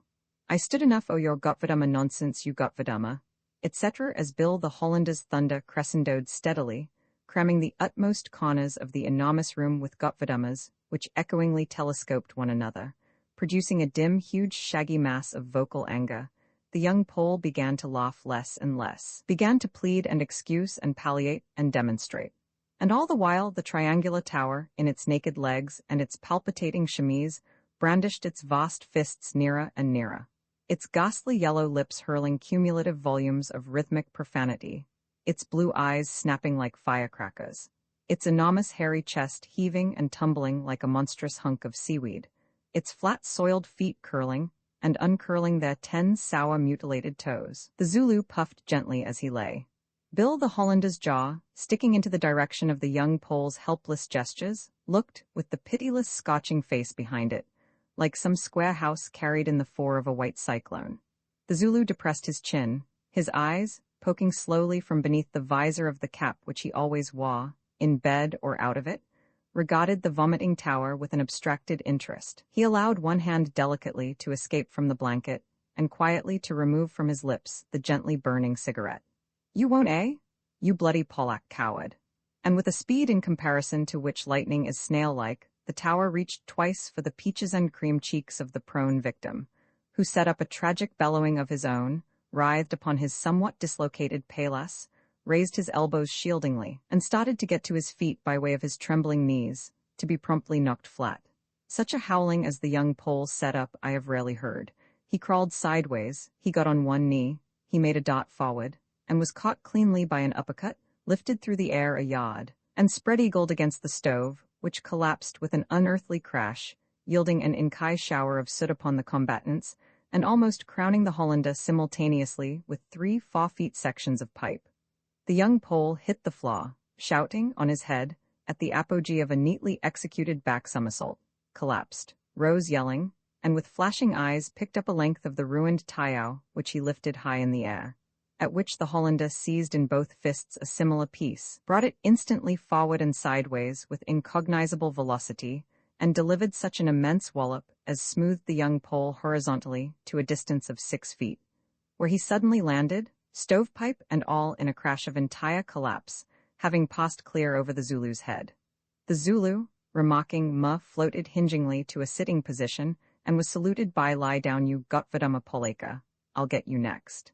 In spite of which he gathered himself to rise upward, catching as he did so a swish of the Hollander's pipe length, which made his cigarette leap neatly, holder and all, upward and outward. The young Pole had by this time recovered sufficiently to get upon his hands and knees behind the Zulu, who was hurriedly but calmly propelling himself in the direction of the cherished cigarette holder, which had rolled under the remains of the stove. Bill the Hollander made for his enemy, raising perpendicularly 10 feet in air the unrecognizably dented summit of the pipe, which his colossal fists easily encompassed, the muscles in his tree-like arms rolling beneath the chemise like balloons. The young Pole, with a shriek of fear, climbed the Zulu, receiving just as he had compassed this human hurdle a crack on the seat of his black pants that stood him directly upon his head. Pivoting slightly for an instant, he fell loosely at full length on his own palas, and lay sobbing and roaring, one elbow protectingly raised, interspersing the inarticulations of woe with a number of sincerely uttered asses. Meanwhile, the Zulu had discovered the whereabouts of his treasure, had driftingly resumed his original position, and was quietly inserting the also captured cigarette, which appeared somewhat confused by its violent aerial journey. Over the young Pole stood toweringly Bill the Hollander, his shirt almost in ribbons about his thick, bulging neck, thundering as only Hollanders thunder, "Have you got enough, you Gottverdama Polak?" And the young Pole, alternating nursing the mutilated pulp where his face had been and guarding it with futile and helpless and almost infantile gestures of his quivering hands, was sobbing, "We, says." And Bill the Hollander hugely turned to the Zulu, stepping accurately to the palas of that individual, and demanded, "And you Gottverdama Poleka, do you want to fight?" At which the Zulu gently waved in recognition of the compliment and delicately and hastily replied, between slow puffs, "Mog." Whereat Bill the Hollander registered a disgusted kick in the young Pole's direction, and swearingly resumed his palas. All this, the reader understands, having taken place in the terribly cold darkness of the half-dawn. That very day, after a great deal of examination on the part of the surveillant, of the participants in this Homeric struggle, said examination failing to reveal the particular guilt, or the particular innocence of either, Judas, immaculately attired in a white coat, arrived from downstairs with a step-ladder, and proceeded with everyone's assistance to reconstruct the original pipe. And a pretty picture Judas made, and a pretty bum job he made. But anyway, the stovepipe drew, and everyone thanked God and fought for places about Le Poil, and Monsieur Peters hoped there would be no more fights for a while. One might think that the young Pole had learned a lesson. But no. He had learned, it is true, to leave his immediate neighbor, America Lakes, to himself, but that is all he had learned. In a few days he was up and about, as full of la blague as ever. The Zulu seemed at times almost worried about him. They spoke together in Polish frequently and on the Zulu's pot, earnestly. As subsequent events proved, whatever counsel the Zulu imparted was wasted upon his youthful friend. But let us turn for a moment to the Zulu himself. He could not, of course, write any language whatever. 2 words of French he knew, they were fromage and chapeau. The former he pronounced grumage. In English his vocabulary was even more simple, consisting of the single word, policeman. Neither B nor myself understood a syllable of Polish, though we subsequently learned Dzień dobry, Niemazats, Zamknij Pysk and Shimei Pysk, and used to delight the Zulu hugely by giving him Dzień dobry, pan every morning, also by asking him if he had a papierosa. Consequently in that direction, the path of communication was to all intents shut, and withal, I say this not to astonish my reader, but merely in the interests of truth. I have never in my life so perfectly understood, even to the most exquisite nuances, whatever idea another human being desired at any moment to communicate to me, as I have in the case of the Zulu. And if I had 1/3 the command over the written word that he had over the unwritten and the unspoken, not merely that, over the unspeakable and the unwritable, God knows this history would rank with the deepest art of all time. It may be supposed that he was master of an intricate and delicate system whereby ideas were conveyed through signs of various sorts. On the contrary, he employed signs more or less, but they were in every case extraordinarily simple. The secret of his means of complete and unutterable communication lay in that very essence which I have only defined as an is, ended and began with an innate and unlearnable control over all which one can only describe as the homogeneously tactile. The Zulu, for example, communicated the following facts in a very few minutes, with unspeakable ease, one day shortly after his arrival. He had been formerly a Polish farmer, with a wife and 4 children. He had left Poland to come to France, where one earned more money. His friend, the young Pole, accompanied him. They were enjoying life placidly in, it may have been, Brest, I forget, when one night the gendarmes suddenly broke into their room, raided it, turned it bottom-side up, handcuffed the 2 arch-criminals wrist to wrist and said, "Come with us." Neither the Zulu nor the young Pole had the ghost of an idea what all this meant or where they were going. They had no choice but to obey, and obey they did. Everyone boarded a train. Everyone got out. Bill the Hollander and the Babysnatcher appeared under escort, handcuffed to each other. They were immediately re-handcuffed to the Polish delegation. The 4 culprits were hustled by rapid stages through several small prisons to La Ferté-Macé. During this journey, which consumed several nights and days, the handcuffs were not once removed. The prisoners slept sitting up or falling over one another. They urinated and defecated with the handcuffs on, all of them hitched together. At various times, they complained to their captors that the agony caused by the swelling of their wrists was unbearable. This agony, being the result of over-tightness of the handcuffs, might easily have been relieved by one of the plantains without loss of time or prestige. Their complaints were greeted by commands to keep their mouths shut, or they'd get it worse than they had it. Finally, they hove in sight of La Ferté, and the handcuffs were removed in order to enable 2 of the prisoners to escort the Zulu's box upon their shoulders, which they were only too happy to do under the circumstances. This box, containing not only the Zulu's personal effects, but also a great array of cartridges, knives, and heaven knows what extraordinary souvenirs which he had gathered from God knows where, was a strong point in the disfavor of the Zulu from the beginning, and was consequently brought along as evidence. Upon arriving, all had been searched, the box included, and sent to the enormous room. The Zulu, at the conclusion of this dumb and eloquent recital, slipped his sleeve gently above his wrist and exhibited a bluish ring, at whose persistence upon the flesh he evinced great surprise and pleasure, winking happily to us. Several days later, I got the same story from the young Pole in French, but after some little difficulty, due to linguistic misunderstandings, and only after a half-hour's intensive conversation. So far as directness, accuracy, and speed are concerned, between the method of language and the method of the Zulu, there was not the slightest comparison. Not long after the Zulu arrived I witnessed a mystery.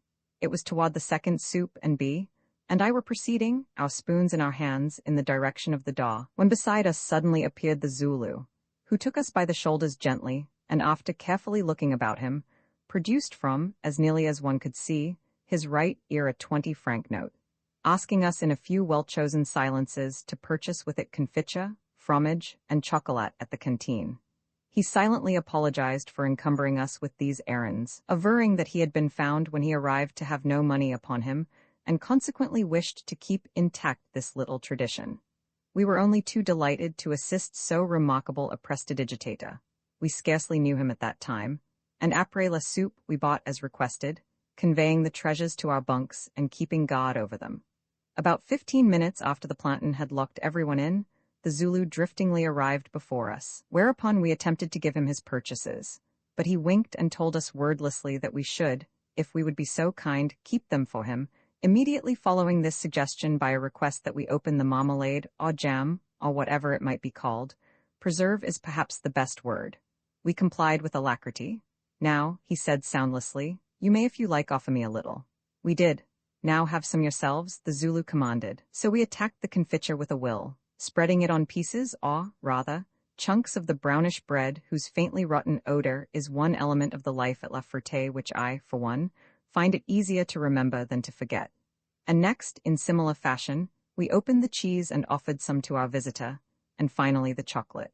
Whereupon the Zulu rose up, thanked us tremendously for our gifts, and, winking solemnly, floated off. Next day he told us that he wanted us to eat all of the delicacies we had purchased, whether or not he happened to be in the vicinity. He also informed us that when they were gone, we should buy more until the 20 francs gave out. And so generous were our appetites, it was not more than 2 or 3 weeks later that the Zulu, having discovered that our supplies were exhausted, produced from his back hair a neatly folded 20-franc note, wherewith we invaded the canteen with renewed violence. About this time, the spy got busy, and the Zulu, with the young Pole for interpreter, was summoned to Monsieur le Directeur, who stripped the Zulu and searched every wrinkle and crevice of his tranquil anatomy for money, so the Zulu vividly informed us, finding not a sou. The Zulu, who vastly enjoyed the discomfiture of Monsieur, cautiously extracted, shortly after this, a 20-franc note from the back of his neck, and presented it to us with extreme care. I may say that most of his money went for cheese, of which the Zulu was almost abnormally fond. Nothing more suddenly delightful has happened to me than happened one day, when I was leaning from the next to the last window, the last being the property of users of the cabinet, of the enormous room, contemplating the muddy expanse below, and wondering how the Hollanders had ever allowed the last 2 windows to be opened. Marguerite passed from the door of the building proper to the little washing shed. As the sentinel's back was turned, I saluted her, and she looked up and smiled pleasantly. And then, a hand leapt quietly forward from the wall, just to my right. The fingers clenched gently upon one half a newly broken cheese. The hand moved silently in my direction, cheese and all, pausing when perhaps 6 inches from my nose. I took the cheese from the hand, which departed as if by magic, and a little later had the pleasure of being joined at my window by the Zulu, who was brushing cheese crumbs from his long, slender mandarin mustaches, and who expressed profound astonishment and equally profound satisfaction upon noting that I too had been enjoying the pleasures of cheese. Not once, but several times, this Excalibur appearance startled B. and me.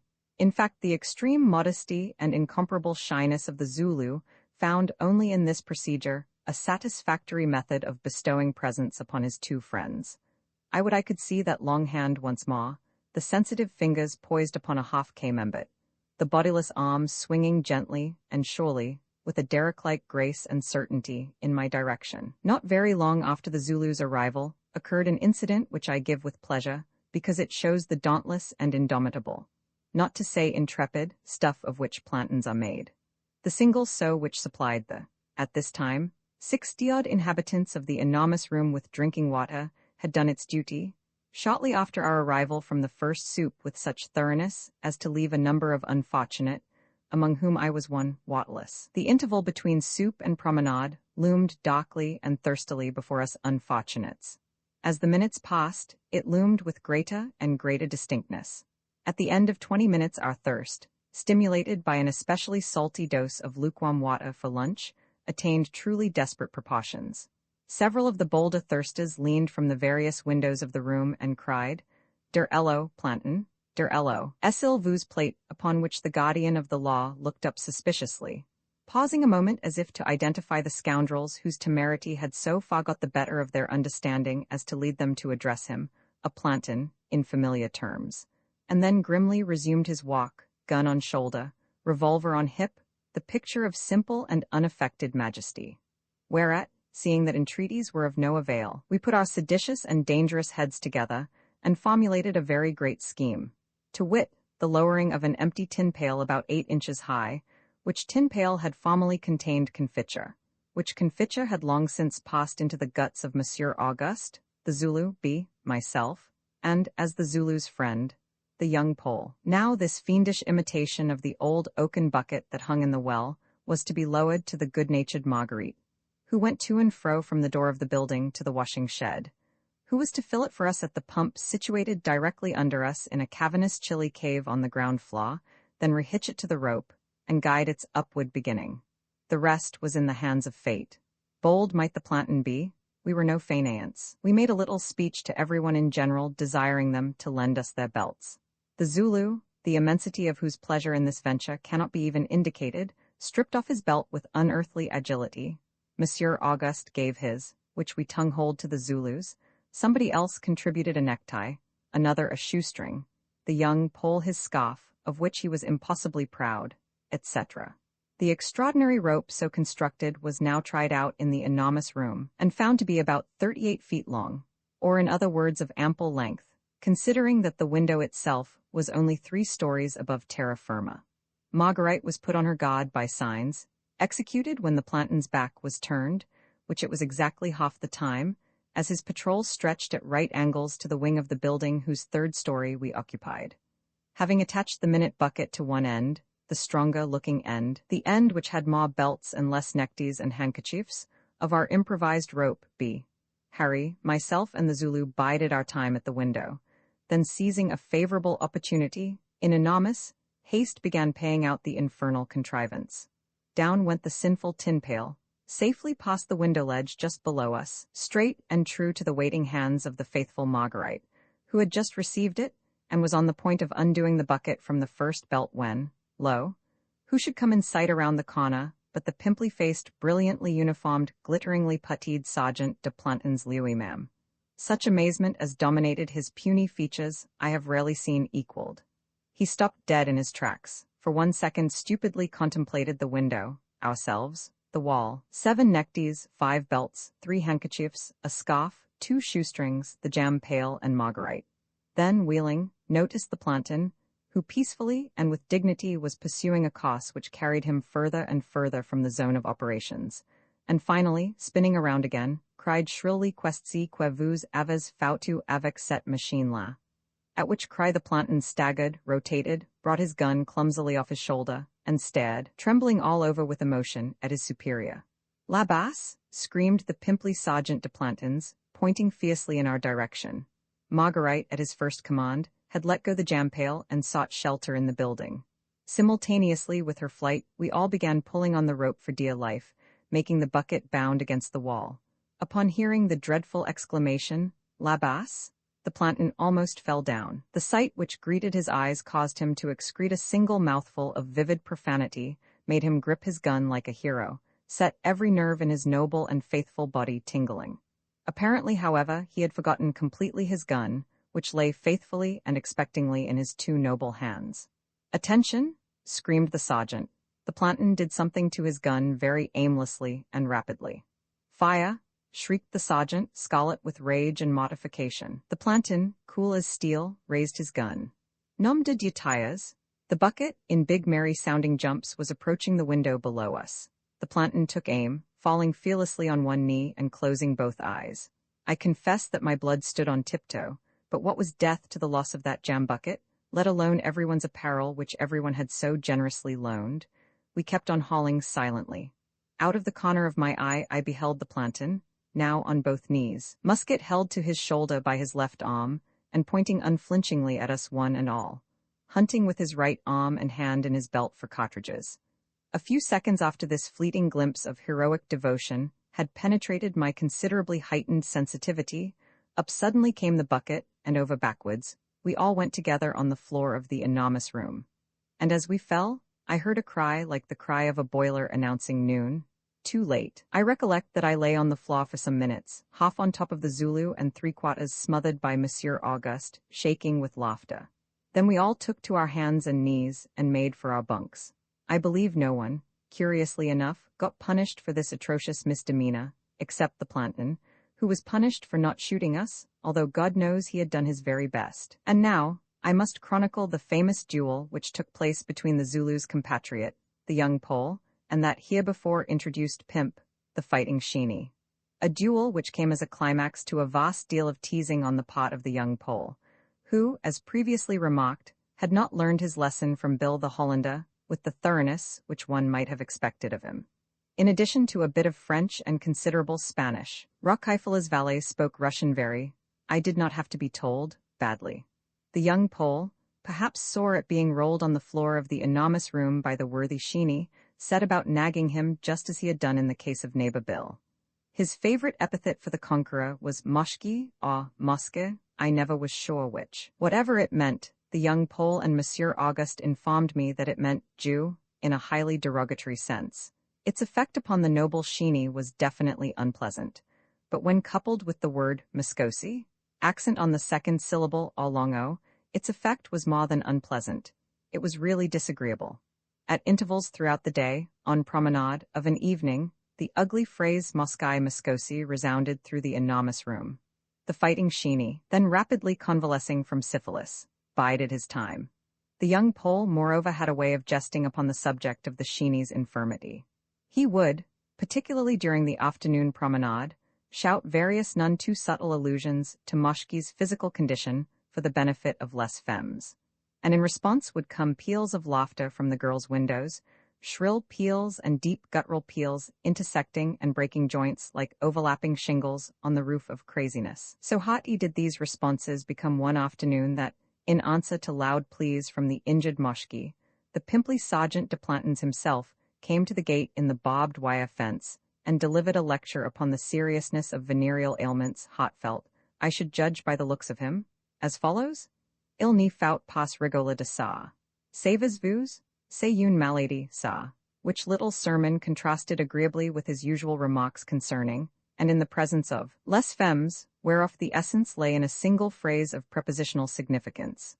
Bon pas coucher avec, he would say shrilly, his puny eyes assuming an expression of amorous wisdom which was most becoming. One day, we were all upon afternoon promenade, it being beau temps for that part of the world, under the auspices of by all odds one of the littlest and mildest and most delicate specimens of mankind that ever done the high and dangerous duties of a planton. As B. says, he always looked like a June bride. This mannequin could not have been 5 feet high, was perfectly proportioned, unless we accept the musket upon his shoulder and the bayonet at his belt, and minced to and fro with a feminine grace which suggested, at least to less due citoyens of these United States, the extremely authentic epithet fairy. He had such a pretty face, and so cute a mustache, and such darling legs, and such a wonderful smile. For plantonic purposes the smile, which brought 2 little dimples into his pink cheeks, was for the most part suppressed. However, it was impossible for this little thing to look stern. The best he could do was to look poignantly sad, which he did with great success, standing like a tragic lost piece of uneaten candy in his big box at the end of the cur, and eyeing the sinful Holmes with sad, pretty eyes. Won't anyone eat me? He seemed to ask. I'm really delicious, you know, perfectly delicious, really I am. To resume, everyone being in the cur, it was well filled, not only from the point of view of space but of sound.